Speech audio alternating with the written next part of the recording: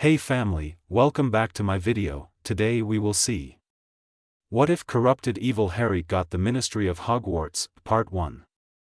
Before we start, I would like to extend my sincere thanks to the original author of this story for granting us permission to use it in our YouTube video. Your generosity is greatly appreciated. The author's creation and the original story's link in the descriptions, please do check that first. Now enjoy the video. The curse. Today of all days she dearly wished she hadn't worn heels. It was making running as if her life depended on it difficult. The director had informed her and she's taken off to Kingsley's office in a sprint. She had to know. A dozen awful scenarios were playing in her mind, the prominent one being that there would be nothing left to do. Her breath heavy, she spotted the minister and his entourage. She picked up her already frantic pace. King! At the sound of her voice, the minister and his aides turned around. The look on his face was one of bewilderment and pity. Her heart sunk. Please tell me he's alive, she huffed. He nodded. For now, and looked towards his aides. I'll take you on my port key, just follow. As they continued to the atrium, he started his explanation. He's in a secure ward at St. Mungo's. He was brought in just now by the ICW handlers. I have limited information, but his partner was killed. They stopped just inside the apparition area and he held out a white baton, turning to their escort. I want the press on lockdown until I come back. No word gets out without my approval. Hermione, hold on. She did, and Kingsley activated the port key with his wand. They appeared into an empty room, sharply white and clean. She followed Kingsley and further ahead a healer was leaning on the side of a wall, scribbling on a piece of parchment. He perked up as he saw the minister. Minister Shacklebolt. Tell me. The balding man ruffled his hair with a doubtful look on his face. We've had a hard time stabilizing him. He took a curse straight to the chest. I'm sure anyone else would already have been gone. Her breath came out in a ragged whimper. Kingsley shakily nodded. We're still running tests, he continued, and we have the best maledictologist port keying over from across the pond. She should be here shortly. He turned to Hermione. We've also contacted his wife. I would not recommend seeing him right now. He is in a bad state. I want to see him, she said instantly. With a deflated sigh, the man nodded. Very well. Please follow me, Mrs. Weasley. Granger, she corrected. Right, sorry. Kingsley stood inside, not far from the door. Entering, she could instantly see his pale visage, black hair drenched with sweat. 5 healers stood above him, brandishing wands, while the nurses stood by with potions and salves on the side. She couldn't suppress a whimper at the sight she saw. Right in the middle of his chest was a large black wound, practically pulsating with dark magic. Tears filled her eyes. She might not be a healer, but she knew a bad curse when she saw one. Even with help, if he lived. He'll live, of course he'll live. You didn't beat Voldemort for him to die here. Is he deteriorating? She asked the healer. I'm sorry, I didn't ask your name. Healer Farewell. And yes, there are deleterious aspects to the curse, although we haven't been able to identify in which way. We're most concerned about how his internal organs are faring. The curse hit really closely to the heart. One of the healers took a potion from a nurse and started to feed it to Harry through a feeding tube. Restorative draft, Farewell said, exactly to counteract those effects. God, she exclaimed. One of the healers attending to him walked over to them. We have a matter of hours before it gets beyond repair, she said with a glance to Hermione. Do we have word on when Kudas will get here? Not yet. He was interrupted by a pop and hurried walk. A woman with messy black curls and heavy glasses strode in. She looked more dressed like a vampire than a healer, with her black leather boots and large cloak. "The chart for his results," she said, eyeing them. "Here." Farewell said, handing over the scroll. "How antiquated," she complained, looking over the scroll and tapping it with her wand. She handed it back and slid over to Harry. The other healers made room and Hermione followed her. Up close the wound looked even worse, seeping putrid liquid from its edges. It looked as if he had been split in twain. "Her name is Marie Cudas," Farewell said. "She has a reputation for knowing much about the dark arts, but she is the best at what she does." "Dark arts," Cudas snorted. "I swear this country gets more backwards every year." She lightly held her wand above Harry's torso. In an instant, a purple flash came between the wand and Harry, startling everyone. It took everything for Hermione not to interpose herself between the strange witch and Harry.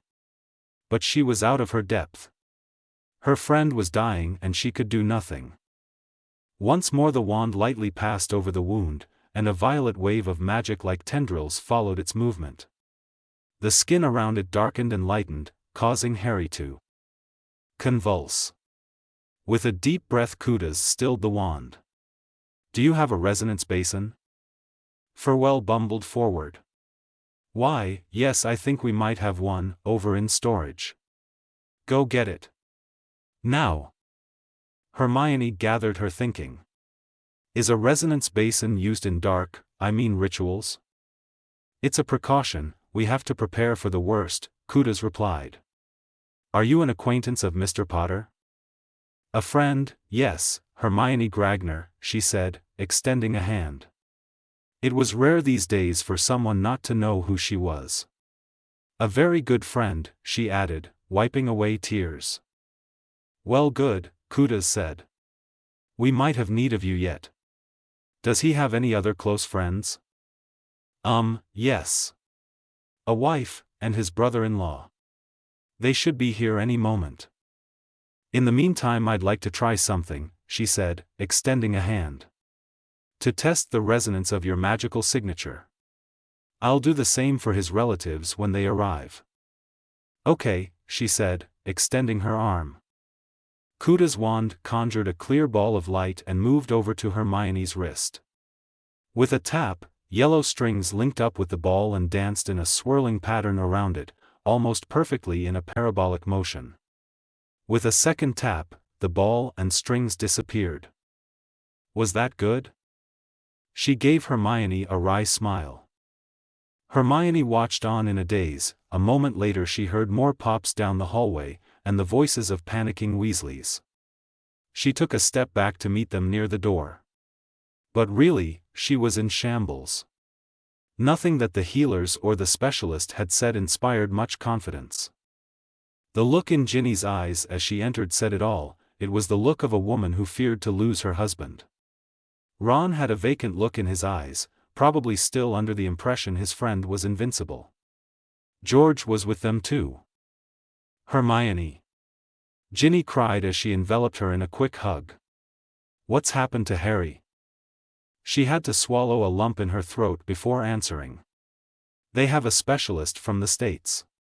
I really don't know much more, I just got here." "Ginny." It hit her all at once. Seeing other people who cared about him, realizing full well what him being in any real danger could do to her. She broke down in tears on Ginny's shoulder, and felt a hand around her trying to comfort her. It was Ron, but there was no comfort to be found. There were chairs arranged to the side and she sat down in one. Cudas approached them. She must have run some more tests. "Good evening. Marie Cudas. You are all family of Mr. Potter?" "I'm his wife," Ginny said with her usual bare-knuckle determination. Cudas nodded. "If you could all stand up and lend me your wrists." Ginny was first. The same test was done. The tendrils seemed more eclectic and took on a red-orange hue. Over to Ron, it changed again, the threads seeming more calm and bluish. It was the same color for George, except they seemed to move more quickly. By the end, Kudas had a scowl on her face. She turned to Hermione. "Have you ever shared wands with Mr. Potter?" "Yes," she replied weakly. "It's a good show of magical compatibility when using someone else's wand." "Didn't Harry use Malfoy's wand?" Ron asked. "He claimed it from him," she answered. Kudas nodded. "It's much different from a wand won forcefully. But that's beside the point. Mrs. Granger, you're the only one with a resonance close enough that I would be willing to risk the procedure." "Hold on," Ron said. "What are you talking about? What procedure?" "Ron," she said, trying to calm him. "Miss Kudas, could you please explain?" "I will. And I wish to be clear that you should not feel forced to do this. It is by and all a very dangerous procedure. There is no guarantee that either of you will be safe when it is done. And there are long-term effects." "What kind?" "You're actually thinking about doing this?" Ron asked with a hand on her arm. "Of course I am. He would do the same for us." It was harsh of her to lash out like that, but despite Ron, she couldn't lose Harry. She knew it would break her, and probably break them as well. Kudas interjected. "While it's still a mystery what curse was used, it's rapidly encroaching on him. It is set to change him even if Mrs. Granger chooses to go through with it. And the long-term effects might range from changes to both yours and his ability to do magic, physical discomfort or disability, chronic pain, headaches, psychosis. It would be shorter to list what side effects are impossible." Ron looked at Hermione with a "please don't do this" kind of look. And looking over to Ginny, she could see the exact opposite. George was merely looking resignedly ahead. The thought of losing someone else weighed heavily on him. But regardless of what the assembled Weasleys wanted or thought, her mind was made up. She would risk her life even if it meant a fraction of a chance to help Harry. It had always been that way. Why would it be different now? Still, she had to ask. "What are the chances he'll recover?" Kudas groaned and adjusted her glasses. "Fully? It's unlikely.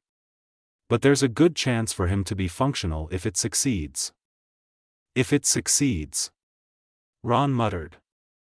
Ginny looked at her with pleading eyes. "Hermione? I can't ask you to. But it's Harry." George finally spoke up. "Nobody will hate you if you don't." A pained smile formed on his face, and tears sprung from his eyes. "But if you do, same thing." "It could save him?" Hermione asked. It was more of a statement than a question. "Yes," Kudas replied. She stood up. "I'll do it." "Hermione," Ron said, standing up beside her. You heard what she said. There's no guarantee." What if?" He looked at her pleadingly. But her mind was set. She would jump off a cliff for Harry. She had always felt this way, despite the ring on her finger claiming loyalty to her husband. The war might be over, but there was no stopping those years of devotion. "I have to do it, Ron." Ron turned to Kudas. "She could die, that's what you said. How likely is that?" The expert shifted uncomfortably on her boots, eyeing the both of them. "It depends on the quality of the resonance between them. What we have is a very strong similarity, however it's hard to say what the chances of success are. In recent history the procedure has failed 12 times and succeeded 3 times. Of those 12 cases, 9 resulted in death for both participants." She then turned solely to Hermione and took a step forward. "I want there to be no mistake about this, it is lethally dangerous, but it also is our only option." Kudas, in a so far seemingly uncharacteristic moment of sympathy, put a hand on her shoulder. "You could die doing this, it is a very real possibility." She fixed Ron. Cold anger lined his face. They had been there before, and the outcome was certain. "I'm doing it," she said, waiting for his reply. Shaky hands found her shoulders, awkwardly finding a place to rest. She met his hug and sobs shook her body, Ron's sobbing which precipitated her own. George and Ginny came in for a hug too. She wished she might see her parents before doing this, but there was no time. Kudas cleared her throat as the emotional interchange ended and guided her over to a bed beside Harry. "I have to ask you a few questions first. I understand this is not common in Britain, but please answer truthfully. Are you, Hermione Granger, sound of body and mind?" "I am." "Has anyone forced you to accept this procedure either through threats or coercion?" "No." "Do you have any history of mental illness, magical or otherwise?" "Not that I'm aware of." And finally, she said with a nod to the three others, "Is there any reason to suspect you might be under the influence of a spell, potion or charm that would inhibit your ability to reason? Such as the Imperious Curse?" "There isn't," she said determinedly. "I've been trained to resist compulsive magic." "Good to hear. Then I will ask you to sign here," she said, extending a piece of parchment. "I've drafted it in a hurry, but it declares you are aware of the risks and wish to proceed." She read it over quickly. They didn't have such things in magical Britain, but it seemed completely ordinary writing, nothing magical about it. She signed. She took place on the bed and a few moments later Farewell came in levitating a large brass basin with etched runes. The healers and Kudas milled about the beds and a large container was emptied in the basin. It was a dark and thick liquid. "Dragon's blood," Kudas said, looking over to her. "A great medium for handling complex magic. But from what I've been hearing you should know about that." "Yes," she answered. Her teeth were starting to chatter and she felt cold all over. "Sorry," Kudas replied. "But we can't risk giving you a calming draft, it might interfere with the process." Ron and the others couldn't come too close with all the activity around them. She balled her fists and took a deep breath. "That's okay." She turned her head to look at Harry. The large bags under his eyes and even paler complexion than usual made her stomach close up. "It will be fairly simple," Kudas said. "The curse will be partially displaced into the resonance basin, at which point we will transfer it in part to you. Should we not, the backlash would kill Mr. Potter. We have minutes to do it and you will feel intense pain and nausea. We will then stabilize the curse and with luck it will stay in place, unable to identify which body is the target. Are you ready?" "Yes," she nodded. Kudas smiled and bent closer. "Mr. Potter is very lucky to have a friend like you," she whispered. She couldn't think much aside from the anticipation that filled her. In a corner of her mind she was hearing the echoes of Bellatrix Lestrange, insulting her and torturing her. Kudas held her wand steady with her fingers and the palm of her other hand. Violet waves of dark magic were being corralled towards the basin, angrily trying to escape. As they reached the basin, they turned as if spotting a target and dipped into the dragon's blood with a splash. A dark miasma steamed from the bowl. "Now," Kudas said softly, and swished her wand in front of the bowl. The instant the assault of the curse hit her, she felt like her very being was being set on fire. Unspeakable pain. Fear so intense she might lose her sense of self. "You lying filthy mud blood." Despair coursed through her, filling every pore in her body, but for a pinprick. "Harry Potter is dead. Do you understand now, deluded ones?" She felt her very soul ebb away, trying to dislodge itself from her body and escape the torment. Then a nothing, a non-whisper in her ear. The voice of Harry who never said a word as he marched into the forest resigned to die. And she knew she could not leave any more than he could have turned back. Focusing her body to take in all the nauseating corruption of the spell, she endured, through that pinprick of hope and determination in her mind. A vague taste of bile in her mouth and liquid coming out of it. The wound etched in her torso feeling like frost and fire alike. She shook uncontrollably, willing herself to live through this and wake up to the both of them. Alive. Live.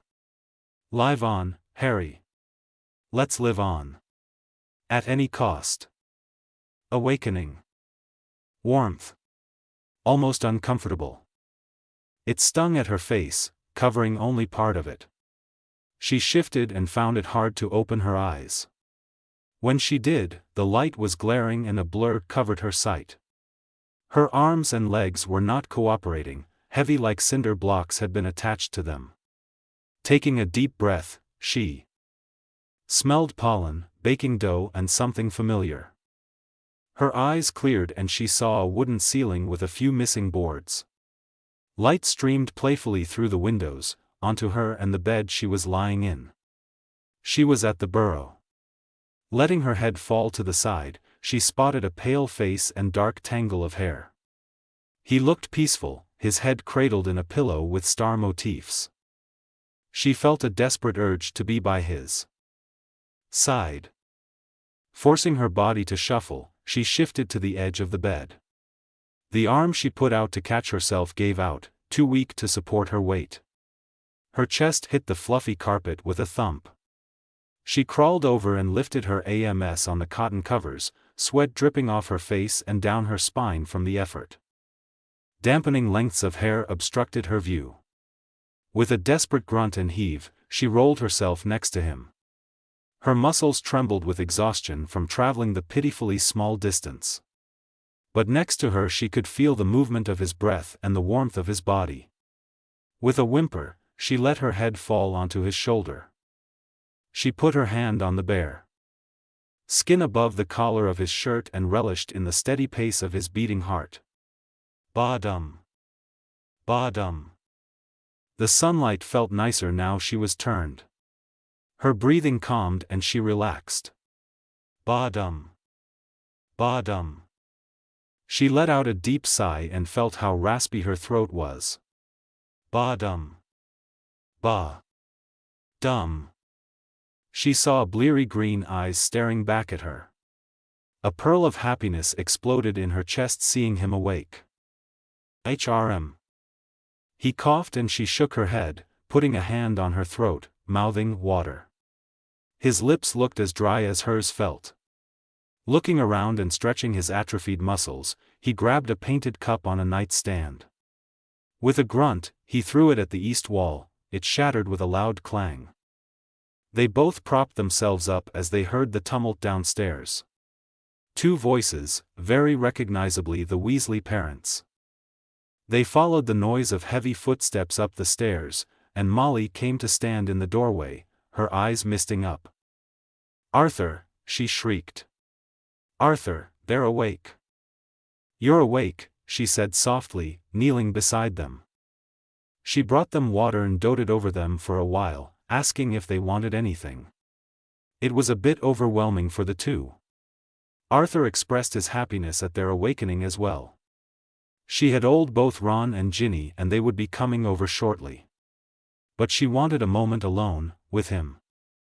"Could you give us just a moment to talk?"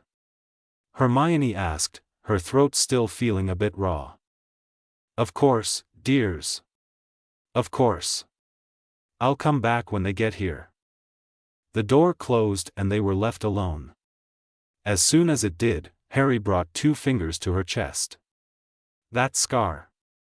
She had another sip of water and cleared her throat. "You got cursed. Someone came." "Kudas." Harry nodded in recognition. "Expert on curses." "Yes. She said I could help save you. But it was dangerous, and I ended up like this." His eyes were fixed on her cleavage, inspecting the dark red mark. "It worked," she said with a smile. Her hand went up to comb through his hair. "We're both alive." He huffed, looking for words. In the end, he just smiled back. "Thank you," he said, resting his head against her shoulder. If it were you. Shush, she said, rubbing his back. We don't need to say that any more. Any pain? He asked. She didn't feel any, aside from the soreness of lying in bed. No. You? Little. As they pulled away, she realized how glad she was that things had turned out well. They'd done it again, he had done it again, coming back from certain death. What do you think the press named us? She asked. Sleeping Beauties, he said with a smirk. Twin scars? That's awful, he said. How long have we been out? I don't know, she answered thoughtfully. What are you thinking? Nothing, he said, brushing the wild hair out of her eyes. After a while, Ron came up. The fact he had a beard clued them in that they hadn't just slept for a few days. He seemed hesitant approaching them, like he might scare off a frightened animal. Harry thought to break the silence. How long have we been sleeping? 8 months, Ron said, sitting down on the bedding to face them. He reached out and took both their hands. We really thought you might not ever wake up, he said, his voice heavy with emotion. Suddenly embarrassed for some reason, he rubbed his palms on his trousers. Listen, Harry. There's something you should know. What? Ginny, she. Ron couldn't look Harry in the eye, but Harry was looking dead ahead. She started seeing someone. Hermione lightly grabbed Harry's wrist. He didn't blink, and she felt the steadfast thump of his calm heartbeat. I see, he said. You're okay? Ron asked. Harry ran a hand through his hair. Where are my glasses? Hermione spotted them on the dresser next to the door. They flew into her hand. There. She unfolded them and handed them to Harry, who took them gratefully. Glad to see you're still as brilliant as before, he said, putting them on. I don't think the wizarding world would forgive me if I caused Hermione Granger to lose her talents. Well, screw them, she said. Right, Ron laughed. Oh, Ron. What did they end up calling us? In the papers, I mean. Ron snorted. Slumbering dragons. Roar, Harry said lazily. She giggled too loudly, her throat still sore. So you feel okay? Ron asked. I think so, Harry said, rubbing his chest. It's crazy. I honestly thought it was over for me when that curse hit. Jeffrey, he was a good hit wizard. It's a shame. You knew? Hermione asked. We took our target down together, but by the time we had he was dying. And Harry blinked, glancing to his side. I guess I'm lucky. Eventually, Ginny arrived. They were able to stand up and do some light walking, within the burrow. Ginny left giving Harry a hug. There seemed to be no bad blood there. Ron told Hermione he had an apartment in London, but she didn't feel right leaving Harry's side just when they woke up. There might be complications, and they would need to check into St. Mungo's at some point. They had some soup with crackers, their stomachs used to a diet of nutrition potions, slowly remembering how to digest. She joined Harry later in the early summer night on the porch, under the stars. He seemed pensive. Something on your mind? She said. The bloke we were hunting was a wizard by the name of Oral.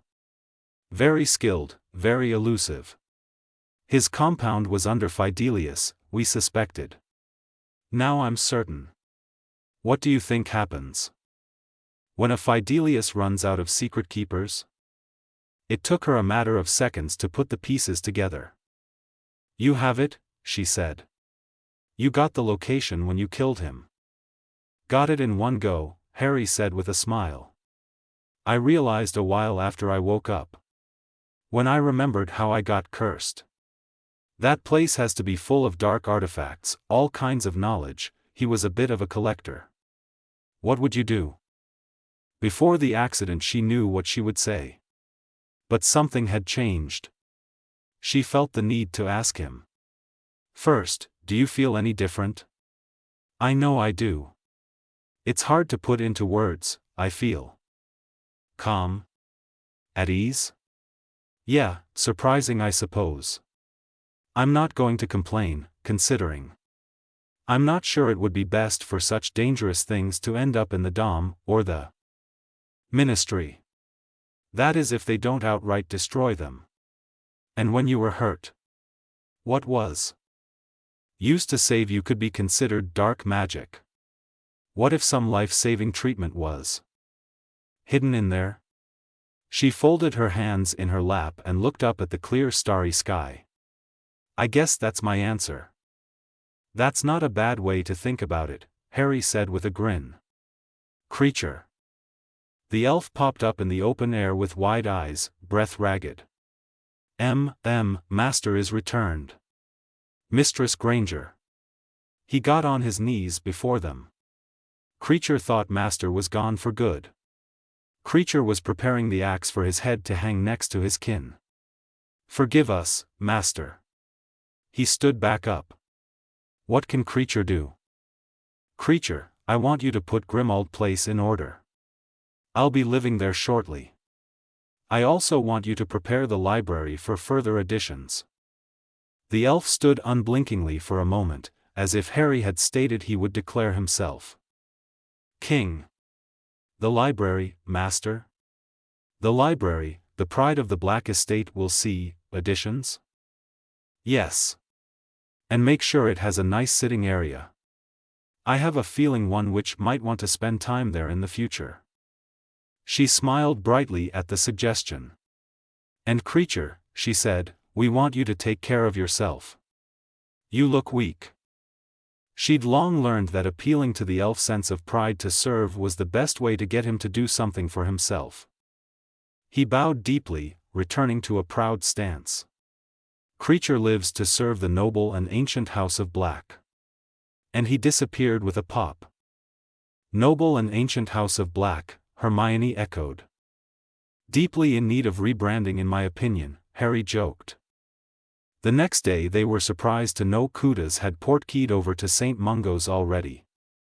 She did some tests, both with some potions and with spells. By the end of it she had a smile on her face. This must be the most successful case of a curse split I have ever seen, she said. But then I've never seen two subjects with such high resonance. Very, very fortuitous. You've experienced no side effects at all? No, I feel great, in fact, Harry said. Aside from the whole coma thing. Same thing, Hermione said. Well, I have emergency portkey privileges. Just call me up on the Quantico landline if anything comes up, they'll notify me. On the way back through the halls Harry got a mischievous smile on his face. You know how to make portkeys, right? Of course, she smiled back. One day back and you're already trying to get me into trouble. Is it the compound? It's in Transylvania, I can apparate us the rest of the way. Fine, she agreed. Not in the least because I'm curious as to what books the place might have. It wasn't too hard to fix the portkey, not for her. It required some precise arithmetic calculations, but the spell was a simple thing. She enchanted a lip gloss stick which they used in an alley near St. Mungo's. Didn't I buy you that? She twirled the gloss in her fingers and opened it, applying some on her lips. It was a warm pink color. My welcome gift to the DMLE? Yes. I got you a quill stand as well, he reminded her, a nice one too.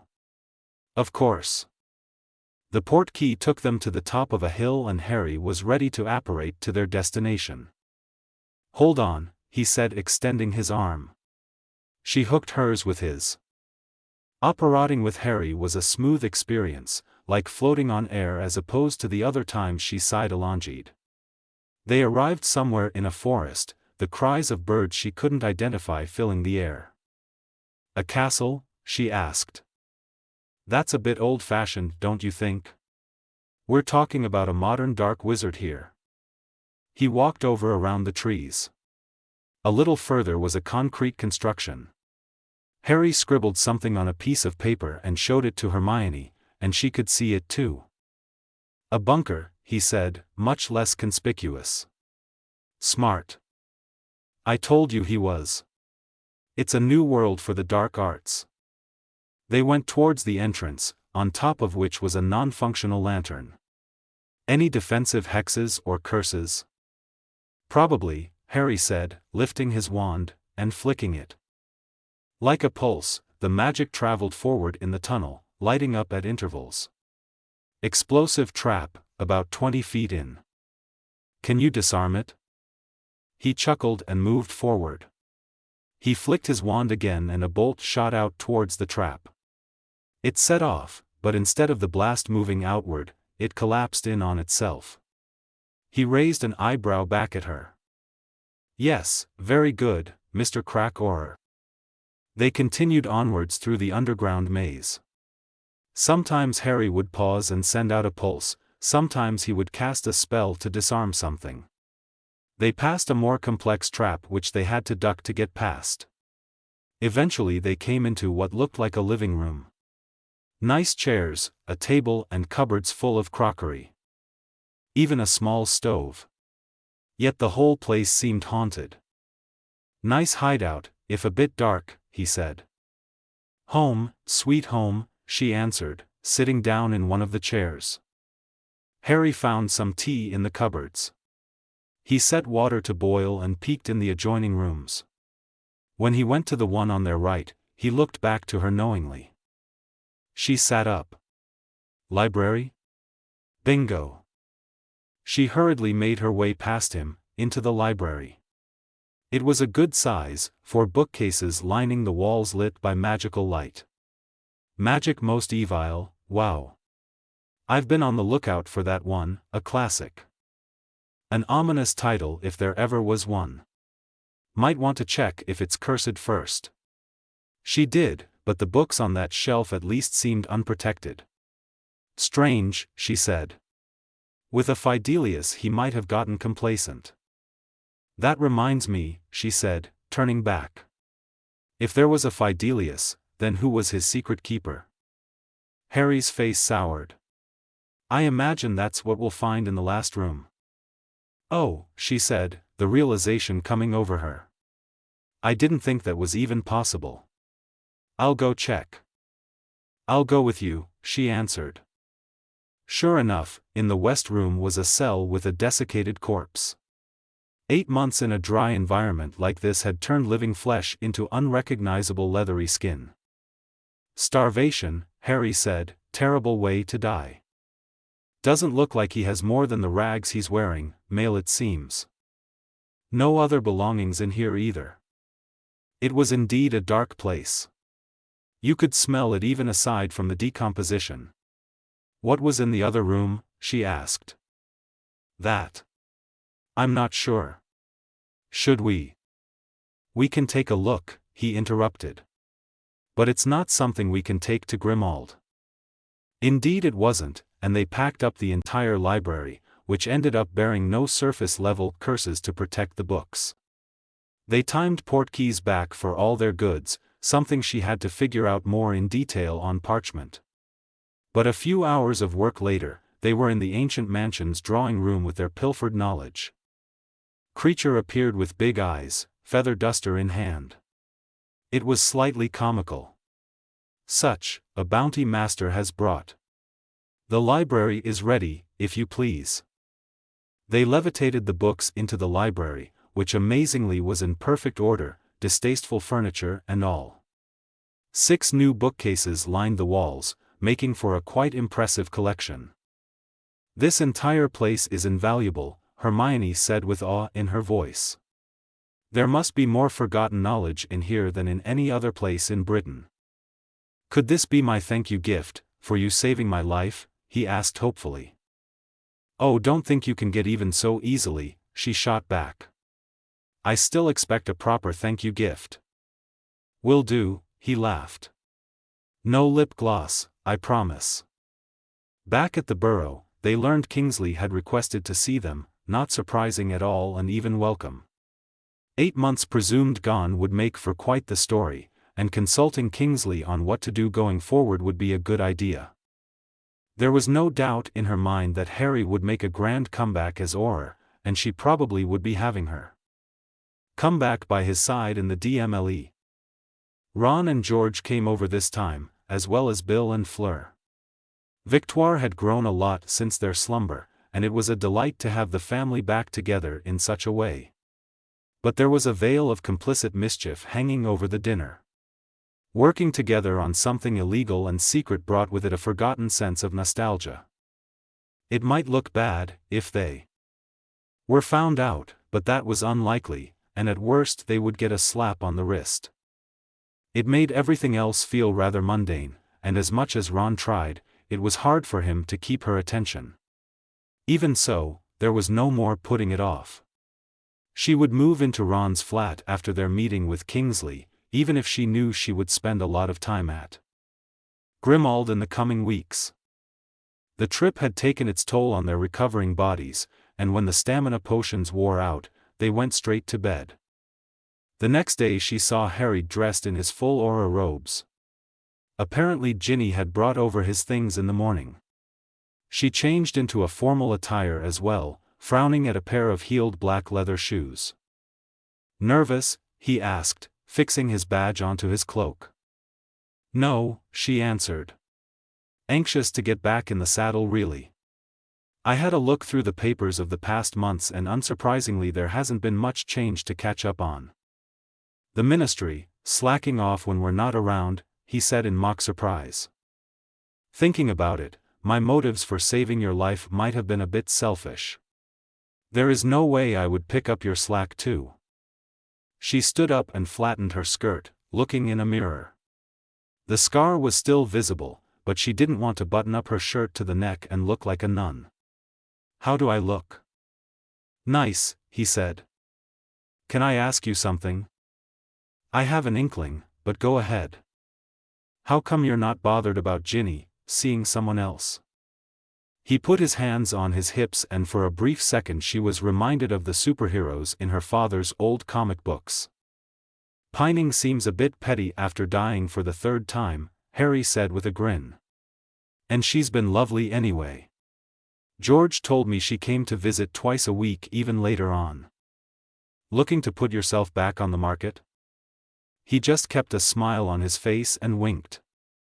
The way she remembered it, he had never been this laid back, but it was a good look. They met Kingsley in the Burrows' living room with tea and biscuits. The large man hugged them kindly and expressed how glad he was they were both doing well. "You don't know how glad I am to see you both back on your feet. I brought today's profit if you don't mind." They both nodded, and smiled at the headline. "Slumbering Dragons Awake, Granger's Gambit pays off 8 months later." "I assume you'll want to do a press conference," Hermione said. "There's no rush, really," Kingsley reassured. "They've waited 8 months, they can wait a while longer." "I think we're ready to get back in the public eye," Harry said, glancing to Hermione. "Yes, we're recovering quite well." "I shouldn't be surprised," he responded in surprise. "About you surprising me, I mean.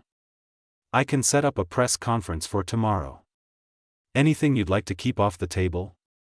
"I think we can handle ourselves," Hermione answered. "How about our positions at the ministry?" "You'll be fully reinstated, of course. There's actually been quite a push to get the both of you in more prominent positions. I've told them that we're still waiting to see what happens, but you were already overqualified. I'll let you decide. You're free to take as much time as you like." "We'll think about it," Harry answered. They chatted a while longer about how their colleagues were faring. Nothing out of the ordinary, save for one of Harry's colleagues getting a promotion. "It has been really good seeing you," Kingsley said with a hand on their shoulders. "And with such vim, I can't quite hide my excitement. I'll be there tomorrow with portkeys to take you to the ministry. Better to keep the flue clear for your first appearance. If you change your mind, just contact me, we really don't mind you taking your time." Pleasure as always, King, Harry said. Likewise, Hermione added. They finished their tea in peace. So you're moving in with Ron this evening? Harry asked. I guess so, she sighed. He's shown me the pictures. The apartment is quite roomy. Will you be moving your stuff into Grimmauld then? Yes. Creature has been working overtime, wouldn't want to disappoint him. He turned to smugly look at her. Jealous I'll get first crack at the library? Extremely. Harry went on ahead, leaving her to meet with Ron at 5:30. They'd already moved most of her things at Ron's place. Technically their place now, as he would have it. After visiting the bedroom, a separate bedroom she noted, she sat down with a cup of tea. She brought it up. 2 bedrooms. Yeah. I wasn't sure how things were going to turn out. What do you mean? I mean, I don't know. You just woke up, but it's been 8 months for us. I've missed you. Yes, she sighed. I suppose I haven't now I think about it. One moment I was in terrible pain and the next I woke up in the burrow next to Harry. She got predictably jealous thinking how Harry was probably already cataloguing the books they found with Creature's help. You have all the papers from when we were under? In those boxes. She levitated the pair of boxes filled with copies of the Daily Prophet. They were almost all the more wordy Sunday edition. Save for one on top which said, 2 War Heroes. Missing? Ministry dodging status of Potter and Granger. She arranged the papers on the coffee table, taking her time going through each one. Aside from their coma, there wasn't much news at first glance. God, you'd figure it was the ministry that entered a coma 8 months ago. Whatever happened to our anti-corruption initiative? It got put on hold, Ron answered. Hermione? What? She said, continuing to read an article on a long-past Wisengamot session. Can we talk? About? About us? Going forward? Hermione, it's been 8 months. Feeling a hand on her arm she recoiled. She just felt annoyed at the hurt look in his eyes. I need space. Yes, like you said it has been 8 months, where I was in a coma. I do need time to readjust. She calmed herself with a deep breath. I'm doing a press conference tomorrow with Harry. Explain to me how that works, he answered, clearly frustrated. Well, it's obvious, isn't it?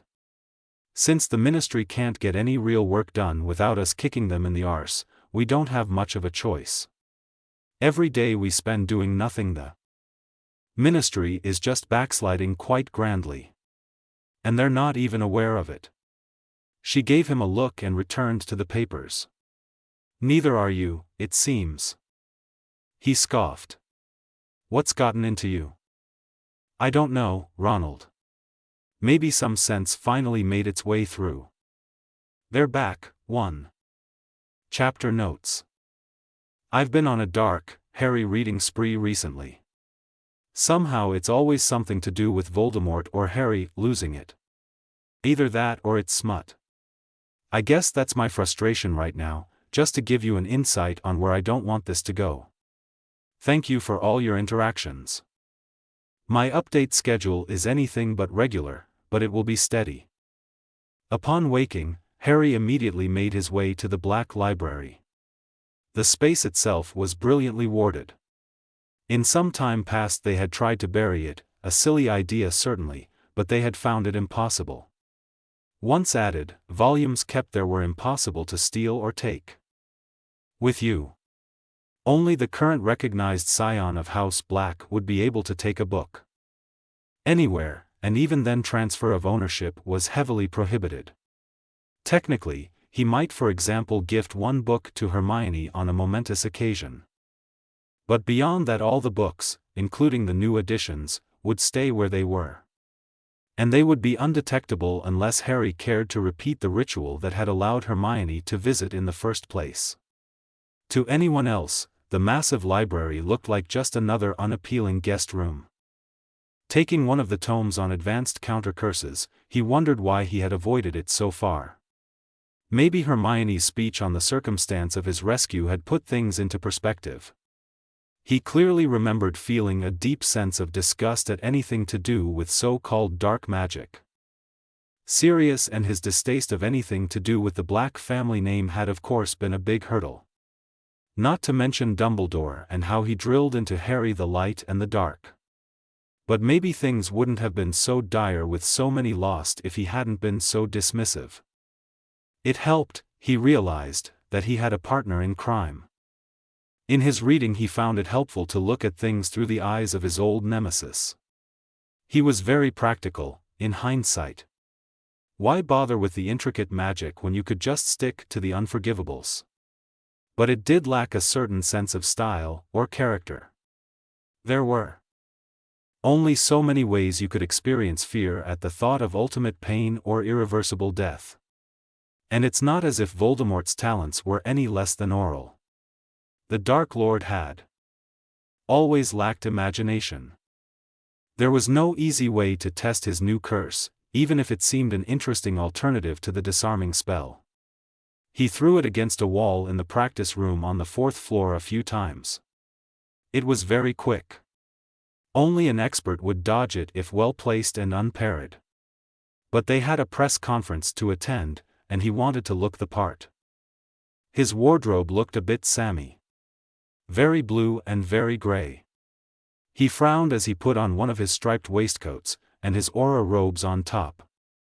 With a wave of his wand he recolored one of his shirts to a dark burgundy. That was already a lot more fashionable. What do you think, Creature? Creature approves of Master's darker tones, the elf said gleefully. Still isn't it though? It's Wednesday, and we won't start work until next week I imagine. Do you think Hermione would be up for a shopping trip? I am sure Mistress Granger would be thrilled. He straightened his glasses. And I need to get her a gift. Any ideas? Flowers always please the ladies, Master Harry. Harry chuckled. Well, it seems like you have some good advice on occasion. What were her favorite again? He mused. By 12:40, he popped in at the burrow where Kingsley would deliver their portkey. They barely had time to greet Molly and Arthur before Kingsley made his entrance. He gave them both a firm handshake. From what I hear, they're going to push the grand return angle fairly hard. As long as you don't go into any rumors of promises made, you should be fine. And it doesn't please me to tell you, but your relationship with Ginny will definitely be one of the questions. There are already rumors floating around about, well, old stories as you know, you too. It'll be our pleasure to confuse them on that account, Harry said. There is something else, Kingsley continued. As you might or might not know, there are 4 Wisengamot seats opening up in September. They've got it in their head you both might make a joint run for it, the Lord's seat and a public one. Well, I'm flattered, Hermione said. I thought they were quite fearful of the evil Muggleborn encroaching on wizard politics last time they spoke about it. You know how public opinion goes, Kingsley said with a wave. But my advice, even if you are open to it, don't give them too much. Well, Harry said, looking back at Molly and Arthur. I think we're all set. Good luck, dears. Go show them, Arthur added. They portkeyed into the atrium, which had been cleared for a dozen feet around them. Surrounded by reporters and attendants. Some were waving flags with Granger and Potter on them. Lightning bolts, welcome back heroes. Anyone who wasn't obliged to be at work had assembled here, and many at work had probably turned on their wireless to listen in. Harry knew Ginny was doing exactly that with the Harpies. He took Hermione lightly by the shoulder as they followed Kingsley to the podium. Excited, he whispered. She rolled her eyes. Welcome, Kingsley started, amplifying his voice. I do not wish to waste too many words on what can only be good news. After 8 months of recovery, we are pleased to welcome back two heroes and icons of the war. Witches and wizards, Hermione Granger and Harry Potter. Applause, tears, cries of support. Hermione pushed him forward. He was going to return that favor very soon. He cleared his throat. I am very lucky to be alive here today. I've often said that I owe my life to the people who supported me. This is no less true now. I'd first like to express my thanks to Jeffrey Allwayne, my partner who lost his life in the perilous mission where I was injured.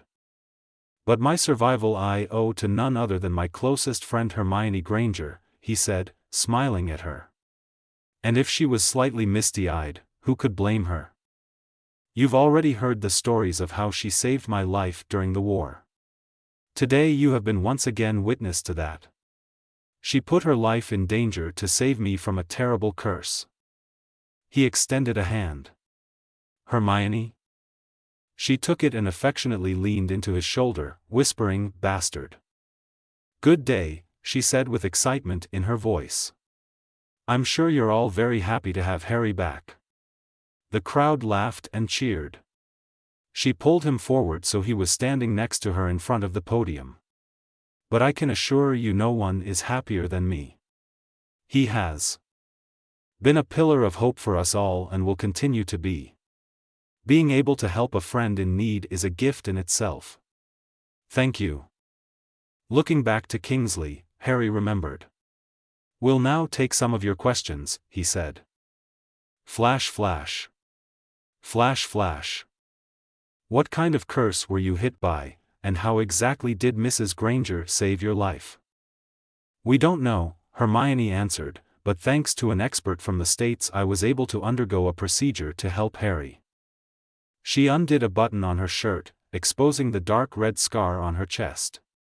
Harry moved his tie aside, knowing this would probably be the choice front-page picture in the Daily Prophet and every other paper in the nation.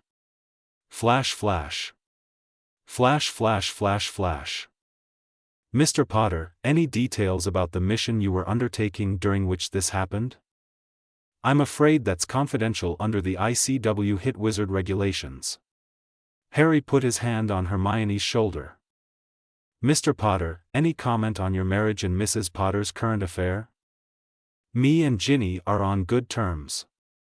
As for any current relations, I'd rather not comment. It's been a crazy few days." Flash flash. Flash flash. The same reporter interjected again. "Alexandra? From which weekly? Any truth to the rumors you and Mrs. Granger are pursuing an affair of your own?" Hermione leaned forward. "My relationship, both professional and personal, has and always will be close with Harry. As for whatever scandals you choose to print, that is up to you." Martin Sedgwick, editor of the Wizardly Tribune, lifted his hand. Harry pointed to him to speak. "First of all, welcome back to the both of you. Has the news of the open positions on the Wisengamot motivated you at all to take a more active role in policy making? And are you aware of the deadlock on many issues you previously championed?" They shared a meaningful look before Hermione answered. "It definitely has been on our minds. But as Harry said, we have been back for a very short time. In the short term, please look forward to us resuming our previous positions at the ministry." She shrugged at him, indicating it was a good point to stop. "Thank you," he said. "You'll be seeing a lot more from us." Following the usual post-interview chaos, they retreated to a waiting room near the minister's office. It being equipped with a FLU connection made it an attractive spot to recover from the public exposure. A few minutes later, Kingsley entered. "Well, no surprise, they loved you. Good job on your return." He took out 3 glasses and a bottle of Ogden's. "Can you drink?" "We can," Hermione answered, taking 2 glasses and handing one to Harry. They sat down in the arranged chairs. "Were you serious about considering the positions?" "To be honest, King," Harry said, swirling the liquid in his glass, seeing what happened while we were gone was a bit disappointing. Hermione nodded in agreement. I can understand that, he answered. My position has been something of a necessity more than something I was entirely suited for. So you have my apologies for not doing more. We get that, Hermione said. I'm certain the Wisengamot was all too happy to go on with business as usual when people weren't looking. Kingsley guiltily smiled. Well, if either of you do decide to step into politics, it would be my pleasure to assist you. We'll keep that in mind, Harry said. Thanks, King. Always a pleasure, he said, downing his drink. But I have some business to attend to. See yourselves out, until soon. As soon as Kingsley left, she finished her fire whiskey and stood up. He smiled at her impatience. With a flash of green fire, they appeared at Grimmauld Place. She followed as he went in the direction of the library. When they were inside, he looked back and let out a deep breath. She threw her robes on one of the armchairs and walked up to him. You were really something, he said. She put her arms around his waist and sunk her face into his chest, finding warmth and sighing with satisfaction. He gently stroked her hair, it was pleasantly springy. Hermione? Yes, she mumbled into his temporarily burgundy shirt. Let me take you shopping. She looked up at him with a puzzled expression. For clothes. I've been looking at my wardrobe and I don't think I care for it. I think my tastes changed a bit, almost dying a third time. Also, call it a way to start repaying you. I can pay for my own things, thank you, but yes, I've been thinking along those lines as well. Is tomorrow all right? Perfect. They called Creature for some tea and snacks and set to work on Aurel's collection. They hadn't really studied together in a long time. While Hermione was at Hogwarts, Harry was stupidly busy learning the intricacies of Auror field work while simultaneously hunting down Voldemort's rogue Death Eaters. There hadn't been much opportunity for casual perusing of forbidden tomes. But even after, he had to admit, their friendship had tepidly simmered. Neither needed the other too much, and after marriage and career, little time was left for each other. Her joining the DMLE, and their latest near-death experience had pushed them closer together. It wasn't long before Hermione's eyes settled on some interesting bit of reading. Oh, look at this one. The large open tome was turned to a page with anatomical and symbolic illustrations, accompanied by walls of handwritten script. The Magi was written at the top. Reforms the eye into a magically enhanced organ. Sounds very trendy. Have you never wanted to fix your eyesight? She asked. He smiled, looking at her lips covered in a warm shade of pink. You mean like your teeth? Yes. I guess it never bothered me, he answered. And what if my eyes come out all red and mean-looking? We could test it out on an animal. Poor Crookshanks. She sat up with a start. Oh God, poor Crookshanks. I forgot all about him. He must be with my parents. Want to go get him? She glanced at her watch. 4:30 already. Yes, I suppose that's a good idea. Oh, I guess I might have forgotten about my parents as well. I'm sure Molly wrote to them. Are you? He opened his mouth to protest, but stopped. You might have a point. I'll see you tomorrow then. Stepping closer, he felt a strange attraction to her. Although looking at her he couldn't really say it was strange in any way. Say hi to your parents for me, and Crookshanks, he said, giving her a peck on the cheek. I'll do that. She exited the library, looking back with a glint in her eye. With a pop she left. Fitful hours of study behind him, he sat down in the adjacent office with a fresh cup of tea. He rubbed the scar on his chest, unbuttoning his shirt to get a better look at it. Some spark left him when Hermione wasn't around, cold calmness replacing it instead. She ignited. Something in him that felt like a distant memory, something he was supposed to remember, but couldn't, not quite. It was almost maddening. We're so happy to hear from you, love," Monica Granger said to her daughter. "We barely had any news." "I should have known," Hermione said, petting Crookshank's bristling fur. "Well, you're here now, that's what matters," Wendell Granger said. "So that's really how you ended up in this situation? Helping Harry?"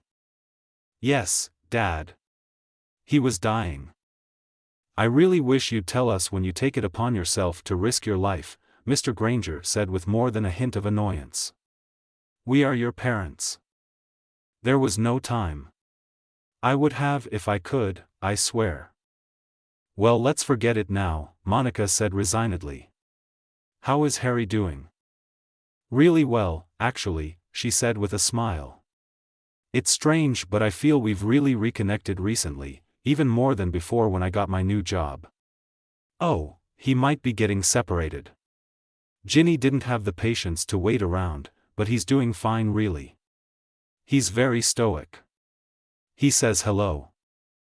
"Hermione," Wendell said with a serious expression, "I hope you're not falling into that trap again. I'm sure your mum wouldn't like for you to relive that. Coming home with red eyes." "It's not like that," she said sternly. "It's not set in stone, but we're thinking of running for office, as a joint thing." "Really?" Mrs. Granger asked. "Yes. I mean, you should see how they've done exactly nothing while we were gone. If we don't act directly, things will just go back to what they were. We're going shopping tomorrow. I can visit with Harry for tea." "I suppose that's all right," Mr. Granger said. "It has been a while." "Does it hurt much?" Mrs. Granger asked. She rubbed the stretch of discolored skin from her collar to above her navel. "The scar?"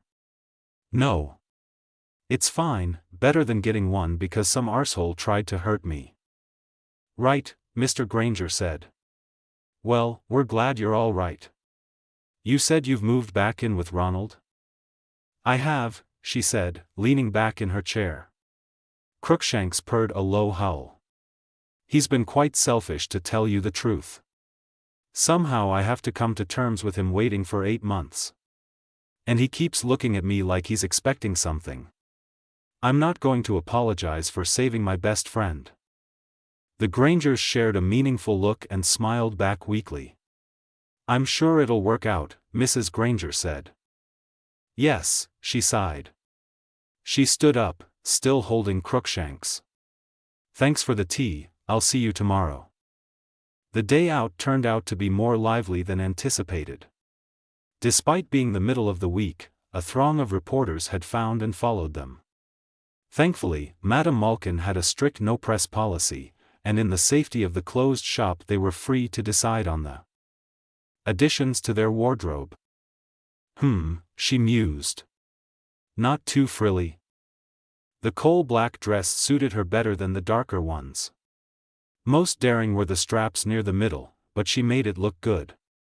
"It's different, but nice, if you don't mind the cleavage." "I don't," she said, looking in the mirror.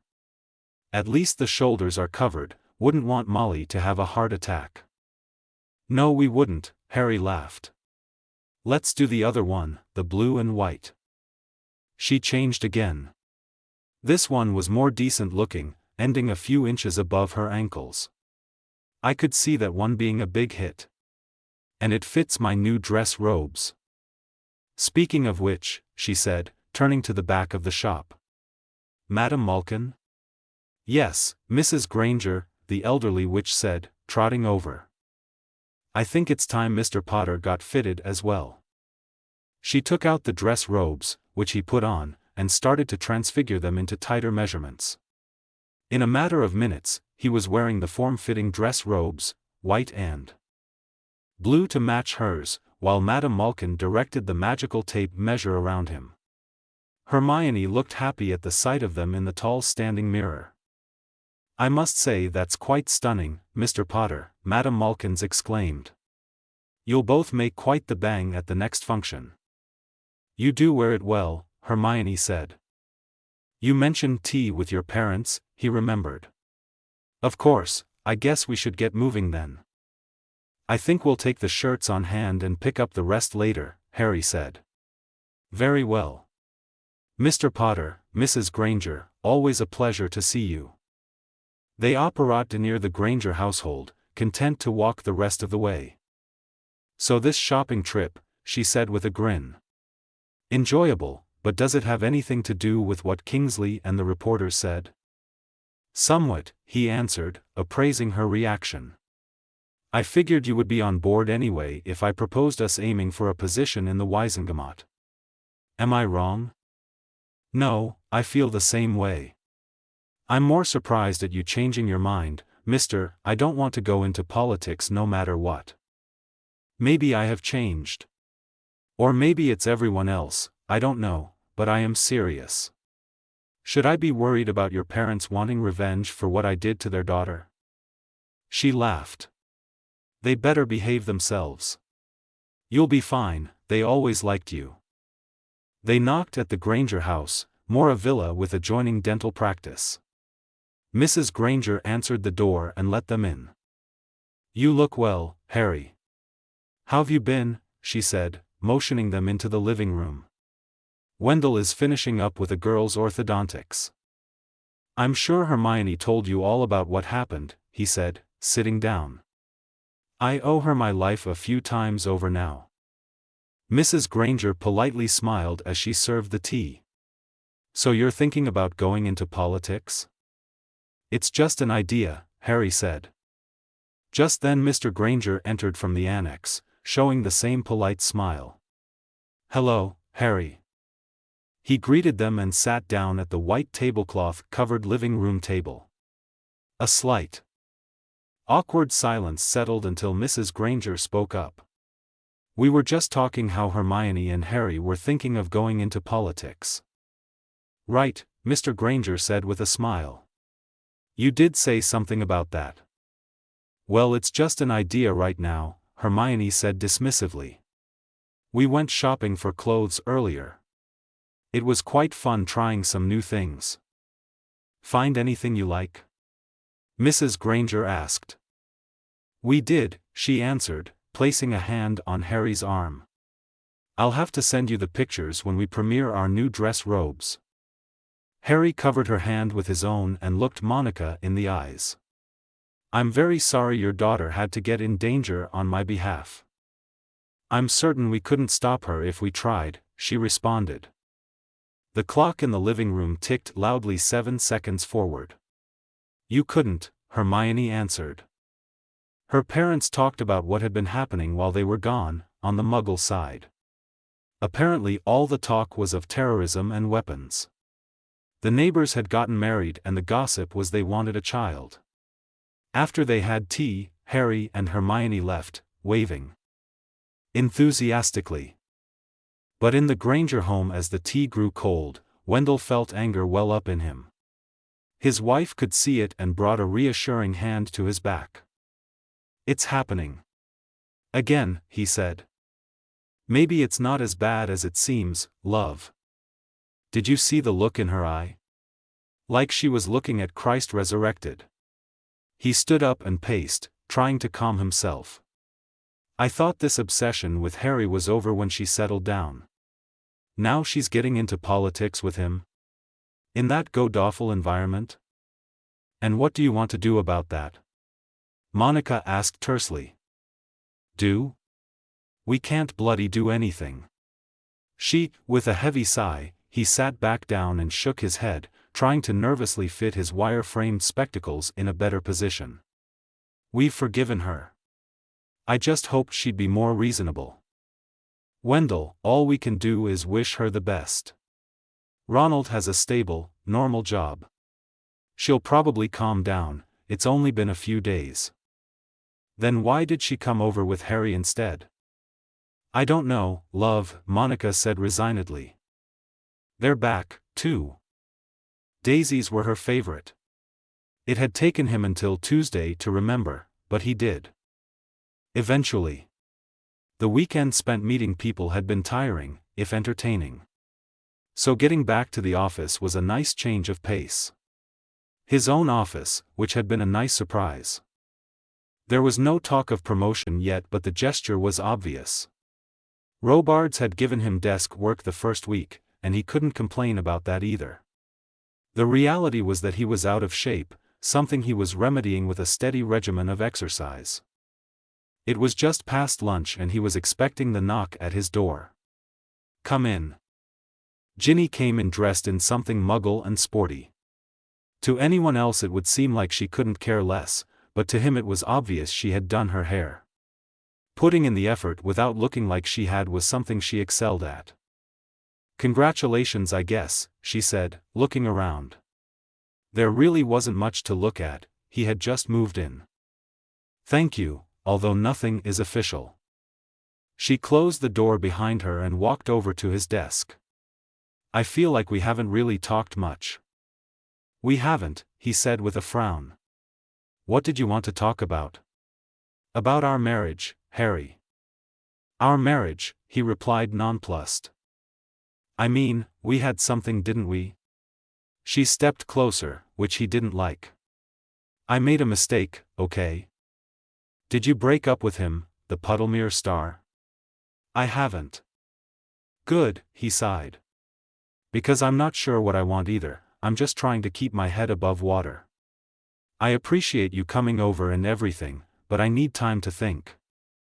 He could see the annoyance in her eyes, as she always got when she didn't get something she wanted easily. To think? She looked like she wanted to protest, but stilled. "Yes. We'll see each other around, yeah?" He wanted to consult with Hermione, she would know what to do. And as long as it wasn't a complete loss for Ginny, he knew she could accept that answer. She smiled at him, and they hugged. Harry knew he should be happy for the attention, and in a way he was. But Ginny could be as much of a problem as she could be useful. He didn't want to be the target of her ire. No, she would be much more formidable on his side, the adored star of the Harpies. He immediately penned a memo to the deputy director's office. He was sitting in the parlor when Hermione came over to Grimmauld Place, carrying a small sort of box. "How was your day?" she asked. "All right, I think I'm being watched for a while until Robards decides I'm fit for duty." "He's going to make you captain, isn't he? Would you be the youngest Auror captain in history then?" "I think there was a younger one, Flavius, something." "Where are we headed?" "Potions Workshop." "Thanks for the daisies, I love them." "I'm surprised you remembered." They entered the basement and the Potions Workshop. It wasn't ideal, but they and Creature had spent some time putting it in order. They had put both their equipment in, which was largely enough to fit their current needs. She stirred the potion they had been working on. Small noises came from the box she brought. "What the hell is that?" "That?" She took out her wand and flicked it, and the box grew many times its size, revealing a bunch of cats peering through the cage. "I got them at the shelter, all with eye problems too." "Good thinking," he said, putting his finger to it. "Do you think it'll work?" "It'll tell us if it's dangerous. It's a tricky potion, Harry, I don't expect to get it right on the first try. The color looks good enough. Should I take one out?" "Please," she said with a smile. "But do watch out they don't escape." Harry lifted the top lid and grabbed one by the scruff of the neck. "Sticking charms?" "Yes, better do that." Harry applied the sticking charms to the table and plopped down the first cat. "Ginny came to visit, that's actually what I wanted to talk about." "What did she say?" "She wanted to get back together, basically," he answered, rubbing his neck. Thoughtfully, she filled the small pipette with potion. "And what do you want?" "I don't hate her, hell I married her." He bashfully leaned against the table. "But I didn't send her flowers." She blushed and smiled at that, coming over to the table. "Okay," she said with a deep breath. "Now comes the hard part. She steadied her hand above the cat, holding her breath. Quickly she put one drop in each eye and stepped back. It meowed and angrily tried to lift itself from the table, but it was firmly stuck in place. It looked like it had taken effect successfully, but after a moment the cat started a high-pitched yowl. "Oh drat!" Hermione said as she saw the blood pouring out of the cat's eyes. "I must have added too much redcap." She took out her wand but Harry stopped her. "I'll take care of it." He shot a concussive spell at the frightened animal's neck and it collapsed onto the table. "Lucky you brought spares, I'll tell Creature to feed them in the meantime." "Thanks, Harry." He vanished the dead cat while Hermione prepared the ingredients for the new trial. "You know, if it's too much trouble." "Nonsense," she said. "We have all this knowledge, we should put it to good use. And I think you would look great without glasses. Just think, if we run for the Wizengamot, it would be a great help." "Yes, I'm sure the voters would love that," Harry responded cheekily. They settled in the library with some tea Creature brought. Harry's eyes kept drifting to her. Not only was he absolutely taken with her newly purchased clothes, but she was glowing. And he silently hoped he was part of the reason for it. Her crossed legs swayed hypnotically back and forth. "So we are really going through with this, then?" she wondered. "Why not?" he answered. "There's really only one hurdle: we're inexperienced." She nodded, her furrowed brow betraying her racing thoughts. "I think I know who to talk to. Simon Owen, he's the lawyer who helped Richard Bones with his campaign." "You know him?" "He approached me when I started at the ministry. He thought I could make a run for it, but I declined. We can also get King's input, but I have a feeling he'll be too busy to give us real help." "Exciting. Never thought I'd hear you say that about politics," she said with a giggle. "Maybe it's because we're doing it together." She slapped him on the shoulder. "Politics, flowers and compliments. Yes, I would say you have changed." She huffed happily. "I should probably go. I'll let you know when we can meet with Owen." Harry was returned to field work on Monday, only 1 week after his return. Robards could see one of his best Aurors was getting impatient and acquiesced. And Harry was glad for it. He valued most of his fellow Aurors. He was returning from a false alarm dark artifact call with Matilda when Andy, the captain's secretary and now temporarily his as well, handed him a note. "Something come up while we were gone?" Matilda asked. "No," Harry shook his head, "something personal." "New girl?" she ribbed. "No," he chuckled. "Old girl? I hope it's not Ginny, that didn't even have the decency to wait for you to wake up." "Hey, cool it all right, still my wife. I mean it. You deserve much better than someone who'll walk out on you first chance." Harry sighed and pocketed the memo. "You're impossible sometimes, but point taken. So who was it?" He furtively looked around and guided her to a more secluded part of the cubicles. "Hermione," he whispered. "I'll let you in, but keep your mouth shut. That press conference, you remember?" She nodded. "Well, we might be doing exactly what the old man from the Tribune suggested." "You mean running in September?" "Holy sh!" he shushed her. "Shite," she whispered. "What do you think?" "Bloody good idea, I think." "Great. About time we got someone who knows what it's like for us in with those crooked bastards." He patted her on the shoulder. "Just keep it to yourself for now." It was one thing to run for office, but another entirely to have that translate into any real power.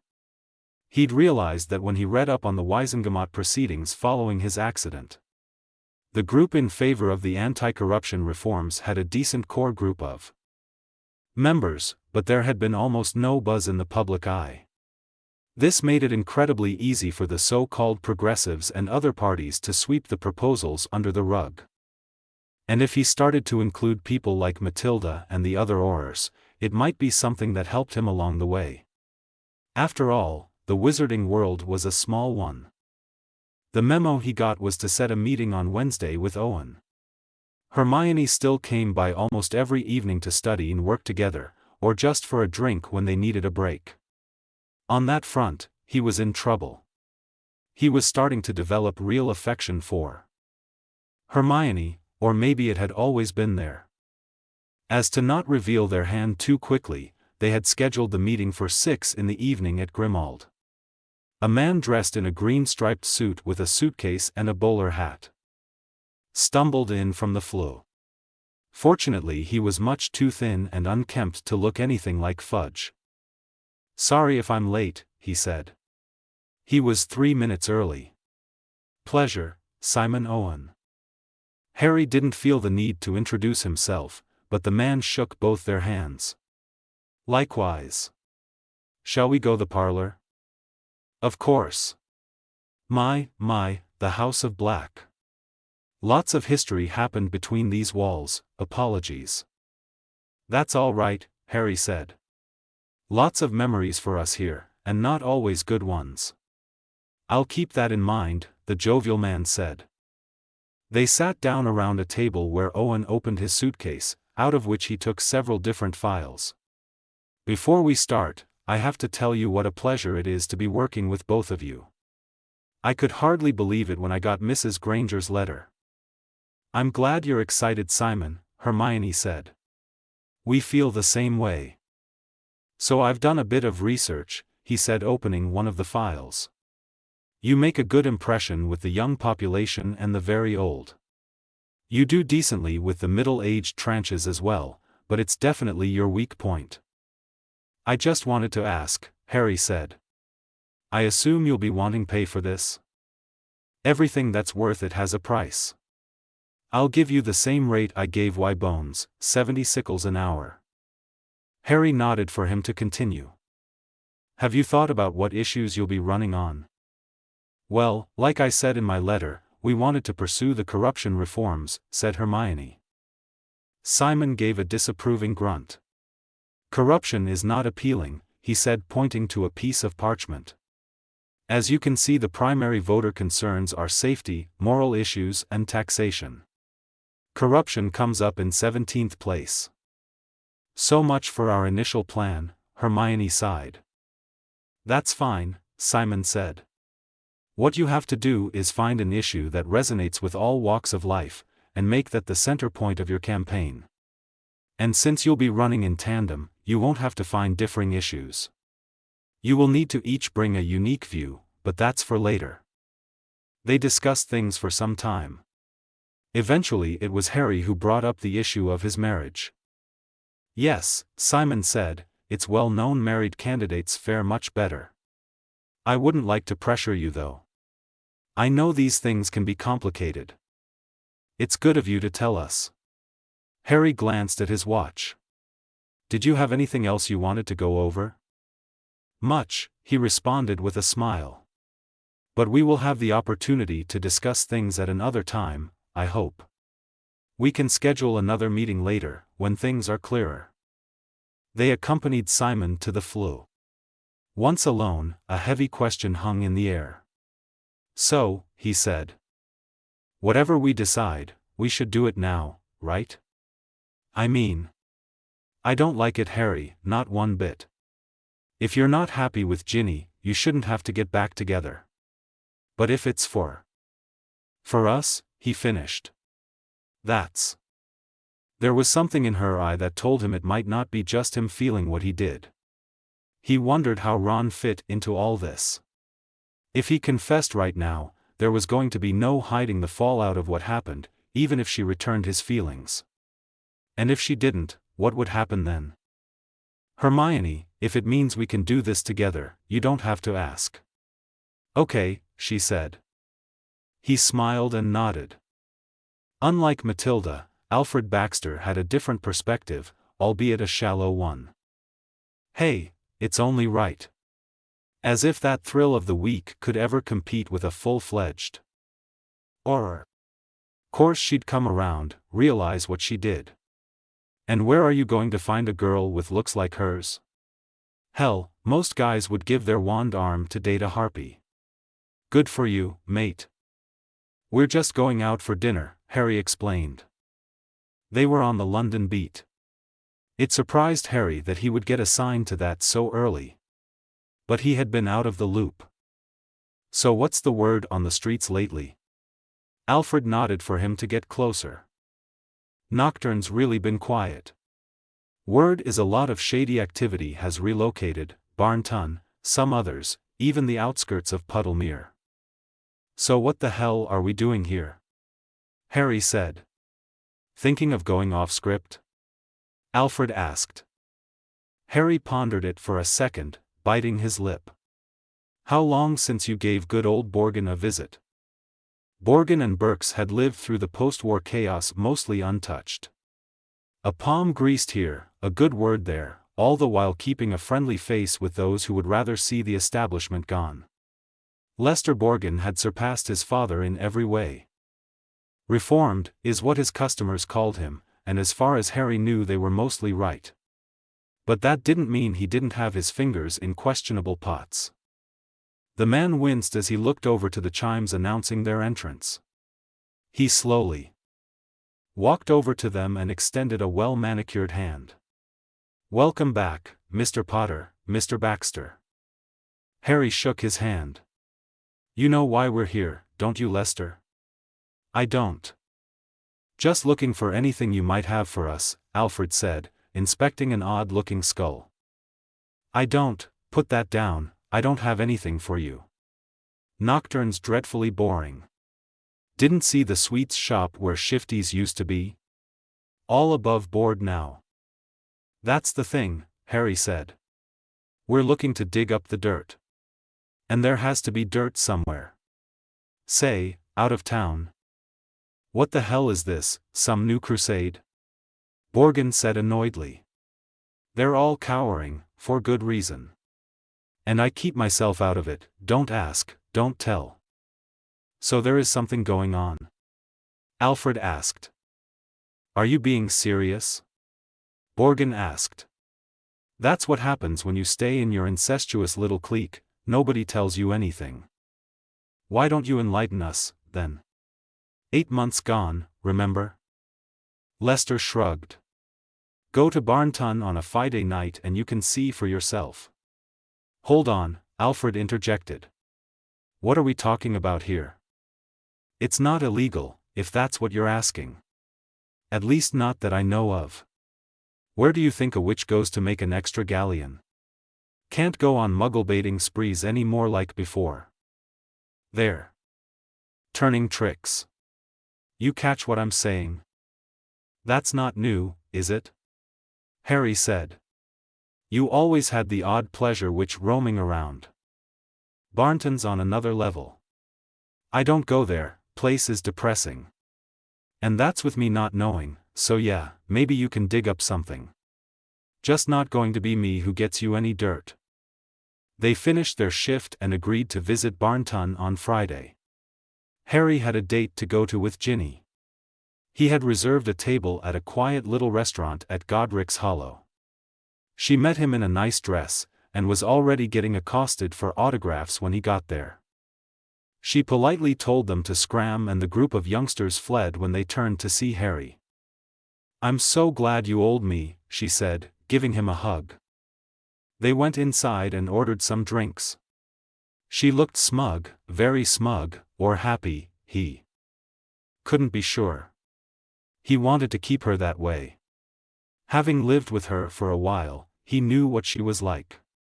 Determined, with a one-track mind. Which might be a problem if he was in her sights. I broke up with Dwyer, she said with a sigh. It wasn't serious anyway, just, I missed you. Harry nodded. Definitely in her sights, locked and loaded. That was quick. I'm sorry, I know what I did hurt you.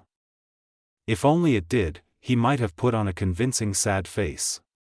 He wished he could put her in a nice little friend-shaped box and keep her there, it would be much easier. It's all right. Work is keeping me busy, giving me time to take it all in. That's good. I can give you time, you deserve it. He drank from his wine, slightly annoyed by the situation. He leaned closer to her and smiled. Why don't we put it behind us? Start slow. Yes, she said with tears in her eyes. Yes, I'd like that very much. I'll stay at Grimald for now, but we can see each other any time. Sure, she said, her eyes brightening up. I'll have to give you tickets to our matches. I have a really good feeling about this season.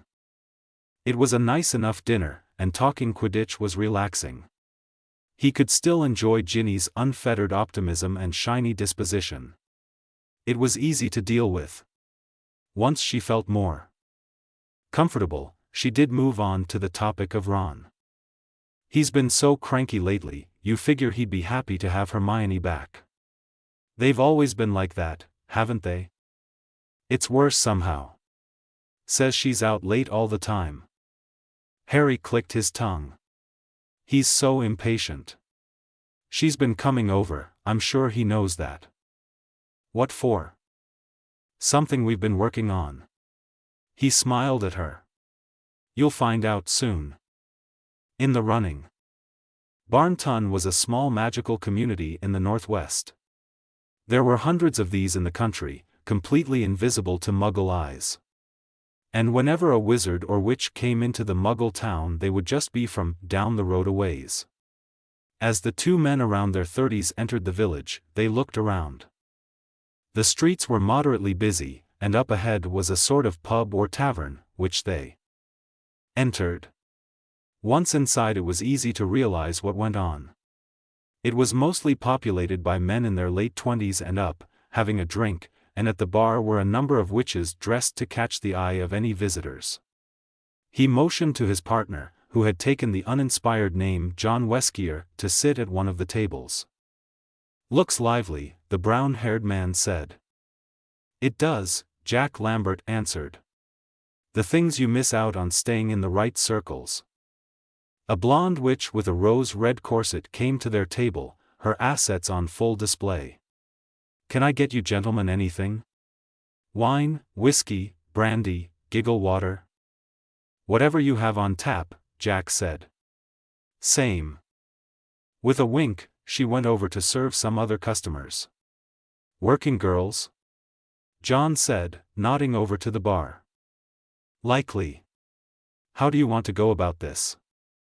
He lightly shrugged in response. They got their beers and drank. After a while, Jack spotted two younger men looking fairly drunk and unguarded. He nudged John in the elbow. Let's go mingle. They went over and Jack introduced himself. Hey fellows, do you mind if we sit here? Buy you a drink? One of them, a wizard with shoulder-length brown hair, nodded hazily. Sure thing, lads. Where are you from? London, John said. Their cover was being two employees from the Department of Transportation. No one ever visited the Department of Transportation, and they were dreadful with complaints, so no one would come looking. They chatted for a while, about Quidditch mostly. What else did young wizards talk about? First time here, the other blonde one asked. Yeah, Jack said, could you tell? You can always spot the fresh ones, he said with a creepy smile. Lefty's a decent place, he continued, talking about the bar. Got rooms upstairs they rent out for 2 sickles an hour, always clean. Bit of a mixed bag with the girls, but you'll get to know the regulars. There's others? John asked.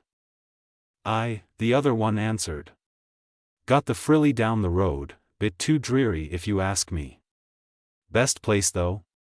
Pixie Lounge, no question, but you better lay out the galleons. Bloody expensive. Well, cheers, John said. They left the establishment half an hour later, having paid for a few more drinks. I feel like I need a shower, John said. Jack felt like he needed a lobotomy. Those two wizards were dull as dishwater. I still want to check out the Pixie Lounge, he said. Shite, John exclaimed. I don't know if I'm in the right headspace. It's fine, just go home. Thanks, mate. They stood in the open streets for a while, getting some fresh air. What do you figure, few hundred inhabitants tops? How many girls? There must be hardly any families still living here. Just one big home for debauchery. It's one big open secret, Jack replied. I wouldn't be surprised if many big wigs had regular visits as well, using polyjuice like us of course. Do you think the girls use it, polyjuice? Jack looked back at him with a frown. It's expensive, so I doubt it would be common, but I get it. Listen, I'm heading off. You try and keep your head straight. I will, he said with a wave. Jack stood in the cool night air watching the passers-by for some time. Most of them were witches, but there were others. Wizards were working the streets as well, although he had serious doubts about their magical prowess, at least with their own wand. But this was good, just the kind of thing to help their cause. And there was an air about the place. They were just scratching the surface. He didn't want to keep her waiting, and operated back. As he did, she dropped the book she was reading and jumped up from her chair, handing him a vial. He drank it, and felt his features shift back into more familiar ones. Much better, she said with a grin. What did you find out? It's big. The way things are, I'm starting to wonder if we don't have some bent ones in the department. Alfred doesn't have the stomach for it. I'll take Matilda next time. But we can build a platform on it? He tossed his robes and jacket on the couch. Yes, I'll say. But I've been thinking. If we're going to enter the big leagues, we could use leverage. Leverage? She asked, crossing her arms. I need more time to dig up dirt. And I need a shower. She took both his hands in hers, and for what seemed like the 100th time since his accident, she made him feel something more. He held his breath. Thank you, for doing this for us. It'll be worth it, he answered. She sighed wistfully, rubbing the back of his hands. I could stay a while longer, she whispered. What about Ron? Ginny told me that he was having trouble. It's not him that's having trouble. I just don't feel any real connection anymore. It's not the same, not that there weren't any problems before, but it's different. Harry, how do you think you'll do with Ginny? Well, he started, I know what she wants. And what? You just give it to her? Just enough, for as long as I have to. With Hogwarts empty of students, the Wheezes were a favorite spot, especially at the end of July. Friendly, fun and safe, but not too safe, it might as well be their motto. But today more than children ages 11 to 17 were present. A group of parents were huddled around the large wireless, tuned into Willowa Maxima's Talk Wireless program. Reason being the very anticipated interview with two rising stars, for a purported grand announcement. Ron didn't exactly know what it was. His wife had been running to Grimmauld on a nightly basis in preparation. The wife who was still sleeping in the separate room in his apartment. More than one time he wanted to flew over. But then he wondered if he still had access to the manor. And then he wondered if he wanted to find out. She had changed, he thought as he filled the candy floss machine. Take a second to listen, little brother. George, on the other hand, had gained back some cheer since Harry and Hermione had woken up. I'll get the story anyway, Ron answered. And miss all the fun? Come on, I've put up some chairs. Fine, Ron said, standing up, but forget the bloody chairs, someone has to look after the shop. As he approached the wireless playing a catchy tune, many were already gossiping. Think it has something to do with their health? Margie, no, they looked in perfect health at their press conference. And the pictures from Witch Weekly can't be. Then what? Another crisis. Oh, you don't follow anything, a third woman said. Potter will run for the lordship seat, he's legally a black, you know? How does that work anyway? And isn't that too, pure blood-like? They were wanting to abolish that before, don't you remember? Wouldn't it be ironic, Harry Potter working from within to end the 28's guaranteed seats? Well, I don't mean to be disrespectful, but aren't they a bit young for that? Sure. It's starting. Ron stood between two aisles, watching the children mill about while the adults listened. He'd like to have said he wasn't attentive, but his ears heated up as the broadcast jingle started. Welcome, wizards, witches and whatnot to Willowa Maxima's wonderful weekly wireless. Today, starring in our splendid show is none other than two sensational souls, scions of society. My pleasure to introduce for the first time here, Hermione Granger and Harry Potter. Good to have you. Hermione, our pleasure. Harry, thank you for having us. Before anything else, I must impress on our listeners that Mr. Potter is looking back with his resplendent green eyes lacking his usual spectacles. You did not lose them on the way here? Harry laughs, no, Willowa, I didn't. I just don't need them anymore. Hermione, there's such a muggle invention as contacts, a lens you put on your eye. I was the one who convinced Harry to try them. And this is entirely safe, you say? Hermione, it is. Some people experience some discomfort, but that hasn't been the case, Harry told me. Well, I'm certain fans all around magical Britain will be thrilled to snatch that first picture from the shelves tomorrow when our written article is published in the Sunday Prophet, if you are still amenable to that. Harry, yes, that's no problem. Exciting, how exciting. But of course we are here for more than looks. We are here for your grand announcement. An announcement many a witch and wizard have speculated on since yesterday. And to our listeners, I, Willowa Maxima, have no more knowledge of it than anyone else. How expectantly exciting. Do go ahead. Harry, before we do, I want to provide some context to that. Waking up with 8 months of time missing can be a wake-up call more than in a literal sense. I think it's no secret that little has happened to better magical Britain since then. If anything, things have gotten worse. Hermione, when I joined the Department of Magical Law Enforcement as an assistant to the director's office, there were many ideas starting to take form, which we were going to expand on with the help of Director Fuller and the Auror's office. We were very disappointed to see many of those initiatives were either tabled or rejected. Harry, which is why going forward we both would like to take a more active role in that, which we can't achieve just standing by. Hermione, in other words, we would like to announce our joint run for the Wizengamot. With me running for a public seat, and Harry running for the Lord's position. Inside the shop clamor broke the silent listening to the wireless. Children stopped their treasure hunt for favorite Wheezes products to look over to the arguing, cheering and excited parents. Outside even, the shouts of victory of a fight not yet won came from a group of younger wizards and witches, holding a portable wireless. All right everyone, George piped up, interview's not over yet. He came to stand next to Ron.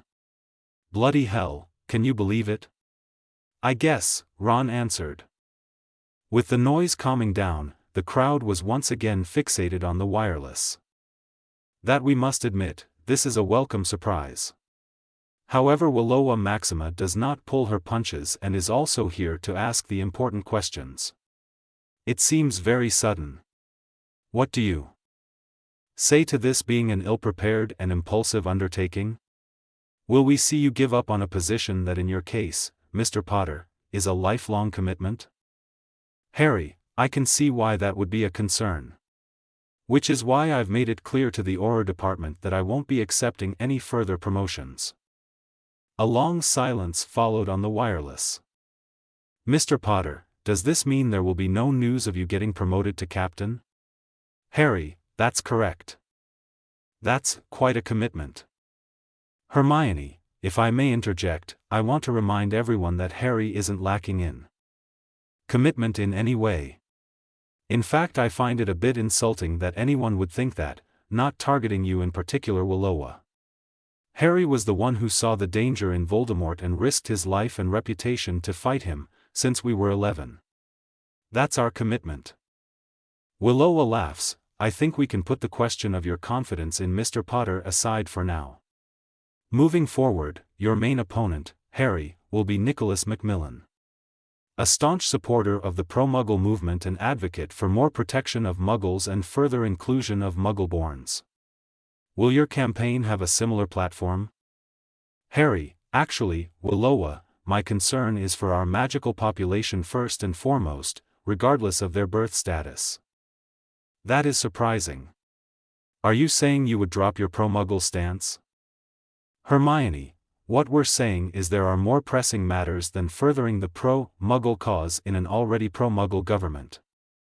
Please, do elaborate. Harry, how much do you know about Barn-ton, Willowa?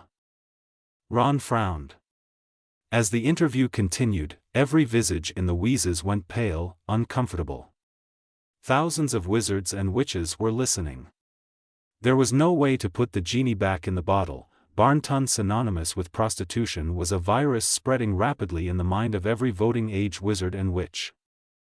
George? The elder brother was standing motionless, vacantly staring ahead. Hey, George.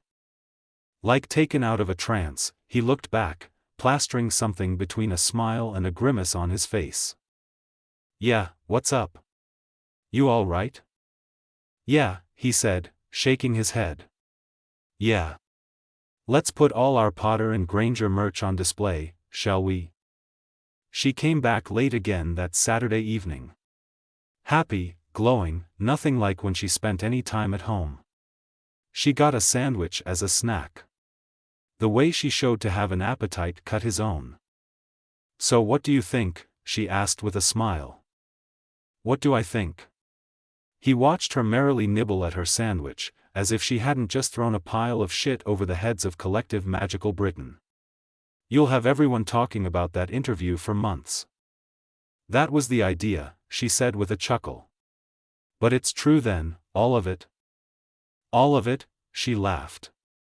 Ronald, that's not even close to being all of it. She levitated her empty plate to the kitchen and turned back to him.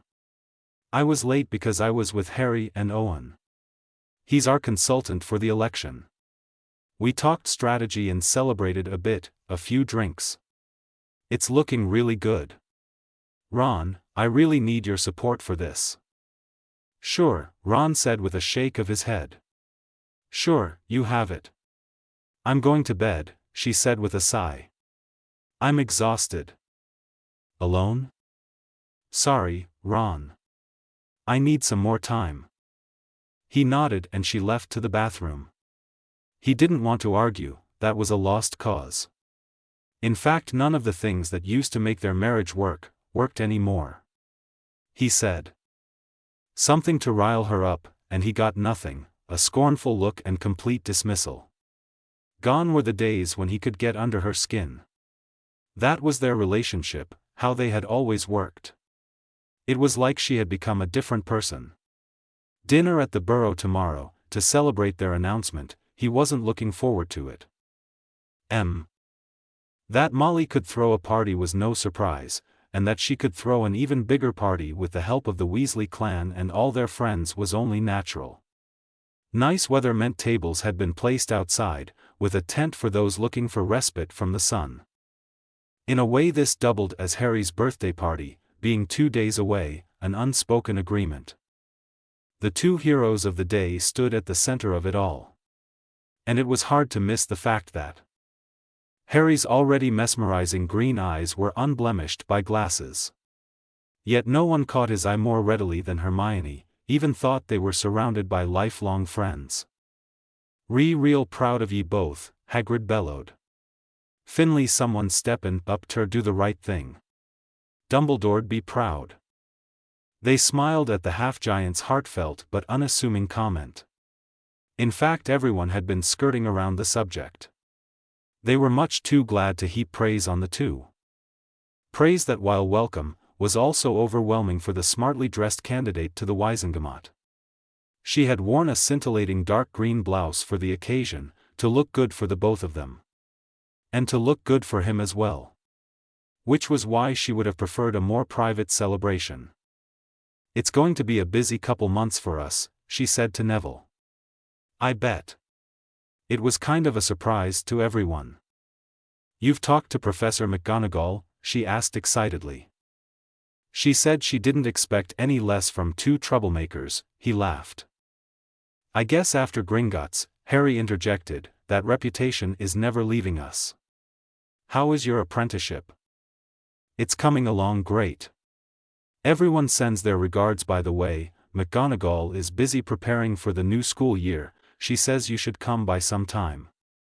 "Maybe it's a good idea," Ginny said. "I haven't been back in a while either." "Slughorn still writes?" Harry asked.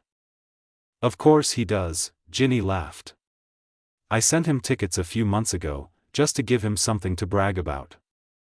"Well, he'll have plenty to brag about now," Harry said with a smirk to Hermione. Nobody had spotted the blonde witch's arrival, dancing through the crowd to make her way. She came to a rest face to face with Hermione, her large eyes bulging at her. "Congratulations," she said loudly. "Did you portkey over from Finland to make it?" Ron asked. "I did," Luna responded, not blinking or moving to look elsewhere. "I'm really glad someone finally exposed what is happening." The Quibbler had 2 articles in the last 5 editions. About the Barnton whorehouses. Several guests choked on their drinks. Hermione had never been fully comfortable interacting with Luna, but her comment was a welcome break from monotony. "It was only after the fact, but I did in fact read those articles," Hermione answered. "More like I forced you to," Harry said quietly. Neville, once cowardly, was now easing into the matter. "So it's really a big problem then? I barely move away from Scotland lately, but it's surprising it's been covered up for so long." "Yeah, Nev, it is," Harry answered. "It's a mixed problem. A lot of people down on their luck being taken advantage of." "Well, it's good you're running." Dinner was served. Talk went to other things, nostalgic rambling and gossip. Ron had been looking for a chance to catch Ginny alone. No, he didn't look forward to cornering her, but she might know, being married to Harry. He got his opportunity when she went off to get a beer from the kitchen. "Ginny." She turned back with a frown and derisive expression. "Oh, it's you." She couldn't be more dismissive if she tried. "I have to talk to you." "About?" she asked, shifting her weight impatiently. "Look, don't pretend I'm the only one to notice. Harry and Hermione? They're different, so much that I barely recognize them." "Different?" She rolled her eyes. "Are you sure it's not you who's different?" "Yeah, I'm bloody sure," he spat. "And they're spending almost every evening together, you tell me that doesn't have you worried?" "They've been preparing to run for office," she said slowly, as if talking to a small child. He scoffed. "Of course you'd think I'm crazy." "As I remember it, it was always Harry who was thought crazy," she said, crossing her arms. "I see what this is about. This is about your marital problems, you feeling inadequate again?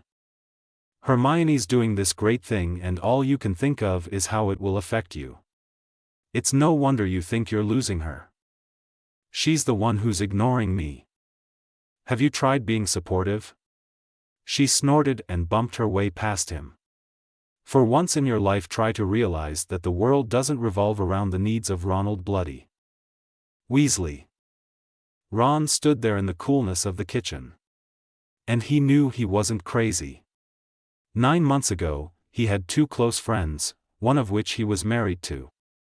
Now, he had lost that. It wasn't his fault.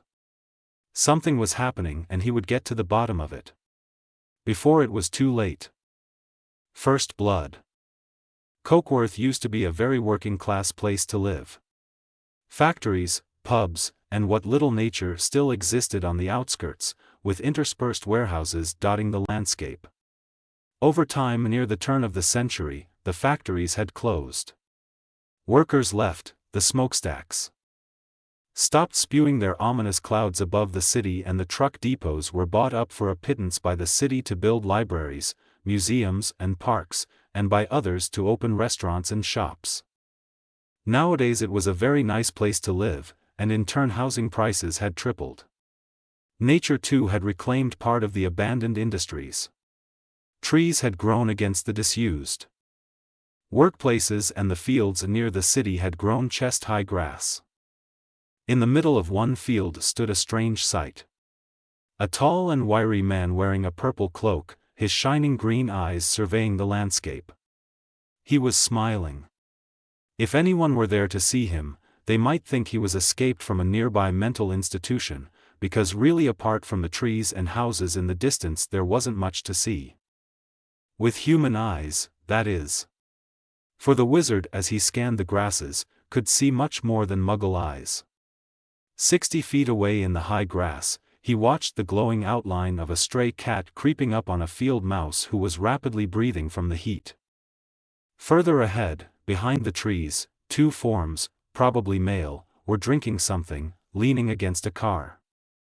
And as his eyes settled on the row houses, a brilliant red smattering of figures moved about inside. The grass parted for him as he moved forward out of the field and onto the street. With purpose he calmly walked down, inspecting the occupants. One man in a leaned-back position, probably watching television. A woman doing the dishes. 3 children in the back garden playing. He stopped at a white door, where the paint was coming off in strips from the ravages of time and weather. Inside, the outline of a woman, milling about the kitchen. And a smaller figure, running around excitedly, following the woman. He knocked 3 times and the woman's outline walked to the door, pushing back the child.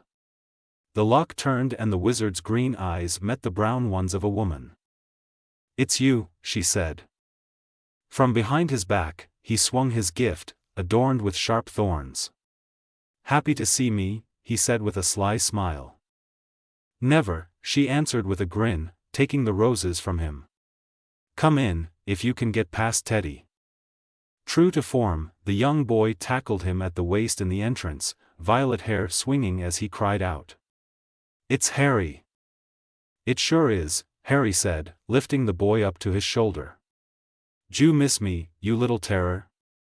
You were asleep for so long." "Minnie too. And we came to visit and brought you gifts. Did you like them?" The boy nodded enthusiastically. Teddy, Edward Lupin, was a very spirited young boy.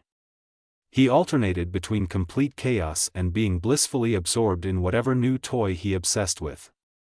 Lately he'd been into the more intricate coloring books, ones with magical crayons that allowed for much more expressive designs. It was a new Zonko's product. Harry played with him while Andromeda prepared tea, and by the time it was ready the boy was very occupied filling in a mean-looking hag with his drawing implements.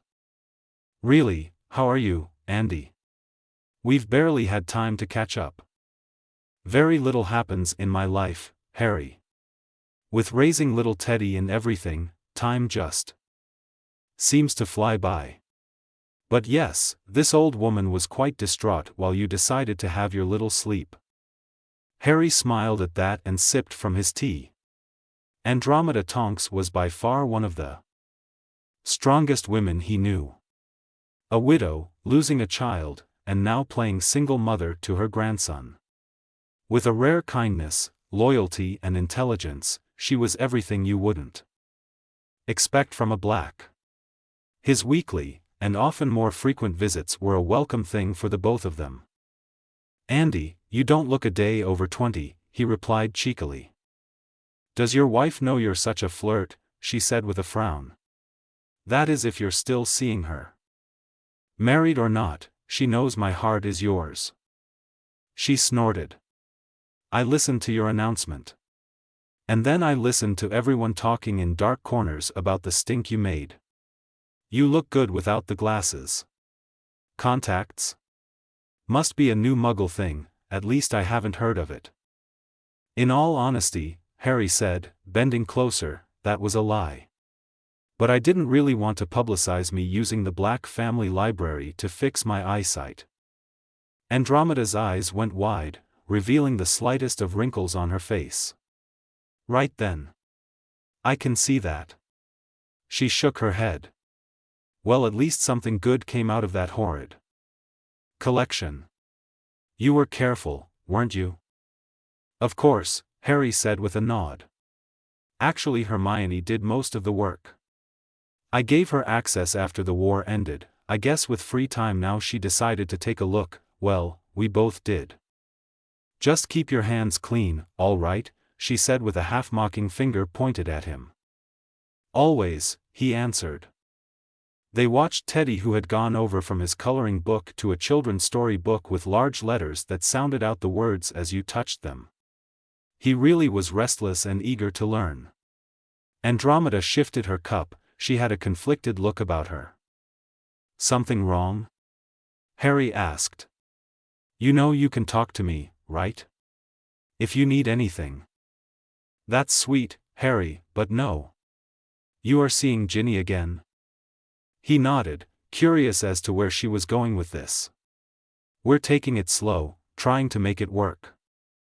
She sighed heavily and tucked a sleek brown curl behind her ear. Sorry, it's just that Ron came here a few days ago. He was asking all kinds of questions, like if I'd noticed anything with you two. Us two? Hermione? Like what? The way he was talking. She hesitated for a moment, always worried about being the bearer of bad news. It sounded like he thought you were having an affair. Harry leaned back and pinched the bridge of his nose. He really didn't need Ron making trouble right now. What did he say exactly? That you were acting strange, and that Hermione was coming home late every night. But with what you've told me and with how you're in the run for the Wizengamot, I guess he's imagining things. He asked me if I had noticed anything. I said you seemed to be doing really well and that he was probably worrying for nothing. Thanks for telling me this, Harry said. I should probably talk to him, I've just been crazy busy lately. Harry tried to keep his cool, thinking about it all. But he had been thinking about Hermione lately, and the fact she was married to Ron. It just didn't sit right, despite what they'd promised each other. 2 months of this tops, until the election was well over. And then. Harry, are you all right? He looked up and unclenched his fists. Shit.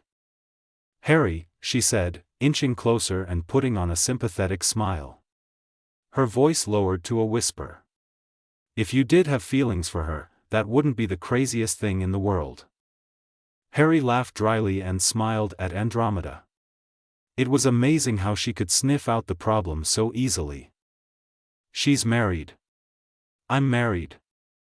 I always thought you married too young. Harry, maybe this thing with Ginny was a sign. You had problems before. I'm not saying it has to be her, but maybe this is an opportunity to reconsider. Harry glanced at his watch and winced at the time. Big date? Andromeda joked. We're meeting with Simon Owen for a strategy meeting in 20 minutes.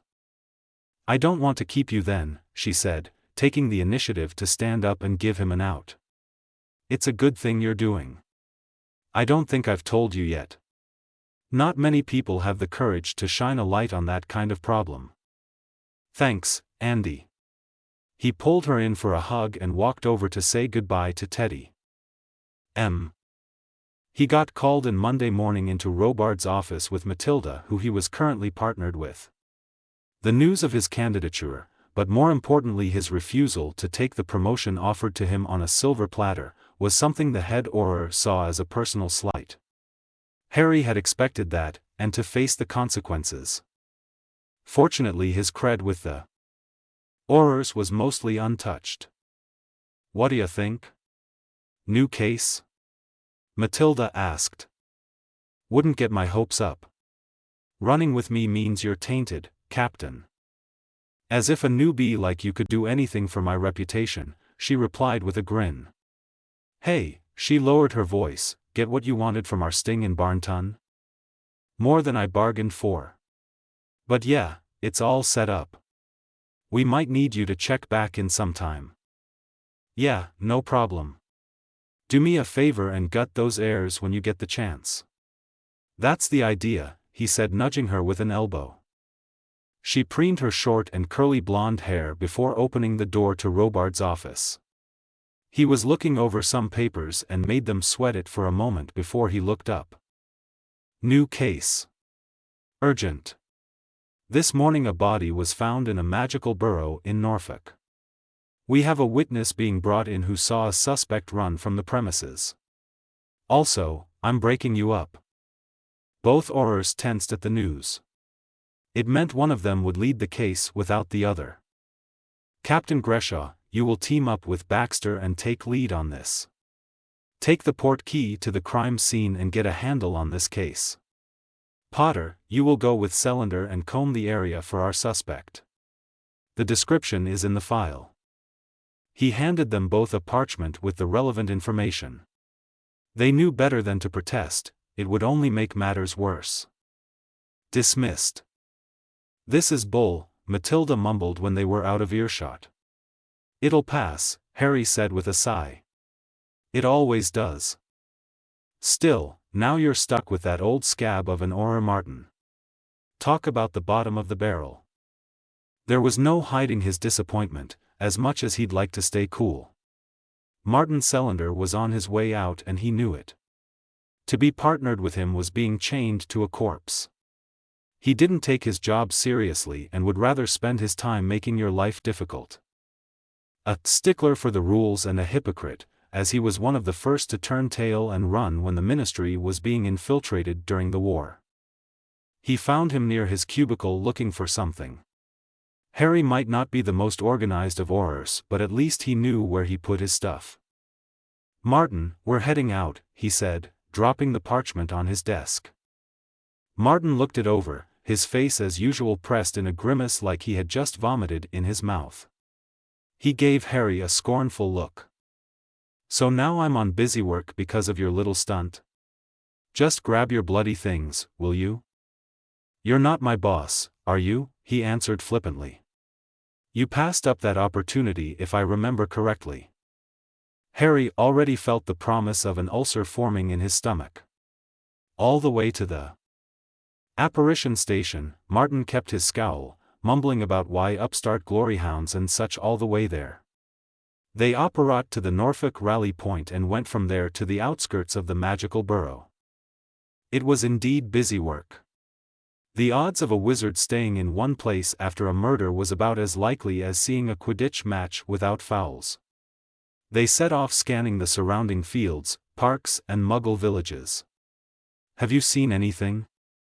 No, and no. That was when at least Martin didn't almost break the statute of secrecy.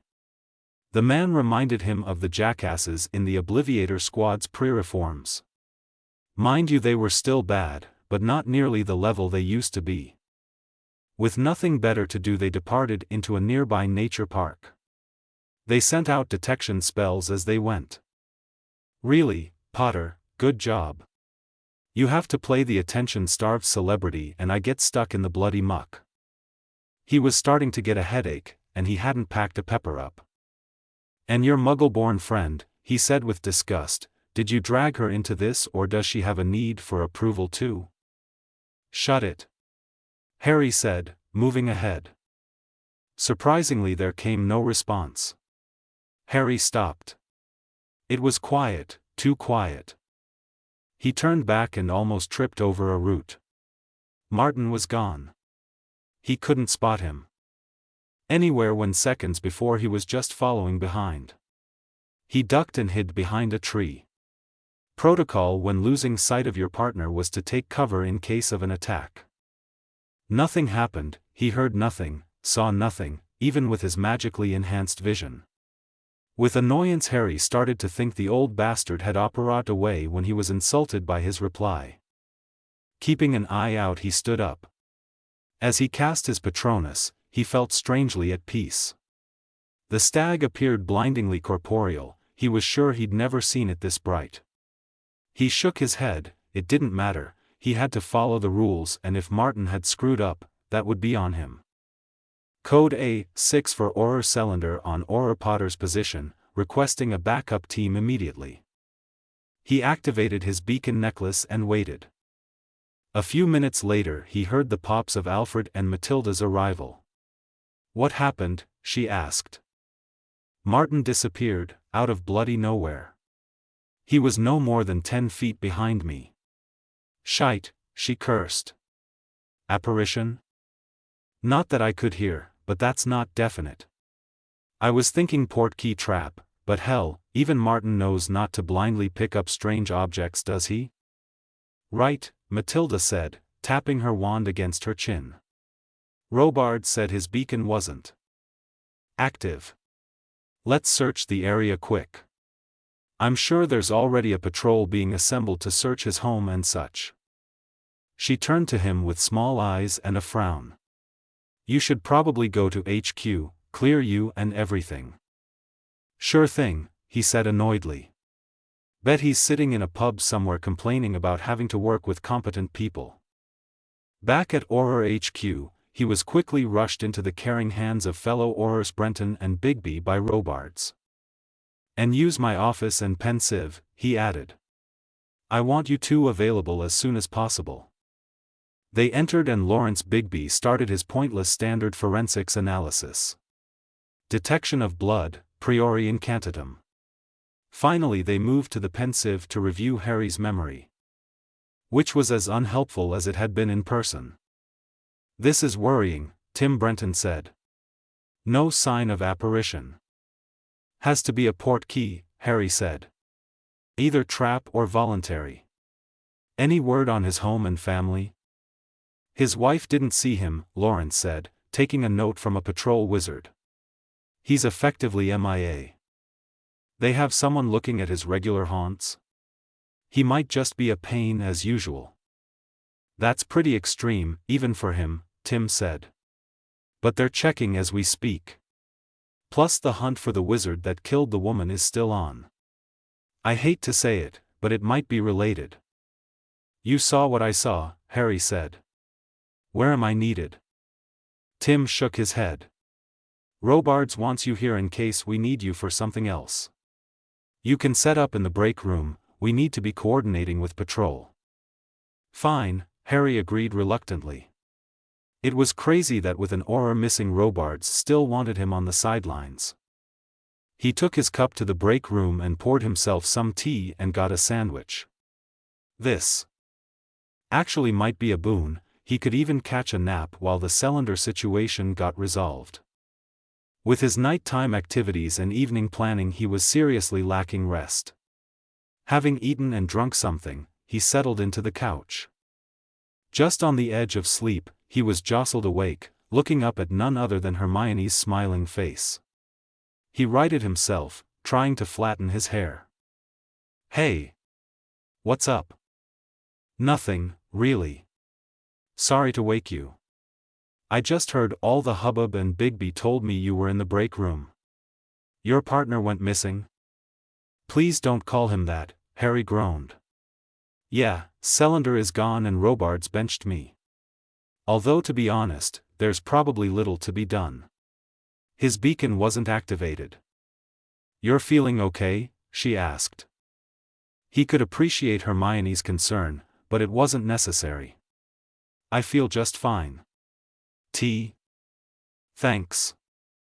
They sat together as they drank tea and he rubbed the sleep out of his eyes, still groggy from his interrupted nap. She looked in good spirits and kept glancing at him, still brightly smiling. Her mood was infectious and he found himself smiling as well. "I guess I forgot to mention it before, but we need to talk about Ron," he said. She shifted closer to him. Their legs were touching. Harry wondered what she was playing at, not that he minded. Andromeda pretty much told me he thought we were." The way she was looking deep into his eyes made him lose his train of thought. "That we were what?" She was wearing her pink lip gloss again. Maybe he should buy her some more anyway, another color. Something deeper and richer, like her eyes. That we were having an affair. Or something. Ah, she replied in an uncharacteristically husky voice. I wonder where he got that idea. They dumbly chuckled and she furrowed her brow. So have you gotten news about your commission, pensive? Yeah. Yeah, it should be done in a little more than a week. Why'd you ask? She shook her head and got up. No reason. You have a good day? You too. Harry wasn't sure how long he sat there basking in the afterglow of a chipper Hermione, but by the time Matilda and Alfred showed up the cup of tea he was holding was cold. They both had a tired look about them. News? He asked. She looked down, her blonde curls shading her eyes. Martin was found dead on the other side of Litcham. Harry stood up with a start. Dead? Yeah, Alfred said, we weren't certain until we found his head. Merlin. Harry swallowed the news. What happened? Come on, Matilda nodded towards the conference room. We're setting up the investigation and could use your input. The whole department was in an uproar. Martin Selander might not have been well liked, but a dead Auror was bad news. It looked bad, and might give criminals ideas that maybe they could turn their wand on someone with a badge and come out victorious. That wasn't usually the case, but criminals were by and large stupid. Selander was found in a field 16 kilometers from where he and Harry were conducting their search. Worse even was that there was no blood at the scene, suggesting he had been killed elsewhere and moved. So the killer was good enough to make Portkeys. The search for the killer, presumed to be the same man responsible for the murder the past night, was still coming up empty. It was going to be a long day. No one was going home early, so he sent a memo to Hermione that she might have to spend the evening at Grimmauld on her own. Taunts and kitchen tables. Chapter notes. I really just post as I write and submit whenever I have time. Are you ready for our duo to become more vile? I hope you are. Thank you again for all your kind comments. Harry wasn't sure if he relished or dreaded the talk that was about to take place. On one hand he had been getting along great, or do you really call it getting along when you're flirting half the time, with Hermione. On the other hand, figuring out what was going on in Ron's head was a chore. Harry had always kept his distance from their relationship, but that was becoming emotionally and physically impossible. In any case he had to make certain Ron wouldn't do something stupid that would jeopardize their campaign. The door swung open, Ron Weasley stepped in, confidently standing tall, or not, the quick pulsing of his heart Harry saw gleaming through his chest betrayed his anxiety. He looked around as he came over, overly cautious. Harry fought the urge to roll his eyes. What was he expecting, an ambush in a Muggle bar? With an eyed look at Harry, he sat down. I was wondering when you'd finally remember to ask me to go for a drink. Harry now truly rolled his eyes at the rehearsed line. He called over the waiter and they ordered 2 pints. You know, Harry said with a sigh, it's not like you made much of an effort yourself. The waiter brought their beers, cutting the tension. Heard your partner got killed, Ron said. Martin wasn't my partner. You know I've been running with Matilda since forever when I'm not teaching Alfred the ropes. Was still on your watch, wasn't it? Where are you going with this? Just saying it's odd, isn't it? You returning to active duty and a few weeks in your partner gets offed by some fugitive. Harry smiled at how brazen Ron was being. His first thought was this would all be about Hermione, but apparently his friend had amped up his paranoia. So you decided to skip adultery and go straight to accusations of murder? Yeah, Andromeda told me. And if you're going to try and talk slander, keep away from my godson. Just telling the truth, Ron answered. You might fool Ginny with your sweet talking, but I'm not going to pretend you're still the same person you were before the accident. And Hermione? Her being cold and distant is just bloody normal then? With you. Harry took a drink and leaned forward. She's cold with you, that's what you mean? That's what this is all about, right? You blaming anyone but yourself, again. You bloody made it. Money, fame, marrying your best friend. Now just because we started working together you can't take it. Just bloody go ahead then, say it. Ron too, leaned forward. Fine then. Are you shagging my wife, Harry? Harry could clearly see by the fast-paced cadence of Ron's heartbeat that he was worried about it, so he took his time answering. He leaned back and took another drink. I'm not. D'you want me to give it a shot, he said flippantly. Off, Ron said. You're spending every bloody evening together and I'm supposed to believe you? Mate, I don't give a pixie's tail if you believe me. What would you even do if it were true? Would you start taking your stories to the prophet if we were together? Ron got a look of disgust on his face. You wouldn't bring it up so casually if I was grasping at straws. No, I'm seriously wondering, Harry answered, trying to gauge his reaction. Ron's unpredictability was the problem he was here to assess, and if, when he was going to make things clear with her, he wanted to know what would happen, regardless of the outcome. I was right, Ron whispered. In all the years I've known you, you would never have taunted me like that. He stood up and warily looked over Harry. I don't know what happened to you exactly, but I'm going to find out. And when I do, whatever little game that's going on will stop. That's how I get Hermione back, and you. We used to be friends, remember? Harry gritted his teeth and watched Ron leave. It was pretty bad. Ron running around and trying to undermine them might be the difference between a victory at the elections and abject failure. He needed a plan, quickly. Or all their efforts might be in vain. That is, if Hermione felt the same way he did. Waiting for Harry had become one of her more torturous pastimes. The case, a pointless case, she knew, was taking up so much of his time they hadn't met in a few days. And worse, she hadn't gotten news of his meeting with Ron yet. Not that she was worried. She knew the ultimate outcome, Ron was a problem and they would have to deal with it. There were still several weeks until the election, and she wasn't certain she could wait. Every touch, look, and word from him short-circuited her brain to feel that want, to be close to him again. But it wasn't his fault for not reacting how she wanted him to, he didn't have the same context as she did. Something that would hopefully be fixed very soon. She sighed wistfully as she turned the page of another book on curses. There had been an idea bubbling up in her head. A fantasy maybe, but its practicality had her all worked up. The image of Harry standing above her, responsible for the cut in her lip, the bruises on her cheeks and her broken nose.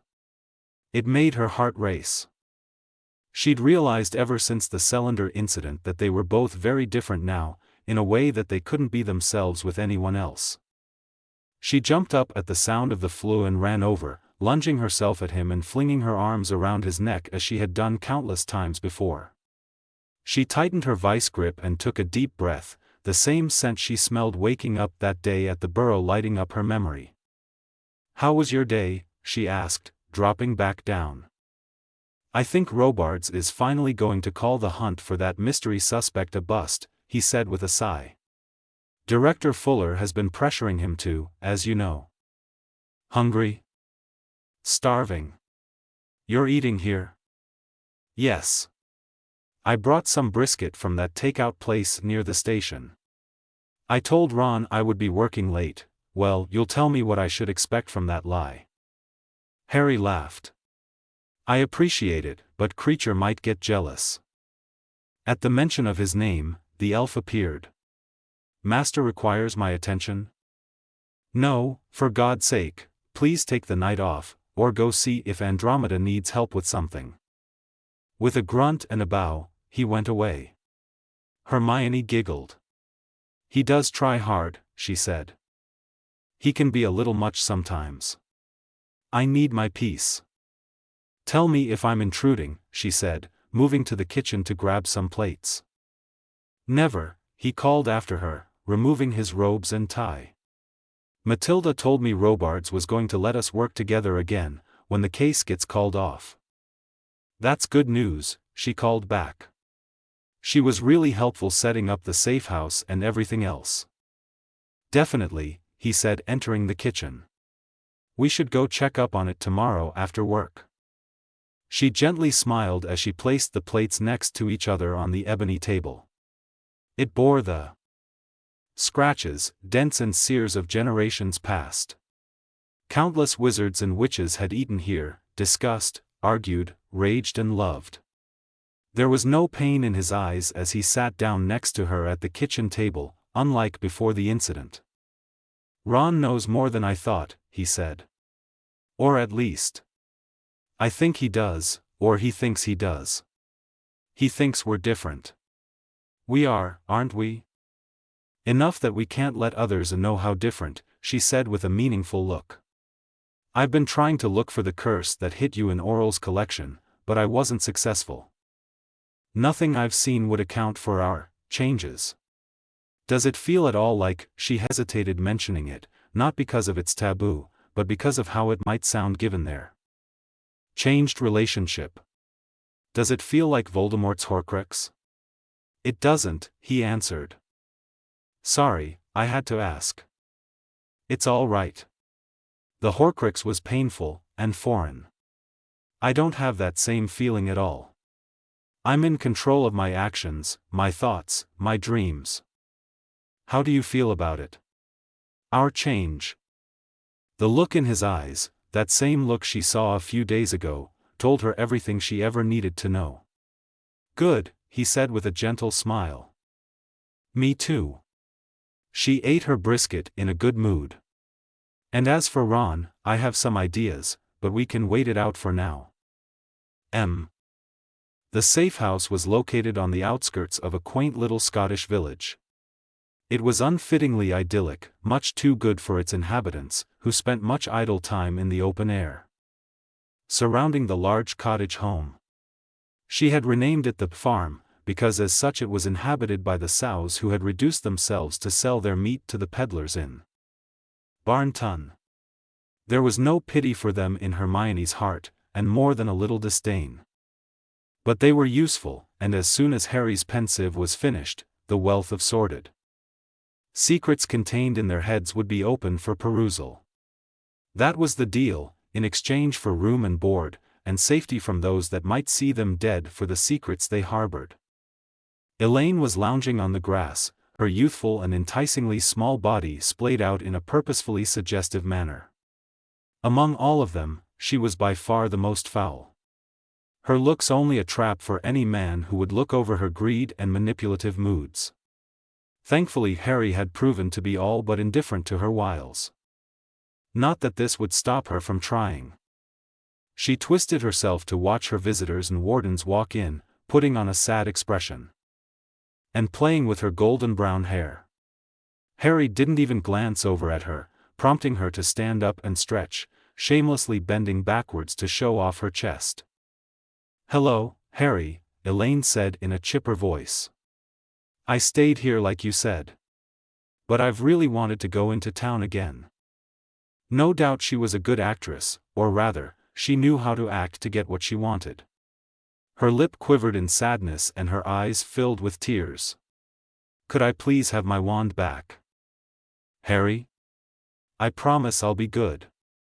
Harry looked her over and grimaced. Stop bothering us.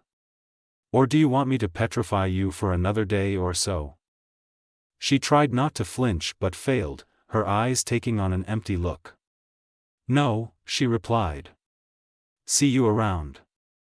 Harsh, Harry, Hermione said jokingly. Very harsh. Should I expect the same treatment for little Miss P? No, Harry chuckled, wish they were all that cooperative. Now granted, I confounded her but that wore out weeks ago. I'm still doubtful, she said with a sigh. How could we trust her when she tried to give you up to be killed? He threw an arm around her as they neared the rustic wooden building.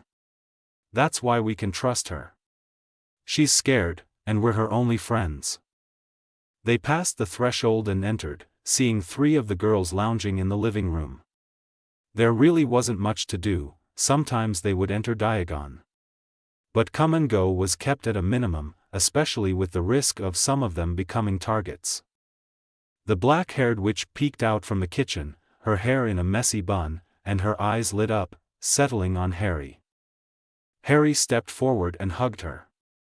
She closed her eyes and relaxed. A jealous flare welled up in Hermione's stomach. "Hey Pansy, how are you holding up?" Harry said.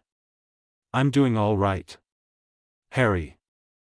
The name still felt difficult for her to pronounce and use in her situation.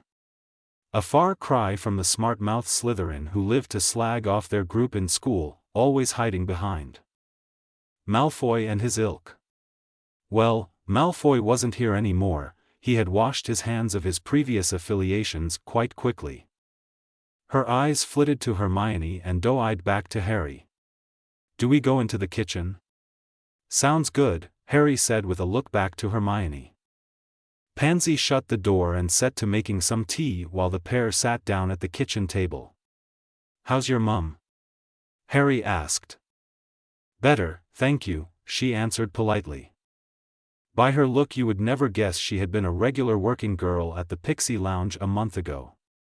She wore a very modest long blue dress with a white shirt underneath. She looked almost homely. "How have the farm's little piggies been behaving?" Hermione asked. Harry nudged her and raised his eyebrows. "There's no need for that language, Hermione. Pansy's a good friend now." Pansy served the tea in the blue-tinted china. "It's okay," she said, shaking her head. "I kind of deserve that. I was a right bitch when we were at school." "People change," Harry said, still firmly looking at Hermione. "Isn't that right?" "Yes, I suppose so," she said with a smirk. "Let me try again.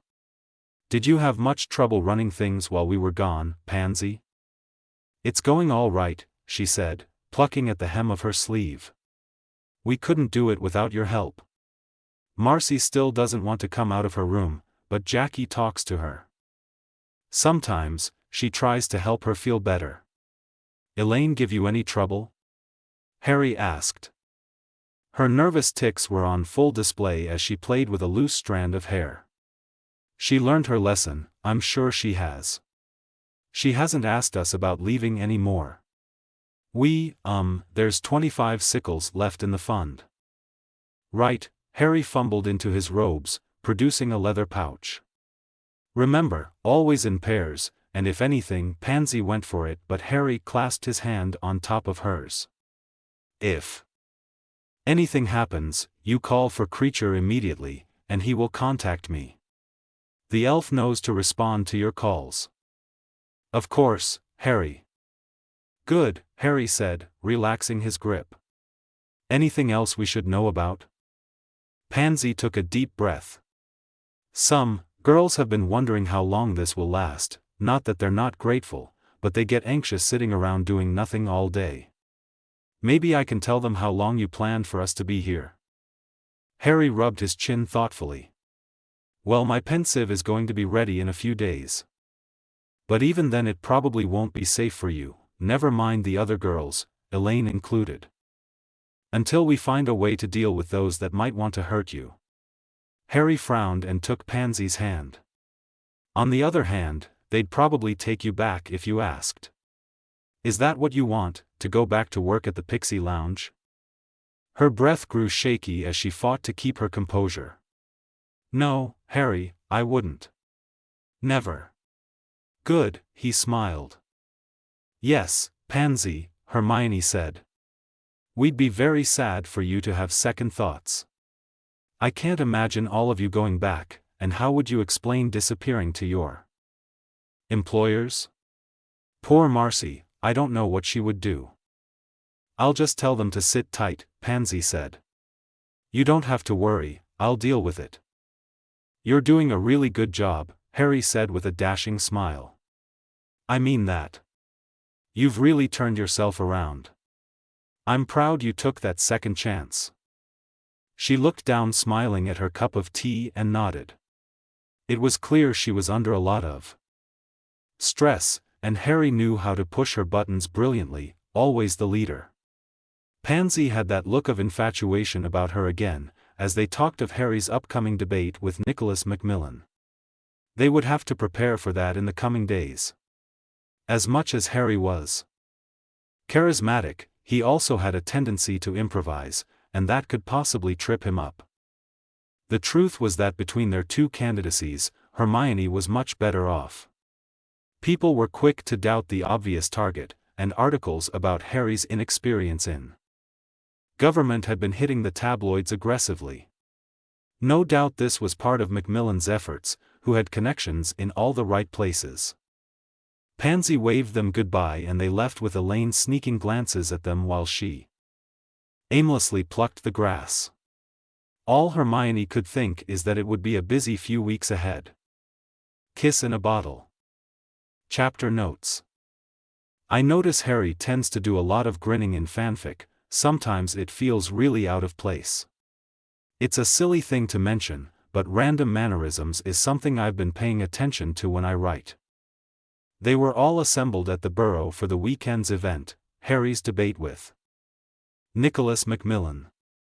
He was a distant uncle of Ernie Macmillan, who had attended school with them in Hufflepuff. And he had been quick to join the ranks of people espousing the need for Muggle-friendly reform, after it was safe to do so, of course. A bandwagoner, in Hermione's eyes a parasite. His pitiful attempts at discrediting Harry proved as much. Molly and Arthur sat in the couch with the rest of them around the wireless, save for Ron, who, true to Harry's word, was not hiding his brooding mood. Screw him. Tomorrow Harry would have his pensieve, and she could finally stop pretending. It was a long time coming. And her heart painfully clenched in anticipation. But the Weasley banter from George, Ginny, and Bill helped take her mind off things. He'll blow it out of the pitch, won't he? Bill said. That is if his temper doesn't take over, Ginny laughed. Hermione fiddled with the end of the elastic band, keeping her unruly hair together. We've rehearsed plenty, she said. And Harry always delivers when things get tough. I'm not worried.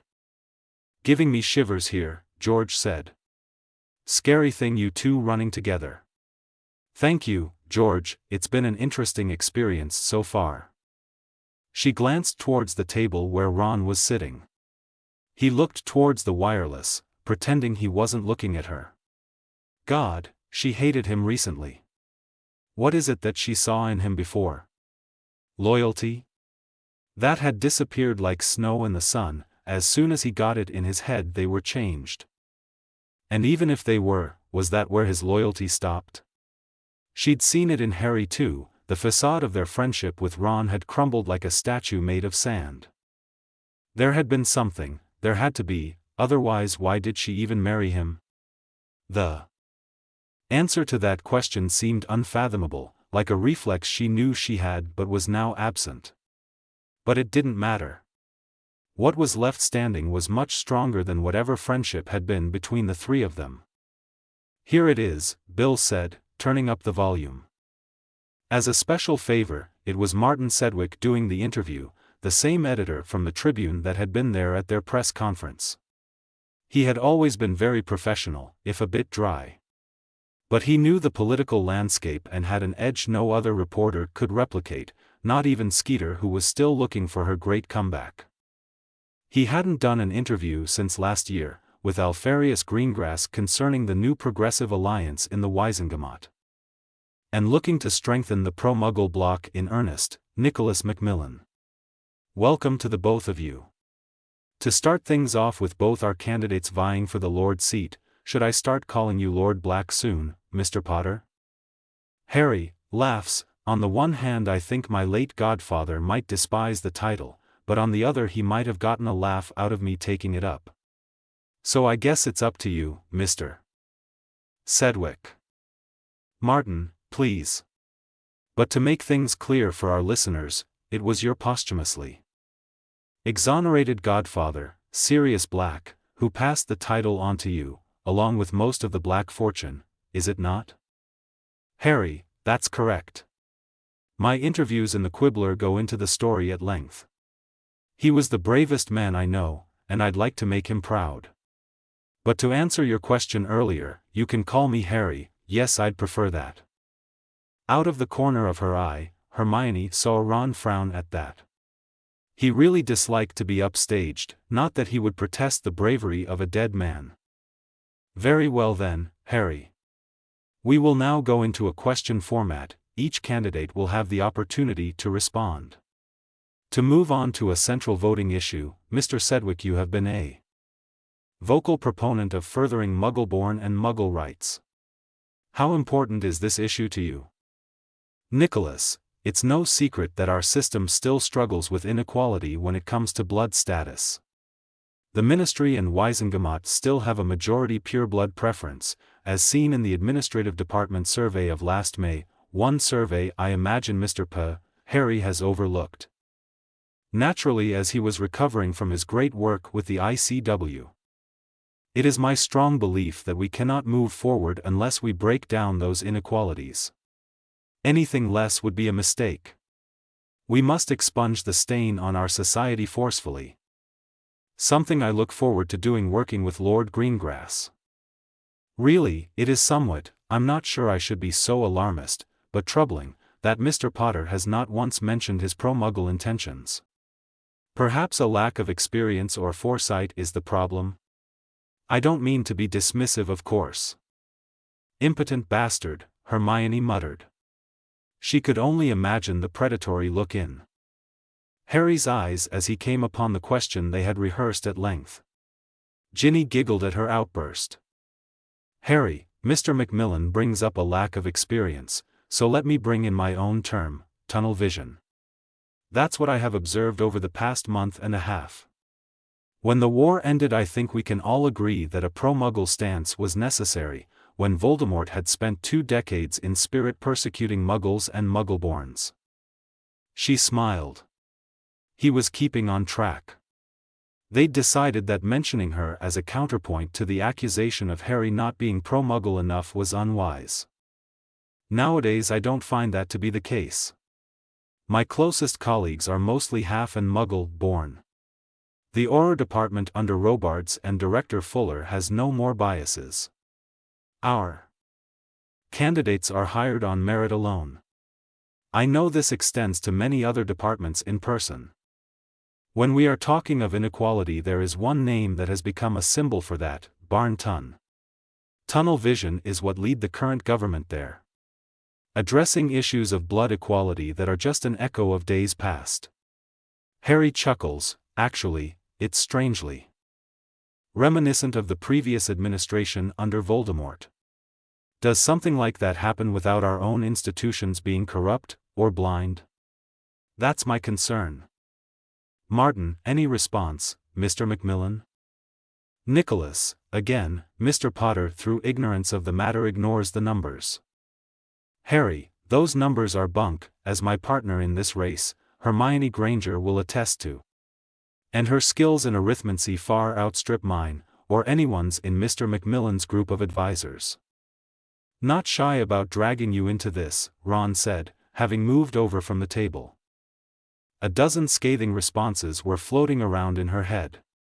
Responses she didn't feel the need to vocalize at this point. Harry doesn't need to ask to use my expertise, she said calmly. Ron's eyes flickered in return. Martin, all right, let's take a step back for now, regardless of the accuracy of those numbers. Our listeners can see for themselves, as those numbers were published in the Tribune's May edition. But Harry's segue brings me to our next topic. As you said, Barn Tun. Prostitution has run rampant in our community. How do both of our candidates respond to that? Harry, if you please go first. Harry, my pleasure, Martin. This goes back into what I was saying earlier. What brings us to the point where witches, and wizards, mind you, have to go so far as to sell their bodies to make ends meet? Should we not make sure that there are enough jobs for every well-meaning witch and wizard? To come back to the previous question, this affects all regardless of blood status. In fact, it's been my displeasure to find out that a large majority of witches were forced to do this because of the ministry's continuing expropriation of property belonging to Voldemort-affiliated families. Do the daughters and sons of wizardkind have to pay for their parents' faults? It's ironic that Lord Greengrass has taken Malfoy under his wing when so many have to roam the streets of Barnton. Nicholas, I have to stop you now. You say these people were forced, but we don't have any proof that's the case. We can't prevent people willingly walking that path, can we? In fact, there is no law against it. Hermione doubled over in laughter, a mad unstoppable cackle escaping her lungs. He dug his grave, Macmillan did it. Just as expected. My God, what an absolute idiot. Harry, you accuse me of talking without knowledge of the fact, but that couldn't be further from the truth. I know they are forced to do so because I talk to them regularly. I've used the black fortune I've inherited to put up shelters for those forced to work in those deplorable conditions. And I'd like to extend that offer to any witch feeling similarly. If you truly had done any effort at all to look into the issue, you would have seen the brothels of Barnton at much reduced capacity. And that is what I want to impress on all people listening. People like Nicholas Macmillan are dangerously out of touch. They barely leave their safe havens and don't care one bit what happens to the rest. Yes, Mr. Macmillan, I am judging you. Just as I judge the Wisengamot, which has stood by and done nothing for 8 months while Hermione and I were gone. Well, Mr. Macmillan, everyone. We are back, and we won't be beaten away so easily. The rest of the interview was a slaughter. Macmillan never recovered from his blunder and failed answering simple questions on legislation and economics. Spirits were high in the burrow. Hermione was in the best mood of all, because tomorrow, everything would change. Harry would finally be shown the evidence that they were meant to be together, indubitably so. Harry walked into the burrow like a king back from conquest. Ginny hugged him and brought him in. For the first time it didn't bother Hermione. His eyes found her and she knew. She just knew it was all going to work out. When he walked forward and hugged her too, she thought that just maybe flying wasn't a terrifying thing. She felt like she was a mile high in the sky. They had dinner. Roasted lamb with mashed potatoes, peas and half a dozen other side dishes. And of course dessert was Harry's favorite, treacle tart. After dinner she helped with the dishes. In an opportune lull Ron found her and stood leaning against the sink. It was shameful to admit, but at some point in her life she might have felt intimidated by him. She remembered that feeling clearly. "I see what you're doing," he said in a subdued voice. She cast a cleaning charm on the brush and leaned with both hands on the counter. Barely a day left, then her life would start in earnest. She had to hold strong, and set the stage for her next move. "You've been really angry, haven't you?" she said, turning to him. "Sometimes I wonder where that anger will lead to. You've never been good at controlling your emotions."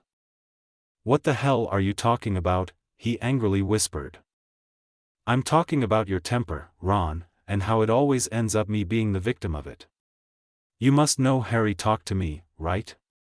That he told me you had some crazy theory that we were having an affair? I'm just scared of what you might do now." "You're having a laugh?" he asked, somewhat in shock. But the self-doubt in his eyes was real.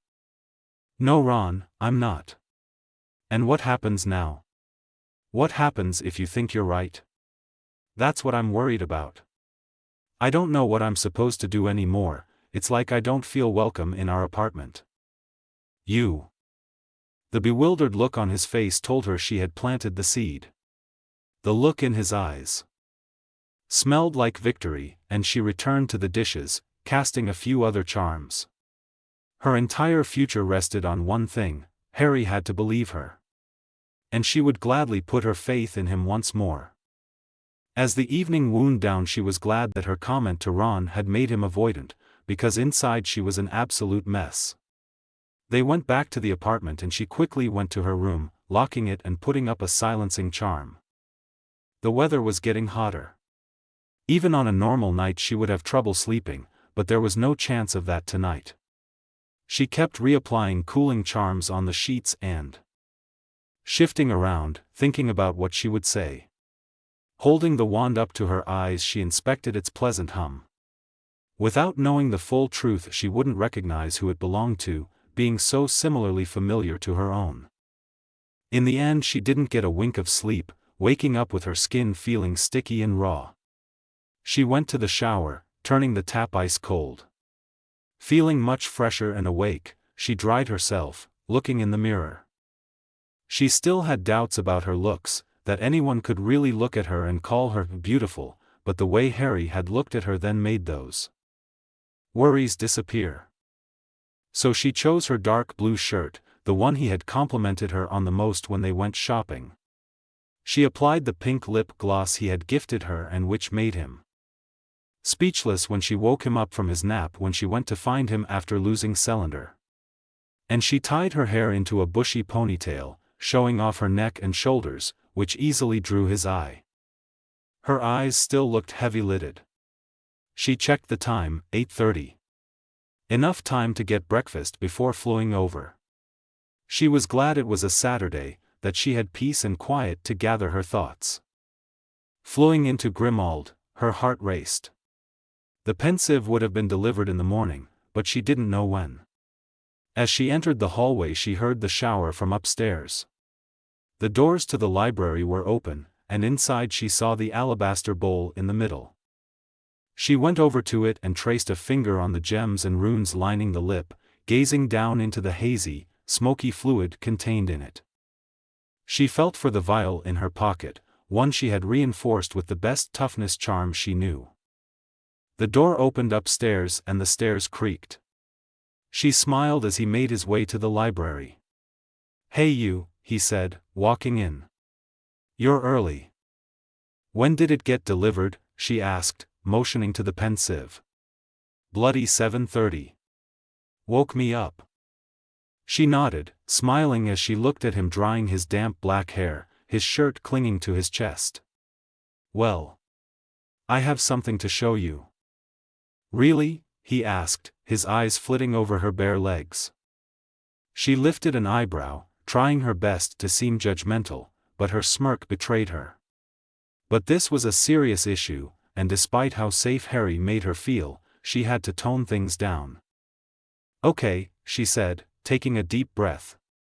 "Harry, there's something you need to know. And it will make sense, I promise, but you have to be patient. It might seem bad at first, but it all makes sense." She gulped, seeing the hesitance in his eyes. "Do you trust me?" she asked. "Of course," he said with a nod. "So show me your wand," she said. "Stop it," she said as he raised an eyebrow. "I'm serious, this is serious. Please, Harry." He took out his wand and presented it to her. Steadying his hand, she brought her own wand above it and whispered, "Finite." The 11-inch holly shrunk slightly into a familiar vine-wood form, matching the one that had just cast the spell. "Ah, what the—" He looked at her and back at the wand in his hand, and back at hers. "This is yours." She presented the wand she was holding. "Your turn." Holding what he realized was now Hermione's wand, he whispered the incantation over hers, and it turned into a bright holly, his wand. "You switched our wands?" he asked. "Why?" "Because you gave it to me," she said, taking his arm and leading him to the pensieve. "You just don't remember it. You told me you trusted me." "I do," he said firmly. "I'm just confused." She took out the vial from her pocket and held it up to show him. "It's your memory, the one you gave me." She emptied it in the pensieve and it floated like smoke above. We'll go in together, if you want. Together, they looked into the pensive, the smoke rising into their awareness, and they were drawn into the memory. Harry was moving through a park's tree lane, Martin Cellender just a few feet behind him. They sent out detection spells as they went. Really, Potter, good job, Martin complained, you have to play the attention-starved celebrity and I get stuck in the bloody muck. Harry didn't respond, merely frowning in response. And your muggle-born friend, he said with disgust, did you drag her into this or does she have a need for approval too? Shut it. Harry said, moving ahead. Oh what? Martin laughed. Found your weak spot, didn't I? Did she convince you by sleeping with you? Harry turned back, his fluorescent eyes cutting into the twilight of the park. Think you're smart, don't you? You shut your fat mouth. Or what? Martin said, stepping a few feet closer. Nothing you can do, kid.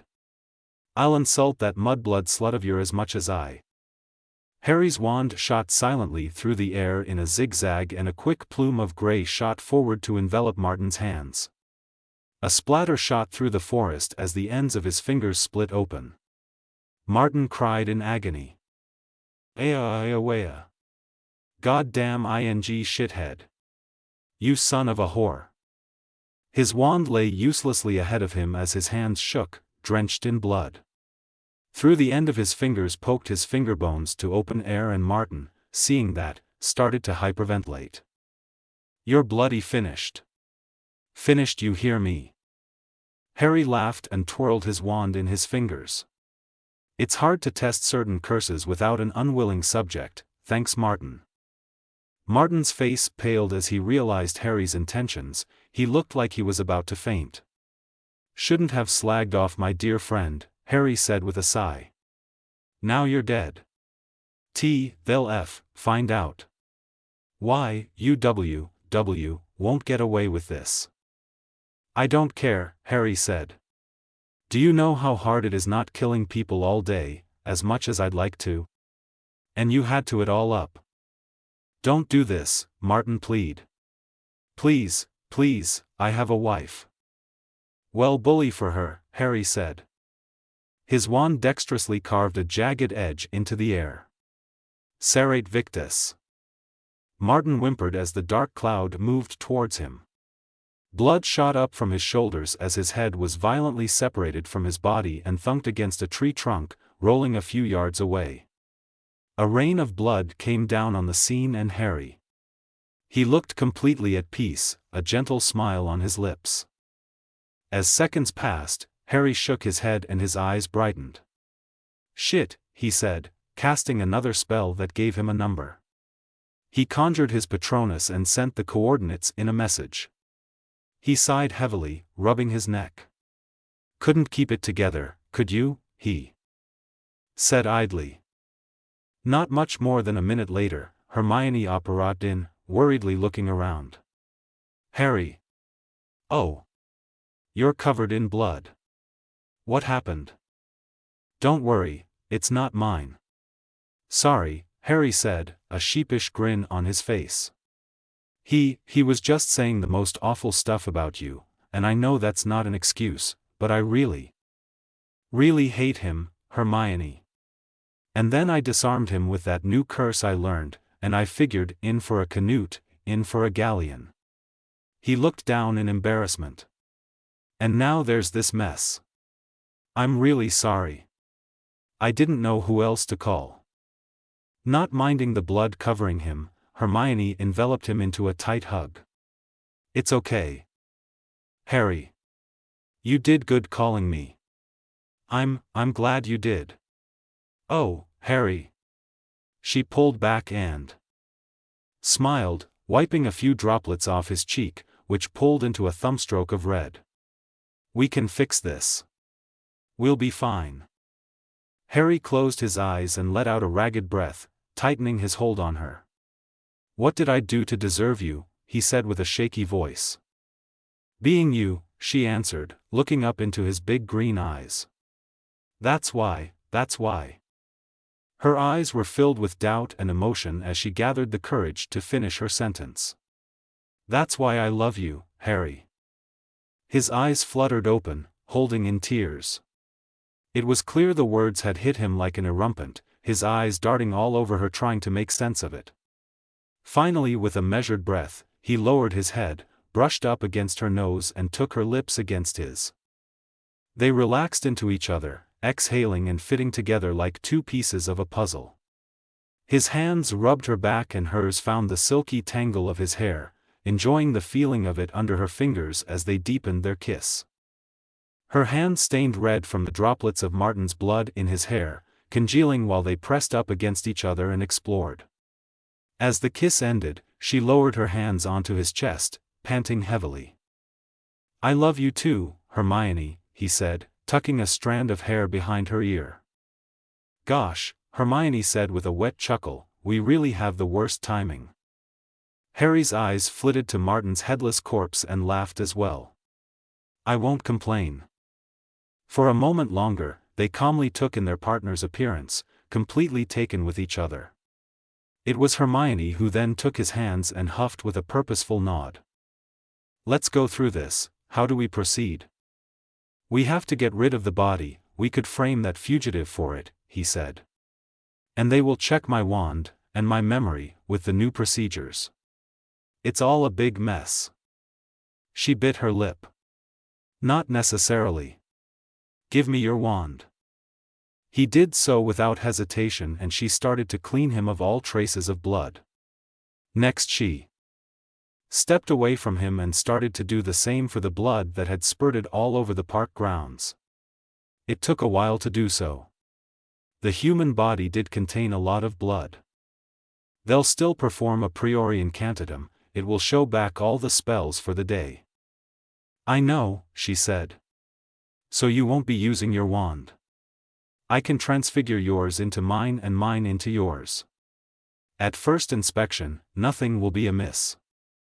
And for my memory, can you?" "I can." Her shoulders slumped in disappointment. "Oh no." "What?" he asked worriedly. "Well, Harry." She gulped and looked at him sadly. "You won't remember." He too seemed crestfallen, until a spark of inspiration struck him. "Wait. I'm getting my pensieve soon. I can just give you my memory." "Okay," she said confusedly. "And you'll show it to me, remind me that you were there for me." "I'm always there for you," she mumbled.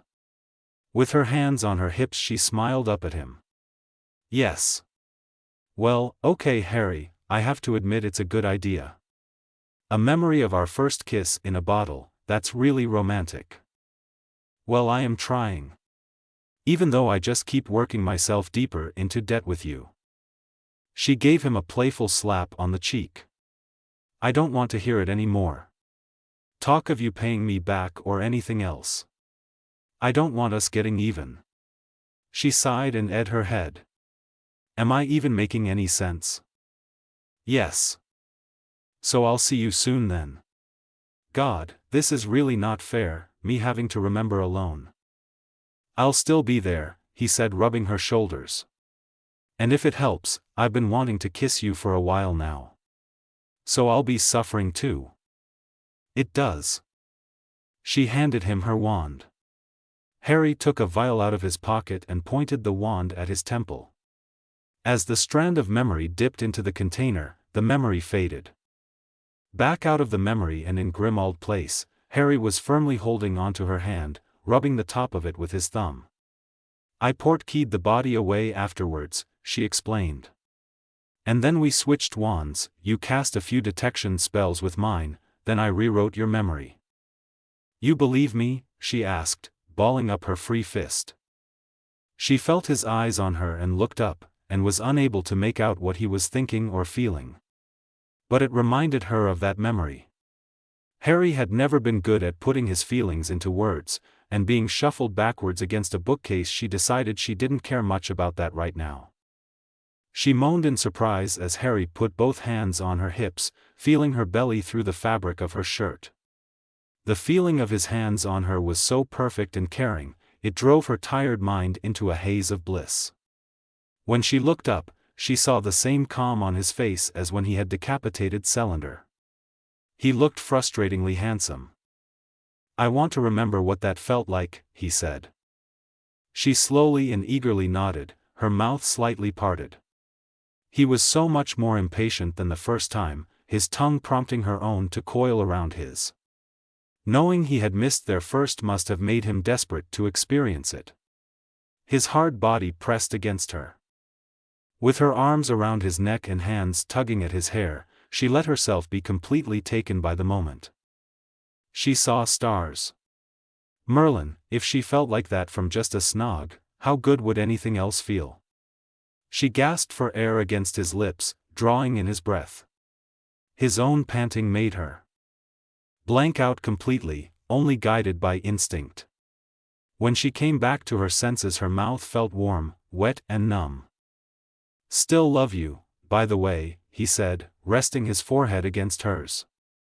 "Oh, that's really, really good, Harry. So, what do we do now?" Reality slowly came back into focus for her, and with it the plan she had started to hatch. "Since you trust me completely," she slyly whispered, "we will do exactly as I say." Delightfully devious.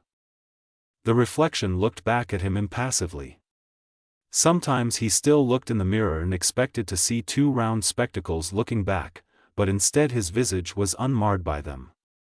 His eyes looked bigger, more ready for expression, even though the frown of uncertainty he bore before his unfortunate encounter with Aurel's wand was gone. It was obvious what Ron, someone who had been around him for a decade, saw when he looked into Harry's eyes. He didn't see the same person. It must be quite alarming. Thankfully no one else had. People did change, without the need for outside intervention. It might be a rare thing, but they did. And as Harry thought back on his newfound impetus, he couldn't see it as a bad thing. Without it he might still be saddled with Celander, or Macmillan could have torn him to pieces during his debate. But most important of all, he would never have dared to take Hermione from Ron.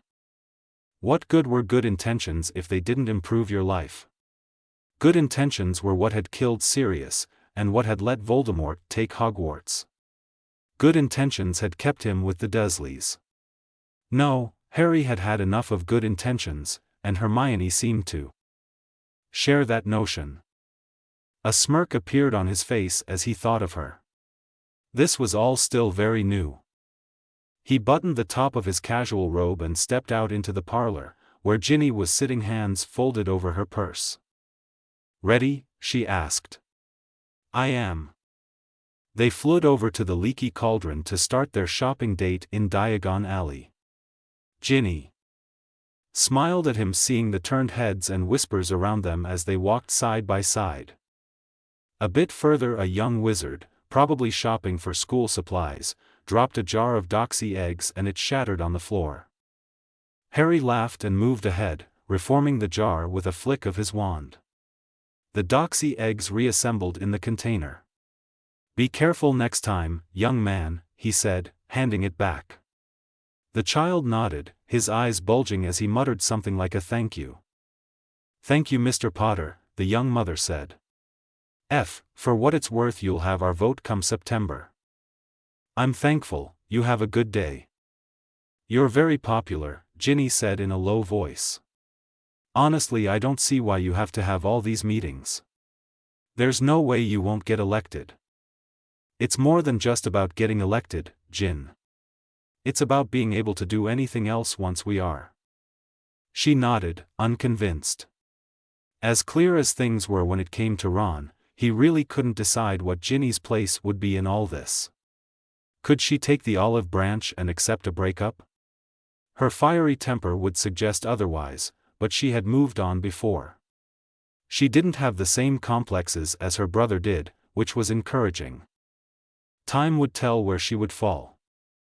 After a busy and frankly exhausting bout of shopping, they went over to get a snack at a sandwich shop. A few photographers had appeared and kept their respectable distance taking pictures.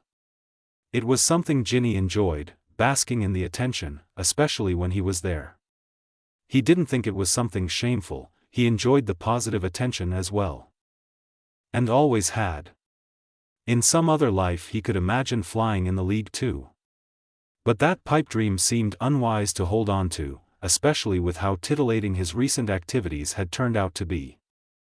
"Do you want to visit the Weezes before or after we get some ice cream?" he asked. She downed the rest of her water and stood up. "Let's go now. God, it must be weeks since I've surprised George. He'll be glad. I just hope Ron won't be a pain." "Has he said anything lately?" Harry asked. "He's got it in his head that you're all different now," she sighed. "Am I?" She shrugged. "You don't seem any less sharp than before, so. I mean, you would never have entered politics, you told me that enough. Everyone's just glad to have you back, who cares if you're a little different?" She took his hand. "And I think we can all thank Hermione for getting rid of those awful glasses. Really, Harry, to think that you never changed them." They entered the Weezes, which on a Wednesday afternoon was still ridiculously busy. Several children went over to their parents to ask to buy them one of the Harry Potter branded products to get them signed. Harry and Ginny dodged between the aisles to get to the front before they could get swarmed. "Look who we have here," George said, hugging them. "We were just having lunch and thought to come over," Ginny said. "Is Ron here?" Harry asked, fully aware that he wasn't. "He's in Dover to take care of some overseas business. We're getting some ice cream at Fortescue's later," Ginny said. George nodded and turned to the back. "Alex. Get over here."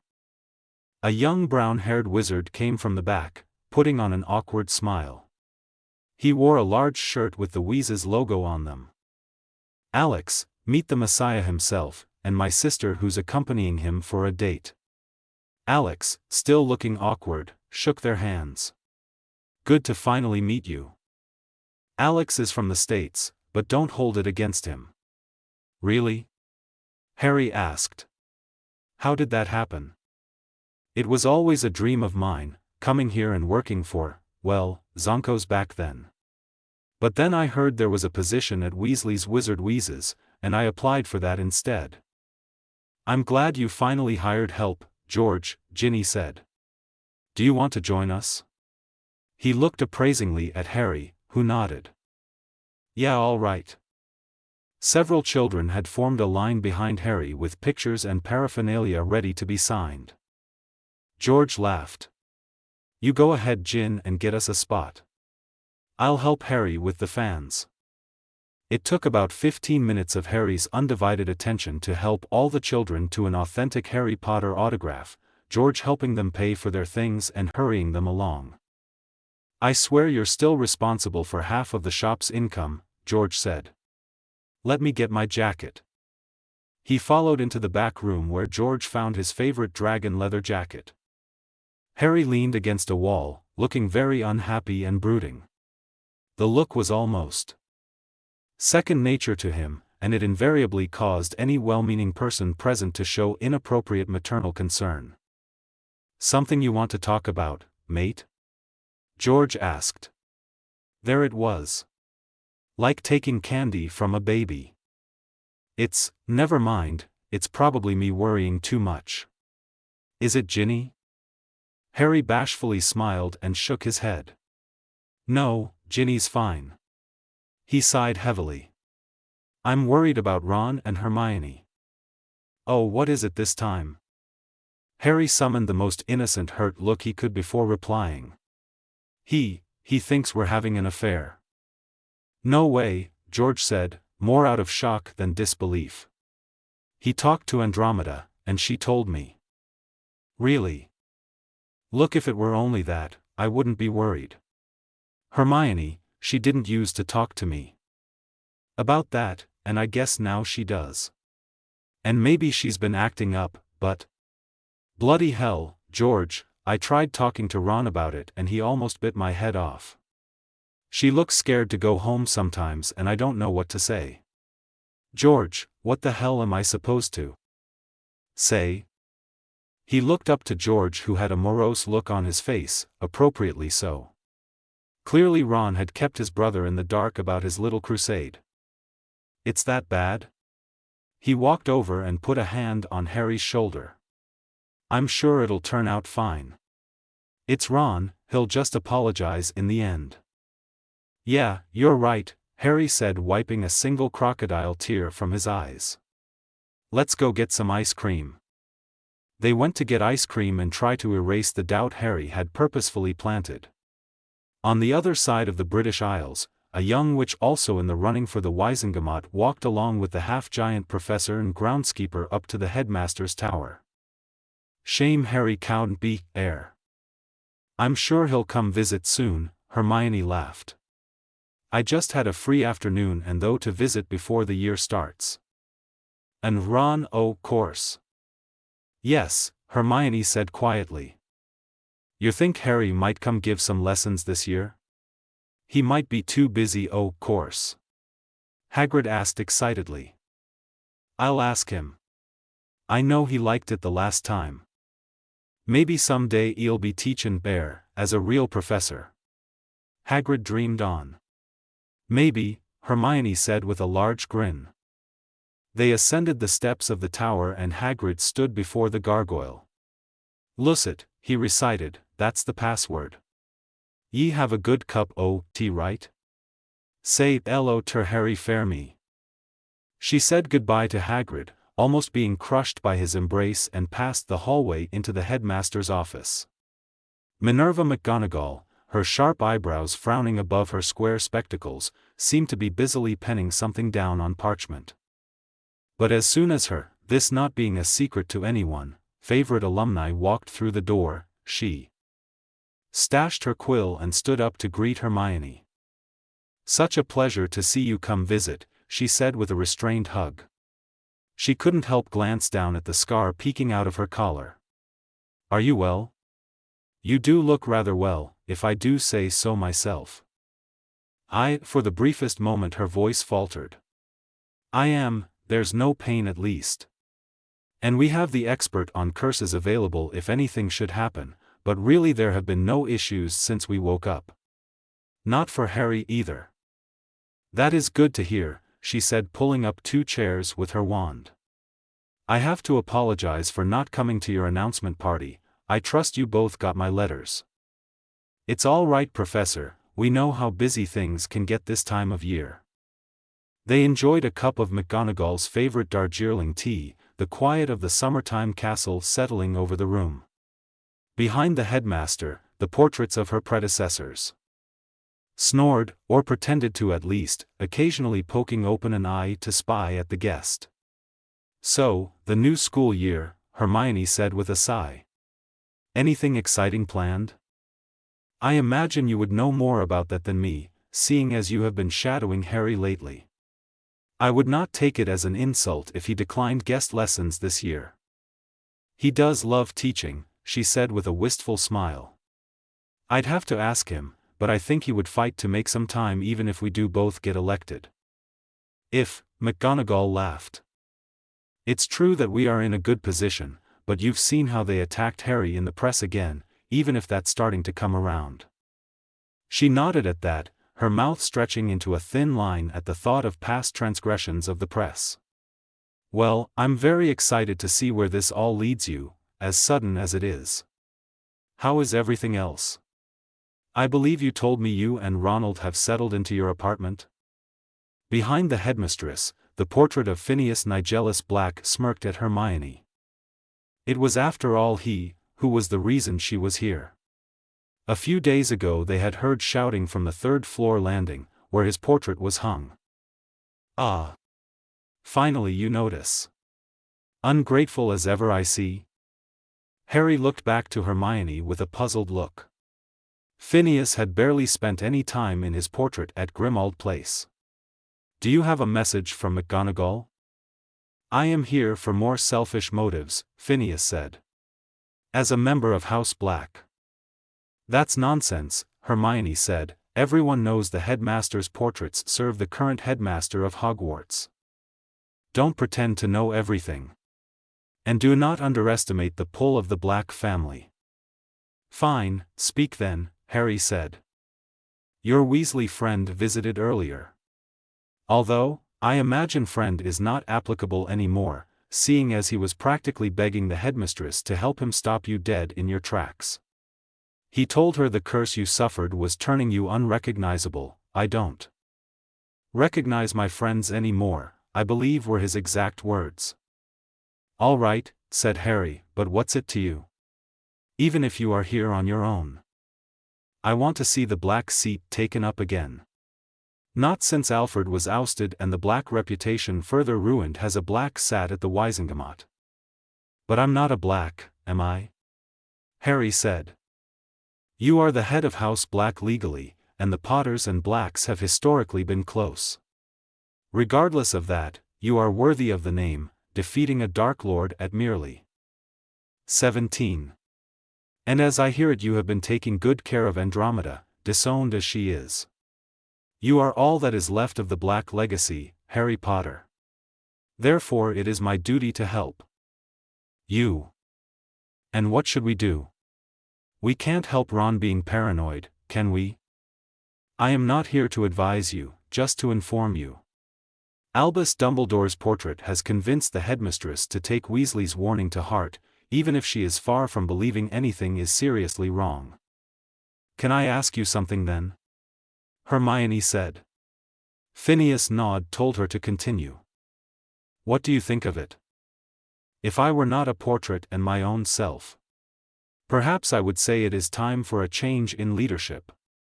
Britain was incapable of dealing with the cancer Voldemort planted. That points to a historical weakness, not a momentary lapse in judgment. You seem as stubborn as ever. Who better to lead? Who indeed, Harry had mumbled. Sitting before McGonagall, it was all too easy to lean on the relationship they had built over the past decade. But now a member of their trio had openly stated his concerns, and that wasn't something that easily went away. And Phineas' visit could easily be a trap, although that seemed too insidious to be true. Harry trusted her to do the correct thing, and in this case, being open might just be it. I don't want to bother you with personal problems, she said. Hermione, there is no need to feel that way. Since when have you stopped coming to me with personal matters? I feel like Ronald doesn't trust me anymore, she said, fidgeting in her seat. Maybe he doesn't forgive me for what I did to help Harry. McGonagall sighed heavily and took off her glasses. There came the moment of truth, to see where she stood when it came to their shaky marriage, which she had so far encouraged every step of the way. Mr. Weasley has always had problems with confidence. Hook. I do believe your latest heroic act has hurt him more than he cares to admit. Line.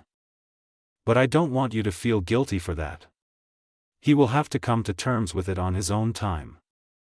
And sinker. Hermione let tears stream down her face. It wasn't some dramatic acting moment, she had done so many times in this office. For similarly stupid reasons. After a while of crying in McGonagall's arms, she dried her eyes. Do you think you will be all right then? If you want to talk some more, I am available. Thank you, Hermione answered. Sometimes it feels like I don't understand him at all. Harry's name hung in the air, thick like gravy. It was on McGonagall's face how much effort she had to make not to simply ask the pertinent questions. Is he very grateful that you saved his life yet again? How is it working this closely with him for the first time since probably the war? How often do you think about shagging your best friend and technically brother-in-law? Instead they talked school to put the emotional episode behind them. Slughorn was talking retirement again, but probably wouldn't budge. Dan Winston, the new defense against the dark arts professor, was slowly getting used to things and fitting in. And of course there was plenty talk of Neville and his apprenticeship, who she would go visit later. Marcy was sitting on the chair in the middle of the Grimmauld Potions workshop, still crying and shaking despite having taken her third calming draught. Pansy was next to her, trying to comfort her, but the girl in question had been growing more unstable by the day. To be fair, reliving those memories probably wouldn't be good for anyone. I can't, please Pansy, I don't want to remember any more. Pansy gulped and glanced at Harry. It's the only way you'll be safe, okay? Maybe, take a break? Then we'd have to start again tomorrow, Harry said. There's 5 more left. Come on, Marcy. They were going to make me forget. Mr. Potter, please, I just want to forget. They lied to you, Marcy, Hermione said. You obliviate so much and you risk getting permanently damaged. I don't care. Marcy, Harry said in a placating tone, I told you we would look for a solution. Now, do you want to come in tomorrow and start all over again? Or do you want to finish this today? Marcy's blue eyes went blank, just staring at nothing while she shivered. Harry took that as a sign to continue. Legilimens. It was a tough task, trying to pinpoint every memory accurately, being repressed as they were, but working his way back from the present helped. And really, doing this in as few sessions as possible was for her own benefit. Getting accustomed to the architecture of the whore's mind was easier in one longer session. He was sure to capture the moment the client drank the polyjuice antidote. Thankfully the idiots who frequented the frilly escape really didn't like to do the act polyjuiced. The man, an elderly balding wizard, stepped forward into the room. It was decorated in pinks and whites, in the middle of it a kitsch simile of a girlish bed where Marcy was sitting. Though you wouldn't know it was her unless you were burrowing into her mind like he was, unrecognizable with her blonde hair and youthful eyes. Don't you look pretty today, the wizard said. Why thank you sir, Marcy replied hazily. They were all given mind-cutter potions when they worked. They took it willingly but that didn't make it any less distasteful. Easier to have compliant workers, as many of them wouldn't be able to do what they did sober. Especially polyjuice to look half their age. Harry moved forward through the memory, disinterested in the process. That's it you little slut, it feels so good, sir, who's the tightest little witch? Ah. Finding the end of the encounter, he flicked his wand, capturing the memory. Hermione held out a flask for him to release it into. Marcy was crying again, but she made no noise, still staring at the wall with dead eyes. For more to go, Harry said. 20 minutes later, it was all done. Before carrying out Marcy, Pansy came up to him. Harry, I'm really worried about her. I know we're doing this to get back at those people, but... Harry sighed. She was right though, as much as memories were good blackmail material, a witness was worth so much more. Maybe it was time they hit the books again. I promise I'll find help. And thank you, he said with a hand on her shoulder, I know it's not easy. Look after her for me. For now we'll give you a stock of calming drafts and dreamless sleep potions. Okay, she smiled. Creature appeared to take them back to the safe house and Harry and Hermione went to the library, opening up the newly built cabinet containing their trove of memories. All of those with recognizable clients were labeled, and sorted onto their particular shelf. They placed Marcy's on the bottom shelf ready to be sorted and labeled at a later date. A lone one in a corner was labeled G.W. Harry couldn't stop from looking at. It was by far the most curious memory they had extracted. What do you think we should do with that? She asked, referring to it. He shook his head. Keep it for now. In a way it is sad. Maybe now that Barnton has gone on lockdown he can move past it. I had no idea he still was so troubled. Well, his troubles aren't over, Hermione said, taking his hand. Not with his little brother about to be taken out of the picture. Harry closed the cabinet with a smile. You are delightfully devious. She giggled and clung to his chest, her hair extending below his chin like a large mousy brown cloud of smoke. Thank you, she mumbled. Fistful of Love. Chapter Notes. See the end of the chapter for notes. Self-doubt was an emotion Ron Weasley was intimately familiar with. He could count the moments in his life where everything was clear as day on the fingers of one hand. And usually those moments had been spurred on by Harry's unyielding determination. When he followed Harry to save Hermione from the troll in first year. When he again followed to the Ministry when they thought Sirius was in danger, he still cringed every time at how pitifully he had gone down in that fight. And finally when he stood against Voldemort when he thought Harry had died. Today Ron was heavily weighed down by doubt. He had so ardently been trying to slow down the train that was Harry and Hermione's candidacy, and yet he felt no closer to an answer than before. Andromeda had been patient but dismissive, and he had the impression that his talk with McGonagall hadn't been taken as seriously as he hoped, despite having the portrait of Dumbledore intervene. He'd been wanting to talk to Robards, knowing he had never felt comfortable with Harry in his department, but it would be bad if Harry suspected him further. Hermione had been less cold than usual, in a very bad way. The words she'd spoken at the Burrow still rang through his head. She flinched when he moved too quickly, made sure to never turn her back to him. Was there any truth in what she said? Did she really believe he could go off on her? He felt incredibly hurt by her changed behavior, and this was the greatest source of his self-doubt. His talk with Harry too, sometimes seemed as if he himself had been the guilty party. He rubbed his forehead at the coming headache, feeling tired and high-strung. A bright-eyed 5-year-old was jumping excitedly next to her mother as he returned change for her custom birthday fireworks. "You look a bit peaky, Ronnikins," George said as the customers left.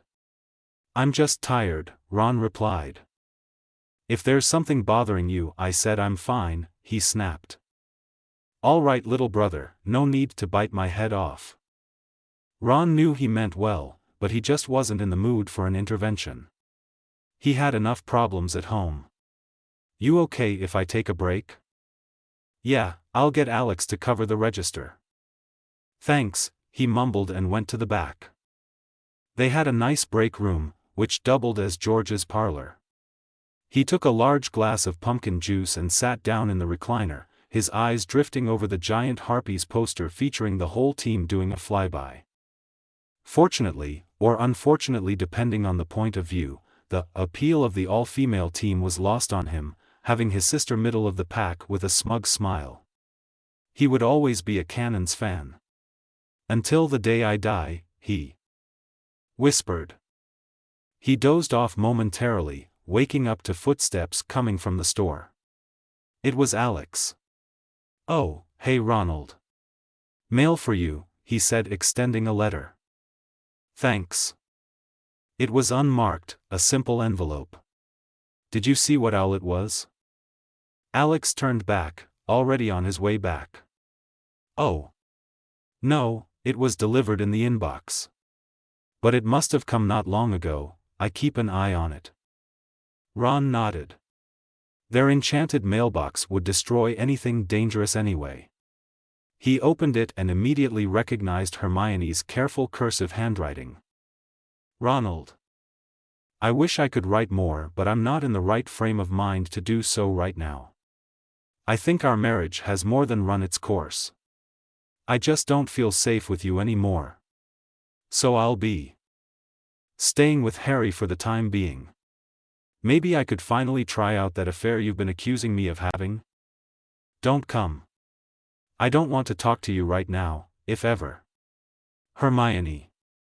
Ron stared, feeling the anger boil up in him. No. No, this wasn't happening. What? Was she going to throw away 3 years of marriage because of some stupid reason? And what the hell did she mean by trying out an affair? He didn't cheat, Ginny did. He stood up with a start, tossing the letter on the chair. She thinks she can run away from me like that. Ronald? Ron turned to Alex, who had a worried expression. Shite, he didn't have time for this. He had to stop Hermione from making a dumb mistake. I'm leaving, I'll flew George when. Just tell George okay. Right, Alex said. Where are you going? Ron stepped into the fireplace and took a large handful of powder. 12 Grimald Place. The green flames enveloped him. Alex was left standing there in confusion as his employer left in a hurry. Too curious for his own good, he picked up the discarded letter. Dear Ron. I'm afraid I'll be working late again today. I took the afternoon off so I could do some preparation at Grimald Place. I promise I'll make it up another time, but you know how busy things are. I hope you can understand. Love. Hermione. P.S. There's some takeout left from the other day if you want it when you come home. Alex wondered what he should do. He knew Ron Weasley had been having marriage problems, but to get worked up over something this small? His throat felt dry. If he had to take a guess, George would probably want to know. Family is family, right? On the other end of the Flu connection, Ron entered the old manor, now looking clean and well-furnished. Candles burned on the crystal chandelier, casting eerie shadows on the red carpet under his feet. He didn't know why, but he expected Hermione to stand at the Flu, waiting for him. His blood was pumping hard in his veins, his fists clenched at his side. How could she be doing this to him after all that had happened? He stepped forward, ready to convince her to come back with him to their apartment, no matter what happened. He startled when she stepped out of a side room, smiling. Her hair was bound into a ponytail and she was wearing. What the hell is that? He said, pointing to her purple sweater, marked number 7. Ron cringed when she brought a handful of the shirt to her face and breathed in heavily. It's Harry's, from the Ministry Interdepartmental League? She laughed, putting a hand to her mouth. Sorry. What the hell are you playing at? The shirt, the letter. Ron swallowed a shaky breath. What the hell happened to you? She crossed her arms and edged her head, her eyes moving to look behind him. I bet you were pretty angry coming here, weren't you? Look at how red you are. That should make it easier. Make it EAS, ah. Something hit him in the back. He couldn't move, frozen on the spot. Hearing the footsteps behind him, his blood froze solid. He didn't want to believe it when he saw Harry step around him next to Hermione. Finally decide to come visit, mate, he said with a disturbing grin. Why'd you have to be such a traitorous little shit? Harry. Hermione admonished. I thought we agreed I was going to do the talking. Harry's eyes softened as he turned to Hermione, looking almost apologetic. Sorry. Go ahead. Thank you, she said, looking quite pleased with herself. She turned to Ron and stepped towards him, inspecting him like one would inspect a menu written in a particularly unseemly typeface. Ron found he could still move his lips, and only his lips. Hermione, what in the bloody hell are you doing? He grunted. She took a deep breath. Ronald, I'm going to tell you a few things and you're going to listen. I think speaking my mind, finally, might be rather therapeutic. Well, I don't know that for certain, but it doesn't hurt to try, does it? You hex me to give me a bloody lecture, he cried through gritted teeth. No, Ronald, she responded with exasperation. That's a curse, actually. And if you don't shut up, Harry will freeze that part of your anatomy too. First, do you know how annoying it is to have to do the dishes all the time? 3 years of marriage and I can count the times you help with that on the fingers of my hand. Cleaning charms. They're very easy to learn, but you seem to continually fail at them. How many times did I show you how to do them? Dozens of times, that's how much. And your breath stinks of pumpkin juice. All the time. Do you know how important oral hygiene is to a dentist's daughter? Also, you've gotten fat, and, she took another deep breath. You're losing your hair. That's not attractive, and yet you always seem to repeat the same vapid compliments. Just like you did when we first started dating? Harry told me about the book, 12 Fail-Safe Ways to Charm Witches. I can't believe I fell for that for so long. Just so you know, that hasn't worked on me for years. Your clothes look nice. I know they're nice, I picked them out. Because you won't even go shopping for clothes with me. Harry did that, and it was fun. So there. Oh, and this might be a low blow, but you really are a bad kisser. I blame your nose, it gets in the way. I thought I was doing something wrong, but as it turns out, I'm a perfectly good kisser. She giggled and looked at Harry. It's true, Harry said with a shrug. Ron's rage was tempered by the deathly cold he felt running through his spine. The curse was binding his mind as well as his body. In his torturous taunting he found the clarity of mind to realize he had been very, very wrong. Those two people had nothing to do with the friends he had known and learned to love over the years, through thick and thin. And yet Hermione's words cut to the bone.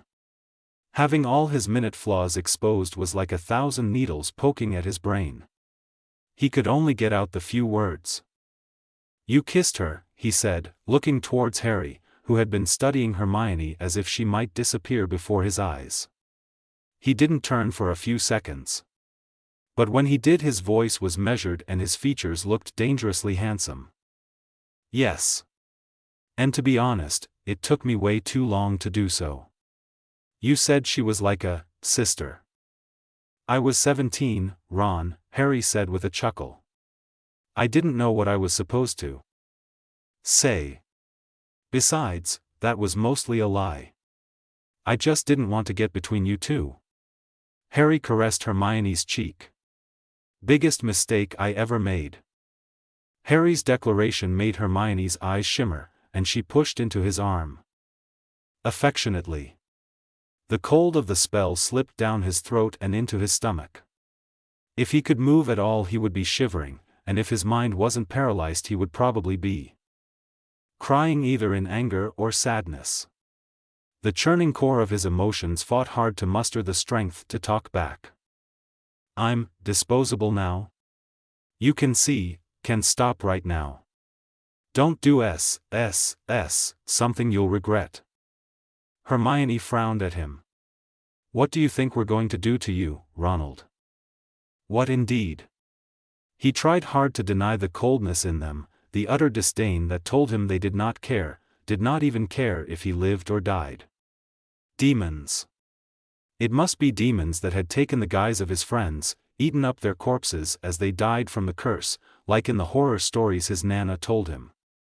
Something otherworldly that had to be fought with magic and sword. You'll kill me, he said darkly. They shared a curious glance, then started laughing as if he'd told the joke of the century. We don't need to kill you, Ronald, Hermione said. We just need you to keep your overly large nose out of our business. She huffed and nodded towards Harry. Defensive wounds first, remember, he said. Hermione stalked up to him and lifted his sleeves. She pressed her nails into his flesh and suddenly scraped them across. He let out a grunt of pain as he watched tiny droplets of blood form in the grooves she had left. Why? Because I would defend myself. I can't just end up at St. Mungo's and not have it look like I put up a fight. His eyes went wide like saucers as he realized what she implied, and for just a short moment he felt his thoughts focus. Going to put me under the Imperius? I'll fight it. I won't hurt you even if you try to force me. You hear me? She looked at him disgustedly. You really think I'd ever let you lay your hands on me? My God, Ron. Her eyes darkened and a breath of air came out her lungs like an orgasmic sigh. Harry, on the other hand. Impotently, he watched her take a few steps away, and her disgraceful partner in human baseness cradled her in his arms like a porcelain doll. The contradiction of what Ron could only rationalize as love between them and the promised act that was to take place broke. something vital inside of him. The frigid despair threatened to envelop him completely. The muscles of his face relaxed limply. With a last kiss to her nose, a gesture chaste as the first snowflake on a winter day, Harry stepped back from her and took up a fighting stance. "No." Ron's voice was reduced to a whisper. "Try to relax, Hermione. Just like we said, otherwise it could be worse than it needs to be." Her mouth was open just a seam and she nodded, never looking away. He'd expected something restrained, a tap, but no, Harry's fist came in contact with full force against her brow. Through his cringing groan he heard a cry of pain, or was it pleasure?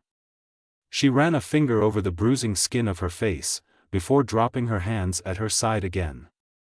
Harry came down with his left and right, wet thud sounding through the room and beyond to the halls. Ron whimpered, feeling more helpless by the second. How could he? How could he do that and still pretend to know? The curtain fell from the spectacle of violence before him. And all became clear. To them this was no different than a profession of love. His eyes honed in on them and saw lust, insanity, and complete dependency. A droplet of blood dribbled down from her cut lip to her chin, and down her throat. "Please stop this," he tried, one last time before the strength faded away.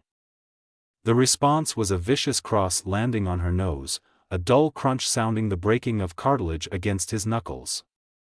Hermione doubled over in pain, pressing her eyelids together. "All ge way," she said.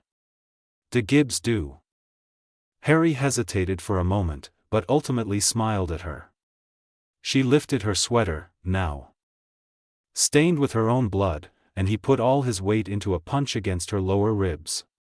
She toppled over against the wall. It took a long few seconds for her to be able to talk again. "Goog," she panted. "Id hurts do." She rested on her knees, clutching her side. Harry was quickly beside her, rubbing her shoulders. "You did well, Hermione. Didn't even flinch once." She took out a vial from her back pocket and uncorked it. "Your hangs." Applying the liquid with utmost care, the chafed skin on his knuckles healed cleanly. "Thanks," he said, handing her his wand. "Now for the last part." Hermione looked at him, the physical damage seeming like an illusion. She looked as happy as if she had just graduated top of her class. She lifted Harry's wand up and spun it in a recognizable motion. Obliviate. He finally saw the full picture of their plan just as his memory was wrested from him. Bit by bit he felt the events of the moment fade to something else, to his fists inflicting terrible pain upon Hermione, to his anger being responsible for her bruised, broken state. Despair and coldness was replaced by revulsion and self-hate. The freezing curse left. As his brain processed the post-obliviation haze, Harry took back his wand and donned his cloak, disappearing from view, and then from the manor with a crack. "Stay away, Brob B." Hermione was crying. Ron's heavy breath became panicky as he realized what he'd done. He hurt her, hit her. Why had he done this? He'd been angry before, he'd been furious even, but never did he think about raising his hand to her.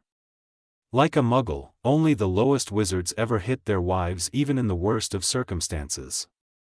"Oh Merlin," he whimpered. I didn't mean." "No." She shuffled away, bumping into a wall and raising her arms in protection. "Please stop, Ron." He shakily moved forward, hoping by some miracle she'd forgive him. "God, please God, someone save me from this." "Hermione," he said weakly. She crawled quickly into the hallway, tears and blood spreading on her, Harry's sweater. He pushed down the flash of anger that ate through him like fiend fire. She balled her fists as he came closer, his hands held up to somehow comfort, somehow. "Step away now." Hands in the air. He hadn't heard the flow activate. "I said now." Hesitantly, feeling like the whole world was coming down on him, he stepped back, and was pushed against a wall almost instantly, feeling the telltale pressure of a binding hex around his wrists and ankles. A hand went into his robes and fished out his wand. That voice. Alfred Baxter, the new Auror. He was completely and utterly finished. Hey, hey. Hermione? It's me, Alfred, you remember? Yes. Ron turned, feeling guilty for even looking and seeing Hermione fight muffled sobs on the Auror's shoulder. What had he done? Harry waited in the ministry locker room under his invisibility cloak. It was all part of it, him having an alibi, but he would much rather be by her side now. At least Alfred was there, that was a good thing. By now Matilda would be returning, having been called back with news of the incident. He heard the footsteps coming closer and let out a sigh of relief seeing her. Over here, he said, sticking an arm out of the cloak. Right. Matilda looked identical to him, except she was squinting, the polyjuiced green eyes still having his sight problems. I have to tell you, it was hell running around with your eyesight, almost bumped into half of Nocturne. Everything go according to plan? How is she? Harry looked one last time behind Matilda and tossed off his cloak. Alfred took her to St. Mungo's. Ron won't be a problem again. Matilda drank the polyjuice antidote and turned back into herself. They switched badges and Harry transfigured her wand back. Really, thanks for helping, he said. She nodded and flashed him a boyish grin. Semper Vi, brother, she said with a V sign over her heart. He returned the gesture. Semper Vigilans, always ready, always watching. But beyond the call of the Auror Brotherhood, Harry knew that Matilda would always be loyal to him. How far she'd come from the haggard young woman he first saw locked up in the bowels of Azkaban. He was but a boy back then, a boy who had defeated Voldemort, but a boy nonetheless. I'll see you at the interview? He asked. Robards won't want me taking the report. Yeah, she nodded. All right, he said, turning to leave. Captain, he snapped back, taken by a burst of glee and honesty he now rarely experienced, I think you would look rather impressive in the boss gold trim. He heard her chuckle as he left, in a hurry, to apparate to St. Mungo's. Truly now his heart raced in his chest, knowing full well that the apotheosis was at hand. A witch directed him to a private ward and he rushed there and saw Alfred standing outside, looking tired. Al? Harry. Alfred walked over. I got there as soon as I got your message. She's all right, no permanent damage. Bigby took in Weasley. Harry looked at the closed door. Alfred must have read his intention. Just a few minutes. They'll call us when it's done. He put a hand on Harry's shoulder. She's a tough woman. She already asked if you were coming. They sat down on a bench opposite the door. Harry felt nervous about seeing her, knowing how she had planned it so carefully, how this evening and Ron's downfall was her elaborate love letter to him. Only she could make him worried about being enough. The door clicked open and a witch wearing healer's robes stepped out. Mr. Potter, she said as he stood up, I think it's fine if you would like to see Mrs. Granger. The nervousness he felt stepping inside and seeing her sitting on the bed reminded him of the day of his wedding to Ginny. Back then the distance to the altar had seemed very long indeed. But as she looked up at him, her bruises now muted like a tasteful rouge and her swollen lip mostly mended, he felt completely at ease. A patch adorned her nose, its white and blue pattern bringing out her pink, bloodshot eyes. This was Hermione, there was nothing left to fear. They hugged and put on a nice show for Alfred and the nurses, where she told him how badly Ron had reacted and Alfred had come just in time. Harry apologized for not getting there himself, Matilda being polyjuiced as him and on duty at the time. It was all quite the nice performance, and there was still the trip back to the ministry to look forward to. I don't want to press charges, I just want him away from me," Hermione said. Alfred made a protesting noise, turning towards Harry for advice. "We'll just go to the AD and take a statement, yeah?" Harry said. "You don't have to decide anything right now. Feeling up to it?" Hermione nodded. "As long as you're with me." They left for the AD, Hermione choosing to side along with Harry to the station set in place for victims and emergencies. Harry glanced towards the temporary incarceration wing. Ron would be sitting there now, but not for long. They settled into the visitors' lounge, where Hermione made the most picture-perfect impression of the strong but rattled victim. Matilda came in to assist Alfred with the report, and Hermione recounted the dreadful story of how Ron had lost his reason and assaulted her. Unfortunately for her, she had forgotten her wand in the kitchen at the time, and Alfred had recovered it. "The house gets cold sometimes," she sobbed. "I just took the first sweater I saw. Why didn't he just listen?" "Do you have somewhere you can stay?" Alfred asked. "Parents, friends?" "I want to stay with Harry," she said resolutely. Their eyes met and they smiled honestly. "You want to go back to Grimmauld Place?" Alfred asked. Hermione reached out for Harry to take her hand and he did, shuffling closer. It was a romantic gesture even to the young Auror who had asked the question, and he didn't protest further. "In regards to prosecution, you know this, I know, but you can press charges in the near future. If you don't, we can enforce a protective charm to keep him away." And, he cleared his throat, the discomfort of the subject clear. "Considering how clear-cut this is, the ministry probably won't object to a request for divorce, if you choose to file it." Hermione nodded. "Thanks, Alfred, Matilda. We're fine to go now, are we?" "Yeah, of course," Matilda said. "I'll tell Robards. You probably want to take a day off tomorrow?" "I will," Harry said looking at Hermione.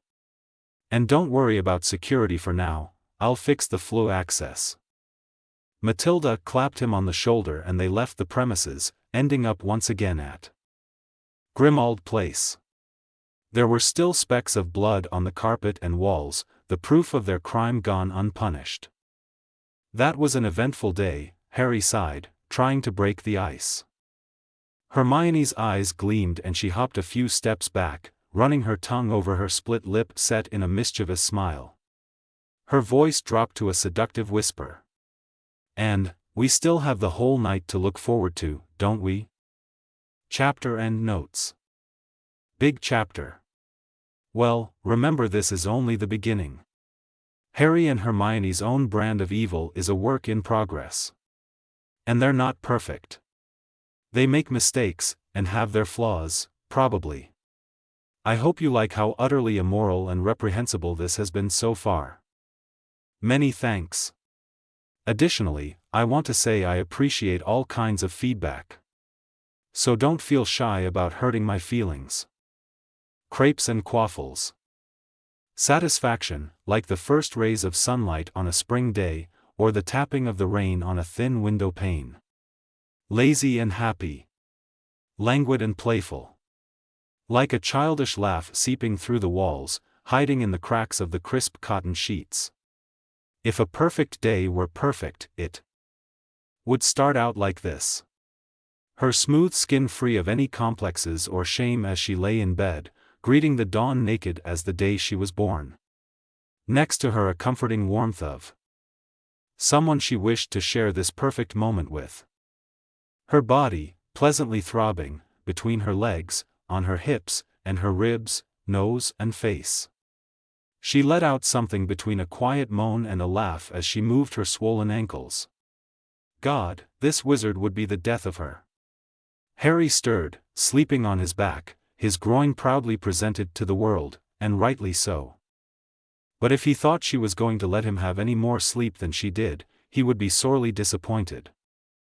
She swung her splayed-out legs closer, and over him, hooking it around his, and hungrily kissed his neck in all the right spots she, now by practice, last night by instinct, knew drove him mad with lust. With a groan and turn of his hip, he locked her against him, stuck between frustration and admiration. "Good morning," she said innocently. "You know I love how flirty you are, but there are limits." "Well, if there are," she answered in a clinical tone, "we ought to figure out what those limits are. I never thought you would be the one to urge caution." Harry was properly goaded, wrapped around her little finger and exactly where she wanted him to be. Appropriately rough, he wrapped long slender fingers around her thigh and lifted her leg. And yet, she was still in control, dizzy, moaning and incoherent control. Spurred on by his morning erection, it was no session of long lovemaking, not like last night. But it was exactly what they both needed. After all, they couldn't very well spend their entire lives shagging each other to bits, as seductive a thought that it was. The sheets were charmed to keep them well cooled, something she was thankful for. Overheating and dehydration was a real killer, doubly so when mixed with intense physical activity. Harry thought it proper payback for him to spill water on her face as he fed her from a glass of water. He laughed at his improvised waterboarding and she found herself giggling as well as she snorted out the worst of it. Being with Harry was fun, it was exciting. "I hate you," she said, rubbing her nose. He sighed and looked her over with an air of contentment, leaning back against his propped-up pillow. "Want some breakfast? And if so, served by the wage-slave elf or home-cooked?" "You would cook me breakfast?" she exclaimed in mock surprise. Harry had cooked breakfast for her before, but it was nice pretending today was extra special. And he did try to make it extra special. Creature ended up having to fetch some fresh strawberries, as Harry set to making crepes, eggs and bacon. It smelled delicious and Hermione was salivating as the crepes piled up on the dish. It was around that time the first owl passed through the window. It was a Daily Prophet delivery owl, and Hermione went to pick up the tied-up paper with excitement. "Harry, you are brilliant," she exclaimed. On the front page, the article showed off Hermione's bruised face, as it had been when she had been taken into St. Mungo's. War hero loses IT, Granger taken in at St. Mungo's for spousal violence by disgraced ex-Auror Ronald Weasley. It was a stroke of genius on Harry's part, tipping off Skeeter and just lightly threatening her into giving the article a certain slant. It was an anonymous tip of course, but Skeeter was never that stupid, so she could guess what new horrors awaited her if she stepped out of line. She probably hadn't fully recovered from spending some time imprisoned in a jar. The memory of shaking it and hearing her rattle around against the glass was a fond one. Harry received a kiss for his trouble, and they set to reading the article. Ron was viciously dragged through the dirt. Every slight mistake he ever made accentuated and exaggerated, it truly was some kind of work of art.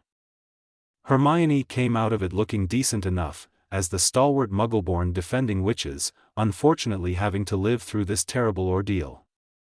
Crepes were her favorite breakfast food, topped off with freshly whipped cream and strawberries. A meal her parents would surely frown at, much too sweet and un-British. They were the best she ever had, and the one who made them was probably half the reason for it.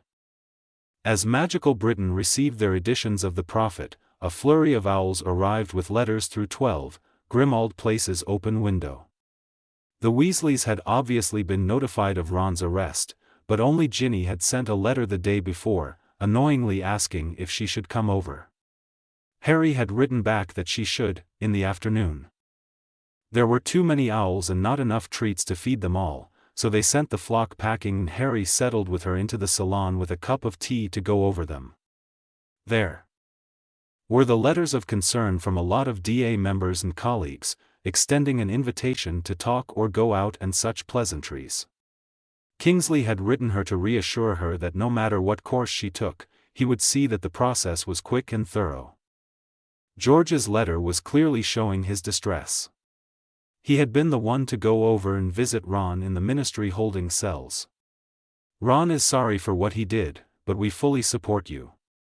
More. Such excuses and rationalizations popped up, desperately trying to save the toppling monument of the near-perfect Weasley extended family. Arthur was much more to the point. In fact, he sounded like he was on the verge of disowning Ron. I taught him better than to attack a witch. It was mildly ironic, as he almost hexed his sister, Hermione remembered. No, generally speaking, it seemed like their plan had worked out brilliantly. Ron was now a pariah, and odds were he wouldn't show his face for a while. "You're not worried he will keep distrusting us?" Harry asked. "No," she snorted. "Ronald has the mental fortitude of a Malfoy. He will probably exile himself." Harry thought about it for a second and shrugged.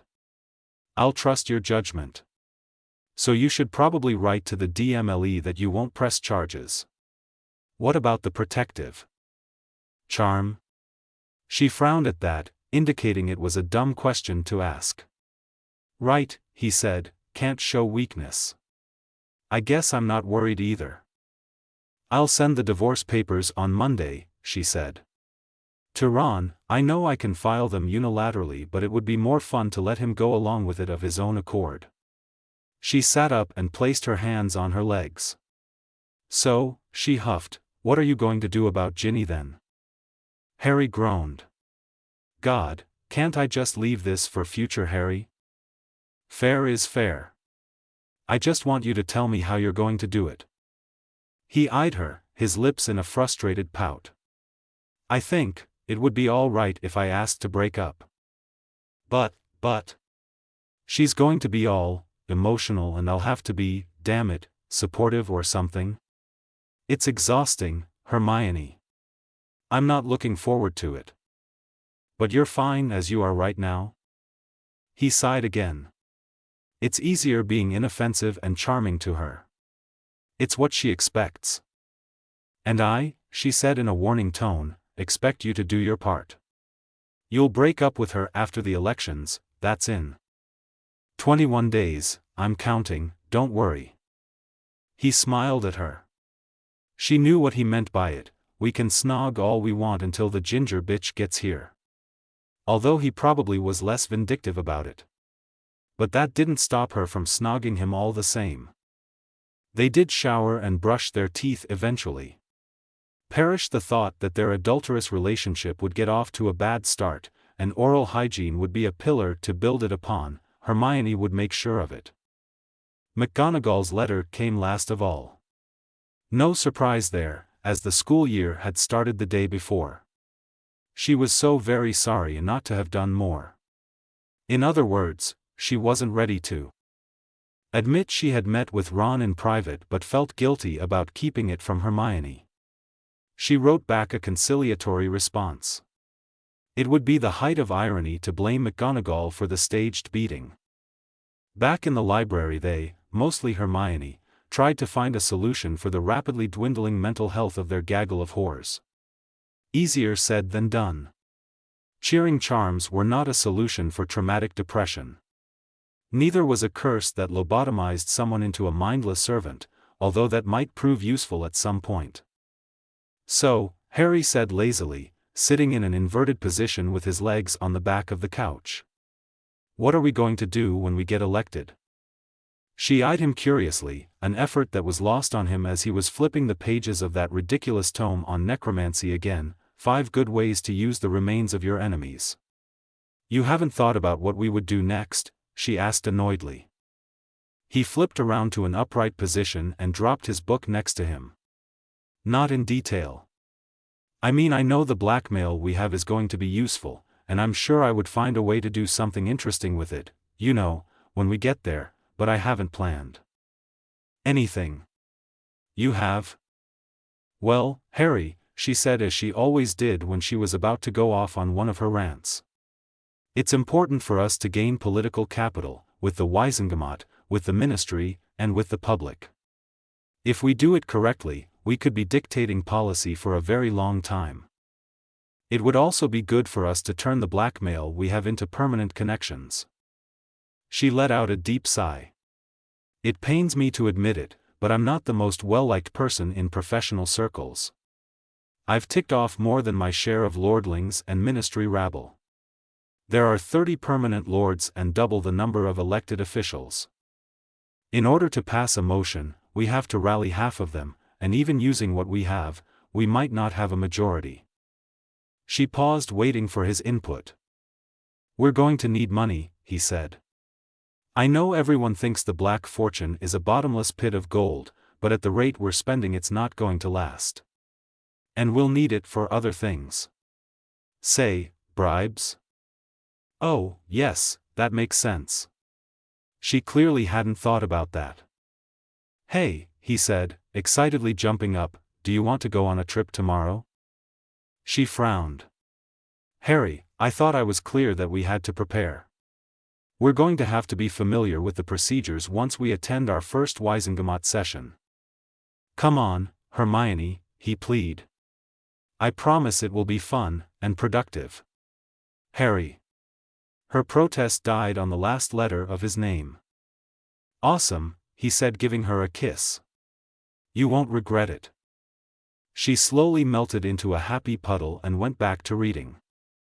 Lunch didn't go so well.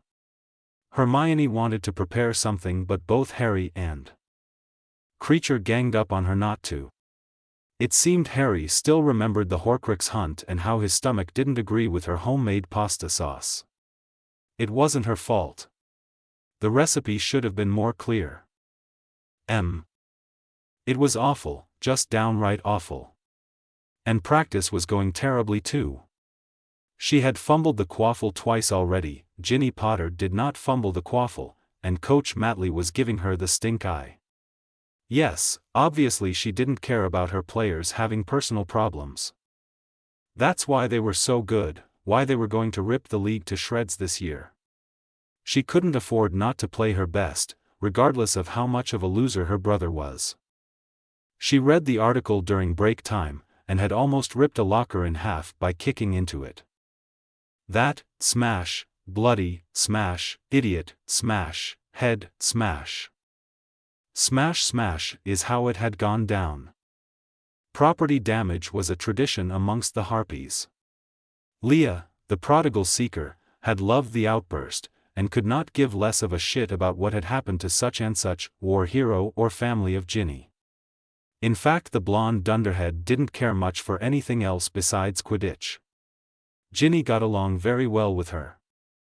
They finished off with a cool-down run around the pitch, with Leah chattering about her weekly trip to Quality Quidditch Supplies, where she had met a Nimbus engineer and rattled his head off about possible adjustments on their new line.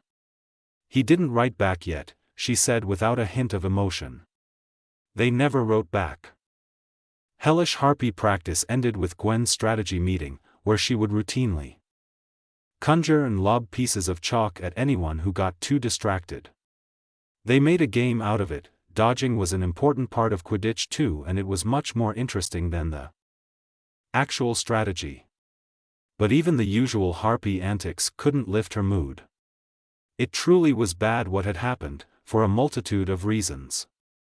Not least of all was that Harry was now taking Hermione under his roof, while Ginny was still stuck in the doghouse. Not fair at all. Well, maybe slightly fair. She had dated that blockhead Marcus Dwyer for all of 6 weeks, she'd even taken off her ring while doing so. Stupid. Stupid. Stupid. But back then it really did seem like he would never wake up. Likely to never recover, Mrs. Potter, is what the healers had said. Useless, the lot of them. And things had not been going well with Harry. Oh, yes, she could smile, exchange pleasantries, be the courting wife. But something just didn't resonate. The hoops were slanted, the bludgers made of cake batter. The possibility that Harry would now fall for Hermione was very, very real. Ron might have thought that things were fine after the war, she's like a sister to him. But Ginny knew better. Tears in her eyes, a helpless look, a sniffle from her annoyingly cute broken nose, and it would all be over. Just one "Oh, Harry, hold me please," and sweet, caring Harry wouldn't know what to do with himself. It didn't really matter if there was some mystical non-duality preventing them from acting on it. Men were simply creatures, even Harry Potter. She sighed as she went to shower and change. She wasn't ready to give up the fight yet, not by a long shot. Checking herself in the mirror, Ginny admired how well she looked. Toned abs, jutting hips, soft, cherry-red lips. Her freckles, perfectly peppering her nose and cheeks. Head in the game, Ginny. Head in the game. She could do this and do it well. Sure, it might have taken her 6 or 7 full years, but she had seduced and married Harry Potter, the love of her life, fire of her loins. Looking good, Jin-Win, Leah said. Date night? Not really. You? Just staying in, AH. Kira had passed by and slapped Lee's shapely arse. Stop that. Leah protested. See you tomorrow, Kira called back. Leah giggled stupidly. She's so stupid. Ginny bit her tongue not to point out the pot to the kettle. I'm going, Lee. But bye, Leah called to her. If things got really grim, Ginny could always use the itty-bitty bint as a bargaining chip. She operated to the quiet end of the street, nervous as a doped-up pygmy puff. The sun still shone brightly between the houses and an unsuspecting muggle did his best to ignore the girl that had just appeared out of nowhere. With a fast tapping pace of her trainers, she walked to 12 Grimmauld Place. She never liked the house. Very dark, damp and stifling. Their apartment, as simple as it was, had been much better, and she had good memories of it. A flash of anger passed through her again as she thought of the happy memories, now so distant and ephemeral. Chance of getting any tonight, near zero. She knew that. Just be nice and sweet to Hermione. Not that she hated her, but she hadn't exactly been competition so far. Oh, how easy it would be if Harry had just not gotten hit by that curse, or if Hermione hadn't, surely she had, it wasn't Harry's idea, suggested the political career. Yet another thing to be angry about, that Hermione was capable of having him shake his world upside down and enter the Wisengamot. She groaned and grimaced at the thought. She knocked at the door. Calm. Concerned. Compassionate. Deep breath. Rattle, rattle. Ginny, come in, Harry said with a subdued smile, stepping aside to let her pass. Sorry about the flu, but I couldn't be bothered to do more than block it off right now. It's fine, she said. But no, it was strange. How is Hermione? You know her, she'll be back out there in no time. Generic response. She at least expected some kind of fumbling on his part. Sleep much? Push push. Enough, he answered. You look a bit tired. Push push. I got a few days off, you know. Bad news. Does she want to talk? Ginny moved next to him to study his reaction. Yeah, should be fine, he said with a smirk. The place was much different than she remembered. Moldy carpet replaced by dark hardwood floors covered by a red carpet in the parlor. It almost seemed warm and welcoming, though not quite, there was still a strange eeriness to it. The hairs on the back of her neck stood up. The hint of something in the air. Harry called Creature for some tea. Hermione appeared from a guest room. Not haggard, not in pieces. Just seemingly a bit sad and with her visible wounds. Ginny ran over in a concerned rush and pressed Hermione into a friendly hug. Glad to see you, she lied. How are you feeling? Better with Harry letting me stay. Ginny deflated internally. But she smiled, endearingly, to Harry and then to her. It's nice of you.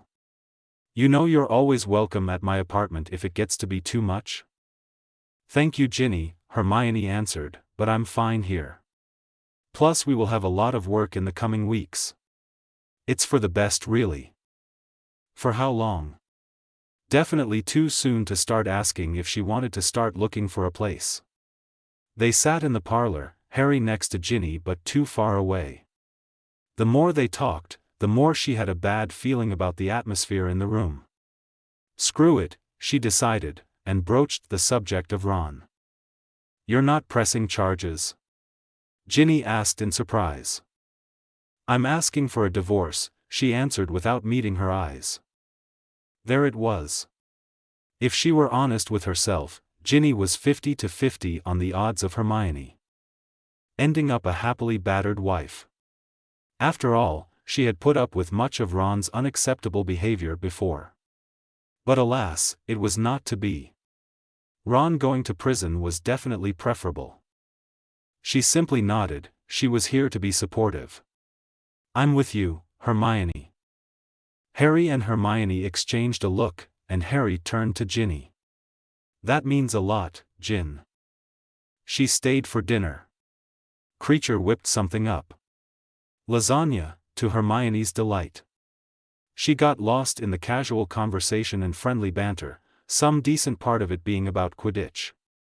Katie Bell, their former beloved team member, was starting off in Puddlemere, and speculation was made on her chasing after Oliver Wood. They had some chocolates with coffee for dessert, and Ginny left in a decent mood. It wasn't until she stopped, 10 paces from the door, that the pieces started to lock into place. Oh. Are you bloody kidding me? Harry was cheating on her. With Hermione. Had she been this blind only to see it in hindsight? That glowing stupid look she gave him as she told one of his lame jokes. The smirk when they talked of Katie and Wood's imaginary relationship. And the darn smell. Something between a barn and a flower shop.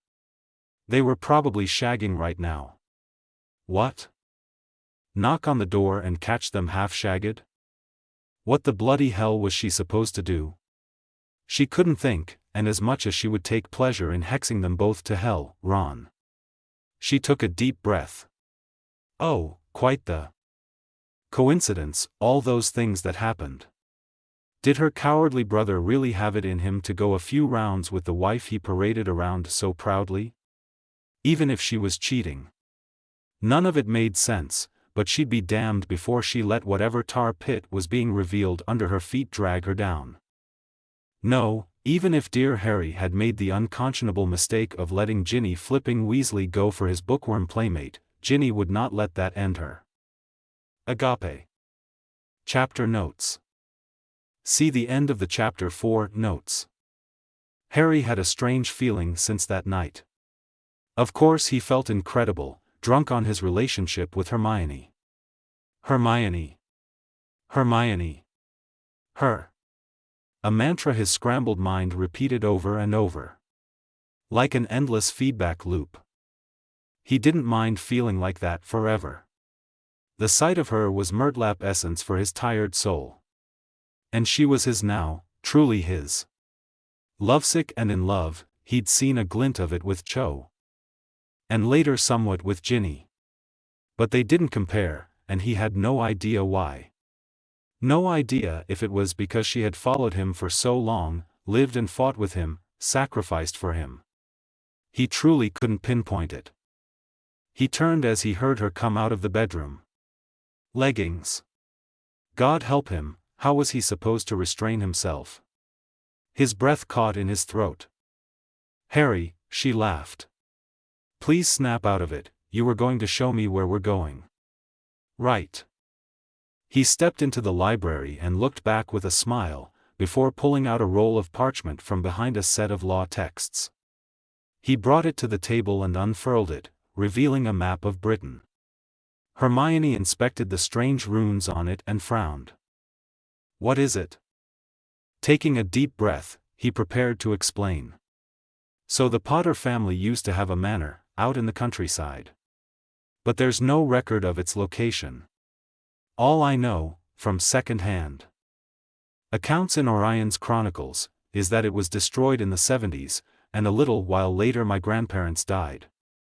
She gave him a compassionate look, making his heart flutter. Anyway, This map shows magical events, mapped through time. Since there was an attack on it, there should be a signature for when its enchantments were destroyed. Harry tapped the map and hundreds of circles in different colors appeared. Now, it doesn't register all magic, that would be crazy. Just really big outbursts. Here. He pointed to Hogwarts next to a circle annotated with 2 to 5, 1998. When Voldemort assaulted Hogwarts. This is really amazing, Harry, she said, brushing her fingers over to the different circles on the map. It seems like it goes back to the 19th century but not much more. Oh, what a shame. Think what we could learn. Well, Harry said, tapping a symbol near the Shetland Islands, leaving only a few dozen. Here are all the markers between 1972 and 1978. We can discount those at Hogwarts and near the cities, since the manor seemed to be in a less populated area. Some circles disappeared with a touch of his wand. And I've eliminated some that are over known historical events, he continued. Sabermoor Castle, Highcoven, Fleacorn Parish. The circles disappeared one by one. And this is what we're left with. 5 relatively large circles remained, all with dates between 1974 and 1977. Hermione let out a deep breath. So you can be studious once in a while, she smiled. This is really well done, Harry, but what are you hoping to find? Hopefully more than nothing, he said with a smile. So, are you ready to fly? She grunted in displeasure. You know I hate being in the air. He tried not to show too much disappointment, but he had expected it. All right, but you'd have to make portkeys then. No, she protested, her eyes drooping still.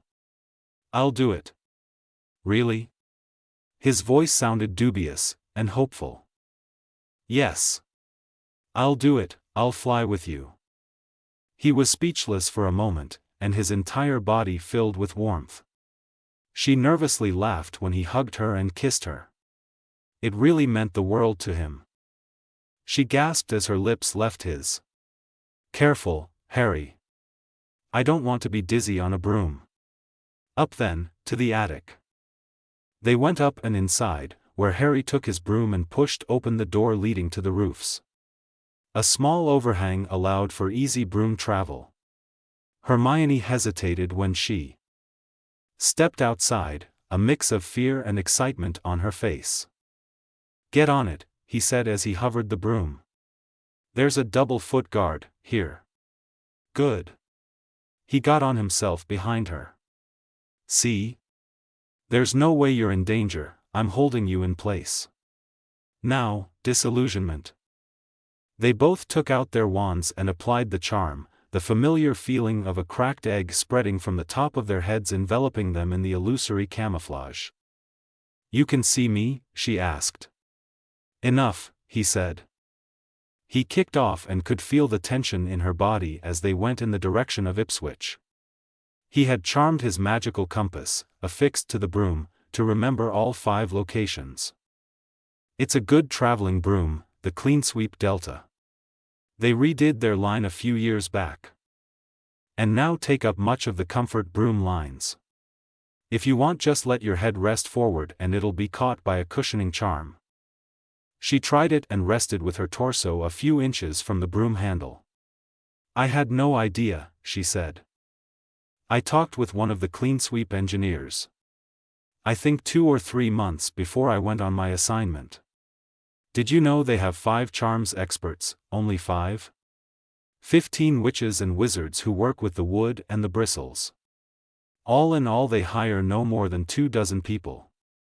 And they make thousands and thousands of galleons. Meaning? Well, I've been thinking of the Barnton situation. You have this group of magicals who are really well off, those that can get a job at Cleansweep, or work at the ministry, or have their own business like Andrea Fortescue. If you're not good enough to get that position, or you don't have family that can get you a ministry job, you're going to end up on the broke end of things. I see, she said, having relaxed somewhat. And what does a rich person pay for that is worth his extra galleons? Exactly. They buy other wizards or witches. I'm wondering if Barnton is just a part of it. There's a lot of other ways that can happen. You mean like how the well-off families started to take in the odd hire to do their cleaning and such? Harry smiled, even if she couldn't see it. But it's disorganized, and they still find adequate pay to be too expensive. Maybe we can find a way to fix that. It was silent for a long while, but the tension in Hermione's body was gone as she thought things through. Solving that problem would buy us a lot of goodwill with the public. We have the manpower. All we have to do is guarantee safety, by making sure those Barnton clients are powerless to do anything. It won't be easy. And don't think I forgot that we have to study later. We need to know everything there is to know about all members of the Wisengamot. Plus legislation, plus procedure, and we have to talk strategy. I'm not meeting with Owen alone again. I promise, he chuckled, but first we go on our date. A date. He felt nervous even saying it, and he really wished he could see her reaction right about now as they were flying over the green fields and forests. It was the end of summer, it was obvious in the air, that hint of a chill that made you almost shiver. There was no better time to do this. About 20 minutes later, they arrived at the destination of the first marker. His compass let out a continuous blip-blip that became more frequent as they descended and touched down. They undid their disillusionment charms and looked around. They stood in a field a few hundred yards from a good-sized lake, and some farmhouses and buildings could be seen in the distance, but not much else. A bit of a strange place to put a manor, Harry said. Well, it's not far from the lake, Hermione said. He watched her hair billow in the wind. It was a strange thought, but even with the pink leggings and jumper she looked like a proper witch. What are you smiling about? Nothing, he said, turning to look at the ground. I can't see any signs that there used to be something there. Foundations, anything. He cut the grass to see better, revealing only more dirt. Nothing from his detection told him anything had ever stood here. A bust? She asked. Probably. Let's go see the lake just to be sure. They did. Harry even flew over it, invisible of course, and there was nothing down there but silt and mud. Well, on to the next one, he said, and they hopped back on the broom. The next marker was even less interesting. It was in the middle of several small towns, right on top of a tree trunk. The tree was not magical, nothing was in the nearby area. But there was a discarded Coke can, bleached by the sun. The third marker was the most promising, situated in the northeast part of the North York. Moors. Hermione let out a cry of glee when they flew over the blooming rows of heather and bright green grasses. The whole landscape looked like a pastel painting of red, green and violet. The quaint villages in between only added to the magic of the place.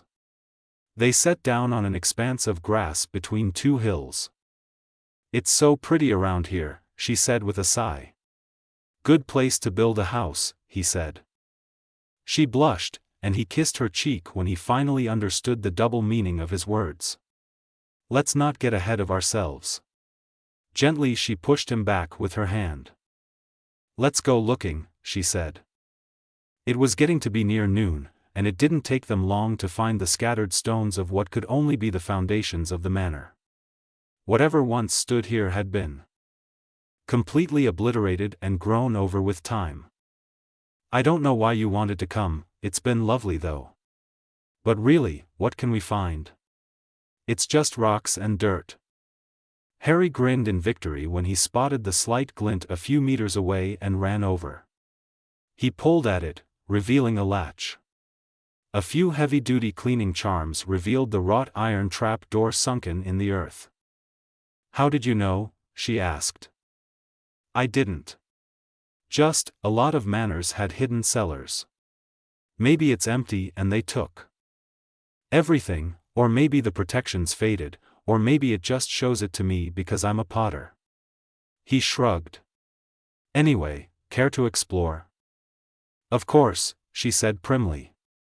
It took a lot of his strength, but using a stick from nearby as a lever, he unblocked it and opened the hatch. Cutting the darkness with a lighting charm revealed a ladder. I'll go first, he said, so you don't have to be afraid of falling. With his wand in his mouth, he descended into the underground, finally spotting the stone floor below and quickly shining light around. There was a short tunnel ahead, or hallway. It was nicely decorated with dusty tapestries and stone carvings. Hermione came down with the help of his lit wand, and he put out his arms to catch her on the last step. Side by side they went forward. The path branched into 2 hallways, of which they took the left one. The hallway bent left and led into a chamber parallel to the entry hallway. It seemed to be a sort of living space. Shelves, a table and 2 fairly large beds. Some kind of shelter maybe, Harry said. Yes. There wasn't much here. But surprisingly some tinned food was stacked on one shelf. Although neither of them cared to try it. The armchair in the corner, wood with red velvet cushions, was covered by a thin film of dust. Try the other side, she asked. Sure. He moved forward slowly, a bolt of reverence passing through him. This was in the end the only physical proof left of his heritage, the place where Potters like him might have grown up and lived. He only had the traumatic memory of his parents, something so deep and buried, it only came to the surface as a ghost. And he had never known any of his grandparents. He felt something like kinship for their memory. I can't believe it's actually here, he said with a trembling voice, and pointed at a dusty coat of arms embedded in the walls. Look!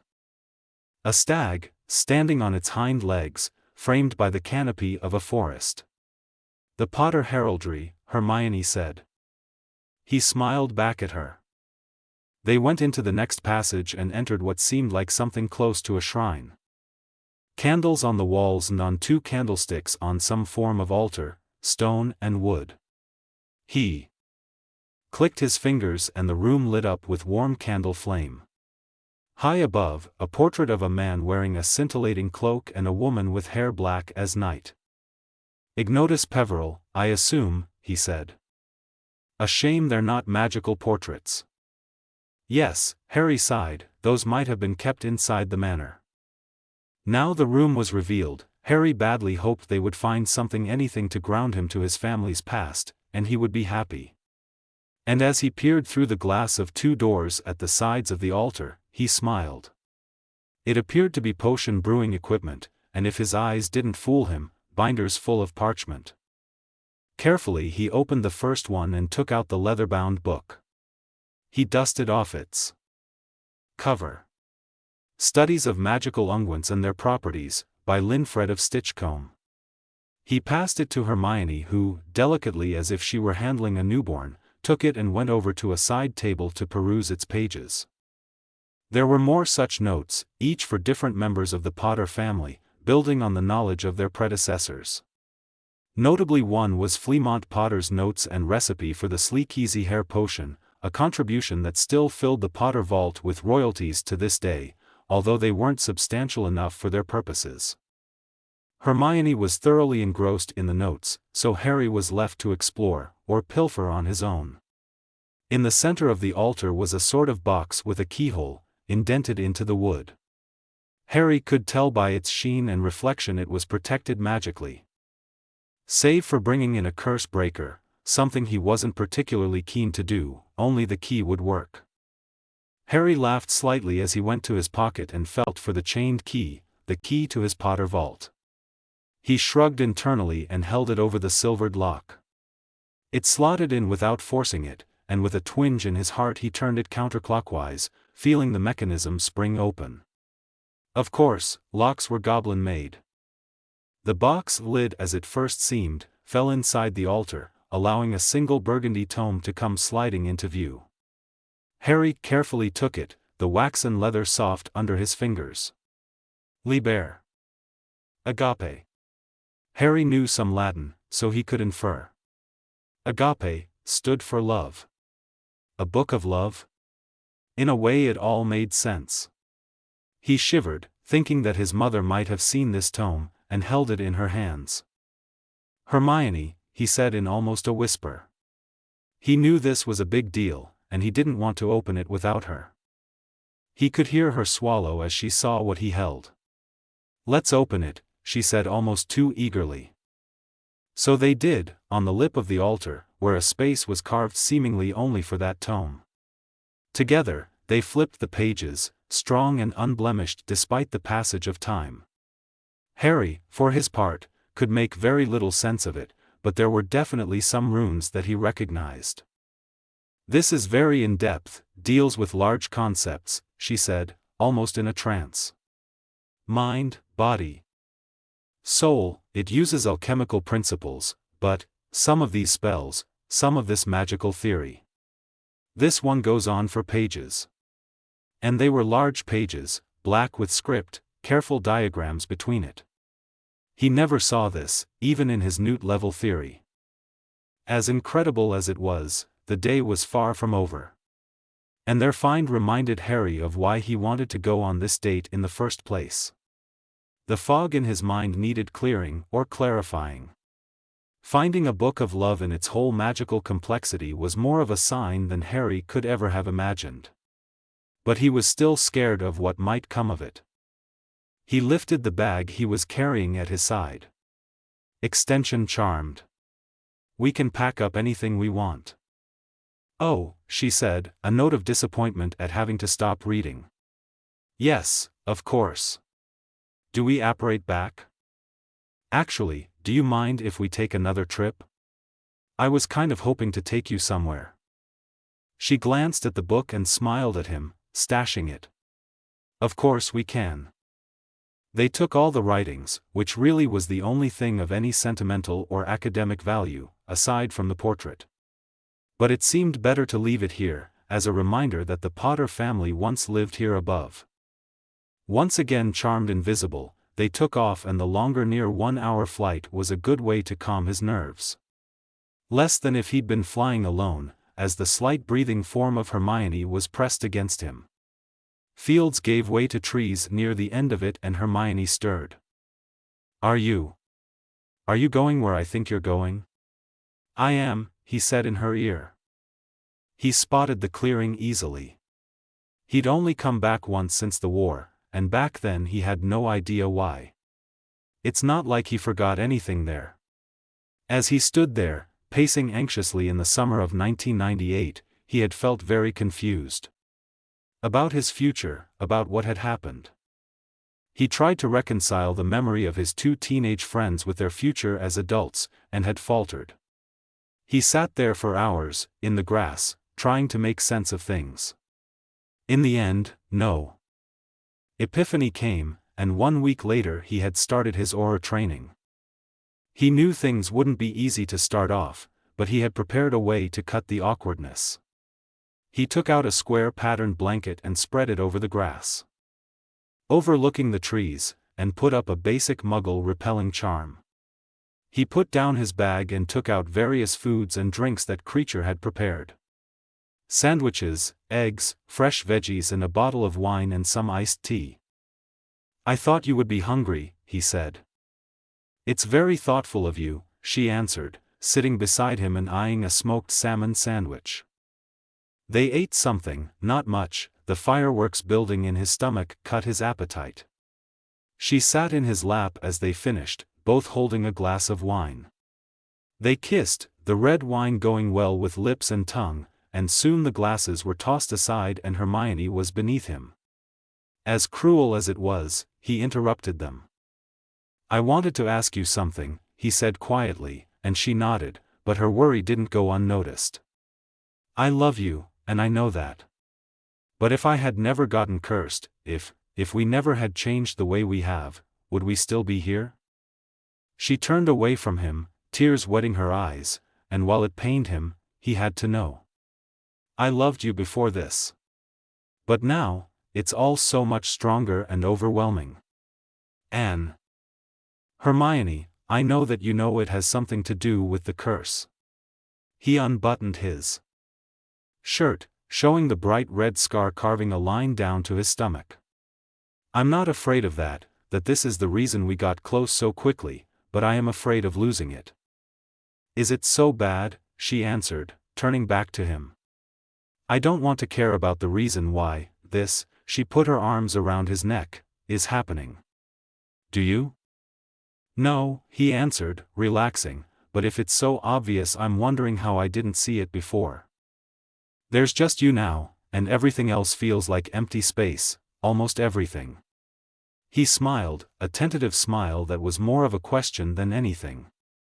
That's a bit scary, even for me. It's not just the curse, she said, achingly thumbing over his lips. I know why you brought us here. Because if there was any time for us to happen, it was back then. But things changed. We've changed, I think because of how we feel about others, not us. He felt a bead of sweat running down his back and a cold stirring rage settled into his stomach. He wrapped his large hand around her chin and dug in his fingers. You know, you're right, he said in a baritone voice laced with sizzling fire. It is about others.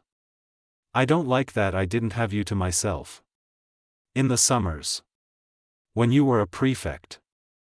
And when you married. It made me angry at times. Her eyes, twinkling brown, darkened like an endless abyss, and it kept pulling him in. He kissed her forcefully pouting mouth, his tongue darting across her lower lip. When I saw you in that immaculate wedding dress, I wanted to be the one to you. Maybe I should have broken into your room that night and taken you for myself. Like a wild animal she bit at his thumb, making him pull back and smile. You'd be the first to do so, she said with a derisive chuckle. Ron was passed out drunk. Who do you think I was thinking of when I got myself off that night?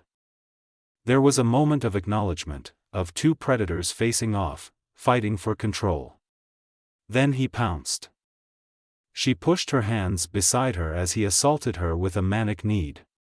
Her leggings were ripped from her legs and tossed aside, her jumper pulled off. The strips of her bra tugged at her flesh before he undid the clasp. She let out a piercing shriek and pushed herself to tumble above him. And with a crazed and passionate frenzy, she did the same, tearing the clothes off his body. In the mad wrestle of erotic plunder, as their bodies clashed together, her nails bit down in his back and cut a desperate mark. Harry bit into her lip with the bliss of pleasure and pain. An ocean of red blinded him.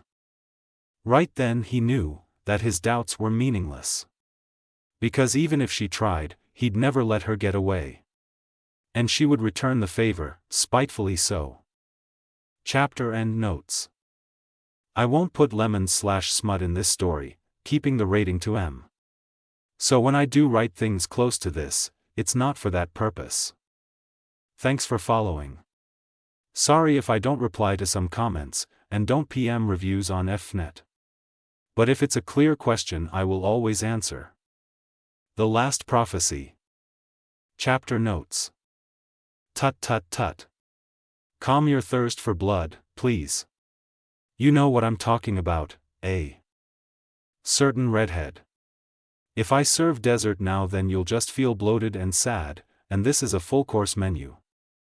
I forgot to mention but I changed the disclaimer and tagging slightly to fit. Happy reading. They had spent most of Sunday revising their notes about the Wisengamot and the laws of magical Britain. Then on Monday, Hermione sent the divorce papers to Ron. And Tuesday they came back signed and ready for processing. Still they studied. Harry was fairly certain he had not studied like that since taking his Newt qualifications 2 years ago. But he endured, because to them, and to her, it was worthwhile. Only 17 days left. And so much to do. Not nearly enough time to enjoy themselves properly. So, Hermione sighed, her hair in a messy ponytail, a telltale sign that they had spent too much time cooped up in the library. Let's go over it again. What are the 3 voting blocks in the Wisengamot? Harry took a deep breath. The largest voting bloc is the pro-Muggle Progressive Bloc, headed by Alfarius Greengrass. Notable members are his sister, Ornelia, Richard and Francine Bones, Anthony Burke and Midicus Flint, the so-called Reformed Lords, Marie, Joanne Slughorn, Theodorus Yaxley. And last but not least, dearest Narcissa Malfoy. The Traditionalist Bloc is headed by Cygnus Knott, surprisingly squeaky clean and a bit of a coward. Philibert Pruitt, distant cousin of Molly, and Gerard Rowell are notable members. And finally, he said with a deep sigh, there is the Neutral Bloc, headed by Augusta Longbottom. She has Cassius Caro and Perditus Folly by her side. All around decent blokes, as we found out, despite Caro's unfortunate family name. Well done, Hermione said with a too-wide smile. Now for strategy. Well, we have dirt on Greengrass, but we don't know how best to use it. Could be the Progressives just toss him to the wolves if he tries something major. Harry paused and narrowed his eyes. We could make him talk. She laughed. We could make him sing with what we have. Anyway, Harry said, rubbing his chin. We don't want to start this off too heavy, do we? What do they think about us? From my interactions through the DMLE, they're either anxious or think we're idiots. So we should expect to be sidelined initially. We could poach some willing participants, if we end up joining the Neutral Bloc. That seems like the best plan. But to Harry, this seemed too straightforward, too passive and at the same time too obvious. We could give them what they want, for a start. We won't propose any legislation for some months anyway. Give them what they want? Their expectations, Harry said with emphasis, make them come true, at least in their eyes. If they think we're still muddling through basic procedure, we can figure out their weak points. They'll think our candidacy is just a publicity stunt, that we're in over our heads. Pretend to be incompetent? Not incompetent, just inexperienced. She didn't reply, but sat next to him and fell into his arms. He cleared his throat to talk. I've been meaning to ask, and this is going to sound stupid, but hear me out, where are we headed with this? Closing her eyes, she nuzzled into her favorite place, the crook of his neck. What do you mean? I mean, best case, say we get everything we want. Where are we, when it's all over? Anywhere we want, doing what we want, however we want, she replied hazily. More specifically? She hummed happily into his neck. On a beach of white sand. On the desk of the minister's office. Just enjoying ourselves. And I would very much like to at some point gouge Draco Malfoy's eyes out. You? Sounds like we want the same thing, he said, smirking. The next day was a big one. Her bruises had mostly left, but she still wore the fashionable blue patch on her healing nose just for the extra kick the reporters would get out of it when they entered the ministry. Do I look appropriately sad? She asked. It's very why, he answered as he pulled on his cloak. It just makes me want to hold you and kiss you until the pain is all gone. She snorted. I guess it works then. Time for our big entrance. They had expected it, but the crowd of reporters dwarfed anything they had seen previously.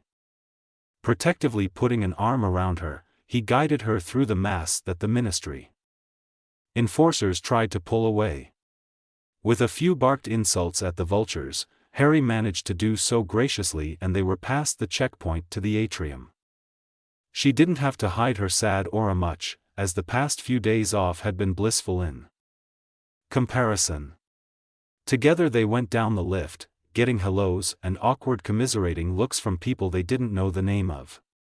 They split off, him going to the cubicles of the Auror office, and she towards the offices of the DMLE.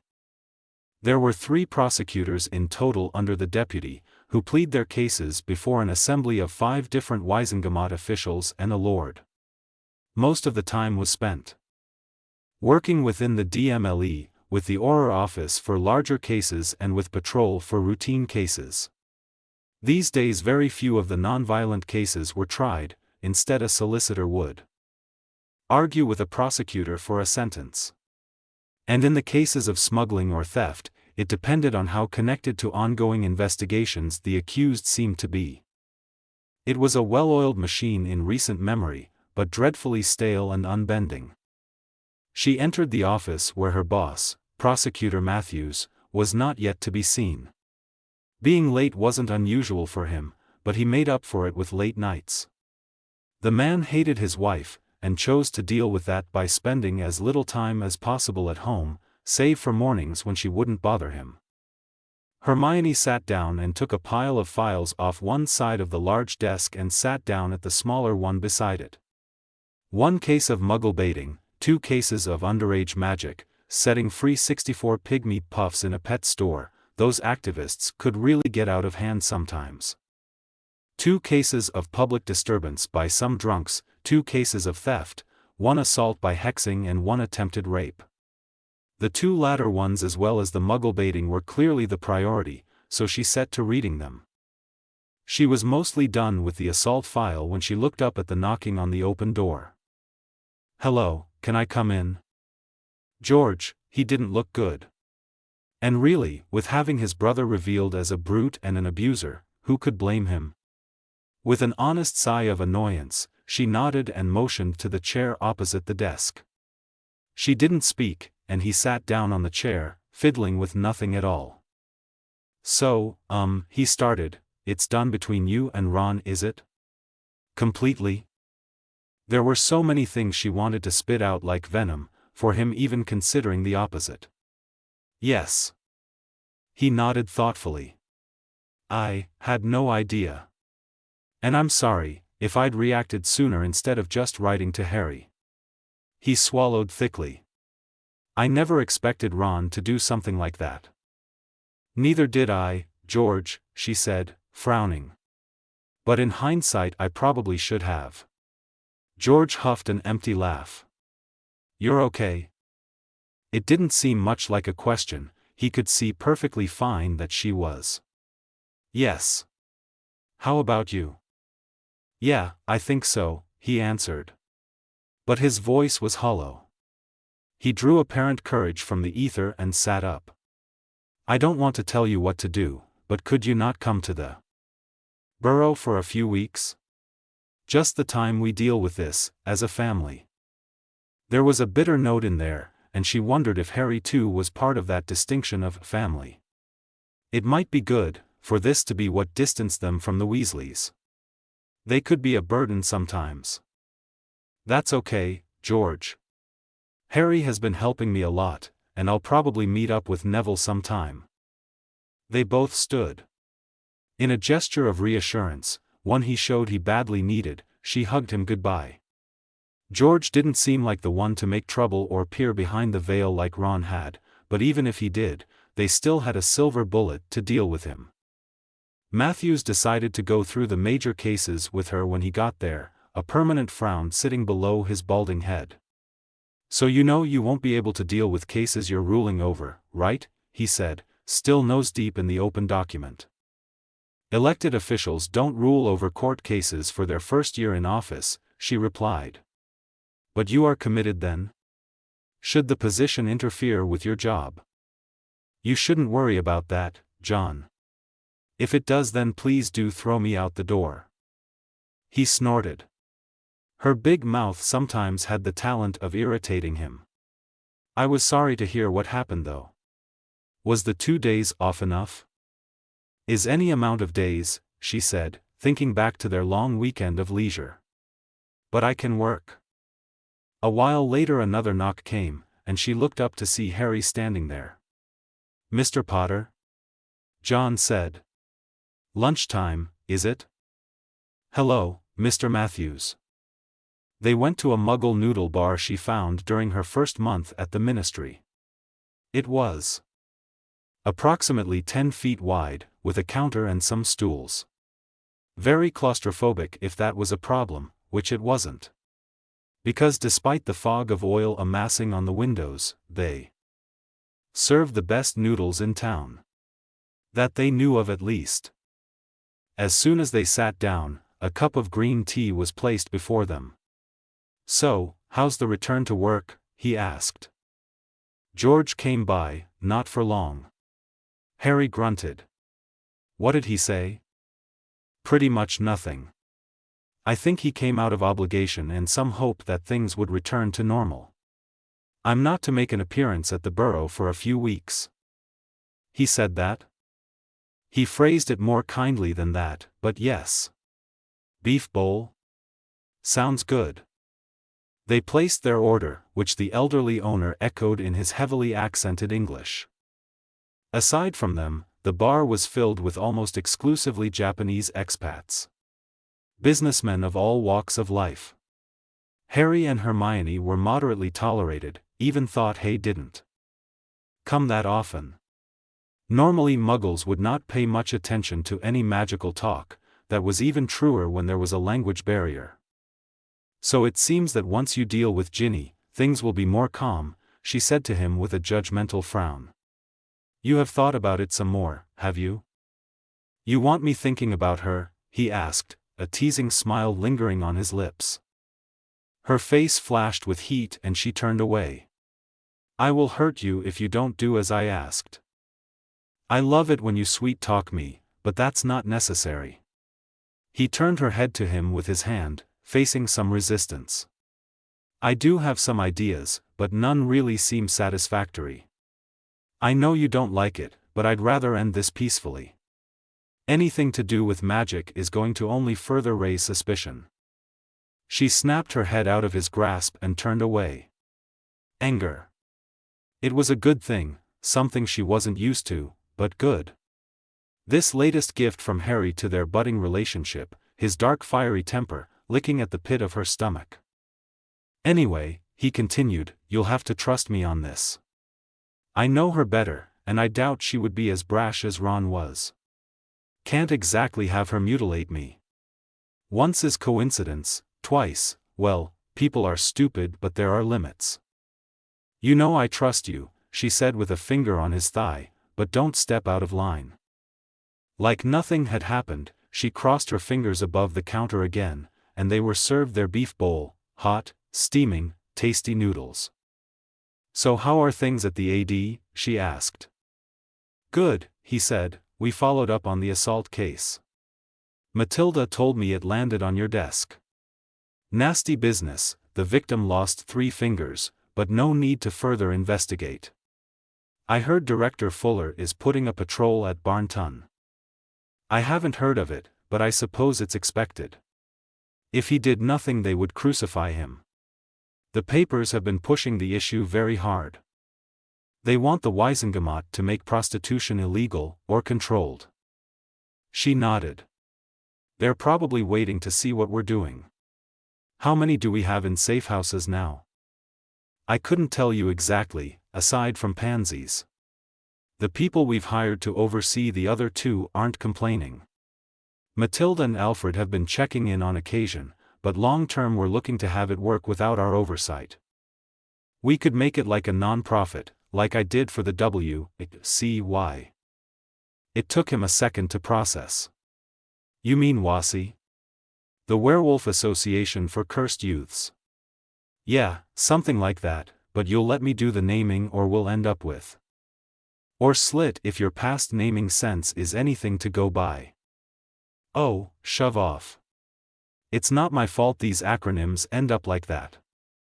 Maybe it is a curse, like my hair or Dumbledore's human resources skills." That did get a laugh out of her. Minerva McGonagall had always wondered how her mentor and predecessor had such an off-hand approach to running the school. She was not nearly as great a wizard as he was, but she knew what she was doing, and there was so much to do. She was on her way to Hagrid's. There were 2 reasons for that. The first being that she wanted to check if he wasn't illegally raising some abominable creature, and the second because she needed a chat. One might think that Hagrid would be the last one to converse with, but he was the only one who still had a good understanding and bond with their former 3 Gryffindor students. The news of what had happened to Hermione was shocking, to say the least. Ronald Weasley was troubled, as is normal for a person that had been through all those awful things.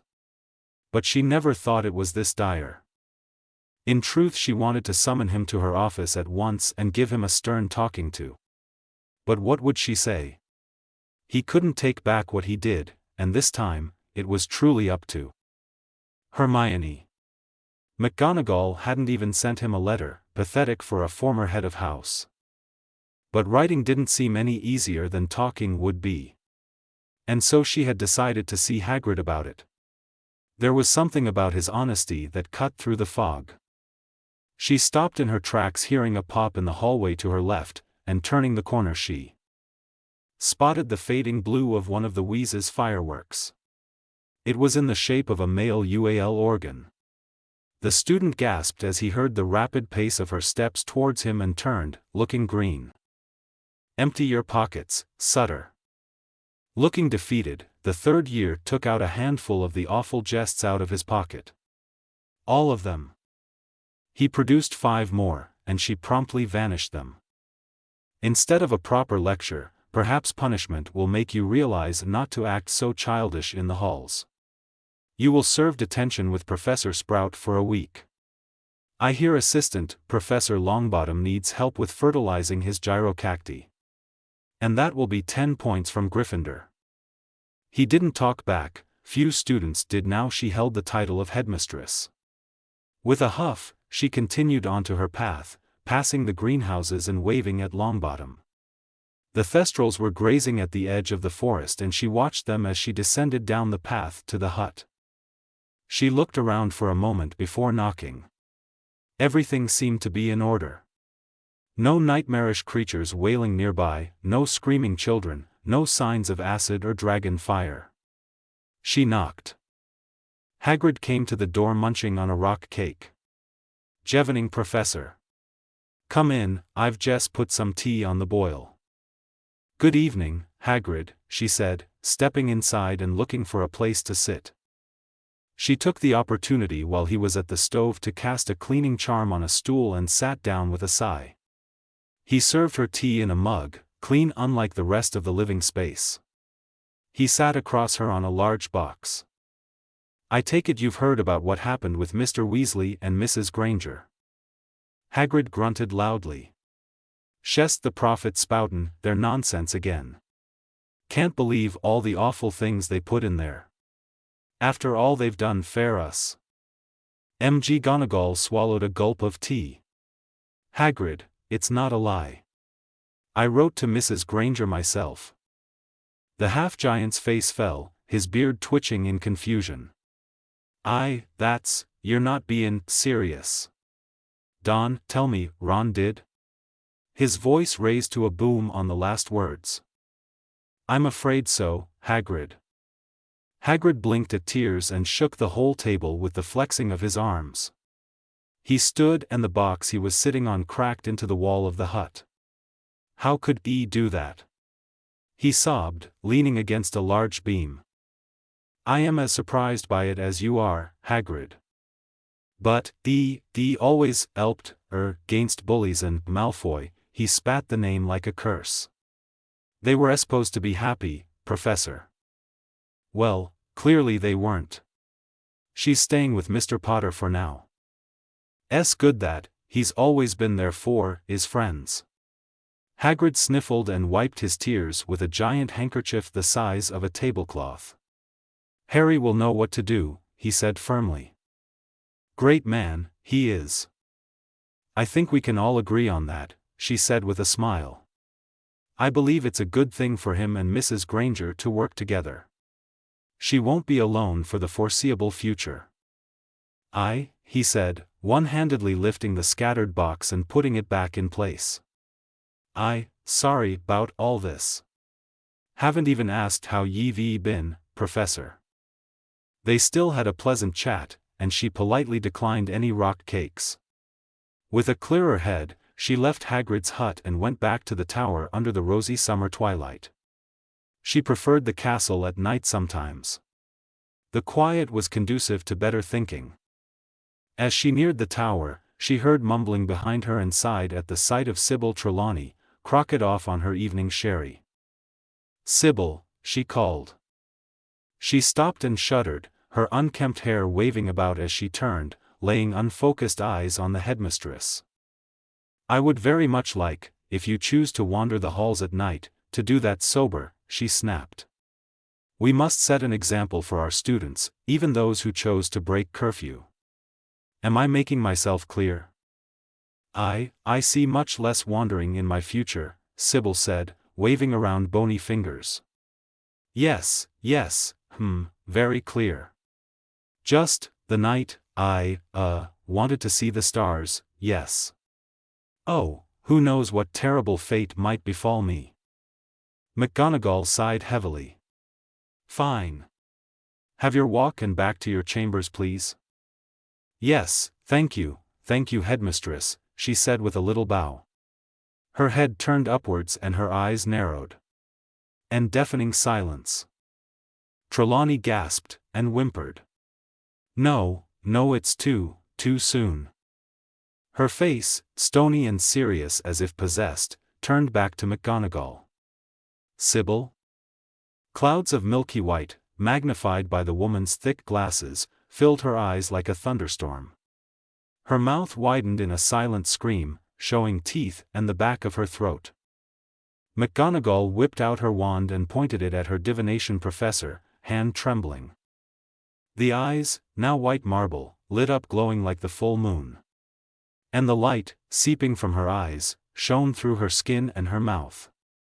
A trembling purr came from her, from around her, behind her. The headmistress was frozen solid, fear coursing through her. With a voice from beyond the grave, beyond anything human, the incandescent mouth spoke. Beware the two-headed dragon. Its claws sinking deep into Albion. And its fall at the solstice shall bring us into the eye of the storm. Red, gold and black will end them. And out of it, pure darkness born. It was all too late when the searing glow left and Trelawney collapsed in on herself. McGonagall frantically kneeled and looked over her, seeing nothing but a lifeless body, eyes dark with blood, skin dry as bone. She sent her Patronus for Madame Pomfrey, but she knew it was too late. And she realized what had just happened. Sybil Trelawney had just given a prophecy, her last prophecy. Ginny's Gambit. Chapter Notes. See the end of the chapter for notes. Sunday, and the patently English rain had started, signifying an early end to summer. But she liked the rain. It never really bothered her at all, as long as it wasn't freezing. She was ready to go on with her plan, but there was one last thing to look into. Her dearest brother Ron, of course. She had gone to the Weases the day before and learned that Ron had stopped coming into work. Unsurprising. He wouldn't be so bold to face the world after what he, allegedly, did. Again, a hole in the story, a contradiction. She got up the stairs of the expensive-looking building. It was Muggle new, white all over and clean in a non-magical way. Not her style at all, but Hermione, at least the Hermione from before their coma, would probably love it. Another hole.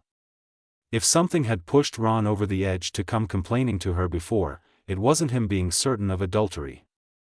She, Hermione, had changed. And it pained Ginny to admit it, but so had Harry. She'd have to shift, to find out more. The name under the doorbell was the first sign Ron lived here at all, a yellow piece of parchment marked Weasley, Granger. Either he hadn't come out too often, or he was still too much in mourning to remove it. She rang the bell and a Muggle artificial song buzzed from behind the door. Nothing. She rang again. She rang 3 times in quick succession. Finally she just pressed the button and didn't let go. A heavy thumping came, and the door was thrown open a quarter, revealing Ron's haggard face. And the smell of fire whiskey. She crinkled her nose and put her hand up. Merlin. Have you been marinating in alcohol since last week? What are you doing here? He asked with a raspy voice. I've come visit. Let me in, will you? He sighed and pulled open the door, going into the dark living room and sitting himself on the couch. There were wrappers of snack food scattered on the table and ground. She sat down across from him. "Well, you're here," he said, scratching at the sleeve of his shirt. "I wanted to ask you about the night you got arrested." Ron flinched and put his hands over his face. "Really, Ginny? You want to make me relive that? It's all I've been trying to forget." She only noticed it, but his knuckles were swollen and raw. "Punching walls, are you?" He hid his hands in his lap, a look of shame in his eyes. "I deserve to feel pain," he said in a small voice. Ginny rolled her eyes, but he didn't notice. And doubt was getting stronger by the second. Dramatics, yes, that was Ron, always making things 10 times worse than they actually were. But turning his hands on his friends, his wife? Maybe if you do talk about it, it will make you feel better. And it's not as if you'd tell George, or Bill, would you? And Harry, well, I don't think he will see you soon." He looked at her with some animosity. "And I'd talk to you? You know I'll shut up, and that I'll be honest." From the cushions of the sofa, he pulled a quarter-filled bottle of Ogden's and took a gulp. "Yeah. Fine. I thought you would be on their side." "I'm not on anyone's side." He was leaning back, gangly arms limp next to him. He looked down when he spoke.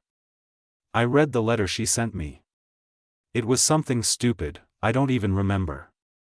She was at Grimmauld Place again.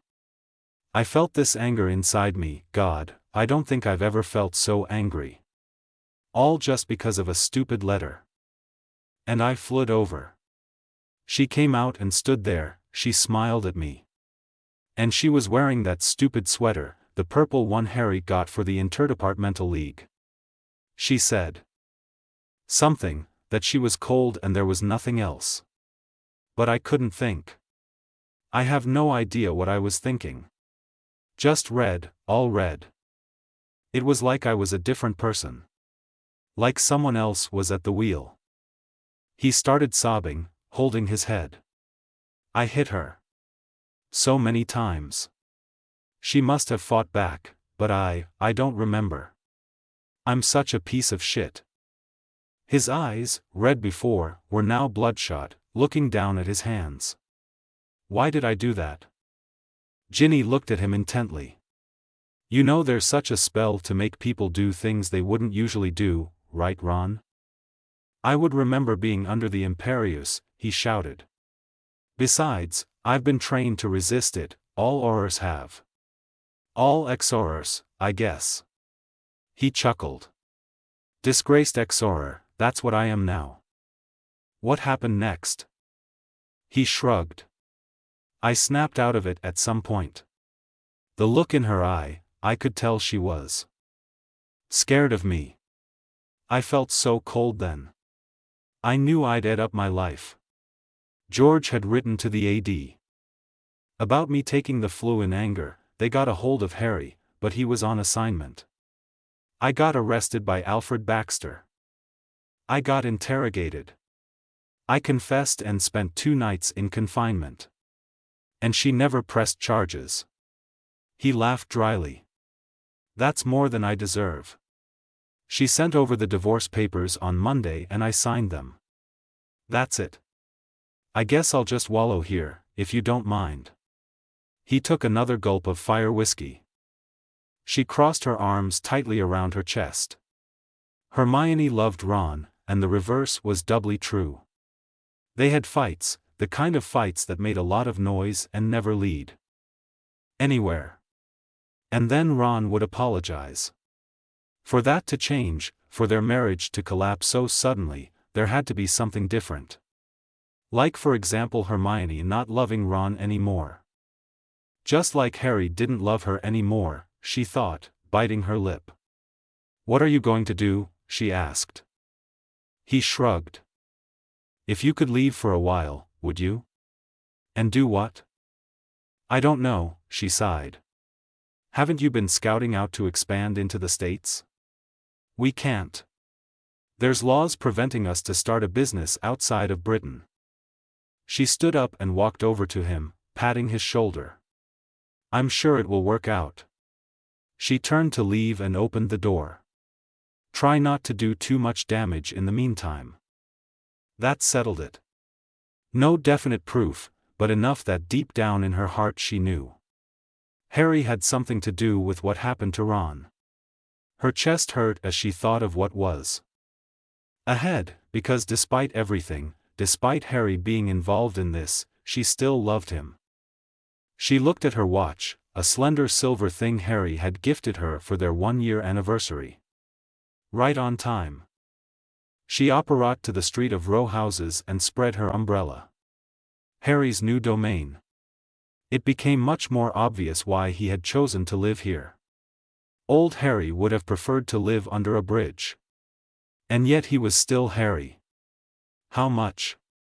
Her knocking at the door stopped when Creature opened it a sliver. Mrs. Potter? Hello, Creature, can I come in? Master Harry is still away. I know, she smiled, but I got here early. You're not going to let me stand in the rain, are you? No. No, of course not, mistress.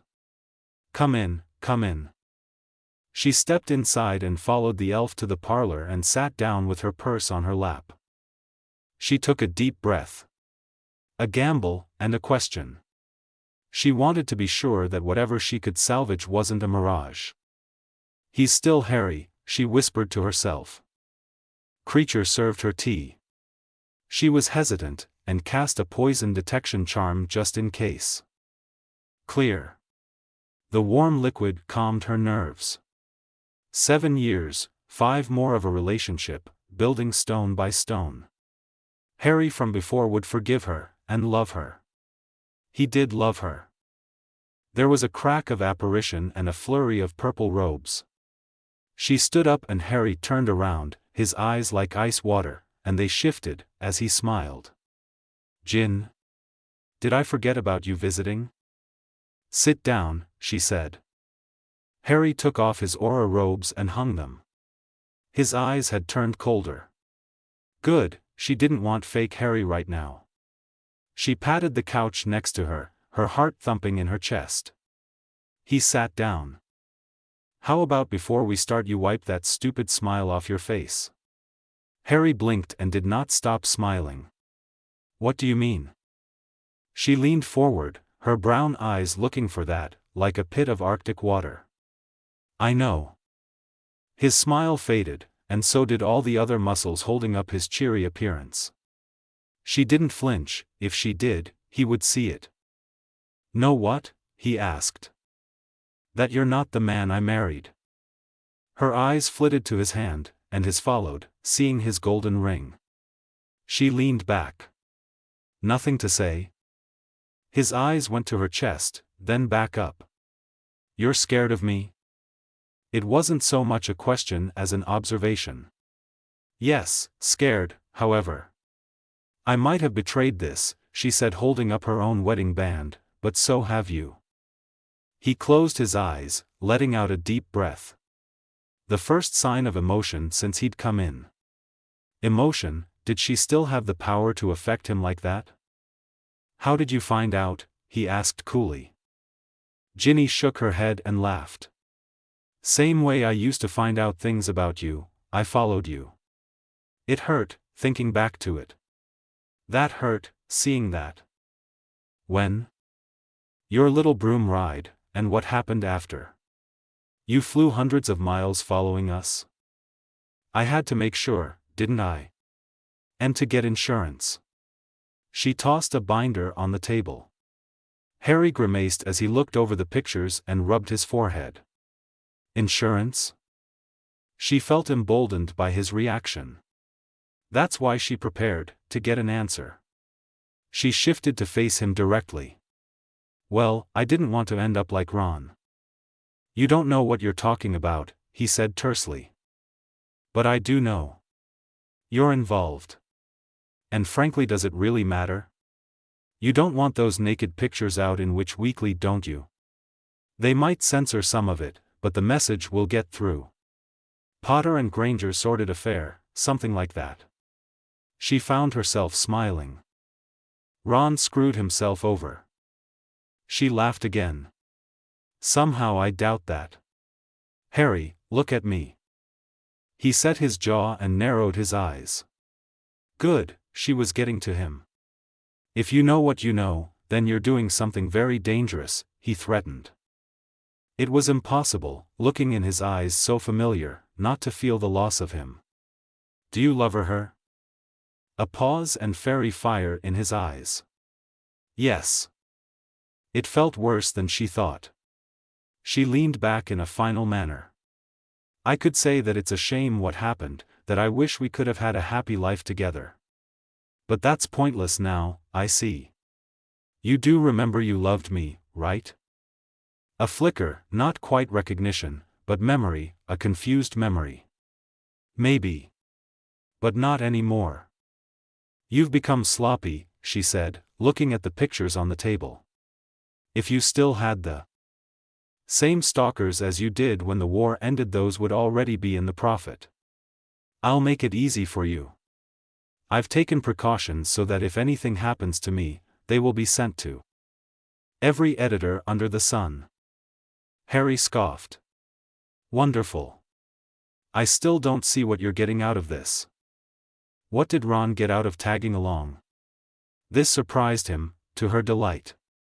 I want in, Harry. In? Ginny, after your big speech, you don't think I'm going to continue this marriage, do you? I could force you, she said with a smile. But I won't.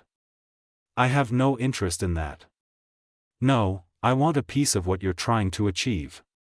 I don't want to stand on the sidelines like good Penelope again. What do you think that is, what we're trying to achieve? I don't know. But I know it's not as pretty and perfect as you make it seem. She felt cold anger work its way up her esophagus.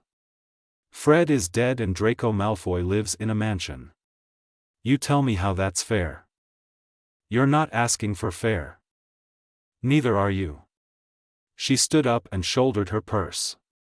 We'll talk again. Wait. She stilled. First, a compromise. He stood in front of her. We will have an amicable divorce after the election is over. In the meantime, you play along. Fine, she said. Be sure to talk Hermione over to my proposal, or your adventure might come to a close prematurely. Keep the pictures. Harry sat, thinking, biting on his thumb, trying to figure out what had just happened. There was confusion deep within him, and near the end he had almost done something irreversible. Ginny had seen what they were, a glance of it, and she had struck back. There were signs. Even before. Some selfishness, enough to fuel this. And the comment about Malfoy. Burning steady like a flame, not like his or Hermione's frostbit scorching madness. That is what it was, and he had been complacent. Blackmail. It wasn't. The blackmail was just an excuse. Ron wasn't the only one with insight, which meant that people like Luna, Neville, potentially George, could tell with enough time. A warning shot, a blank. Harry took deep, long breaths. A bargain with a Weasley. Did he trust her? His instinct wanted to say yes, but maybe that was the shell of his past life talking. He knew what he would tell Hermione. There was no telling what Ginny had in place to protect herself. If she was lying about her intentions, the sky would come falling down soon enough. She came in later, with a smile on her face. A smile that was wiped off quickly when he told her what had happened. Blackmail, she cried, her hair wildly billowing behind her. I'll kill her and feed her to Hagrid's pets. Harry grabbed her wrist, firmly but gently. Take it out on me as much as you want, but we can't do that. How did we not notice her anyway? God, it's because of that stupid broom ride. I knew I should never have done that. I don't know, he said, slowly, feeling his blood simmer. Does it matter? You think I'm happy about this? At least she agreed to the divorce. She fisted his shirt and bumped him into the nearby bookcase. Oh, yes. Have your wife sitting in with us, all the while she has a dagger at our throats. She ripped her hand from him and took a few steps back. We're getting what we wanted, he said. And I don't think she'll rat us out. Maybe we should let her, Hermione said, grimacing. And throw away that political career we've been working on for months? Then what? Make her disappear? We'll be lucky not to sit in Azkaban the second Ron starts doubting his situation. And she somehow has something ready if we go against her? I mean, do you really believe that? Yes, I do, he grunted. Nervously, she twisted her hand around her finger, her ring finger. What? He said a little too loudly. Nothing. God, you're such an idiot sometimes. She ran out into the hallway and down 2 doors to the bedroom. He heard the lock click. Their first fight, as if. He walked purposefully pissed off to the door and put his full weight into a kick, splintering the doorframe. She stood, defiantly with her back to him, but her eyes couldn't lie. Losing no momentum, he put his arms around her waist and pinned her on the bed. She fought, slaps, tugging at his arms, scratches. She could have gone for her wand, but didn't. Panting from the excitement and effort, he put his nose to her ear. You're being a bit too obvious, he said, laughter in his breath. Not a great idea going for the bedroom if you want to get away from me. She stilled, her eyes looking back at him with playful scorn. I like us being angry, but only sometimes, he said, kissing her cheek.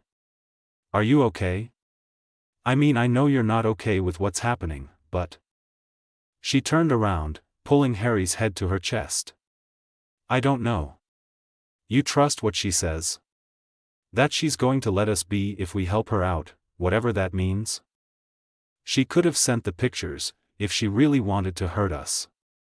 She didn't even have to reveal she did it. Harry relaxed, feeling her warmth and the softness of her if she's being honest, it could be a good thing. I only trust you, but we can't survive alone. We need an accomplice, someone to smooth things out when it goes wrong, and it did go wrong. Someone who knows our friends. I wish it could just be us, she said, running her hands through his hair, soothing him into a blissful torpor. Maybe someday, he answered. He ran his hand up and down her leg, then higher to her groin and stomach. You are wearing entirely too much clothes. In a way, what had happened was a boon. One less thing to consciously worry about. The quaffle being in Ginny's hands meant they could focus on other things. They dressed in comfortable clothes, some study, dinner, and some relaxation would happen. He was still processing, and every second that went by the worry of Ginny became lesser. She almost said it, he started, half doubting if he should continue on the subject, that she wanted to hurt Malfoy. So what? Hermione sighed, turning a page of her book. There's not a shortage of people wanting to hurt his family. And if anyone came out and said it, it would at best get them in hot waters, or cause chaos. We don't want that. I can trust Matilda for the same reasons, and with some more time. Alfred too. They hate what happened after the war. How we have criminals alive in Azkaban and silent accomplices still in government. And they can't say a damn thing. Yes, that's true. But you can't put up a giant sign in Diagon Alley saying, "Kill the traitors." How do you expect to turn this to your advantage? He shuffled closer to her in the velvet couch, his breath a whisper. We already have. Surround yourself with enough like-minded people and you won't need to advertise it. It's the company you keep. She said nothing to that, opting to pout instead. It was a good sign that while she disliked it immensely, she didn't disagree with him. He had evening shifts the week after. A bad thing, because he would only see Hermione in the mornings. A good thing because her birthday was coming up, and he needed alone time to come up with something. Alchemical reference texts helped, but the Liber Agape still proved very mysterious. He did feel some affinity with it, in a roundabout way similarly to how he had appreciated the Half-Blood Prince's notes. It was by coincidence perhaps that with the right runic translation and correct reference texts, he could make out something truly beautiful. A fitting gift, just as selfish as it was selfless. Amor ad nihilum, a better offering than he could have ever imagined. With it, all doubt would cease, either holding the key to the other's demise. And he was so close to figuring out the details of the spell. Chapter and notes. Hence, my warning. Ginny has her own motives. If she feels like a two-dimensional character in canon, that's not what I'm aiming for. Same for Ron. If you think this is the final point of their story, it isn't. Next chapter is a big one, in a way. Thank you for reading. A bloody good birthday. Chapter notes. See the end of the chapter for notes. Number 12 Grimmauld Place, full of life. It was a sight to see. Far from the dour atmosphere of the Order squatting inside it, the ongoing party was filled with laughter and good cheer. There was a cipher, a puzzle to make out if anyone cared to, which no one did of course. Him and her, never too far apart. The radiation of something under the waves, always between them. Someone might notice, but that was a known risk by now. When to make their relationship public? Even with the divorce on the horizon, doing so right away would be ill-advised. Torture, sweet and nauseating. But at least it was her birthday. A good number of old members of Dumbledore's army were here. And better yet, Ginny was starting to fall into place. Hermione had to give it to her, she was good at it. A heart-throbbing laugh, a hand on his shoulder and a look to tell him he was just that special. Alfred Baxter would remember the gentle flirting when Ginny was single again, and Ginny's teeth would already be biting down on her prey. Hermione still had a staggering amount of scorn for her, but as long as she kept her distance, there was no reason to complain. She seemed to be enjoying herself too. Alfred was handsome, almost a brighter still unblemished copy of Harry. Black hair, wavy and well-behaved. Curious blue eyes. Less lean and stringy, but well-built. It had been Harry's suggestion, and Ginny's eye had twitched when he told her to seduce him. But she had agreed. Another ring at the door. She glanced at Harry and promptly went to answer. Dennis. Thanks for coming, she said, hugging him. It has been a while, he answered, leaving his umbrella in the bin. You look good. Am I the last to arrive? He handed her a present. A box of Godiva chocolates. Thank you, and I'm not sure. Professor McGonagall said maybe. Come in. Dennis was far from the young Creevey from school.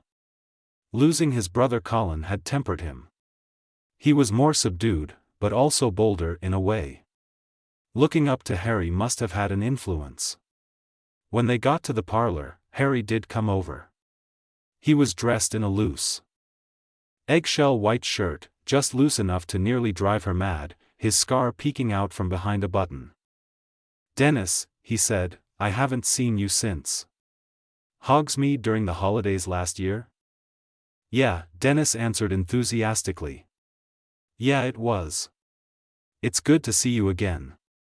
Sorry, I haven't been. You've been busy, right? Harry interrupted. Interning at St. Mungo's at the spell damage ward? Right, Dennis laughed. How is it? Hermione asked. Great. It's very rewarding, getting to help people. Although I'm not ready to graduate to curse damage yet, sorry. It's okay, Dennis, Hermione said, running a finger over her collar. 9 months was a good trade, and we're here now. Dennis smiled brightly. Neville had come forward and shook Dennis' hand. Guys, want to join in on a game of 5-card hex? We're getting a game going. Sure, Nev, Harry said, and followed behind with a grin. Dennis laughed awkwardly, looking at her intently. He patted her shoulder. You really do look good, healthy. I'll talk some more to you later, right? Of course, go ahead. Hermione started to suspect, more than suspect actually, that Dennis had a thing for her. And it was now out, thank you, Daily Prophet, that she was divorced. Still, a little early to be hitting on a divorced woman. She smirked at the irony, seeing as her tryst with Harry had gotten them in such hot waters. She went over to the table filled with drinks and took another cup of champagne. Having fun? Ginny smiled at her, a little coldly, but she hid it well behind a practiced smile. She too, took a cup and drank from it. She moaned. Nothing but the best at the Potter household, am I right? Hermione smiled back. It was still unclear what her goal was, but she didn't pass up an opportunity to rub in that she had something on them. It was infuriating. Hourly daydreaming of horribly maiming the redhead had been the norm ever since her blackmail. It would be wonderful just to drive a knife into her soft squishy parts and see the life drain from her. It is a nice party, she answered. Lucky that we woke up from our perilous coma in time to celebrate birthdays. Good things do happen in life. She smirked. And I see you've been enjoying yourself as well. Alfred is such a reliable bloke, isn't he? And easy to get along with. Her lip twitched. Yes, he's charming. Handsome too, maybe you should have a chat with him. Oh, I don't know, Ginny, she laughed. He's nice, but he's not Harry. There was a flash of murder in Ginny's hazel eyes. Fortunately, Fleur came to butt in, throwing both arms around the women. Having fun? This is a great birthday party, isn't it? She grumbled. Beale playing cards with ZE men, is he? I know. She smiled mischievously and looked over. Anna. Mathilde, Luna, girls come whiz, yes? We find a place to dish. Hermione wasn't sure if she liked what was happening. But the girls did follow. Was that her Vila powers at work or just charisma? And she pushed 2 bottles of champagne into their hands, taking 2 more and a bunch of glasses deeper into the house. She stopped briefly before the library, which only Hermione could see for what it was. Then she shook her head and moved forward. A rather large guest bedroom with a window overlooking the rainy street side. They all made themselves comfortable. She sat next to Fleur and Luna, with Ginny at Fleur's side. Hannah, Katie, Lavender, Parvati, Angelina and Matilda were there too. The blonde Auror looked somewhat out of place, being the eldest of them all. But she had an easy smile and youthful look. It was more her demeanor, the way she carried herself, that made her stand out. That cat-like agility and grace that somehow experienced Aurors carried with them. A quirk of the job. Hermione was glad she was there, as an insider, to keep an eye on things. She had been warned of what happened, and Ginny was none the wiser. It was good to have a trump card like that. But eventually the connection, how much she knew, would come to light. It was to be a certainty if Ginny wormed her way into things. Fleur had taken something out of her purse. It looked like a toy, a little man sitting on top of a spring with a tube in his hands, and on the bottom a pedestal. This, she said, bumping the little man, something from Z.E. Wheezes. George said it was going to be selling soon. Do you know Z.E. game? I think it is called, I have never. The girls looked at each other in confusion, but Lavender spoke up. Never have I ever, I think it's called. You have to say something you've never done, and everyone who has, drinks. Yes, Fleur called out, that's it. It could be fun, no? You have played. Me and Lav with some friends, Parvati said. Hold on, Hermione said, and the toy? It sprays you as water when you lie, Fleur laughed. George said Zae just made ZE spray Singy, but it sells better as a game. It can tell the truth, like Veritaserum? Hermione asked incredulously. There was no way. She was going to play this game and risk everything being exposed, the lies, the affair, the murder. Non, Fleur answered. Zae tested it for ZE Ministry, it was not accurate enough. So this is just for fun EY. Okay. It wasn't as bad as she thought. Inaccurate, but still. She glanced at Ginny, who was smiling at her. Dangerous. Sod it. If this was going to be the time for the curtain to fall, so be it. Harry would back her up, even if she ended up killing a young Vila mother. Well, we know each other fairly well already, right? Hannah said. Except for Matilda, Luna said with an excited smile. It will be good for her to learn about us. You don't know everything about me, Angelina said. I do, Katie said. PFF, Angelina spat, there are some things I don't tell you. Well? Fleur said with a toothy smile. Everyone wants to play. We all have drinks. Some shrugged, some giggled. Birthday girl first, she said, nudging Hermione. Never have I ever. All the thoughts that came to mind had something to do with Harry. All the things they never did, hadn't done yet. She couldn't come up with anything but something extremely lame. Never ever have I cheated on an exam, she said. There were laughs, and she felt some distance with the girls assembled. A familiar distance that was always there. The laughs weren't malicious, more complicit, but it didn't fail to remind her of why loneliness was a constant in her life. If not for Harry. Now, it didn't bother her as much. I guess that's a good one, Angelina said, and drank. So did Ginny, Katie and Hannah. Surprisingly neither Lavender or Parvati did. Neither did Matilda. Oh, it's my turn then? Luna said. Never have I ever seen a crumplehorn snorkack. The room was silent for a moment, then laughs. Everyone drank. Good to start these out with obvious ones, Lavender laughed. Never have I ever been outside Britain. Oh Lav, Parvati said, we have to fix that soon. There was a surge of affection for the blonde, the scar on her neck not going unnoticed. That scar Greyback had left at the Battle of Hogwarts. Again, the others drank, except for Matilda. Hermione could feel the buzz of the champagne hitting as their glasses were refilled. It wasn't so bad, but still she wished Harry were with her. You're slipping, Ernie, Harry laughed. He was winning, pretty substantially too. Hell, they played for nuts, but he'd amassed almost 2 galleons of gains in just half an hour. Usually Ron would win. However, he felt the weakness that made him lose previously glaringly missing. He could read Ernie, Neville and Dennis with more ease.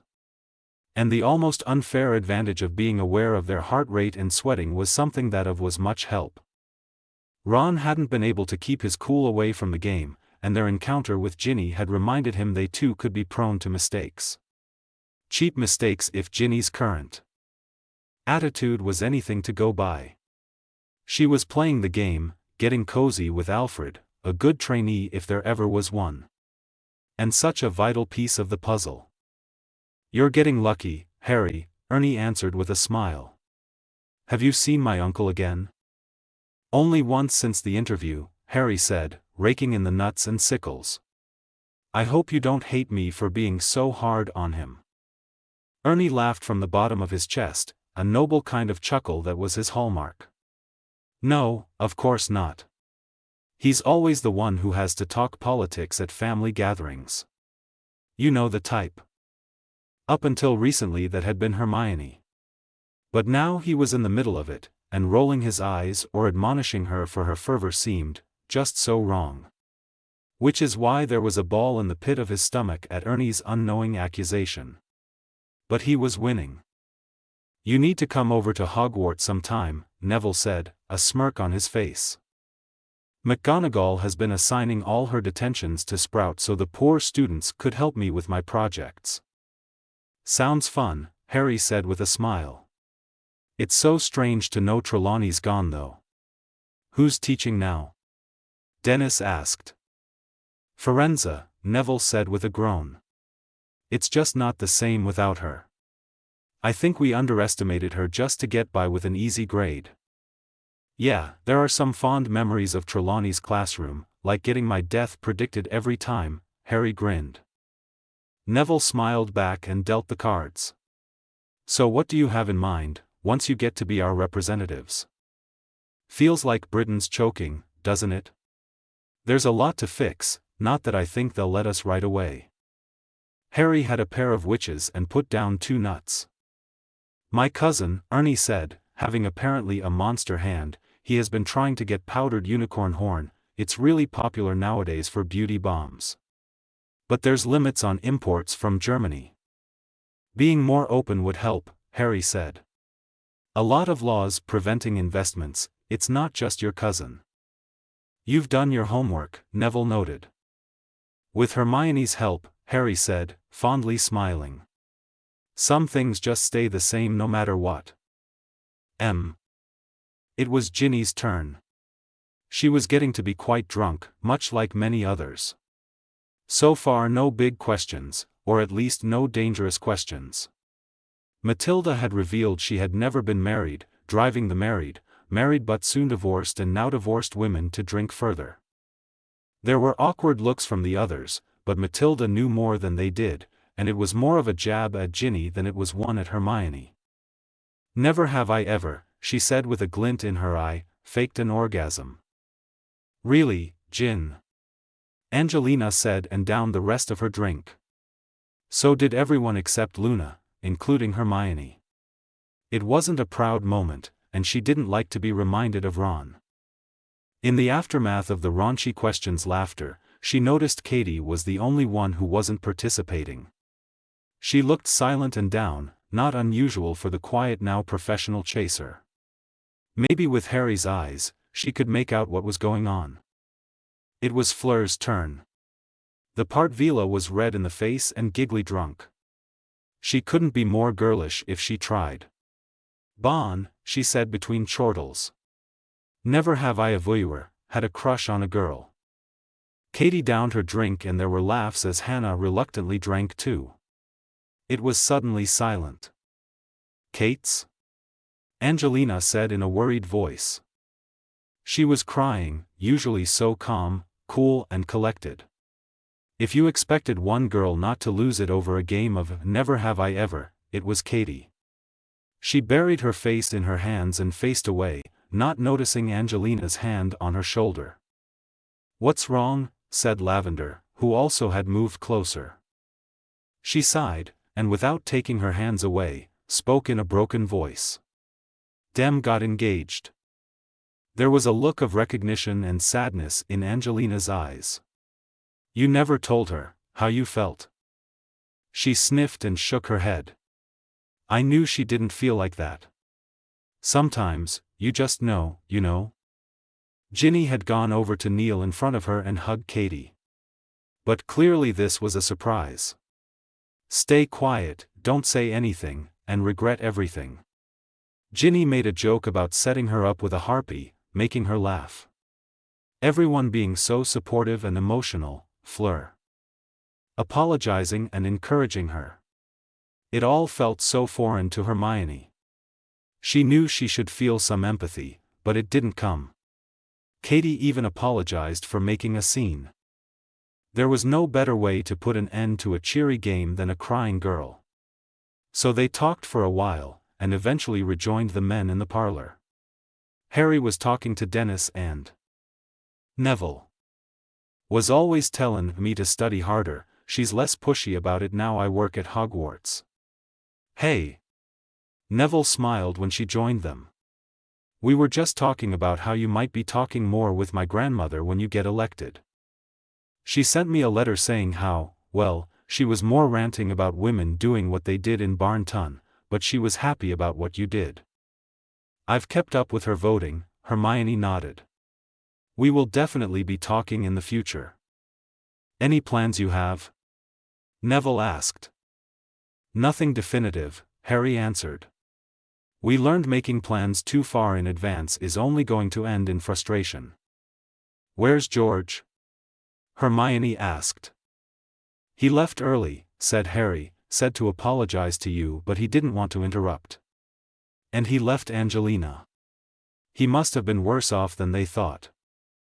Matilda bumped in between Neville and Harry. There's still cake, isn't there? Reason I came by. There is, Hermione answered. Chocolate and strawberry. How are you holding up, Nev? Happy with the teaching lifestyle? Matilda asked. Good, he smiled. Teaching suits me more than chasing dark wizards, unlike you lot. Harry laughed. You're sure you don't want to come back? I bet Robards would give you a raise. No, thank you very much, Neville sighed. Besides, I'm sure Hannah would kill me. There are worse ways to die, Harry said with a grin. They ate cake. Harry later spoke to Matilda alone, probably catching him up on what happened earlier. Things were much too casual and bubbly and carefree to Hermione's liking.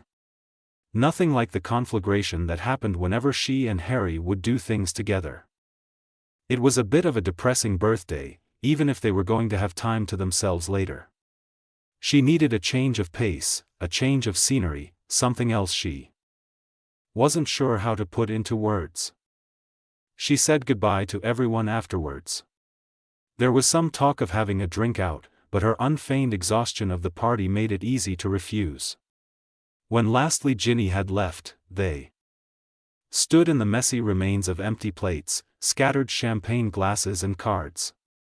Harry held out an arm to let her wrap herself around him and finally, let out that tired breath of relief. Busy day, he said. Too busy, too tiring, she said, eyes closed. First there was Ginny, she's always trying to make me gut her, then Katie's breakdown. I don't think I like birthday parties. And the cake was too sweet.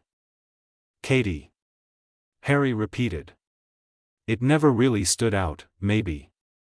She did like to spend more time with Demelza and Ginny, but I never noticed. Well, I do wish her the best. She and the other team members took good care of me, even if it was because I was such an amazing seeker. He pivoted to fully embrace her. Are you really that tired? I kind of had another gift for you. She smiled into his chest, taking comfort in his words and the tautness of his Adunic features. You already got me all those pretty colors of lipstick. You pick what you want, apple, strawberry, passion fruit, you can have any taste you want tonight. I mean a real present, he whispered darkly. His voice felt like a cool cadaveric breeze waking up her dulled senses. She looked up at him and smiled, the anticipation that bled through from him, infectious. You got me another present? Really? You really did? Well, maybe, let me show you. He took her by the hand, leading her to the stairs, and to the space behind the stairs leading to the basement. He looked a tad nervous, very unlike his grown-up, imposing self. It sent her heart into a gallop. They went down, past the candelabra illuminating the winding steps, past the charmed passageway protecting their underground playroom and through the archway leading into the dark, echoey chamber they had set up their potions lab in. It was different. Tables had been moved aside, beakers and distillation pumps relocated to shelves. Harry lit the 2 red candles near it, illuminating the burgundy tome that sat on top of the chest-high reading table. Next to it were pieces of parchment, becoming legible as he brought her closer. Crude diagrams, by his hand artistically ungifted, but careful. And writings, thoughtful and extensive, filling her awareness like the corners of a very elusive puzzle. Harry opened it to a page with purpose, flattening the silky parchment and bringing her in front of it. I realize this might not be ideal, with you probably wanting to check everything, but, well, I thought, maybe you would like it. Her hand feathered over the book, and back to the notes. The more she read, the harder her blood pumped. The more she understood, the more she was awed by her luck at finding someone willing to put in that amount of time to make her birthday special. It took her a few minutes. And it was special, intimate, practically hand-picked to lift her spirits to euphoric revelation. She turned to Harry with tears in her eyes, and bumped hard into him, holding onto him tightly. "Oh, Harry," she said with a trembling voice. "A suicide pact? You shouldn't have. It's. A sigh of relief shook his body. "You like it?" "Like it?" she bumbled, tears streaming down her face marking her cheeks pink. "I love it. It's the most romantic thing anyone has ever done for me." Their emotional embrace was stopped by a rustling from the back of the room. She looked up, sniffing tears away in confusion. "What was that?" she asked, turning to Harry, who was beaming proudly. "It's a two-part gift." Intrigued, but excited, she followed to the back of the room, candles being lit as they went, where a sheet was draped over something near to the ground. Harry cleared his throat, before bending down and dramatically pulling away the satin cloth. "Ta-da," he said with a dashing smile. Her eyes landed on pale skin, dotted with freckles, traveling up to perky S and higher, bloodshot, brown, terrified eyes and fiery red hair. A young girl, not quite Weasley-looking, but close enough to understand what Harry's meaning was. She turned to him with a cheeky smile.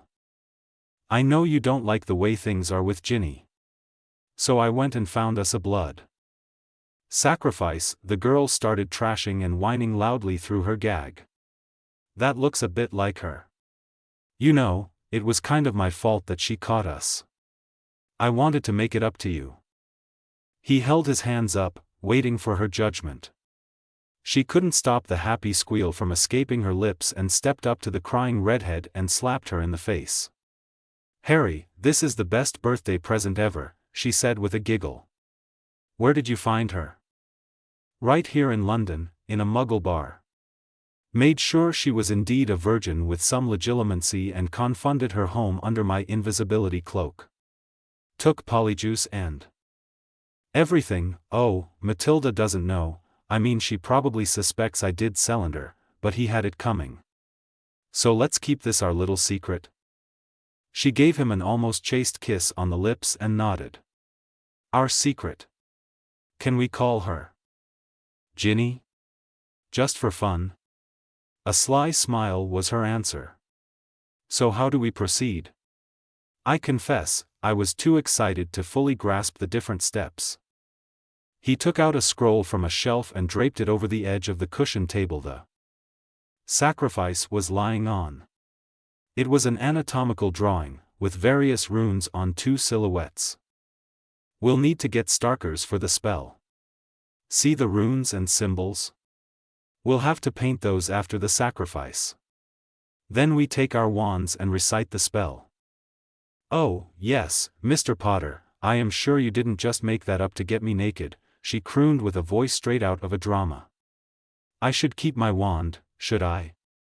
But, oh, where do I put it?"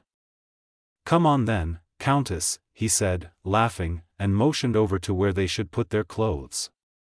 They folded their clothes and Harry took a long shining dagger before they went back up to the cushioned table. Her fingers brushed against his hand, loosely holding his wand.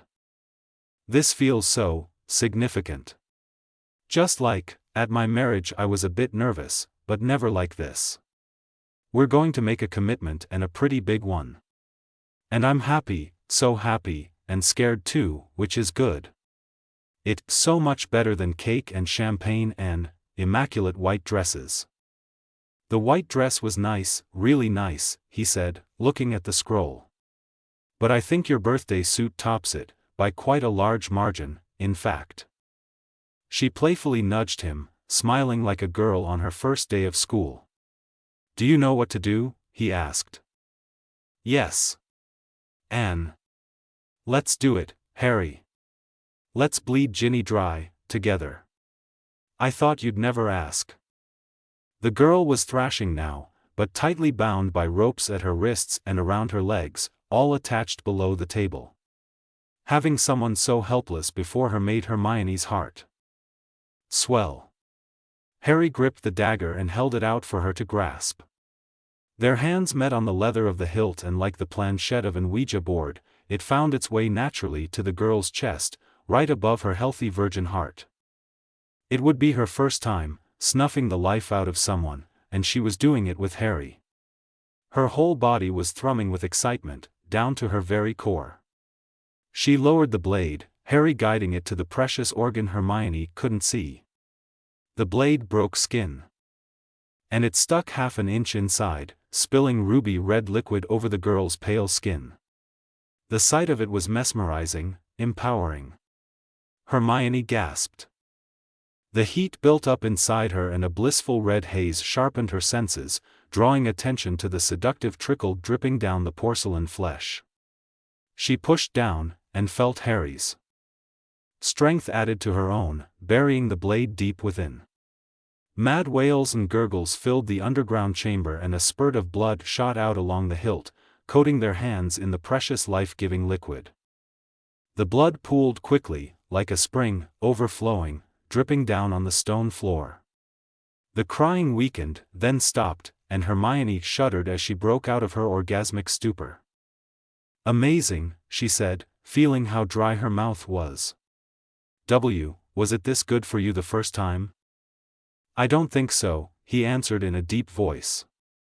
Look at you, shaking, so pretty.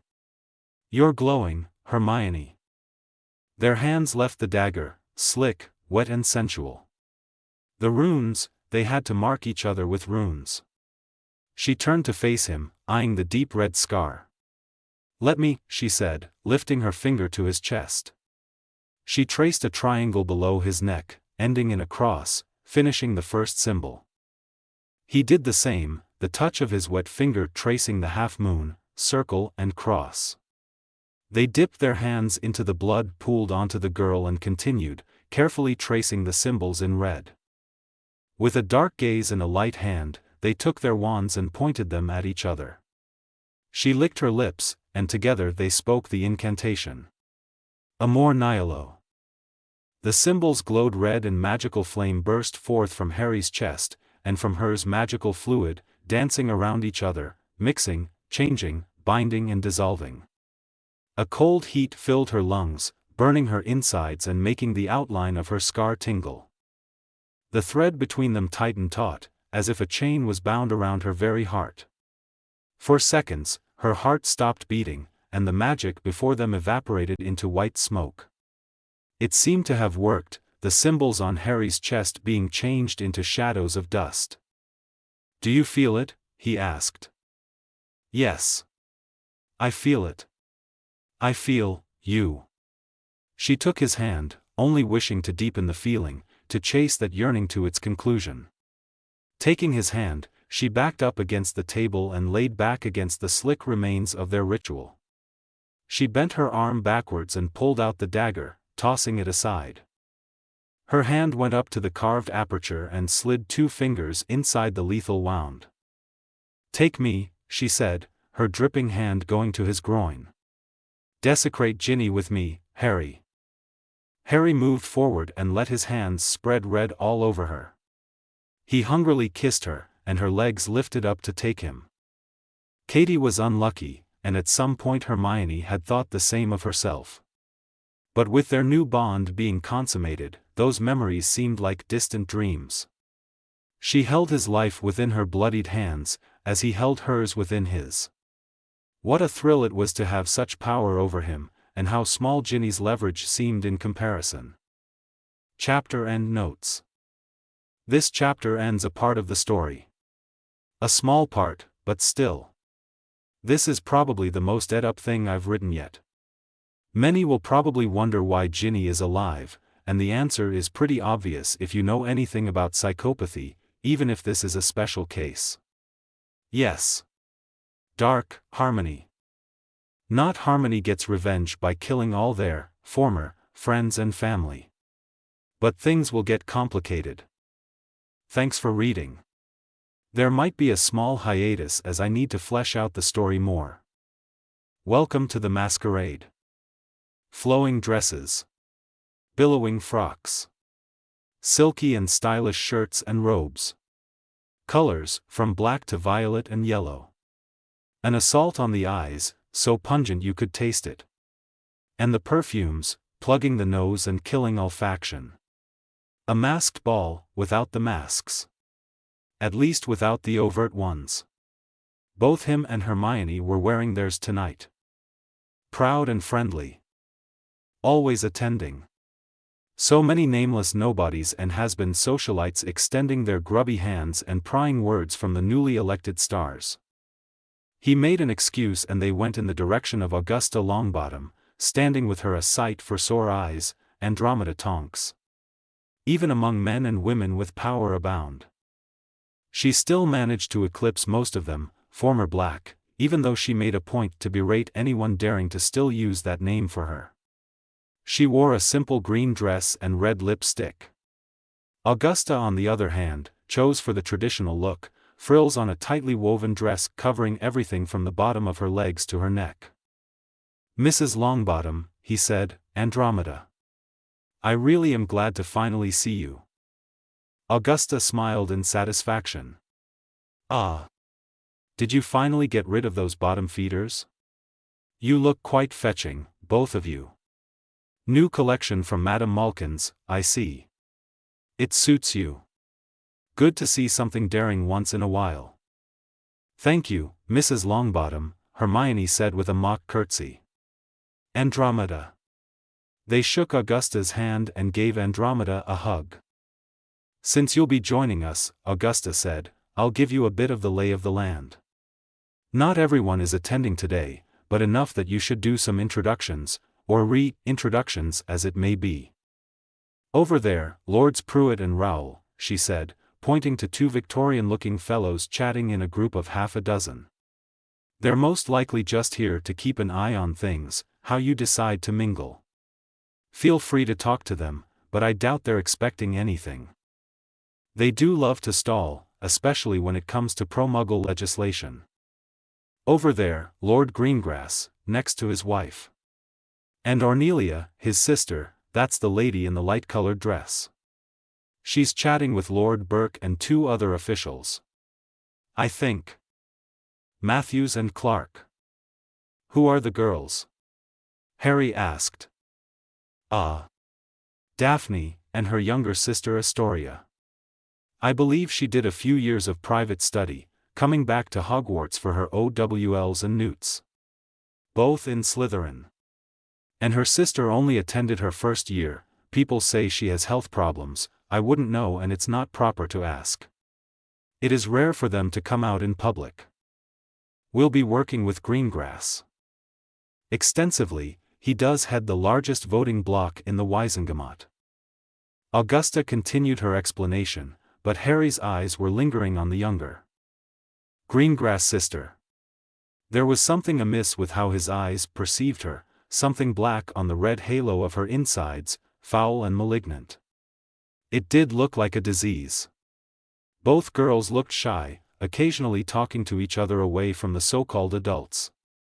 And Daphne, he had seen her but much more recently in a memory where Lord Alpharius Greengrass played a starring role. Though she did look different in the light of the ministry ball.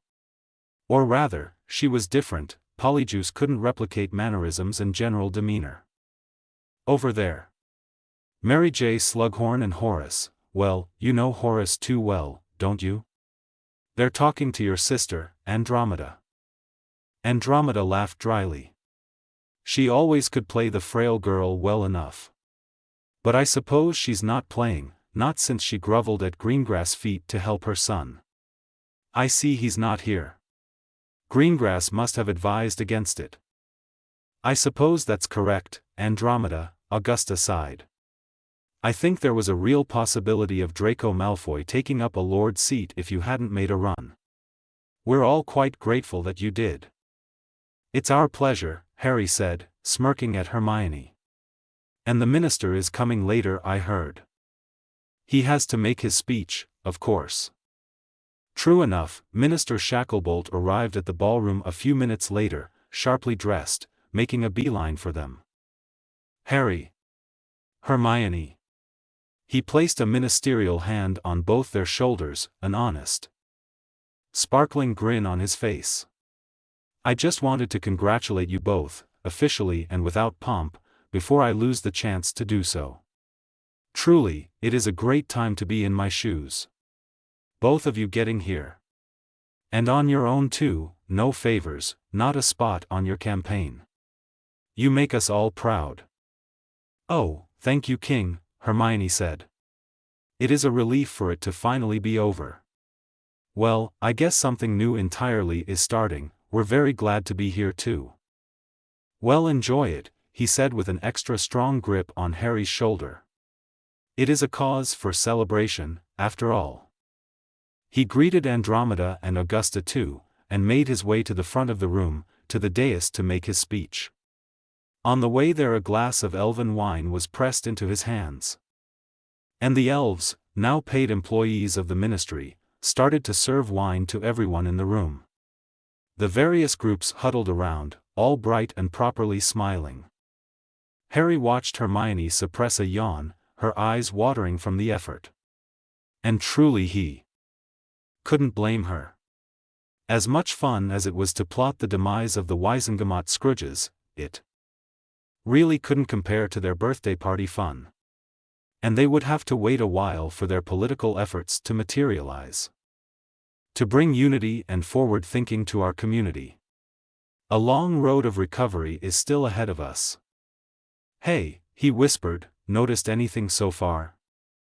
You mean how you stared at Daphne? She whispered back. I noticed, yes. I was looking at her sister actually. He chuckled at her scandalized look. Will you stop? Assuming I'm a pervert? I mean, I saw and confirmed what Augusta was saying. The girl has some ailment, probably magical. Really?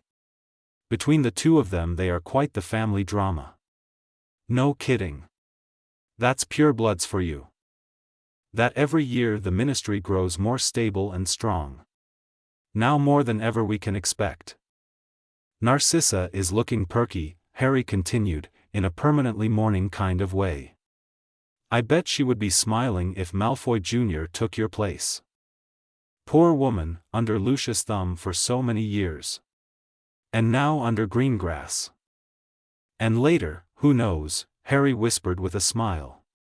Hermione laughed. Can we bully her just a little bit? Just don't be obvious about it. Slughorn is sharper than he appears.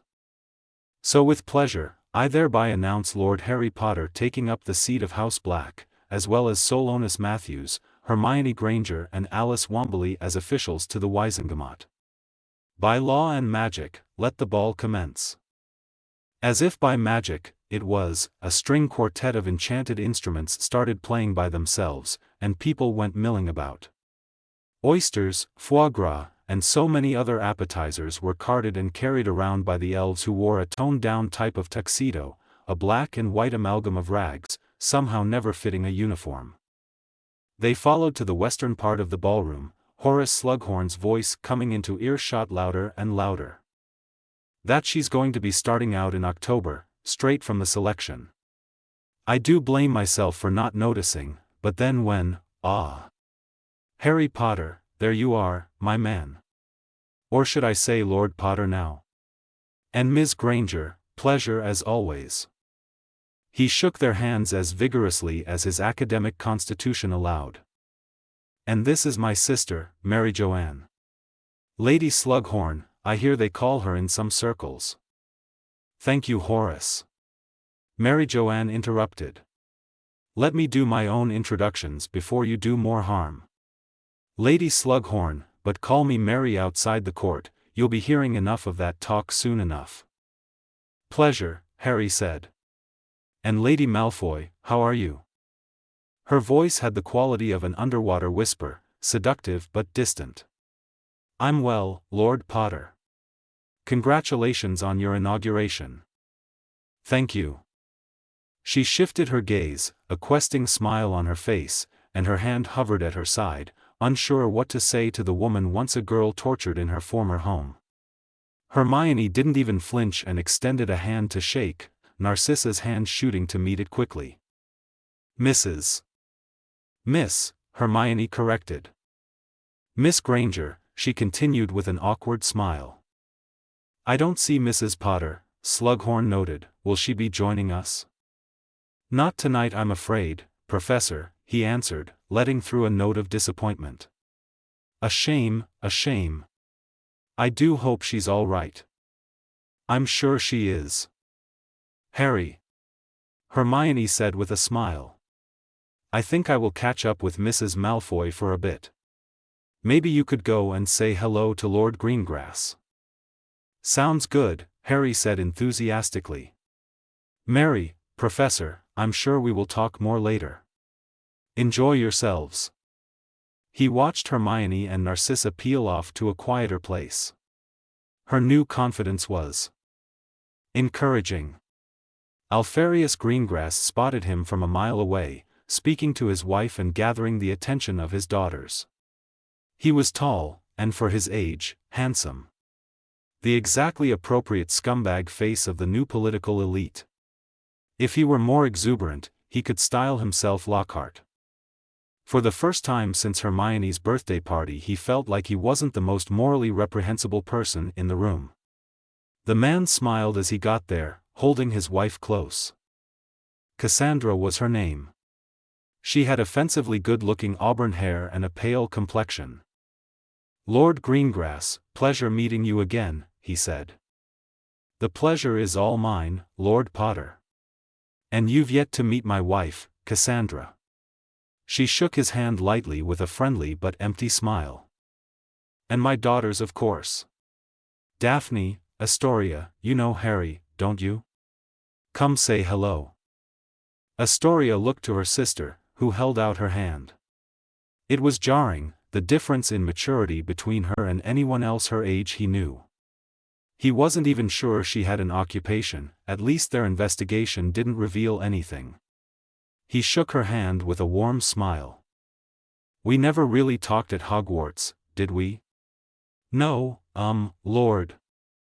Please say Harry, he chuckled, I'm not ready for anyone my age to call me Lord yet. Harry, no, we didn't talk much. Astoria now too held out her hand, and the malignancy was so much more apparent. She looked paler, her eyes more heavy-lidded than her sister. And she was shorter, by quite a bit. She looked perfectly fragile, and yet, there was something in her eyes that Harry had seen in few others. It's nice to meet you, she said brightly. I only did my first year, but I went back for my OWLs. Yeah, nice to meet you too. I went and got my newts 2 years ago, they don't really tell you can do that at school I guess. The sisters shared a smile while Alpharius clearly tried to get his attention. It's quite the shame we're not working together directly, he said. I was almost certain if the time came for you to get into politics, you would join us on the progressive side. We're just trying to fit in, Harry said, and we've known Augusta for a long time now. She'll be there to teach us what we need to know. He considered this with a hum. Wise choice perhaps. Yes, politics isn't an easy subject, not for a first-timer anyway. No, it isn't. And we will be working together at some point I imagine. They talked. Lord Greengrass rambled on quite proudly about the equal hire bill he had passed while Harry was in a coma. A self-absorbed wizard like many, and behind that mask, a visage ugly and deformed by his twisted perversions. But nothing like them, no great white waiting to smell blood. He was surprisingly uninteresting, vapid even, so much so that the conversation became a chore. Hermione saved him from his crucible, briefly introducing herself before snatching him away with some flimsy excuse of meeting more people. "Have much fun?" she asked. With a grin, he spun her around to the slow tune of strings. "We can dance while we talk, can't we?" "I am not thanking Ginny for getting you dancing lessons," she answered. "Well, Lord Greengrass is about as dull as dishwater. He almost talked my ear off about his last bill." She 1-2 stepped closer to him, leaving nary an inch between them. "He's not hiding anything, aside from what we know?" "I have been wrong before. But not often," she remarked. "I guess this isn't going to be as easy as waltzing in and tearing everything down. You're sure you weren't too distracted?" "I was," he chuckled, "but only because Greengrass was so boring. They're really sheltered, the sisters. Astoria seems like a real ray of sunshine, if a bit shy. I think Greengrass is trying to set her up with Draco Malfoy." "Sheesh. You would have to be naively optimistic to date that piss stain at this point. How did that even come up?" "Oh, I was good, very conciliatory," she said with a serious frown. "We talked of love and, oh, our so deepest troubles." She also did a really heartbreaking mea culpa. "I almost cried." Harry snorted. "Just keep your head around her. I don't buy the sad, helpless wife act, not that Lucius will ever see the light of day again. I bet she's putting all her eggs in her son's basket. Hence, pushing him and Astoria together. The Malfoy name might have a future if they get together." "I think you might be right."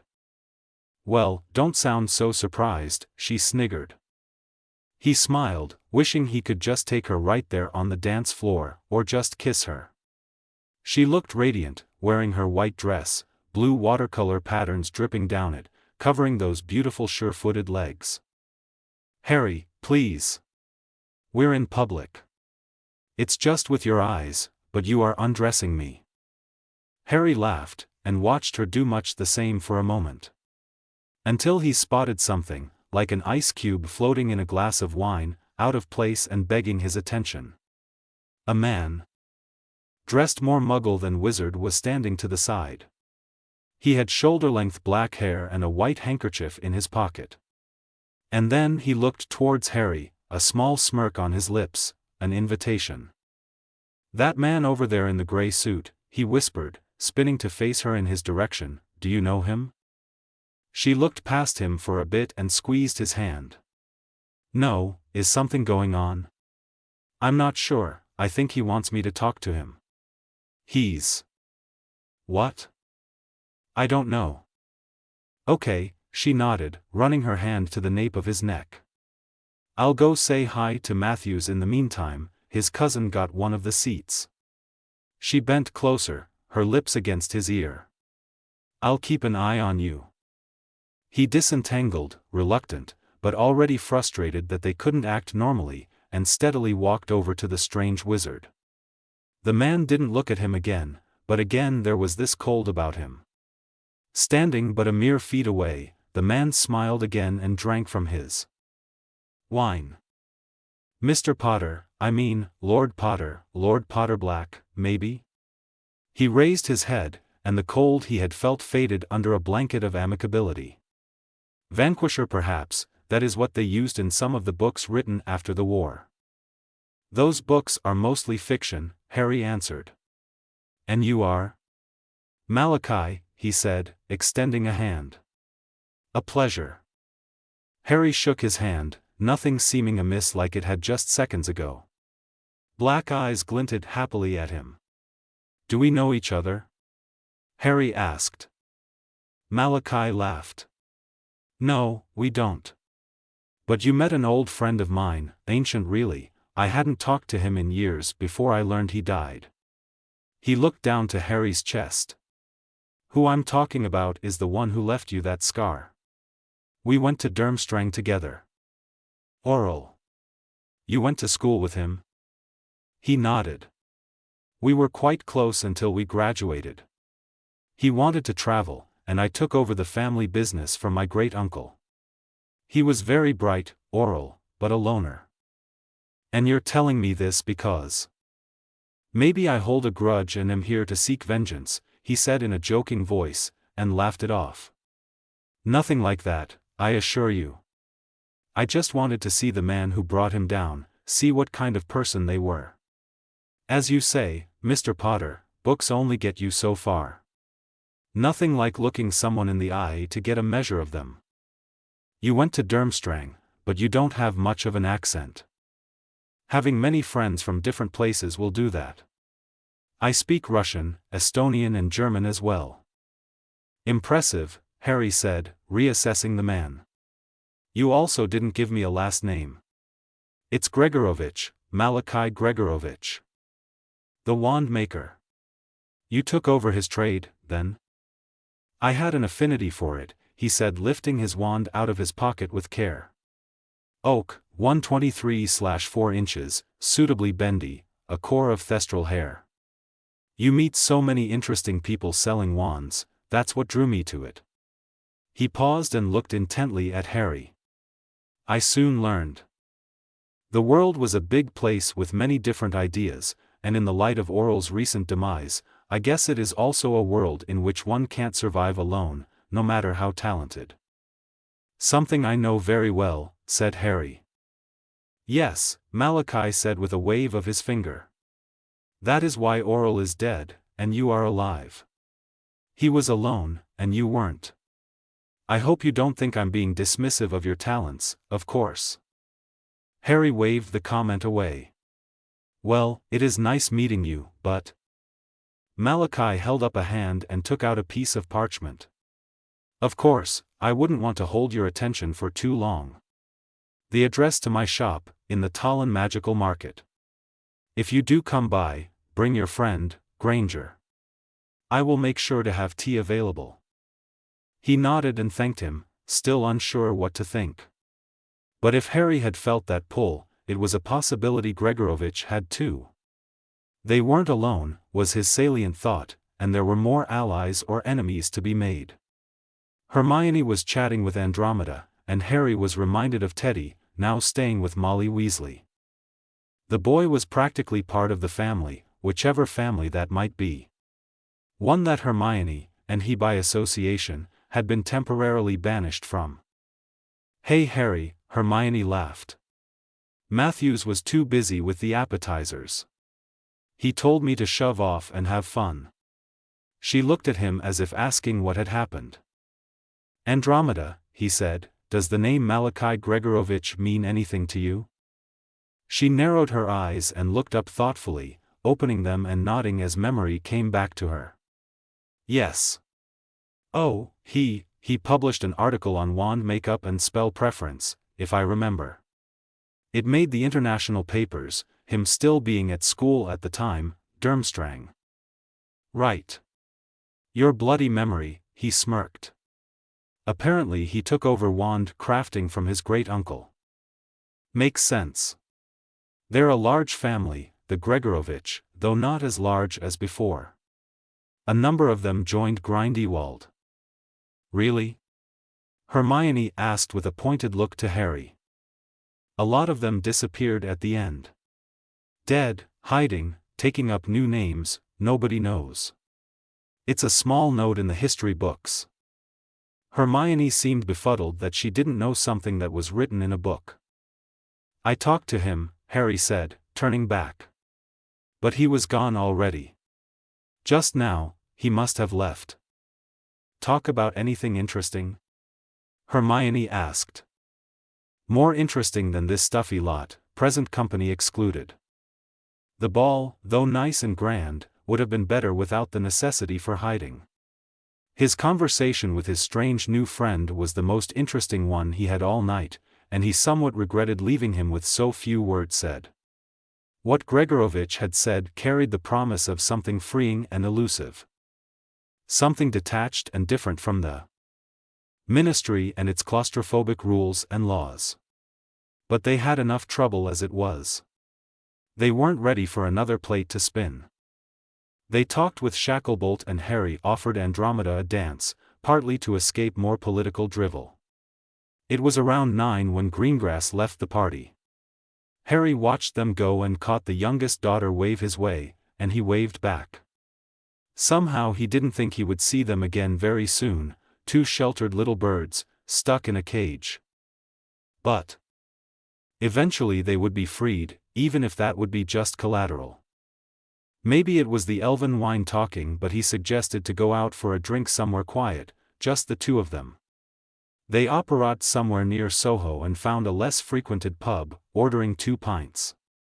It was almost empty and they enjoyed just being away from it all. They drank more than they should, Harry ordering a tray of tequila shots in a burst of misguided inspiration. "We haven't even celebrated properly, with all the dumb old people," Hermione said wisely. "We're celebrating right now, in we?" Harry reached out for a strand of her hair, running it between his fingers. It always felt like smoke, and her eyes, like fire, especially the way she was looking at him now.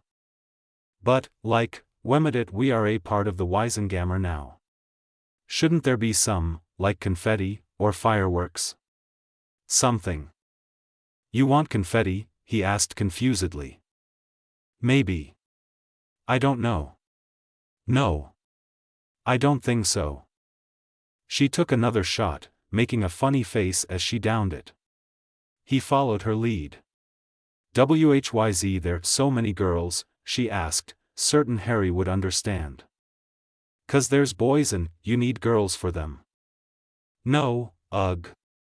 Honestly, Harry. I mean with how Ginny, and then the green gas girls. You only talk to girls." "That's not true. I talk to boys all the time, I mean men." "Why are you saying boys, this silly?" "You're silly." "No you are." "No you." Hermione stared at the remaining shots. "But why?" "There's Alfred," he offered. "And Neville. And Geoffrey, but he's dead now. And Rabars he doesn't like me. The other bloke, who I talked to." He narrowed his eyes. "Dennis. I know Dennis." "That's true," she nodded. "I'm ditzy." "Dizzy." "Yeah, that." He chuckled. "How'd we get home?" "Let's get some air." "We'll be fine," she said, lurching against the wall as she stood up. They walked in the direction of the river, onto the promenade, holding onto each other for stability. At 2 a.m. it was pretty much deserted, which was probably good as they hadn't changed out of their extravagant clothes. The fresh air did help, and the moonlight glinting off the water had a soothing quality to it. They stopped and he became aware of their breathing, content with the sounds of each other over the rustling breeze combing through the plane trees. He kissed her, slowly letting his fingers drift to the hem of her dress up to her cleavage. It was a good night after all. "Let's go home," he said. They walked to an alleyway nearby, the sound of Hermione's heels dominating the empty streets, out of the moonlight and into the darkness between the row houses. There came a sound behind them. Rubber grabbing onto the pavement, 3 people by the sound of it. "Nicely dressed, you lot," he said quietly. "Looks like you might be worth the trouble, Let's see it, wallets, jewelry, come on. Haven't got all night." Harry squinted with a hand on his wand. The details were hard to make out in complete darkness, but it was 3 men, dressed in Muggle clothes, their hearts beating heavily in their chests. One of them was holding something. Reflexively, Harry swished his wand and no more sound came out of them. He breathed out a sigh and walked forward. "You froze them?" Hermione asked. "Yeah. Bloody hell. The git had a gun." Harry took it from the immobile Muggle's hand. "You almost never see those in our day-to-day." "That's rude." "Very," Harry said, checking the pistol. It was a 5-shooter with a small barrel. Never owned one, he said, pocketing it. What do we do with them? She asked, stepping beside him. I dunno, he shrugged, but these are nice clothes. And it's white, a real bother to clean. She laughed. You're worried about getting your clothes dirty? Hey! They were expensive. I have an idea, she said, stepping back. Ducklifores. The tallest of the three was turned into a duck with a green head. It started waddling away, the freezing spell undone. Hey, get back here! Harry said, lunging for it and capturing it in his arms. It looked confused. Quack! Hermione tried hard to hold in her laughter as she raised her wand again. Pissophores. There, she said proudly, sanding over the mid-sized carp. That one won't go anywhere. Wait, Harry said, shifting the duck under his left arm and clutching his wand. Let me try. Ducklifores. He groaned as he saw the feathery human amalgam head attached to the duck body, pointlessly trying to drag along its deformed anatomy. To be fair, it's mostly duck. And we never use offensive transfiguration. It's too easy to counter. Of course, Harry, she said, patting his arm. I'll give you some lessons if you want to. Grumbling, he stepped over to the person duck. Can you undo it? Madame Pomfrey or Professor McGonagall could, I think. But no, this is a real mess, to be honest. I'd probably do more harm than good. Here, hold this, he said, passing along the duck. Quack! Harry grabbed the abomination by the head. There was some beak in there, making the human mouth drool on the floor. That's disgusting, he said. I guess we'll just take it back home. And the rest? She said, picking up the fish by its tail. Harry nodded to the river. They'll be happy there, and they won't be able to rob anyone anymore. You're such a softy, she said with a smile. I just don't want to get my clothes dirty, he said, pulling out a handkerchief and draping it over the head. They went over to the river again, and released the fish and duck. They seemed happy to be in the water. We should get out more often, he said. This is kind of fun. When are you going to separate with Ginny? I'm meeting her at Diagon Alley tomorrow. We'll make a bit of a scene, and the prophet will do the rest. We won't have to hide for much longer, Hermione. Well, not completely, she said, nodding to the mostly duck, part person grunting on the grass. Fire and Clay.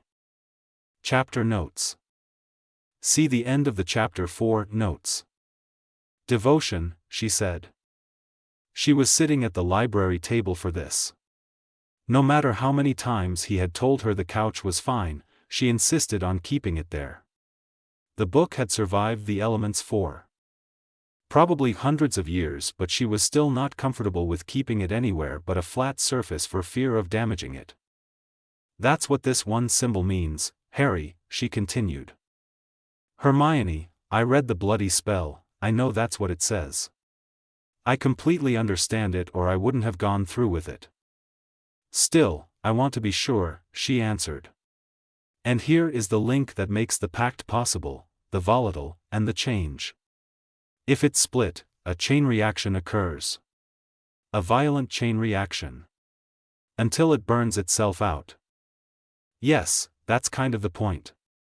He righted himself from his vertical position. Hermione, you're not having second thoughts, are you? She looked back angrily, her glinting eyes narrowing. I'm going to pretend I didn't hear that, she said, flipping back to the book. Second thoughts, she muttered, shaking her head. What are you hoping to find by reading it for the 100th time anyway? It just seems like it should work without that one symbol. It makes perfect sense, the magic having to burn itself out, becoming unstable if the two elements are disconnected.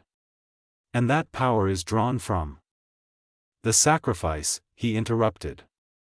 The sacrifice.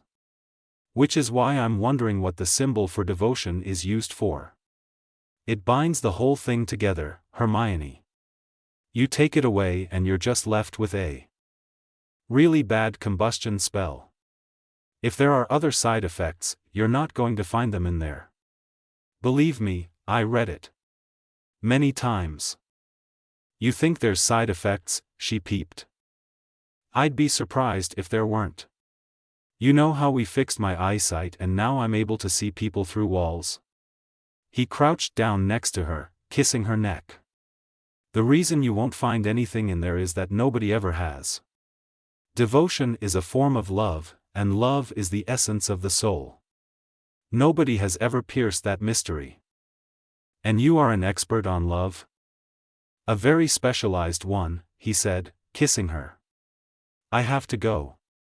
Do you have to? You do, don't you? I do, and later on, we're talking. We, she said with a grimace. We're elected members of the Wiesengemot. She's not holding much over our heads anymore. Which means we can see how useful she's trying to be, and how much she cares about what she thinks happened to Ron. She sighed and crossed her arms. If it goes wrong? He grabbed his cloak and gave her a smile. Positive thinking, no? Walking to the flue, he heard her snort. But it was time to face the music, or rather, the harpy's wail. He stepped into the living room of the burrow, the smell of gravy and pie filling his nostrils. Molly was there, her face twisting into a sad squint as she saw him. Mrs. Weasley. Harry, she said, moving up to the table where a steaming pot of tea was sitting. Sit. No please, but he still sat down. She wasn't screaming right away, which probably was a bad sign. Everyone knew a rant from Molly was a one-off thing, she wouldn't bring up the subject later on. She was still looking for reconciliation, despite having spoken to Ginny. Harry, how can you do this? She said in an angry whisper. Separating? Divorce? You swore a vow to each other, how can you possibly think of that, do that? Without talking to us? Her hand was trembling on the edge of the cup. What happened? Is it because of what happened with Ron? No, it isn't. Ginny then? She did something wrong. I always said she was too brash and too unladylike, so many years I raised her, she never listened. My only daughter. It wasn't. Is it because she was unfaithful? I told her it was stupid, a mistake, a scarlet. Enough. Harry cut through her tirade, feeling acid course through his veins.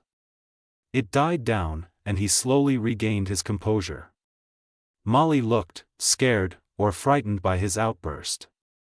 This was no good. I'm sorry. But you need to hear this. He took a sip of tea, taking the time to think about what he would say. Ginny and I married too young.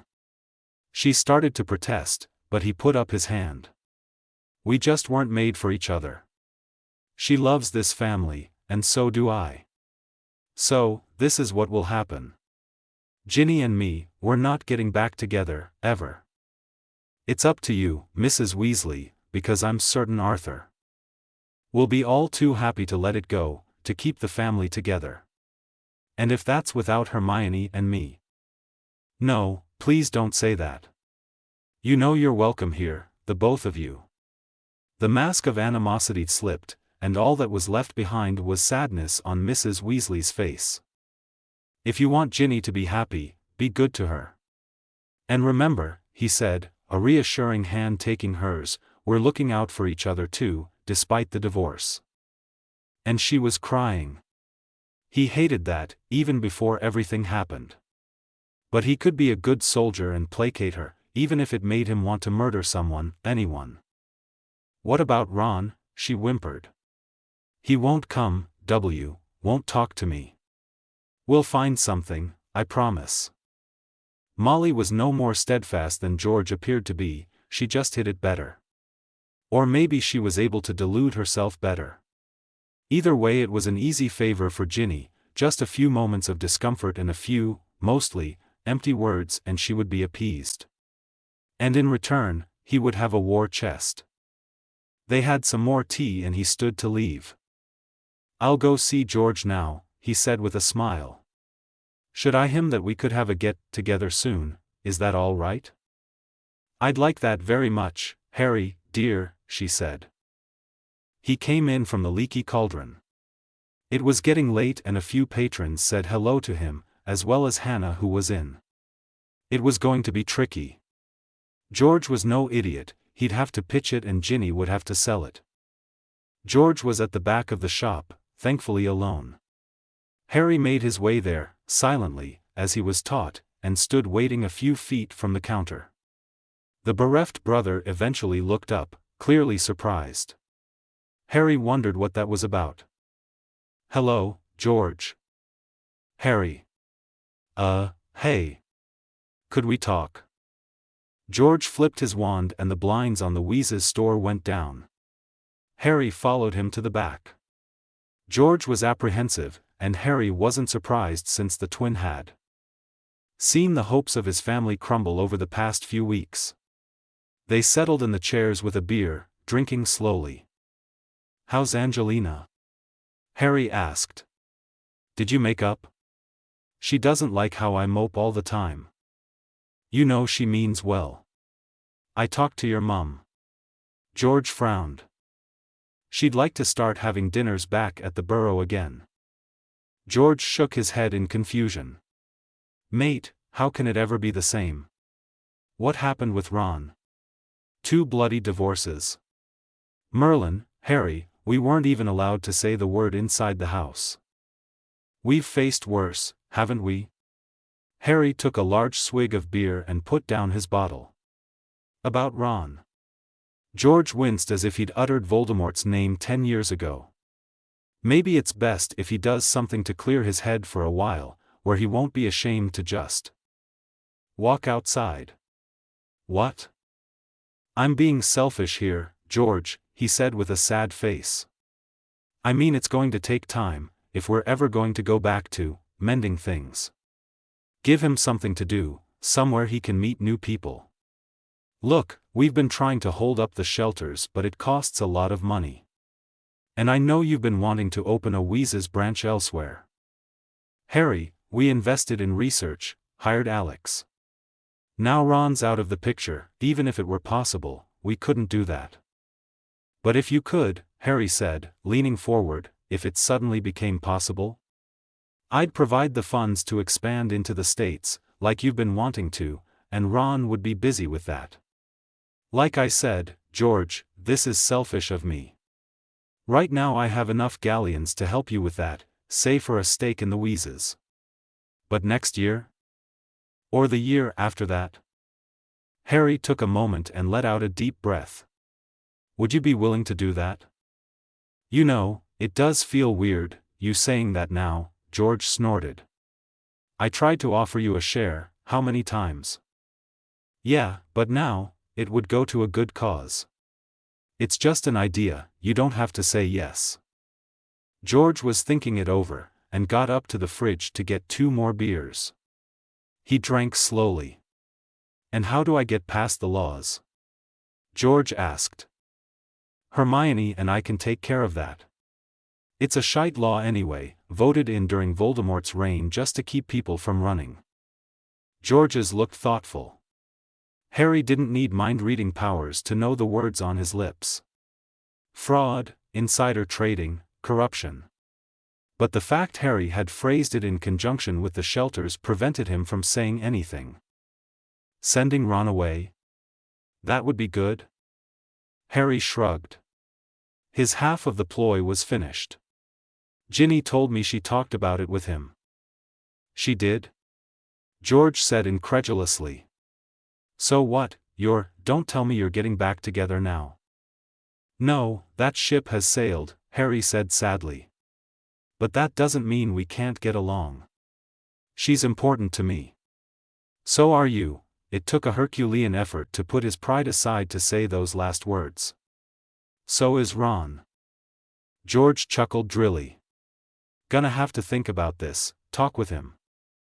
"Yeah, of course." Harry smiled. So what do you think this year? Puddlemere is looking good, Harpies too. You missed all the drama with Katie last time. Quidditch talk was an easy way to lighten the mood. No wonder I never got anywhere with her, George laughed.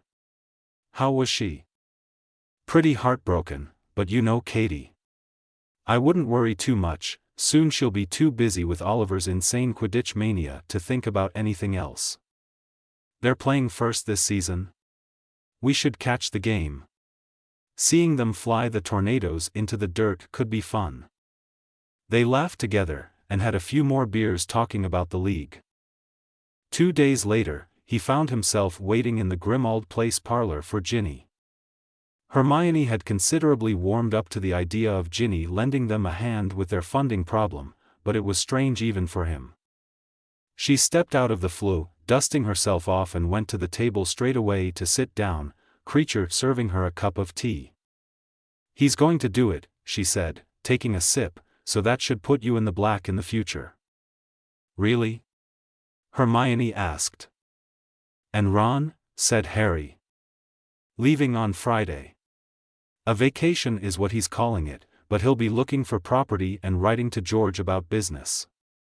That's brilliant, Harry blurted out. You got that sorted in just 2 days? She didn't smile, but shrugged. I know my brothers. George will send you the contract in a few days, when he's had time to meet with his lawyer. It was silent for a while, until Hermione spoke up. Why are you even blackmailing us? You know your threat isn't going to. Hermione, Harry stopped her calmly, and looked at her. She had questions and so did he, but there was a way of asking. It would do no good to show they didn't fear her blackmail as much. He got up and walked up to Ginny, placing 2 hands on the table to face her. She looked as if she didn't care if a blade came down on her at that moment. What do you want, Ginny? Her eyes flickered momentarily, but she regained her composure. I can't have what I want. The second best thing then, Harry said. She took another gulp of tea before answering, and his arms relaxed.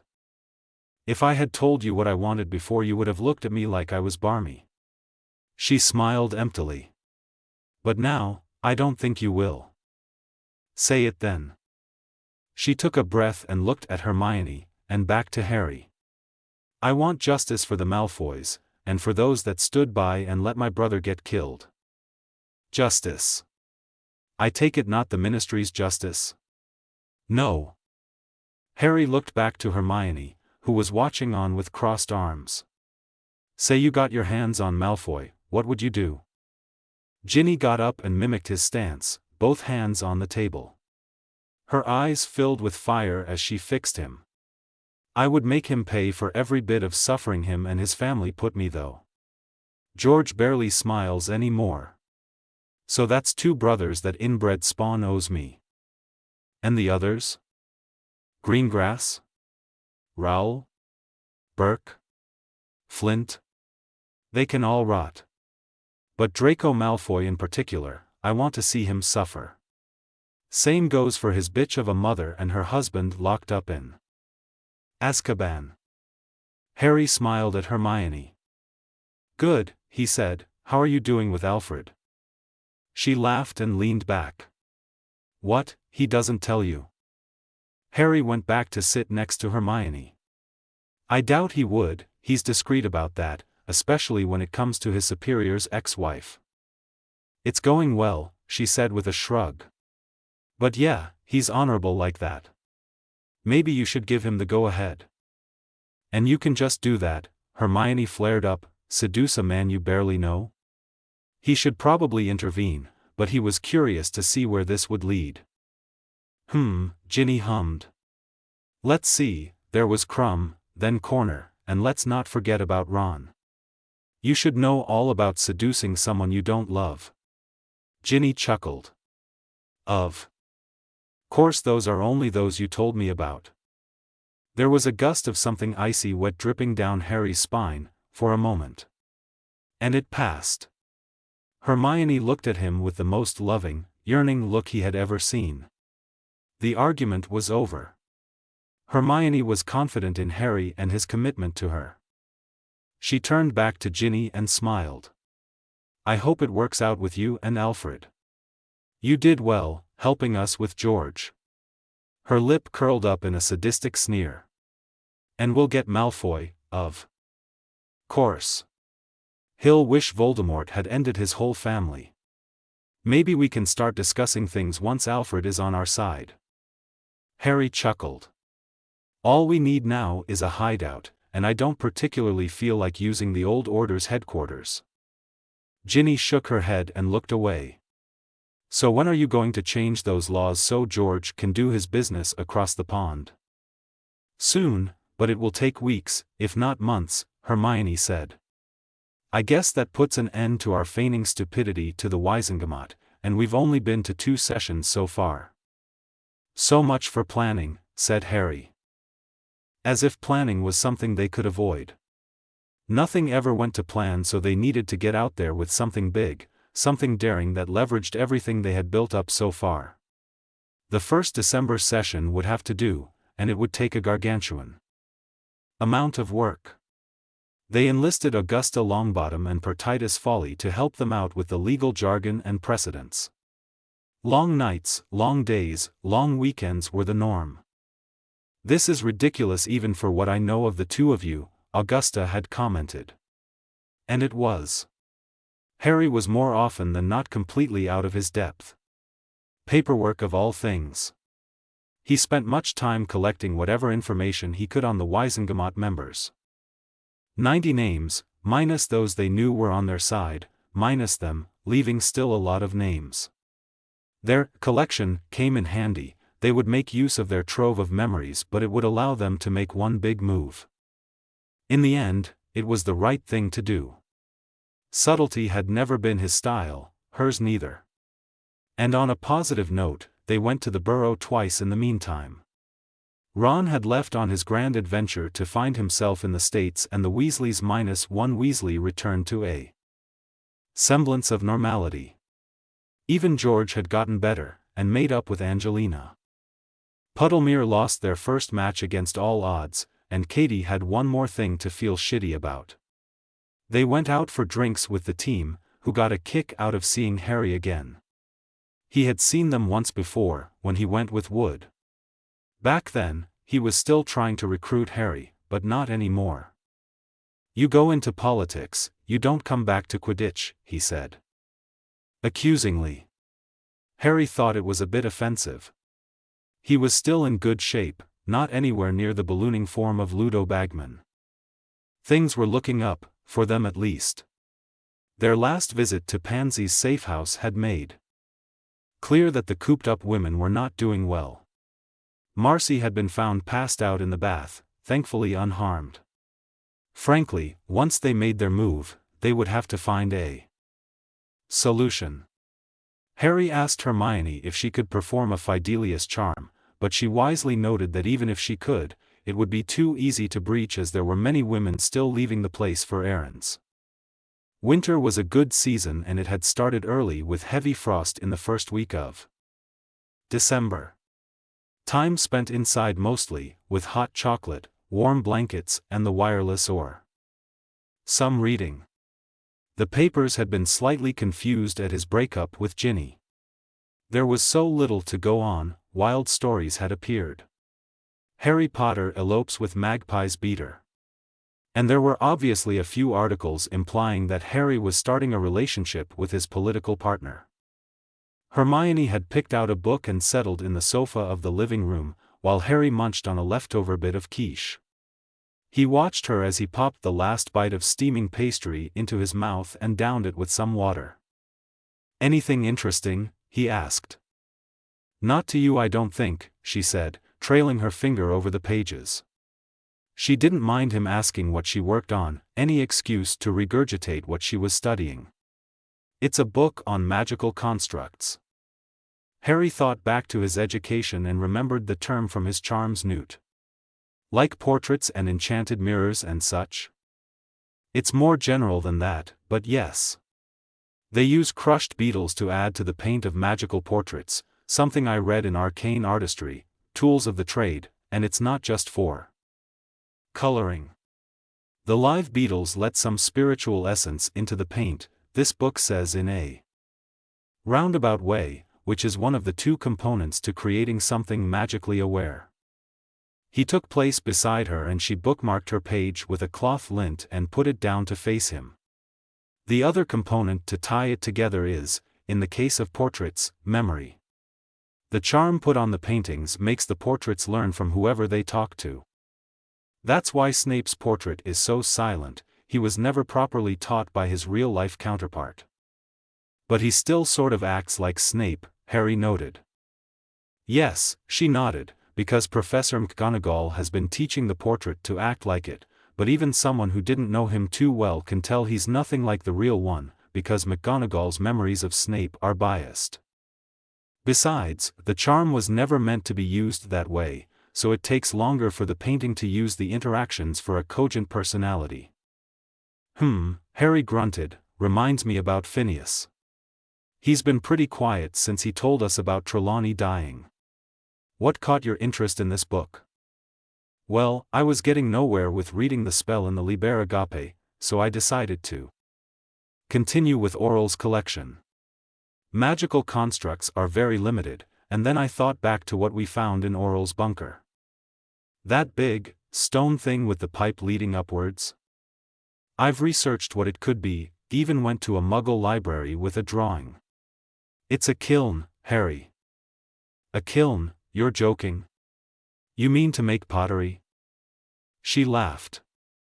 Yes, to make pottery. Except it's magical, you remember the runes covering everything? The symbols in silver on the ground?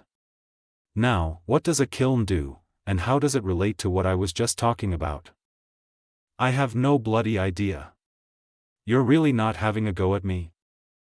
No, she said, forcing a smile down, I promise. But pottery is an art form too, like painting? And who's to say you couldn't apply those principles to, for example, a clay doll? Have you heard of the Terracotta Army? He opened his mouth to answer, but she continued. It's this huge collection of life-sized soldier statues they found in a mausoleum in Shaanxi. There were foot soldiers, chariots, even horses. Now, imagine if you could have a spell to make those as lifelike as magical portraits. Wait, said Harry, tapping a finger on his lips. McGonagall did something similar, with the suits of armor in the castle. I know what you mean, and it's not the same. That charm is tied to Hogwarts and uses the magic of the castle to make the spell work.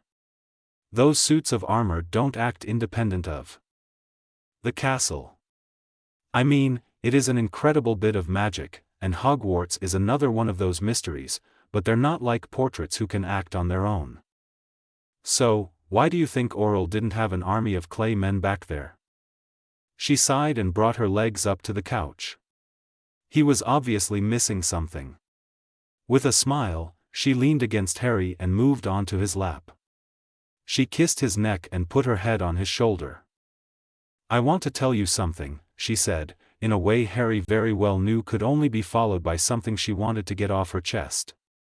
Before Hogwarts, I didn't have many friends. I mean, I didn't have any, just one girl who sort of tolerated my company. I was first in my class for a while, but everyone kept making fun of me for always being first. She sniffed angrily. I didn't even like studying that much. Then on my 11th birthday, McGonagall came to my house. They sent a letter to tell my parents I was a witch. It's like I was being told I had a second chance at life. I was so happy. We went to buy my school supplies, and my parents saw how happy I was, so they gave me some extra money to buy more books. I learned all our course material by heart and barely studied anything from primary school, so my grades took a plunge. But I really thought that this time things would be different, that I'd make tons of friends and they all would like me because I knew so much. She laughed. Well, as you know, I didn't make much friends at first. Even Neville only stuck around me because he was too scared to say something, I think. That's when I discovered the portraits, and I started having these long conversations with them. Sir Cadogan, Berthold the Bold, the girl in the prairie, she didn't even have a name, or didn't remember. But I knew something was missing. Whenever they laughed, it wasn't like a friend laughed with you. I knew enough from seeing you, Ron and Lavender and Parvati. So when Ron made that comment, it sort of all came tumbling down for me. I didn't have any real friends, again. But on Halloween everything changed. To think I have a troll to thank for making my first real friends. It was silent for a while. Hermione didn't seem distraught retelling the story. So us making an army of clay men isn't enough, he said. Like the portraits, she said.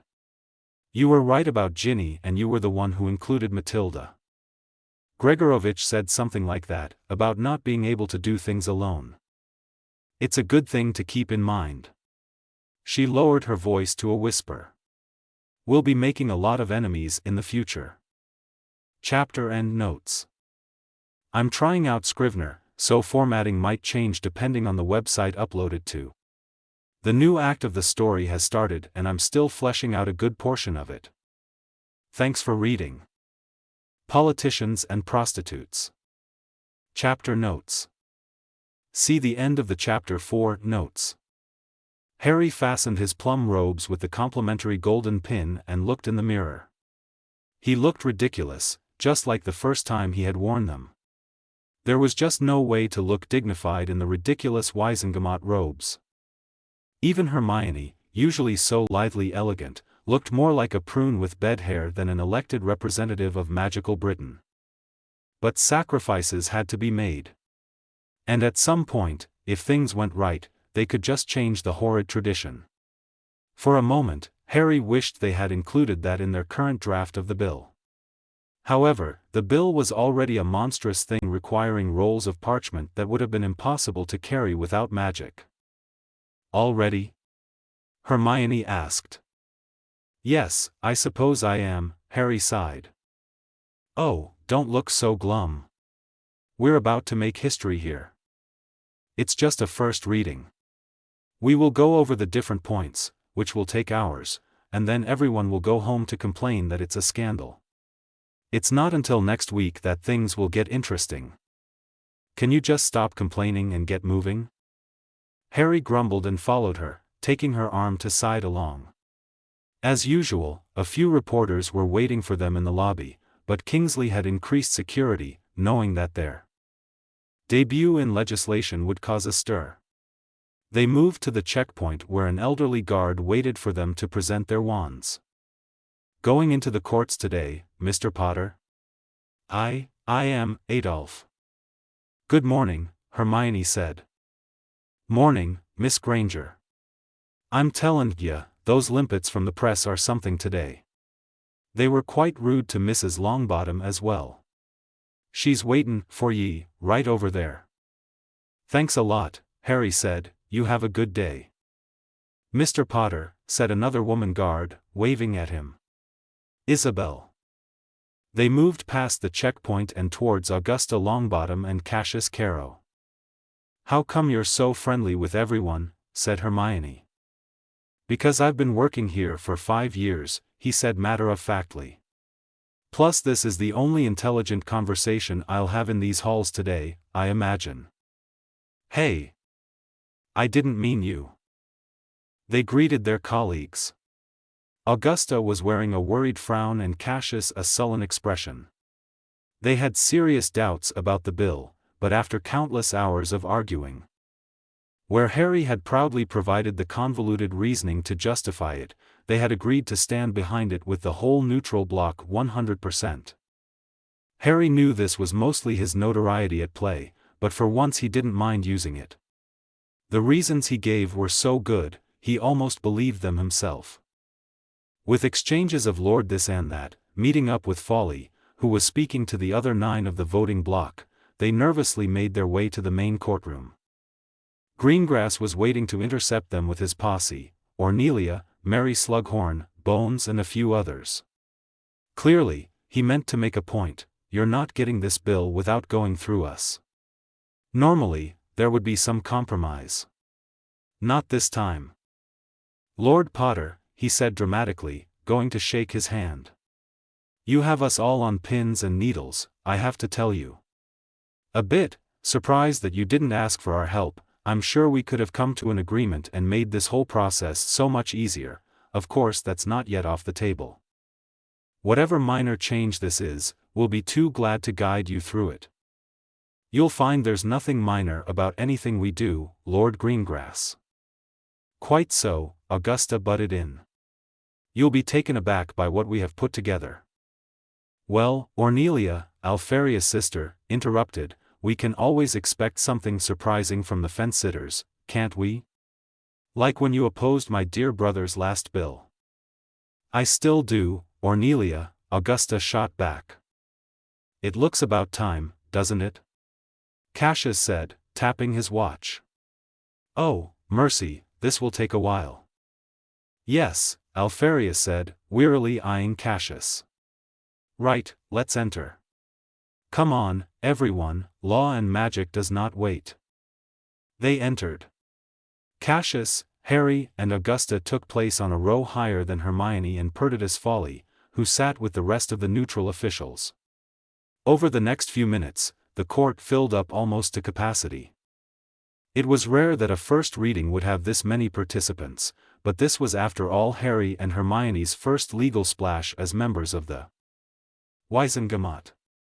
They were all interested to see what would happen, or take a piece of the public uproar it would inevitably cause. The murmurs died down as Greengrass took the chief warlock's position at the dais. Good morning. The order of the day is, as you all know, the time we have put aside this session for the reading of Lord Potter and Official Granger's bill, sponsored by Lady Longbottom, Lords Carrow and Folly. Any remaining time will be spent on other points on the agenda, such as funding for the DMLE's enforcement department. I all ask you to rein in your comments for after the reading, where we might start preliminary debate. Lady Longbottom, if you will. Augusta stood up and spoke primly. I will leave the introduction of the bill to Lord Potter, as well as commentary, with assistance from Mrs. Granger. Harry took the leather bag from Hermione and tapped it. A string of large scrolls floated out of them and to each member of the Wiesengemot, or the empty spot where they had their seats. A few moments later, as they were unfurled, a derisive laugh erupted from the center section of the auditorium. Is this a joke? I've barely begun reading it and it already throws 24 laws out. Lord Flint. Greengrass shouted. Commentary will be reserved for after the introduction of the bill. Thank you.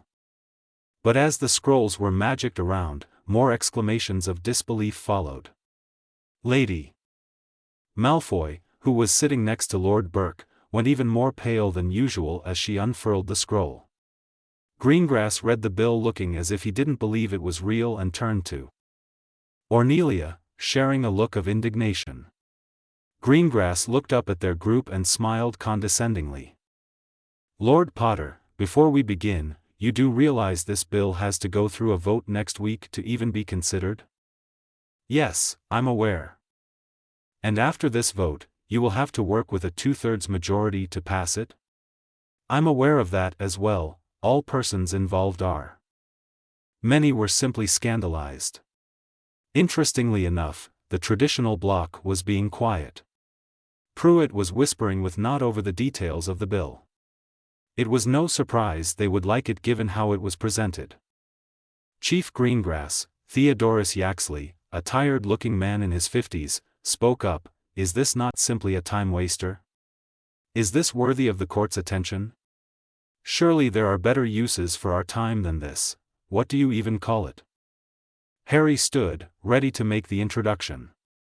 As you can see after the introduction, we have opted to call it the Anti-Voldemort Bill. There were several shocked laughs from the auditorium, but Harry continued. The main purpose of this bill is to repeal laws and bylaws that were introduced during Voldemort's reign, or as a direct consequence of his actions. On top of that, it examines the reasoning for those laws and will include the repealing of several laws with similar purposes. This includes economic laws like W251, W278, W301 and W78. B, as well as restrictions on magic like S131, commonly known as the Trace Act of 1892. You'll find the reasoning behind the different choices for the bill in each paragraph. Bones was the next one to interrupt him. You want to repeal the Unforgivable Act. Lord Potter, have you gone mad? This is scandalous. Inconceivable. Should you keep reading, Lord Bones, Harry piped up, you will see the reasoning for that as well. We have laws protecting against murder, coercion and torture, both of muggles and magicals. Need I remind you how many on both sides used unforgivables during both wars? None of which were prosecuted. All the justification necessary, you will find in our draft. Greengrass quieted down the courtroom, calling for order, but looking none too pleased himself. It was difficult keeping order when what their bill proposed was something that grabbed Wizarding Britain by the roots and tore out a very great deal of its foundations. Although to be honest, most of those laws were just needlessly empowering the wrong people in the ministry, which was part of the reason for their outrage. Harry continued introducing the bill, being periodically interrupted by one or another member of the Wizengamot, and being helped by Hermione, Augusta and Cassius along the way. Every point discussed had a significant portion of the Wizengamot looking green at the gills. Some points were just outright good points, like opening up restrictions on imports and investment. Anyone with a working brain could see that would only benefit the community. Others were less popular, like the repealing of 73 laws restricting the use of, in most cases, dark magic. But it was all under the good reasoning of punish the perpetrator, not the magic. Harry, if he wanted, could cite a dozen cases where dark magic was used in his department where it had been necessary. And of course it was never prosecuted. The list continued with more or less obvious proposals. One of which was the introduction of a separate department for the guarding of the wizard prison Azkaban. Another was allowing the use of Veritaserum in particularly violent cases. And of course, the abolition of the trace. By the time Harry had worked through the 221 legislative proposals, the room was completely beaten down. The introduction alone had taken nearly 3 hours. At the end, the session was called closed and a quick motion to continue of the debate was denied. Many members of the Wizengamot probably thinking this disaster of a bill would crash and burn next session with the vote. Under any normal circumstance, that would be the case. Hermione smiled tiredly at him. When they left the courtroom, Cassius let out a great sigh, his wispy hair hanging haggardly in all cardinal directions. There goes my political capital, he said dejectedly, not that I had much in the first place. It was a good run, they might even impeach us now. Harry tapped his shoulder. Don't worry about that, we'll all be heroes when this is over. I did put my trust in you both, Augusta said, but I am now wondering how you will make this work. It's sensible, I said so when you explained, but good luck telling that to the rest of them. We'll make it work, Hermione piped up. Does anyone want to get lunch? Cassius grumbled and Folly said he had something to do. Augusta said something about her age. Harry felt bad about Hermione trying to fit in and getting rebuffed. We'll go check with the AD and see if anyone wants to join, he said. But first he had something else to do. He went smiling up to Greengrass who had just walked out of the courtroom. Walk with me for a moment. Greengrass snorted, but nodded and Harry went further into one of the adjacent hallways leading to the other courtrooms. Really, a shame you didn't ask for my expertise. How Lady Longbottom let you go ahead with something so, well, outrageous, I can't imagine.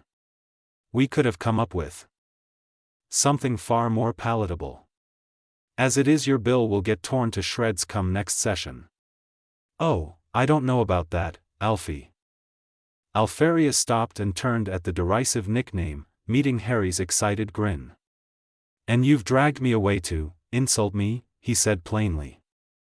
Not quite, although I guess it is pretty insulting, I mean.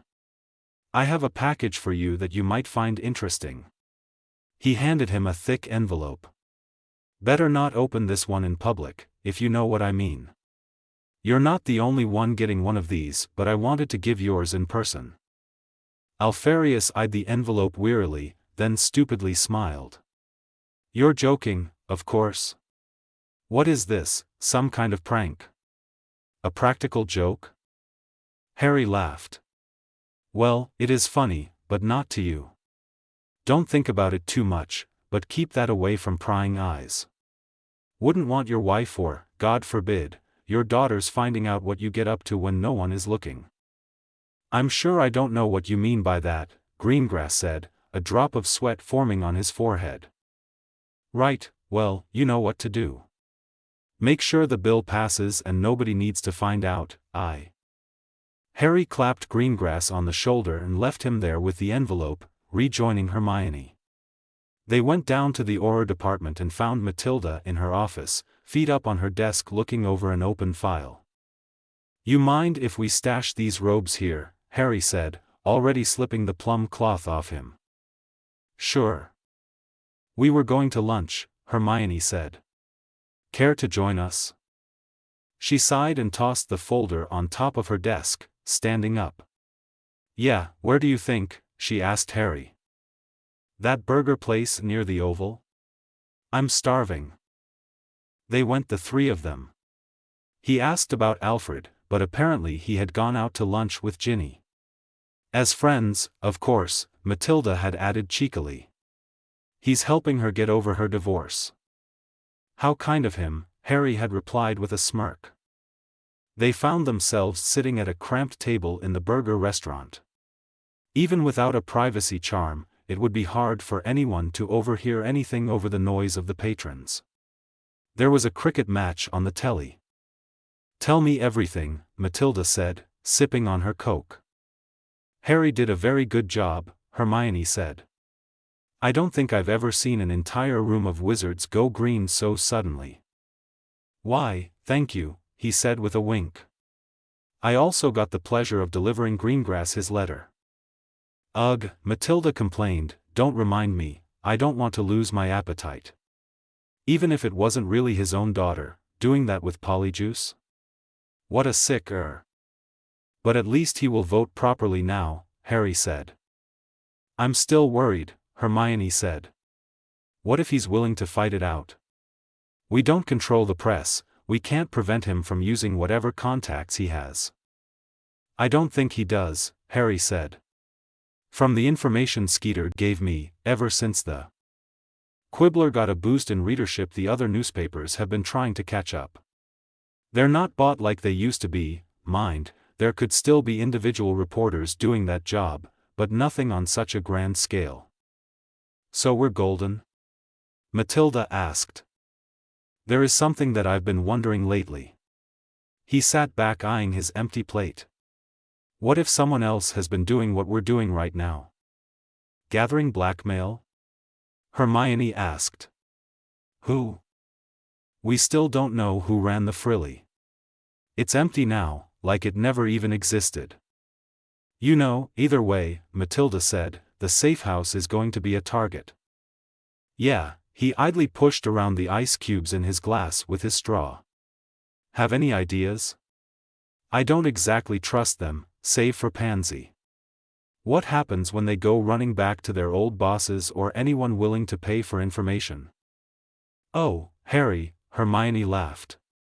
You didn't think I would let them in without making sure they're loyal, did you? We will know if one of them talks. His doubts put at ease by Hermione's forward thinking, they enjoyed their lunch. Things were surprisingly quiet leading up to the second reading. Harry didn't hear as much as a squeak from any of the Wisengamot members. It was doubtful they had many people to talk to about their letters of blackmail, containing photographic evidence taken directly from memory of their perverse acts, but the lack of pushback was indeed strange. Greengrass had become a ghost again, probably hauling up in his mansion on the eastern coast of England. Surprisingly little was known about the place, except that it was brilliantly magically protected, rivaling even Orion Black's paranoia. He had organized 2 parties there since the war ended, all invitations handled by carefully handed-out portkeys. Harry, of course, had not gone at the time. Those kind of parties weren't his thing. He should have known things were too good to be true. On Tuesday he got called into Robards' office. He didn't even look up, probably trying to contain his displeasure at their new bill, which he had undoubtedly gotten wind of. "You're to report to the minister at once," he said bluntly. "That is all." With a passing "yes, sir," Harry went to the elevators and up to the top floor to the offices of the Minister for Magic. He greeted Amanda, Kinglesey's personal assistant, with a smile. "Minister Shacklebolt is waiting for you. I'll tell him you're here." She awkwardly smiled back and tapped the colored symbol on the desk to alert Kingsley. Barely seconds later, he opened the door. Harry had seen Kingsley in different moods over the years, but never as he was now, disappointed. Harry could not bring himself to care. "Come in," he said, moving back to his desk. He did not sit, instead choosing to ominously cross his arms, staring at the bookcases in the back. Harry closed the door and sat down in the chair in front of the minister's desk. "What can I help you with?" Harry asked innocently. He turned around, that same admonishing expression on his face. "How about giving me due notice when you're about to try and break apart the ministry?" "Because, you don't approve?" "I'm not sure that matters now. I brought you here to talk to try and find out why you would do something like this, and what in hell you are trying to accomplish." He laughed dryly. "It's not as if it will pass, so what? You're trying to sabotage not only yourself but also the neutral bloc, which has been a mitigating influence on legislation. I won't let you play ignorance on this. Hermione told me you were fully aware of the details."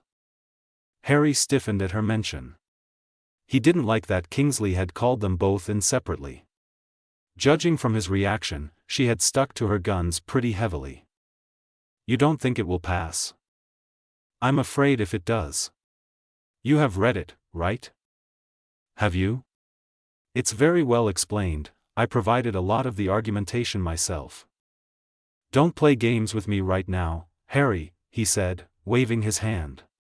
"Talking to Hermione already, I couldn't get a straight answer out of her." Harry leaned on his knees and sighed. It was going to get to this eventually, but postponing Kingsley's mistrust would be preferable. "Maybe you just weren't listening.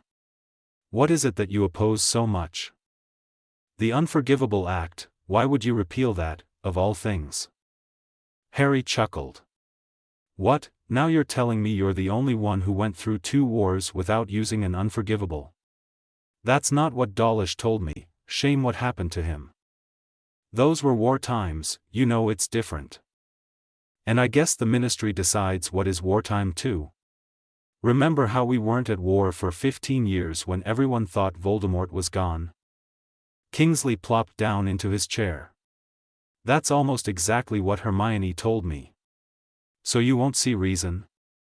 "I thought with you being an Auror," he laughed. "Well, it doesn't matter anyway. Friday, the bill will be voted on and I don't see any way this doesn't become the end of your political career." Harry stood up, seeing the end of the conversation. "You should know better than that. The bill will pass. Try and make peace with that, you'll see, it's for the better. The Auror should tell you as much, if you take the time to talk with them. When was the last time you did that?" Looking back at the minister, Kingsley didn't seem to understand. He waved for Harry to leave. Harry was completely honest when he said it would be for the betterment of the Auror department, at least in the long run. There were few places for skilled duelists to go after Hogwarts, and they all ended up wearing the golden Auror insignia. Who else would make use of having free reign of their spells but them? The day of the second session came around, and Harry was antsy. Why hadn't they made a move? Everyone else had been patiently waiting. He had given them enough rope to hang themselves. Nothing happened. Hermione had said it was a possibility.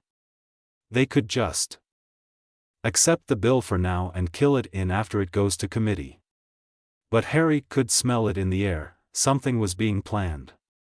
None of his contacts had seen any of the dirty Wisengamot officials in the open since. Not until Friday, the day of the second reading. Time for the day of judgment, Cassius said as they walked towards the courtroom. I don't know how you're doing it, Augusta grumbled, but I guess if you make this happen I'll have to admit to your miracle work. We are in your hands. Please don't worry, Hermione said. We've presented Greengrass with some compelling arguments. I will continue worrying, if you don't mind, Ms. Granger, Folly said, looking exhausted. The hall outside the courtroom was almost deserted. Raoul was chatting with a chap named Lithewell, who was also in the traditional block. Hermione walked up to them. Lord Raoul. Granger, he said, raising one eyebrow. Good day. I was wondering if you were going to take opposition. Raoul looked confusedly back to Lithewell. Why would we? It should go to Yaxley or one of the other progressives. I doubt it will, she answered with a smile. You might have to take that position, that is, if you wish to. Harry was trying to piece together what she was saying. If Greengrass or none of the progressive bloc opposed the bill, it would fall to the traditionalists. That is, as she said, if they wanted to. They might just be short-sighted enough not to oppose it either. Raoul stumbled, I doubt that will fall to me. We shall see, Hermione said. Taking their seats, Alpharius Greengrass was trying to hide behind the carved wood dais. A pointless effort, as it was only half his size. Everyone seated themselves and there was much less murmuring than before. Most of the noise was coming from Raoul now chatting with Knott and Pruitt. It was several minutes of silence before Greengrass spoke up. The first order of business today is the second reading of the, he faltered, narrowing his eyes, and cleared his throat. The anti-Voldemort bill, he said reluctantly. We will now call for a leader to take the opposition. Again it was silent. Yaxley? Silence. Bones? Greengrass stared daggers at Richard Bones. He continued down the list. Slughorn? Flint? Malfoy? Silence so thick you could cut it with a knife. Any officials at all on any side willing to take the opposition? Harry looked towards the traditionalists and Raoul was just staring open-mouthed in their direction. To anyone present, it was clear something fishy was going on. Even the smallest bills had opposition, some exception for those passed right after the war. But they all kept quiet. Greengrass looked highly conflicted. If there is no opposition, this bill will move to committee. Greengrass looked at Harry. Would Lord Potter care to provide suggestions on committee members? He stood up. Yes, we have a list of parties we would like to involve. He took a piece of parchment from the bench in front of him. Aside from me and Ms. Granger, we would like to involve Lady Longbottom and Lord Carrow. Additionally, we have listed Lady Slughorn, Lady Malfoy as well as Lord Pruitt as members of the committee. We will consult with Captain Matilda Greshaw and Prosecutor Matthews for matters pertaining to criminal law. Lords and ladies, Greengrass said with gritted teeth, any objections to your appointment? A slew of nays, noes, and a quiet no from Narcissa. Then I hereby declare the committee for the anti-Voldemort bill, designated W363, formed. Debate will continue through January at the committee's discretion. He bashed his gavel on the dais and fixed Harry again. It was as if he meant to say this wasn't over, as Hermione predicted. Congratulations from the neutral side of the auditorium followed. As they were patted on the back, Hermione's intense eyes found his. This was where the real fight began. The first meeting of the committee would only be in January, in accordance to the slow process of the law. About a week later, he wasn't surprised to see Hermione's Otter Patronus slide up to him during working hours. They were in Puddlemere for a routine follow-up on the robbery of a magical artifact. The animal spoke with Hermione's voice. It happened. Meet us at the farm. With nary a nod between them, Harry and Matilda apparat to the safe house. They hurried inside, where the scene before them was some sight to see. The normally lethargic inhabitants were all clustered around a single person with murder in their eyes. Harry nudged Matilda. And smiled. Thought it was her, Pansy, you managed well. She did, Hermione said with a smile. The girls helped, when I told them, Pansy said, she too wearing a frown worthy of her school days. Harry walked up to the slight blonde kneeling on the floor. Elaine, you really went and did it this time, he said, grabbing her arm. He grinned seeing the bloody mark carved into it by Hermione's hex. It spelled, slut, in jagged letters. So, it's time for interrogation. No. Please. I'll do. She was swiftly kicked in the back by Marcy, who looked like she might actually kill her. None of that, Harry warned. She'll get her due. Harry took her by the arm and Matilda took the other. They dragged her into the kitchen and threw her in a chair, locking the door behind Hermione and Pansy. He laughed gleefully and set some water on the boil. Sure you want to stay for this, Pansy? He asked. Absolutely. Hermione shrugged. All righty, then. Why don't you start telling us who you told about this place and why? I was scared, she stammered. They told me they would hurt me, hurt my family. You have to believe me. Do you believe that? Harry asked Matilda. Does Elaine even have family? No, she shook her head, I think she's being a lying bitch as usual. I'm not lying, she pleaded. But there was a method to Harry's madness and she was most definitely lying. Have it your way, he said, walking over to the stove. He waited for a few minutes until the kettle whistled under the high flame. He picked it up with mittens and lifted it all the way above Elaine's head. She struggled to get away, squealing in fear, but Matilda bound her hands behind her back with a simple spell. Start speaking or you can say goodbye to that pretty face of yours. He tilted the kettle ever so slightly, a drop of condensation dripping onto Elaine's face, making her recoil. I'm not going to wait until it cools down, you know. And we can keep you here until it heals, make it stick.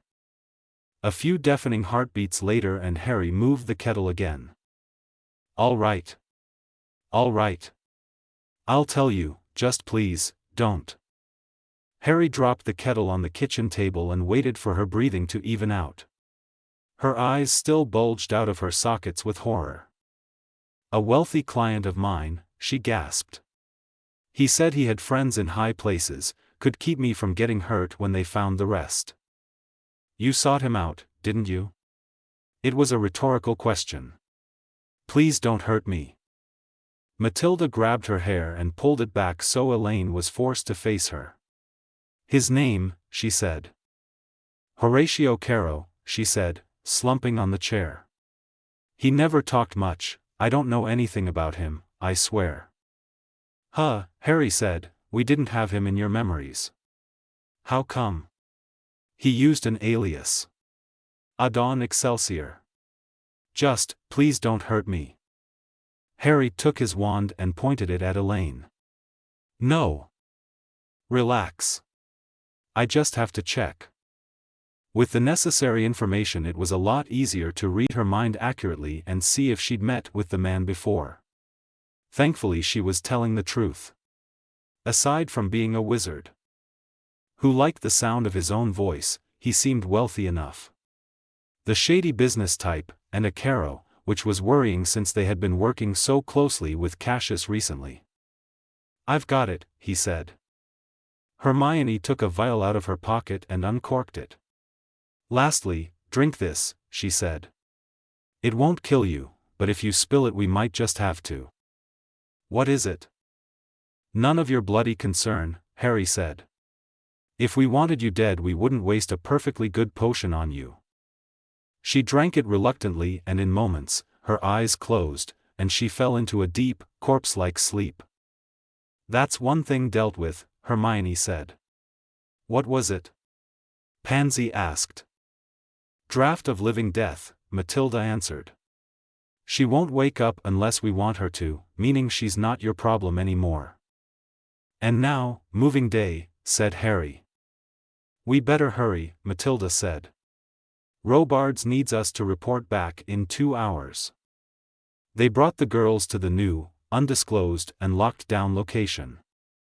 Horatio Caro was but a middleman, that was easy to see. Matilda had questioned him before Harry's time in relation to stolen goods and dark artifacts. The type more wealthy people would have do their dirty work for them. When he reported back to whoever that was, all they would find was an empty cottage. They would need to investigate him, and investigate Cassius, but neither Harry, Hermione or Matilda thought he was working with their enemies. They put Alfred on stakeout at the cottage, but all he saw was a single detection spell and the crack of apparition. They were careful, and not easily baited. This would make things a lot more difficult and dangerous. Slowly a picture was starting to form, but they were still missing vital pieces. Their contacts would have to do a lot of work for now, and they would need to remain vigilant, failing that, get lucky. Chapter End Notes. Hopefully the politics isn't so boring. It's more cowboy politics than anything, and it's not planned to take up much space in the overall story, except on a personal level. If it doesn't make sense, blame me. Thank you for reading. Separation, Side A. Christmas was always a busy season. Between presents, the increased case load and the family visits, she had trouble rushing to get everything ready. Luckily, the department took note of that and all pending cases were being pushed back to January 2nd. She had the afternoon free and would spend it visiting her parents. She bid Matthews a good holiday season, already having brought him the gift of a pair of Wheezes, Hear No Evil earplugs. Harry too had the afternoon free, and while she would have liked to accompany him this time to the cemetery in Godric's Hollow, he had insisted that it was just fitting for them both to visit their parents before making their way to the Burrow. Yes, they were spending Christmas Eve with the Weasleys once again. But this time there was a ray of hope shining through, since they would finally, fully go public. They had bought enough wine and beer. That way, in case any of them had mixed feelings about it, they could drink the awkwardness away. She operated down to the park a few minutes from the Granger residence and enjoyed the still winter mood walking down the street. The snow pleasantly crunched under her boots. A sparrow was chirping on the frozen branch of a tree, and a lone BMW belonging to one of their similarly well-off neighbors slowly sloshed through the snowed-in street. She stomped her feet to get the worst of the mess off and rang the doorbell, watching the condensation of her breath as she waited with trepidation. "Hello, sweet," her mother said, pulling her inside and into a hug. "Let's get you warmed up. I made hot chocolate and we got some nice mince pies from Cynthia." "Sounds lovely," Hermione said, taking off her gloves and coat. "Dad home?" "He's running a last-minute errand. We were out of cranberries, and you know how peculiar your aunt can be about Christmas dinner." Hermione smiled, remembering how worked up Aunt Mary got this time of year. "It's a shame you're not coming," Monica continued. "We'd love to have you here. You wouldn't like a break with all that happened, the divorce." She brought 2 steaming cups of hot chocolate in the living room and Hermione sipped from it, burning the tip of her tongue. "We were thinking of coming on New Year, if you're not busy." Her eyebrows raised as she noticed her wording. "We?" Hermione hid her face with her hands, feeling happiness burst from within as she blurted out the words she'd been waiting to say. "Harry and I are dating." She laughed, her heart beating at a gallop. "Can you believe it? Like, we're actually dating. And it's amazing. We've been seeing each other for some time, with how I was staying with him and everything, but we decided to tell everyone around Christmas." Monica Granger sat still for a while, trying to smile. She had learned of her daughter's divorce mid-September, and about the circumstances, although Hermione had been evasive about it. But now, she realized that her dark-haired best friend might have played a larger part in comforting her than she let herself believe. And her husband too had been unhappy about it. To both parents it seemed like their daughter had been fighting through a string of bad luck. She stammered. "Hold on, last I heard he was married, wasn't he?" "They divorced," Hermione said with a wave. "I guess I forgot to tell you, but things have been so hectic lately. And we were both exploring our relationship, it's all a bit of blur, honestly." "Well, it's going to be great, spending Christmas together. It's quite cozy now, the place he inherited from his godfather, I told you about that." She sighed wistfully. "It all seems very sudden." "Mom, we've known each other for more than a decade." "That's not sudden at all, and he's been lovely." "I know what you're going to say, that it's because it's new. But I know it will turn out all right. Can you talk to Dad? I know he'll be all defensive and questioning." "He's just worried, you know that," Monica said unconvincingly. "But you seem happy. He is treating you well, then? You've always had a weak spot for him, doing all kinds of, well, you know what I mean." "So does he, Mum," she grinned. "That's why it's going so well. There's nothing he wouldn't do for me, and I really need that right now, not just right now, I just need it in my life. And I know Harry won't let me down." "I'll talk to your dad," Monica said. "Maybe better if you don't bring it up. Let's just have a nice afternoon. Here, take a pie, they're delicious." She had a good time, catching up with her parents, and the pies were delicious as promised. Her father had talked up a storm back when she mentioned divorcing Ron, and it had taken her some time and carefully chosen words to put it in a way that he would understand. She was glad that soon the deception would be unnecessary. Harry and Hermione together would just be a fact of life. Something everyone took for granted.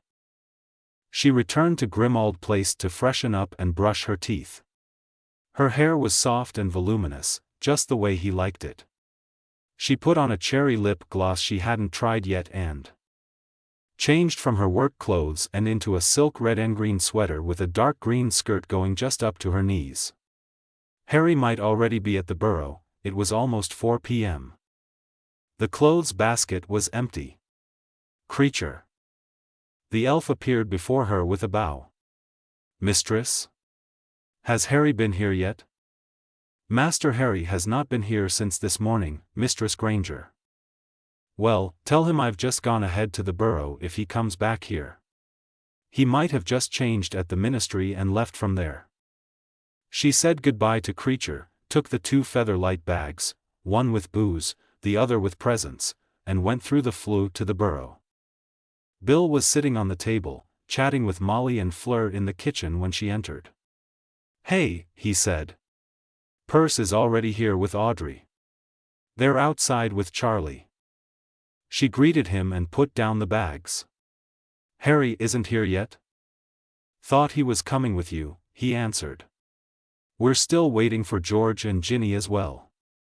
"And Matilda," Hermione added. "Hello, dear," Molly said, leaving her pots and pans for a moment. Fleur followed with Victoire beside her. The girl was growing every time she saw her, already taking on her mother's favorable features. "Hello, Mrs. Weasley." "Fleur. And look at you, all dressed up." She gave Victoire a kiss on the cheek, who said a shy hello. "Is Andromeda, oh, there you are." She came from upstairs with Teddy in front of her.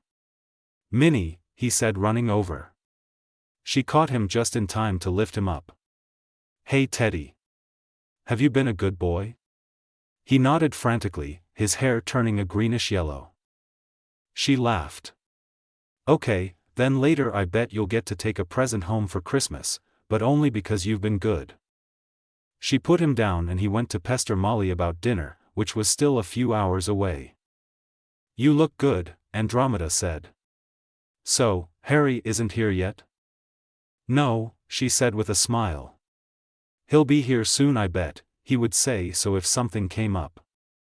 They went outside with Bill following and met Charlie, Percy and his wife. They were standing around a bonfire, nursing hot butterbeer. They handed Bill and Hermione one and chatted about the latest goings-on. She had to force herself not to break out the news prematurely. "So, Matilda?" Bill said. "What's she like? And more importantly, is Charlie finally going to find someone to settle down?" "Didn't you meet her once," Hermione asked, "when you consulted with the AD?" "Right," he answered. "Blonde, tallish, about Charlie's age." "Will you bloody stop it?" Charlie barked. "I have enough with Mum badgering me, you don't have to make it any worse." The two brothers looked at Percy for a ruling and Audrey chortled. "What? Don't drag me into this. I did my Weasley duty." "Did you?" said Hermione. "Not until you catch up to Bill, I don't think." "Wah." They all laughed. Not too long after, Matilda came in. She was wearing something casual, a green sweater over a darker green dress.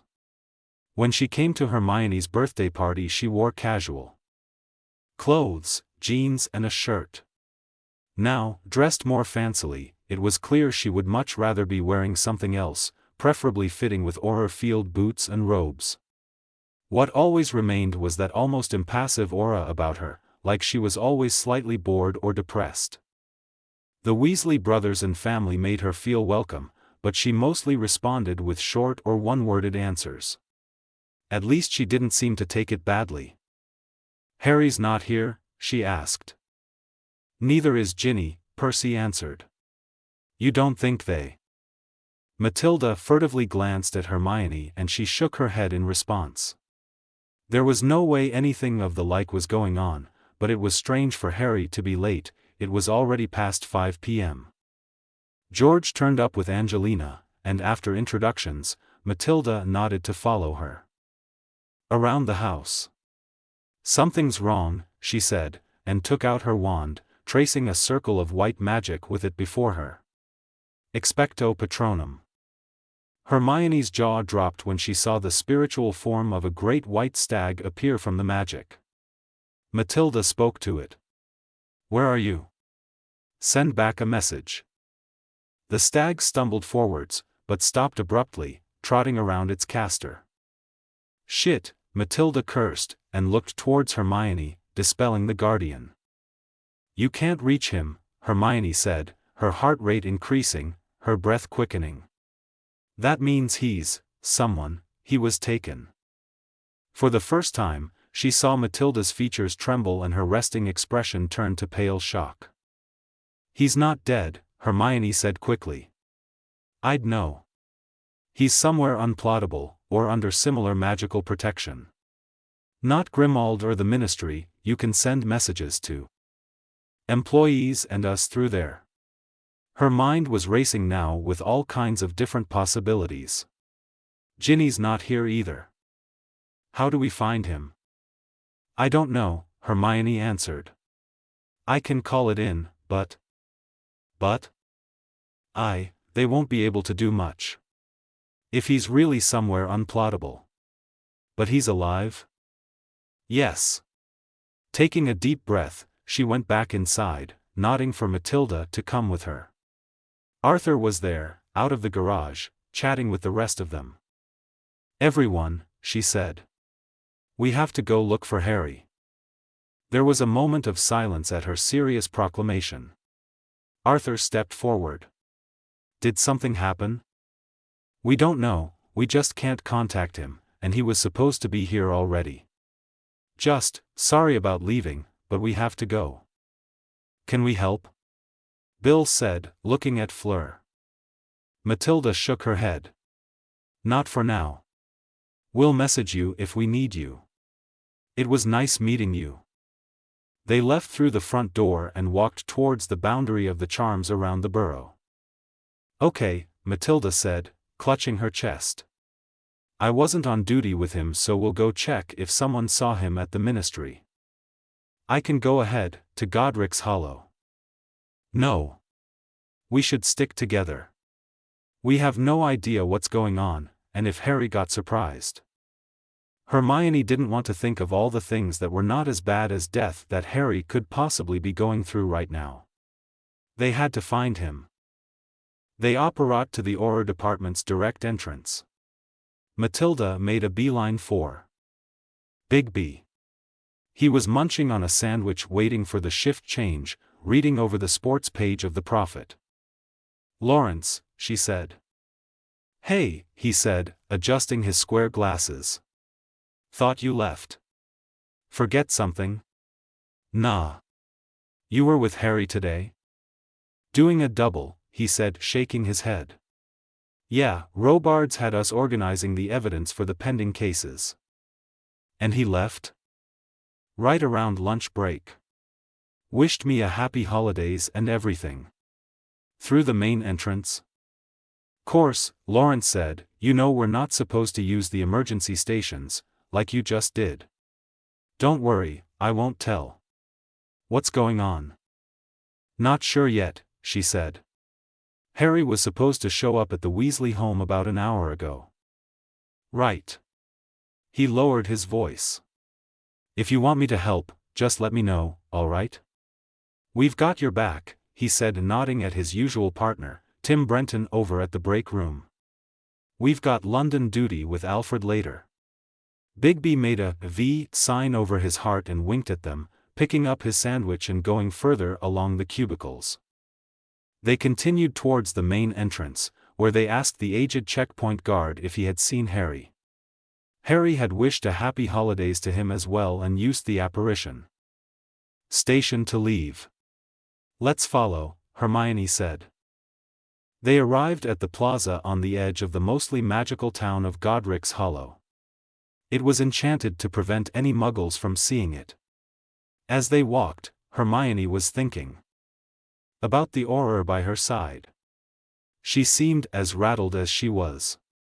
Thinking about it, Harry didn't talk much about her. Had Hermione been the first to break Harry's loyalty to his marriage, or had the blonde Auror gotten there first? It would make sense. If there was anyone else, it would be the person who he had worked with for years. "So, you and Harry are pretty close," she said. Matilda blinked and drew a ragged breath.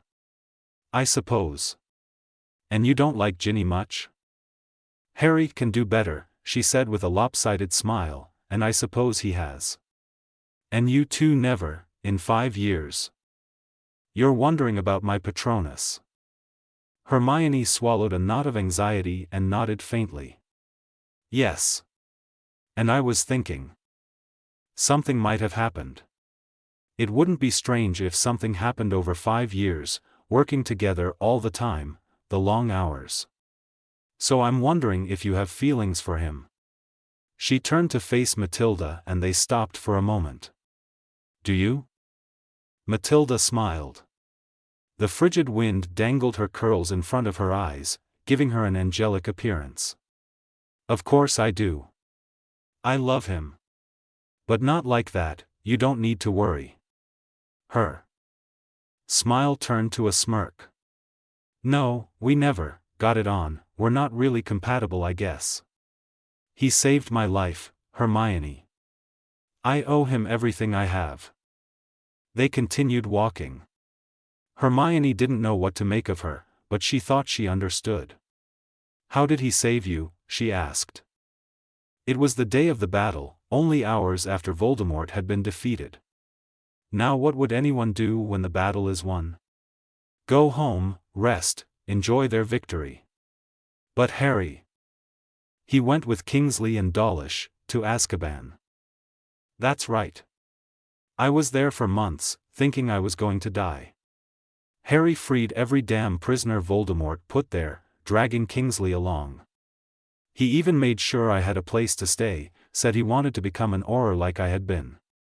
I might be captain now, but I've been following him since the day we met." People still milled about the village, buying things, enjoying the winter cheer and decorations around the shops and houses. Even though before she thought she understood Harry's insistence on keeping allies and friends, she never really realized how much Harry had made that his legacy. Everywhere he went, people lined up to help him. Except maybe in the Wiesengemot. They arrived at the church, where a pastor was speaking to a couple with 2 children. Matilda trudged up to him and waited to get his attention, which didn't take long. She was quite a bit taller than most women and easily stood out. "Hello. Good afternoon, you're not part of the congregation, will you be attending Mass?" "No, sir," she said. "We're wondering if you saw someone around here recently. Black hair, slim, around 6 feet 2 inches. Probably wearing something purple." The pastor rubbed his beard. "Perhaps, yes. Right after I finished my lunch on the bench over there, I might have seen him visit the cemetery. I went right back inside. Afterwards." "A friend of yours?" "He is, thanks." They entered through the kissing gate. Hermione felt herself grow tired with emotion. Having Harry somewhere she didn't know was taxing on her. God knows what was happening to him. And who was responsible? Was it an aftermath of their blackmailing the Wiesengemot? And tricking them by using Elaine? Horatio Caro was a dead end and Cassius had no contact with him over the past 20 years. Or was it Ginny who had finally shown her true colors? She found that she didn't care, if she could only be with him again. Matilda stopped her as they went deeper among the graves. "It's that one over there, right?" she asked. Hermione nodded, surprised that she knew. Matilda took out her wand and waved it, revealing barely visible prints on the frosty ground. She walked around them and towards the grave of James and Lily Potter. She stopped at a set of 2 tracks, one bigger than the other. One male, probably Harry. The other female. Ginny. Matilda spun and waved her wand again, revealing more prints. They came from the east side. 3 sets, male. "And here," she said, bending down. "It looks like no, they were taken by surprise. Look at the 2 large flat spaces. They fell?" "The tracks from there," she said, pointing to the 3 pairs of footprints, mill about and disappear. "There's no prints away from here for any of them." "A portkey?" "I can't think of anything else," she said with a sour expression. "So we can't track him, we can't. What are we supposed to do?" Matilda looked like she was begging for a miracle as well. Hermione went over to the gravestone and knelt. There was a fresh wreath of roses deposited on top. She touched the petals, knowing it was the last bit of magic he did before he disappeared, was taken. She felt tears stream down her cheeks and a hand on her shoulder. Even with someone here, she still felt alone. She knew that without him, that's how she would feel, until he breathed his last. At least she wouldn't ever have to live without him. She just wished she could hear his voice, see his face, feel his touch on her skin.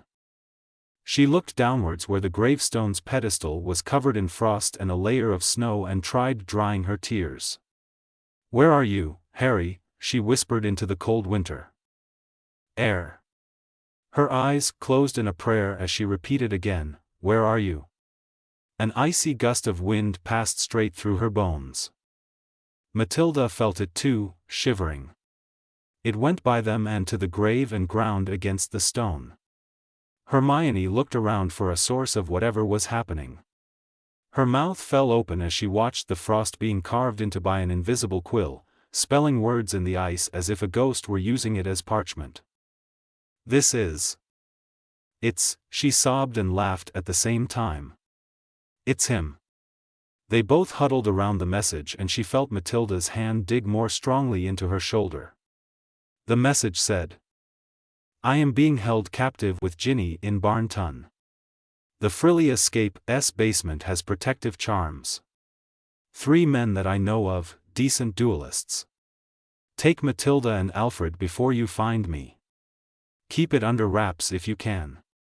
See you soon. Love, Harry, and be careful. Separation, Side B. Chapter Notes. See the end of the chapter for notes. Christmas was always a time for remembrance and cheer. How the two fit together probably only made sense to Harry. He knew it was silly, but he wanted the next time he went there on Christmas Eve, or in this case, the afternoon, to be when he could call her Mrs. Potter, or Granger Potter. He didn't care much for what she would decide on naming herself. Marriage had been on his mind since her birthday, but things had been so busy and would still be busy for a long time. So he had wished his colleagues at the AD and Adolf at the lobby happy holidays and Operaat to Godric's Hollow alone. He still needed the alone time once in a while to organize his thoughts. He wondered how the Weasleys would take their relationship. Ginny was still not happy with it, but the others would understand. No point in hiding any longer what would come out anyway. He left the plaza for the sparsely populated streets where a couple with 2 children entered an ancient-looking tavern, taking shelter from the cold. The cold didn't bother Harry too much, he was well dressed for it. His turtleneck and enchanted auror cloak protected him from the worst of it. And he enjoyed the crunching of the 2-day-old snow under his feet, almost slipping with every step. After a short walk, he was nearing the church. Passing it, he saw the pastor sitting on a bench with a sandwich and a thermos. The man waved at him and he raised his hand in acknowledgement. Harry wasn't sure if the pastor remembered him coming here every year, but he'd like to think he did. He never went inside the church, having never been in contact with religion with the non-practicing Desleys, or the heretics of the world he called home. He stopped at the kissing gate, hearing a new set of footsteps behind him. Well played from her, he didn't expect Ginny to follow him here. Fine, if she wanted to talk, the dead could listen. He had no intention of making a scene in the streets. He stopped a good distance inside the cemetery, waiting for her to meet him. He knew he should be more understanding, every social instinct told him to, but as she had so eloquently put it, he couldn't give her what she wanted. Even if he could go back to how he was before, he didn't want to. Her red hair looked foreign among the frost. She stopped a few feet from him, her eyes small to protect herself from the freezing wind. "Why are you here?" he asked, impatient after a moment. She turned against the wind and wrapped her mittens around her arms. "I don't know why I came," she sighed. "Out of habit, maybe? Thinking that you'd change your mind if I kept at it for long enough. Not happening, is it?" It wasn't really a question, but he still faintly shook his head in response. "It's the curse that changed you, isn't it? Aren't you curious what it is? Have you even tried to find out?" "We have," he answered, "but even so, I see no reason to change things back to how they were. Not that we know that's possible, so I try not to think about it. I know you're not happy with how things turned out, but I am." "How very selfish of you," she said with a wry smile. She shifted and took a package out of her coat. It was brown and thick. She handed it to him. "I guess I don't need those anymore.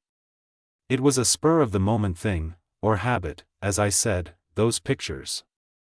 I just can't look at them and I don't want to know more." Harry opened the envelope and saw the pictures she took of them, naked that day, and the negatives. "You could have made copies, duplicated the negatives." "Believe what you want," she answered. He did believe her. It seemed like a thing for her to do, come clean of her blackmail. She must think she was safe, having made herself useful. She was, for now. He vanished the envelope, sending it back to the void. "All right, then. So, is this a fresh start or something?" Is this really about revenge? That, and you being you, I wouldn't feel better keeping away. Perhaps he had been unfair to her. If not for their history, they might have naturally become allies. And it was Christmas tomorrow, a time of forgiveness. Still, he wondered. Can I ask how you did it? You said you had taken precautions, like what? She grinned. I was mostly bluffing, or not. I told Leah if something happened to me she should check my locker. I'd hidden the pictures there with a note to send them to the press. It's not foolproof, but I figured you wouldn't take the risk. You figured right. Walk with me, then, he said, nodding further ahead at the cemetery. You've never been here? No, she remarked, I knew you came every Christmas Eve, I just thought it was something you had to do alone. Probably was my lowest moment, when I first came here, he said, remembering the fateful night of the war. Ever since, I've come every year. Clean the grave, leave some flowers. I'll catch them up next time, when Hermione is here. They arrived at the headstone. Ginny was frowning, probably at the inscription, the last enemy that shall be defeated is death. Harry started to clean the headstone with his wand. It's from the Bible. I have no idea whose idea it was to put it there, but it apparently means eternal life. As in eternal life in the kingdom of heaven, after death.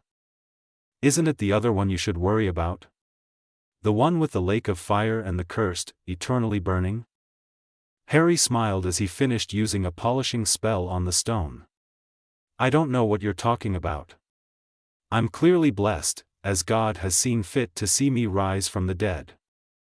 At least your sense of humor hasn't changed, she said with a chuckle. He concentrated to conjure a wreath of roses against the gravestone. They both watched as the flowers materialized with a flick of his wand. A tricky spell, one that required his undivided attention. It was smart on their part, to wait for the usually so careful Auror to be distracted to strike. Just from behind him, he heard the rustle before he saw the stunners coming his way. They had laid an ambush around him, facing towards the headstone behind Harry's back. He managed to dodge the first, but the second caught him in the stomach. With a sense of dread, he saw Ginny go down before his vision turned blurry. He woke up with a throbbing in his side. His first thought was that he had been stupid to oversleep and he would be late for Christmas Eve dinner at the Burrow. His eyes adjusted to the low light and he saw Ginny strapped to a chair, and he remembered what had happened. Stupid, to get caught in the open, but he wasn't going to sequester himself like the cowards of the Wisengamot. He looked around. Wherever he was, it was damp, dark and smelled of mold. Ginny's head was slumped forward, her hair hanging over her face. He tested his bindings, iron latches just tight enough to make escape impossible, around his legs too. There were 3 men that he knew attacked him. They had come from under their invisibility cloaks and started casting their spells. They wore masks, he remembered. At least that was encouraging. They would be less likely to do anything permanent if their identities weren't compromised. Whoever they were, they had means. Invisibility cloaks were notoriously hard to get a hold of. There was his, and 2 others he knew of.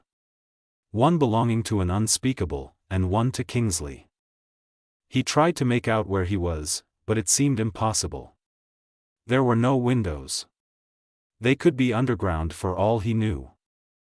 HNGH. Ginny stirred, from how groggy she seemed, she had taken a stunner directly to the back of her head. They probably took her to make him talk more easily. Fortunately, they had the wrong witch to achieve that.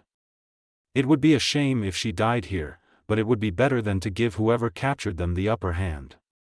He would have to survive at any cost. Hey, he said quietly. What happened?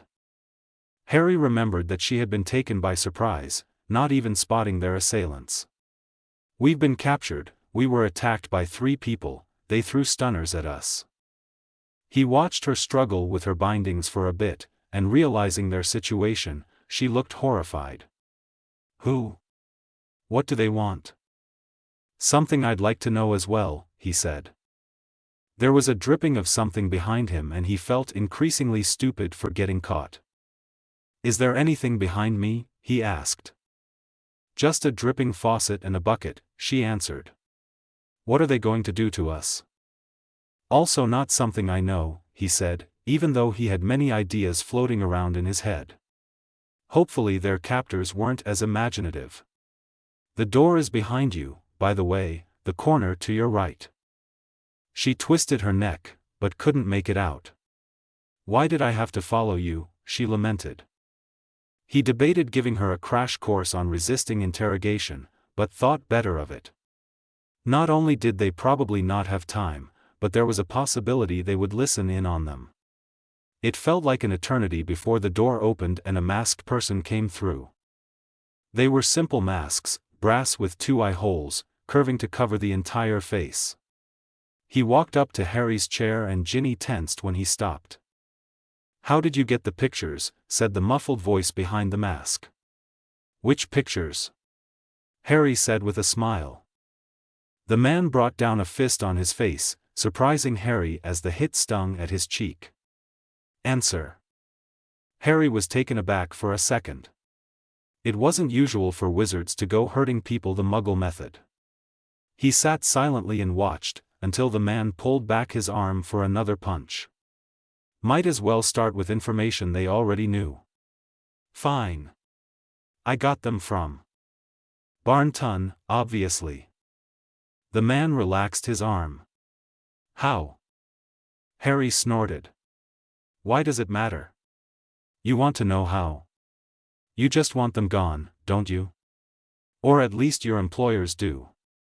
I didn't remember Greengrass or Yaxley being that good with their wands. Harry got punched in the nose at that answer. However, if he was ever going to get somewhere with his captors, staying silent wouldn't do. The frilly escape was mighty helpful, is what I mean, he said, snorting to get the pain out of his nose. That doesn't explain how you took the photographs. There was just a hint in his voice that the man was trying to hide, but Harry recognized it. The man was American. That brought with it so many other questions, but it did make sense. All talent willing to commit crimes had been imprisoned or killed during the war. Anyone willing to face the punishments of the Ministry of Magic must either be very confident or very stupid. But he could use it. You seem like a smart fellow, and you already hit the safe house, so figure it out. Where are the girls? Now that, I'm not telling. Harry couldn't tell, but by the tone of his voice, his captor seemed like he was smiling. Maybe I'll just ask your wife, ex-wife is it? But still. Good. Anything to stall him. Harry had to find out more. He put on his best worried face as the man stalked towards Ginny. Are you going to be more cooperative? He asked her. I don't know anything, you moron, she answered. We'll see about that, he said, moving back behind Harry. He could hear the sound of a bucket being filled with water and wondered what the hell he was doing. He could just as easily conjure some water. He dropped the bucket near Ginny. And finally used his wand. The chair flipped backwards, leaving Ginny hanging upside down, and the man produced a piece of cloth from his robes. Finally it dawned on Harry what the man was doing. He really was American. Let's see how you like the feeling of drowning, he said, putting the rag over her face. Harry had only heard of it in recent times. Waterboarding, or the practice of forcing water down someone's airways to produce the feeling of being drowned. It wasn't very popular in Britain, with the cruciatus being what was historically used as torture. But it being a Muggle method meant it would be allowed by Aurors under the Magical Congress of the United States. Was he an American Auror, or ex-Auror? The man did not use legilimency, and Ginny drowned in the steady stream of water from the man's wand. It made Harry wonder about the bucket again. Just when she was catching her breath, Clearly in distress from the awful feeling being forced on her, he tossed the bucket on her, making her gasp and sputter. "Now, do you feel like talking?" "Go to hell," she shouted angrily. "I bet someone's already looking for us," Harry said. "Won't take long for them to find us. Lots of smart people on our side." The man laughed. "Nobody will find you here. Even your little beacon," he said, jingling Harry's beacon amulet, "won't work down here." "Then why take it off me?" he said, grinning. "They'll find us. The ministry hasn't found this place, even though it was right under their noses." He approached Harry and bent closer to his face. "Fitting, I think, to have you spill your secrets where you got your secrets from." Harry smiled inside as he once again tried to look horrified. "We're at the frilly escape." "Why don't you tell me everything?" the man continued. "I'll make sure to be gentle when I wipe your memories of this." The man was a talker, which was lucky for Harry. So he knew where he was, and he knew they weren't out to kill him. Also the man was most likely an American with horror experience. He'd gotten what he wanted so far, so he shut up. It was entirely possible the man was telling the truth and they wouldn't be found, but he wasn't about to give up and spill all his secrets. Before he could make up his mind about anything, the door opened again and two more masked men stepped in. "The hell are you doing, Blue?" one of them said. "Working," Blue answered. "I was about to get them to talk." "Well, I brought Suds to help." "No way your muggle tactics are any good." "It's working, Crane," Blue answered. "No, no, no," Suds answered. "See, this is how you do it. Crucio." Harry winced seeing Ginny spasm wildly in the chair. He knew the pain of the cruciatus, and while he didn't like how straightforward it was, the pain it inflicted was tremendous. Blue turned the chair back in its upward position. Ginny trembled in the aftershock of the curse. Crane walked around the chair and up to her, forcefully twisting her head to look at her. "Phew, even better looking in the flesh. Wouldn't mind having a go at this one." "Get off me," she spat. "That's not why we're here," Blue said. "Says who, Suds? Why is the new guy talking? Weren't you told to keep your mouth shut and follow our lead?" "We were told not to go too far." "Shut your mouth and let us do the work, Blue," said Crane. Blue didn't talk back, and Crane approached Harry and took a fistful of his hair, pushing him back. "Easy game, Harry Potter. You tell us what we want, or we have some fun with Weasley over there." He had to believe they didn't want him dead. So, he was caught between a rock and a hard place. All he knew is that he felt anger rise up in him at the thought of anyone beside him harming Ginny. That was his prerogative. He turned his head and looked down, feigning shame. "Better her than me," he whispered. Crane seemed to have bought it, chuckling to himself and standing back up. "Did you hear that, Suds? Potter doesn't mind if we hurt the girl." He stepped up to Ginny. "Bad blood here? Tough divorce?" Ginny looked towards him. It was no use reassuring her or cluing her in, she was still too rattled from the curse, so he looked away again. He heard her sob. "Should've just left her," Crane said. "But hey, the evening's still young, might come in handy." The next moment, Harry felt like every nerve in his body was on fire. A familiar feeling, a feeling you'd do anything to get rid of. Unspeakable pain. Relentless agony. An eternity later, he came out of it, hazy and confused. The trick to resisting the cruciatus was the exit, to stop from losing all will as the pain abated, phantom sting still racking across his body. "You, little miss, where is he hiding the girls?" "I don't know," she sobbed. "Please let us go." Harry couldn't be sure she was acting or not, but he had to assume she had already snapped. Luckily for him, all she could attest to was the adultery. "Blue, come with us. We need to talk how to proceed, I just got word from the boss. They left and Harry was thankful for the time to recover. Coming out of the cruciatus felt like a slowly receding fever. He shook and breathed in slowly. There had to be a way to escape. He checked his bindings again, wondering if he couldn't get enough motion to wandlessly cast a spell. No use. We have to get out of here, Ginny said. There was little left of the pleading girl from before. I know what you did, she warned. Thank you, but it's not going to last. Well, if they had monitored the room, the cat was out of the bag. They must not have a good legilimens on hand, or they must think they can't break through to me, which they probably would have trouble with. They don't seem to have Veritaserum either. So, we should stall them. Until what? I don't know, he sighed. Until our friends figure out where we are or I find a way out. They're going to lose patience. I know. And if they do, I'm expendable. Hopefully they're not in a rush. To Harry's displeasure, they returned quickly. A new round of torture was applied through the cruciatus. Twice on him, and once on Ginny. They kept asking the same questions. They wanted to know how they got their hands on the blackmail. This repeated 2 more times. And they got more aggravated when Harry wouldn't talk. He could feel his mind slipping further and further, and Ginny was looking worse too. There was something inside him fighting, wanting to get out.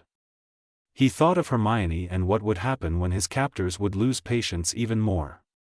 He couldn't let them kill him, or worse, irreparably harm him. He wanted to see her. He wasn't supposed to be in this dark, damp place on Christmas Eve. He was supposed to be with her. Hermione, he whispered. It stirred.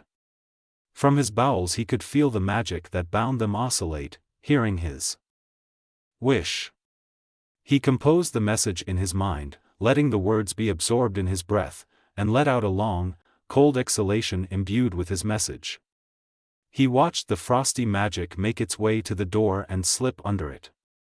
It would find her, he knew that much. Side effects. Lucky that he should find one now. It reminded him of something, of the runes he had painted in blood on Hermione. There was a way out of this, but he had no way to do it. He was tightly bound to the chair, its soft wood devoid of edges. Nothing to draw blood. Ginny, he said, if I happen to find a way out, help any way you can. She nodded faintly. They returned too soon and too brash for his comfort. One of them was carrying a meat cleaver. We've just decided to take the next step, Potter. No time to dilly-dally anymore. It was Suds, Harry recognized, and he stepped towards him. How much do you like your fingers, huh? Harry stared at the knife, transfixed, and beyond it, he saw something that gave him hope. It was the tip of his phoenix feather wand sticking out from the man's robes.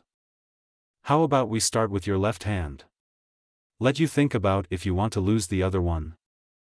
He waited patiently and struggled as Suds took a hold of 3 of his fingers, bending the others back.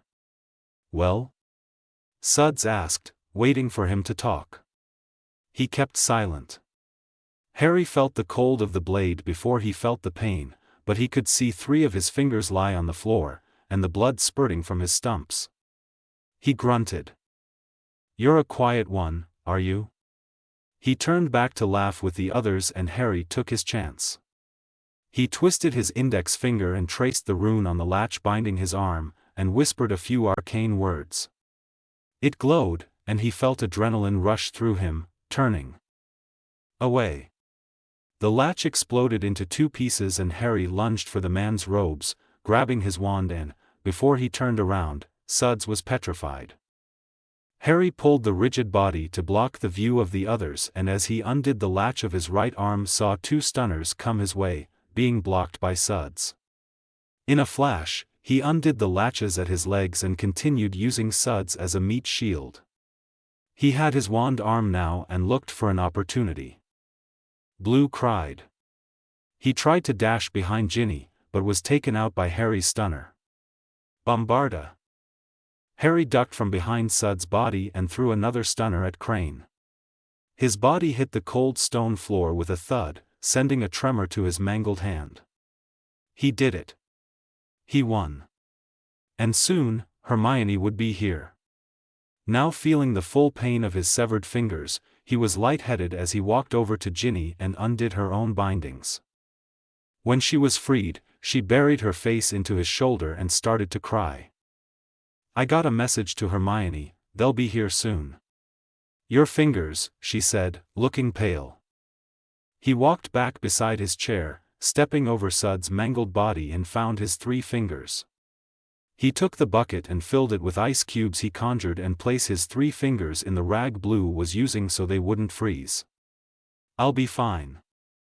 He took Ginny by the hand and when they heard a commotion, seemingly coming from upstairs, they put their back against the wall. They heard footsteps come down and the door flew open, Matilda ducking before she turned and saw Harry. Hermione and Alfred were right behind her. She said, seeing his hand. Alfred paled and Hermione got an angry look in her eyes. "Hey," Harry said. "Is the place clear?" "Yeah," Alfred said, looking over to Ginny. "What the hell happened?" "I'll tell you later." Hermione came up to him and surprised him with a slow, needy kiss. The fragrance of her lips banished the dank smell of the basement.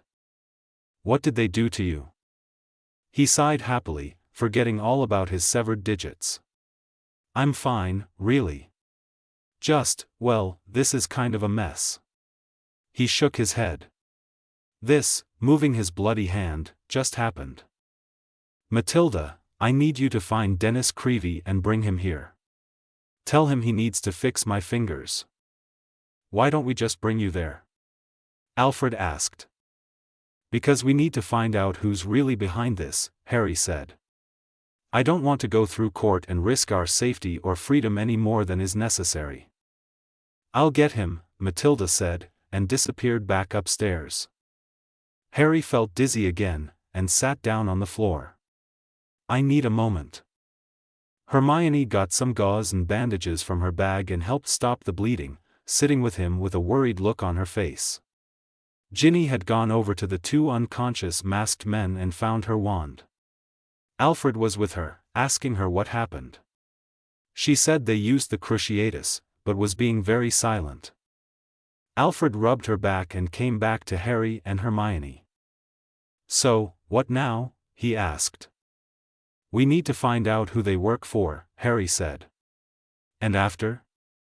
Harry and Hermione shared a look. Before he could think of anything to say, he was interrupted by cries from Ginny. "Diffindo! Diffindo! Diffindo!" The curses rang through the basement and Harry sprung up and ran over. It was too late. There was a large puddle of blood under what used to be Blue's neck. She'd used so many cutting curses she had severed his head. As if to finish her outburst, she kicked the head away from the body and it rolled a few feet. "Ginny!" Alfred shouted. "What did you do?" Ginny was smiling, her eyes closing, satisfied at her retribution. Harry felt overtaken by an immense amount of pride. This evening was getting more interesting every minute. Now, there really was no choice. "We'll get rid of them," he said, "but first I'll interrogate the remaining one." "But," Alfred protested. He couldn't continue his statement, looking at Ginny and back at Harry, his mentor. "Just help me get him up." They put the unconscious Crane on the chair Harry had been sitting in and Hermione conjured a rope with which to bind him. Harry revived him. Beneath the mask, he didn't look like anything special. Brown hair, mid-30s. He could be anyone. "Hey there," Harry said, waving his injured hand. "What's up with not using legilimency, huh? No training?" Crane looked over to Blue and his eyes widened. "Who the bloody hell are you?" "Just your friendly neighborhood heroes." "So, Who are you working for? Greengrass? Someone else? I want to see a solicitor, he said nervously.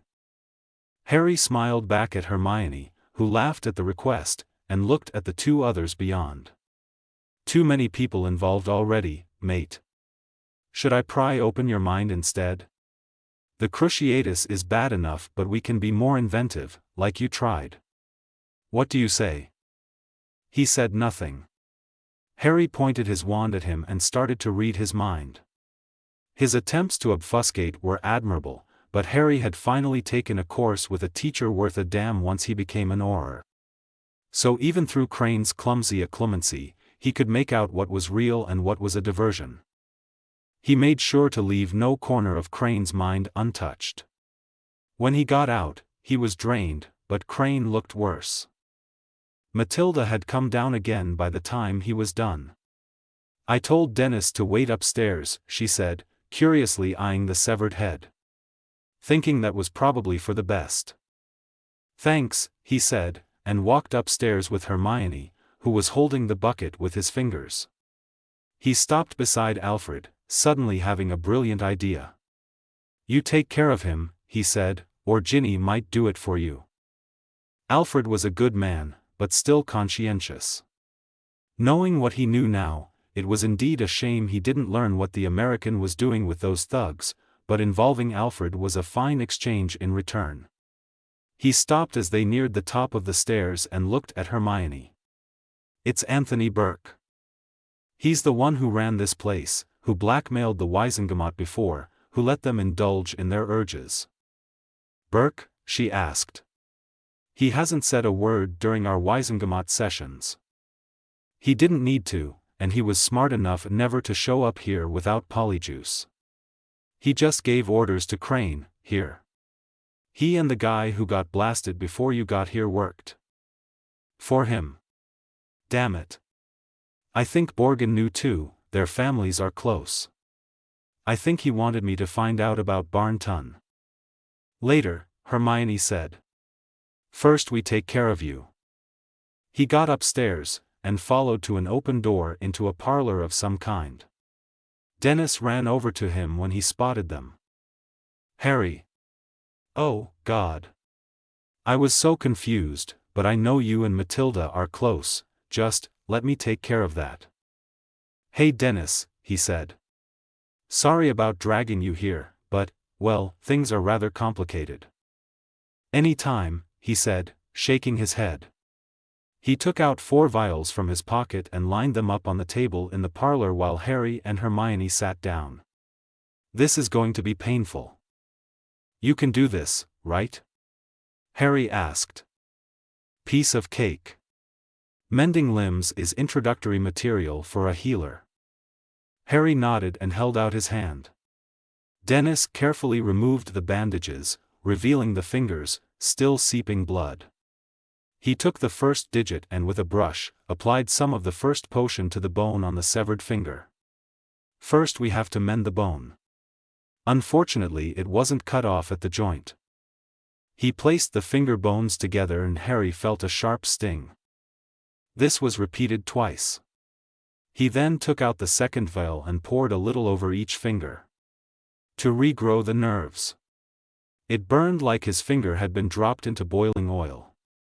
He finished with some Dittany and Myrtlap essence. When he was finished, the only evidence of his fingers ever having been cut was the soreness and a slight red tint. Thank you, Dennis, Hermione said. You're a lifesaver. Yeah, Harry agreed. Thanks a lot. Do you need one of us to get you back? It's fine. Look, if you need me to help, whatever it is you're doing. Oh, how Harry would love to include Dennis, but he wasn't ready, and Harry wasn't sure he would ever be. After all, he had chosen to work a profession of healing, not hurting people. Thanks Dennis, but I think it's best if you know as little as possible. No offense.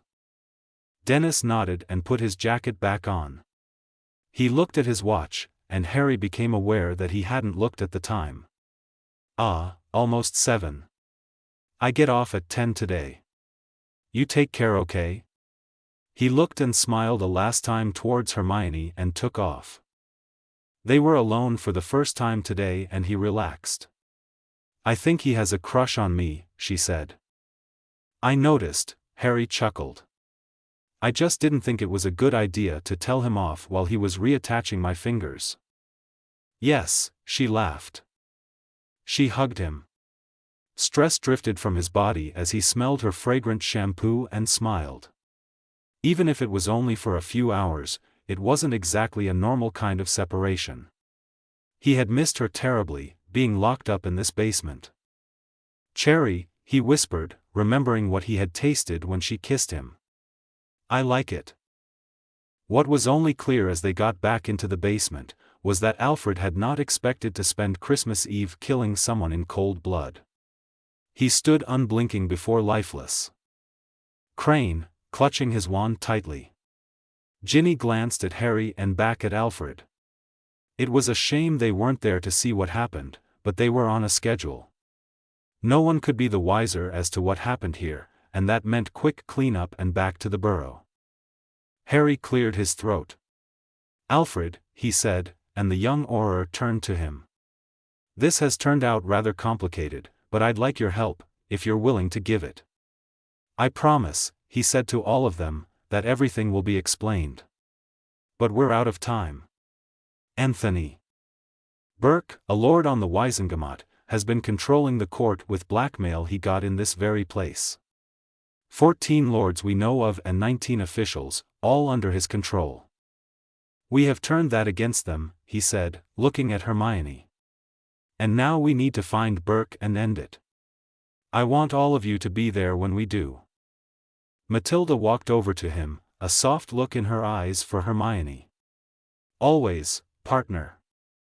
Ginny came over too, looking worse for wear from their ordeal. She looked at Harry for a moment and nodded. Alfred closed his eyes and finally his hand loosened from the vice grip he had on his wand. He looked over Harry, Hermione, Matilda, and finally with his eyes on Ginny, he spoke. "I'll help you," he said. "Bigby is covering for me. I need to check in, I'm supposed to finish at 8. "What now?" "Come to the burrow with us," Ginny said. "I need to go home to change, but come by afterwards." "Yeah, good idea," Harry said. "I think we all need a little time to recover. You all go ahead, tell them we're fine." "What do we tell them?" Ginny asked. "Nothing. We talked. Everything's fine. Hermione and I will deal with," he looked at the 3 corpses. "We'll take care of this." "All right," Alfred sighed. "All right. Go ahead," Matilda said. "We won't be long." Alfred and Ginny left. Matilda was smiling. The honesty of her joy and relief impossibly brightened up the dank basement. She jostled Hermione with a hand on her shoulder and pulled Harry into a one-armed hug, laughing in a way Hermione would never have guessed the stoic Auror could. "Really glad you're okay, Harry. Really glad I could count on you," he answered. He looked happy at the turn of events, and once all was said and done, so did Hermione. Not rivals, not enemies, but allies, bound by the blood spilled in this unholy place. Vanishing a whole human being is something even the greatest witches or wizards would be hard-pressed to do. So the bodies would have to be partitioned with cutting spells. It was new and exciting to have someone beside them engaging in what anyone else would consider gruesome and nauseating. Matilda's innocent appearance only made it more strange, but she was skilled at it. Once separated into smaller pieces, Hermione went around vanishing the giblets. They cleaned the blood as to leave no other evidence. It was 7:30, already quite late, when they reappeared at the burrow. Harry had stashed his Auror robes in Hermione's bag. They were greeted by the Weasleys, and Alfred who had gotten off early. Ginny and Alfred must have done some good lying, because they didn't ask much about what had happened. "So what did you talk about?" Bill asked. It was an easy in for them. Hermione stepped forward, taking Harry's hand. "We kind of planned to tell you all tonight." Eyebrows raised, seeing the way she looked at Harry, and the way he looked back at her. "We've started dating." A few of the wide eyes turned to Ginny. She was standing closely with Alfred. "I hope you're both happy," Arthur said, raising his beer. The chorus of approval from the rest of the family was mixed. Andromeda seemed the happiest of all hearing the news, and Teddy didn't seem to know what the big deal was, asking about dinner again. They ate the food Molly had expertly prepared: turkey, mashed potatoes, oven-baked pears. It was a feast much needed by the 5 partners in crime, especially Ginny. Some color came back into her face at the taste of caramelized baked pear, and Alfred relaxed as well with a cold beer. Having 3 Aurors at the table meant they could share their stories with the Weasleys, and it was lively. Whenever any of the 5 of them's eyes met, there was an implicit understanding that only they could share. From that moment on, they stopped being a collection of relations past and present or acquaintances, and became something more. There are some things you can't share without growing closer, and butchering 3 hired thugs in the basement of a whorehouse is one of them.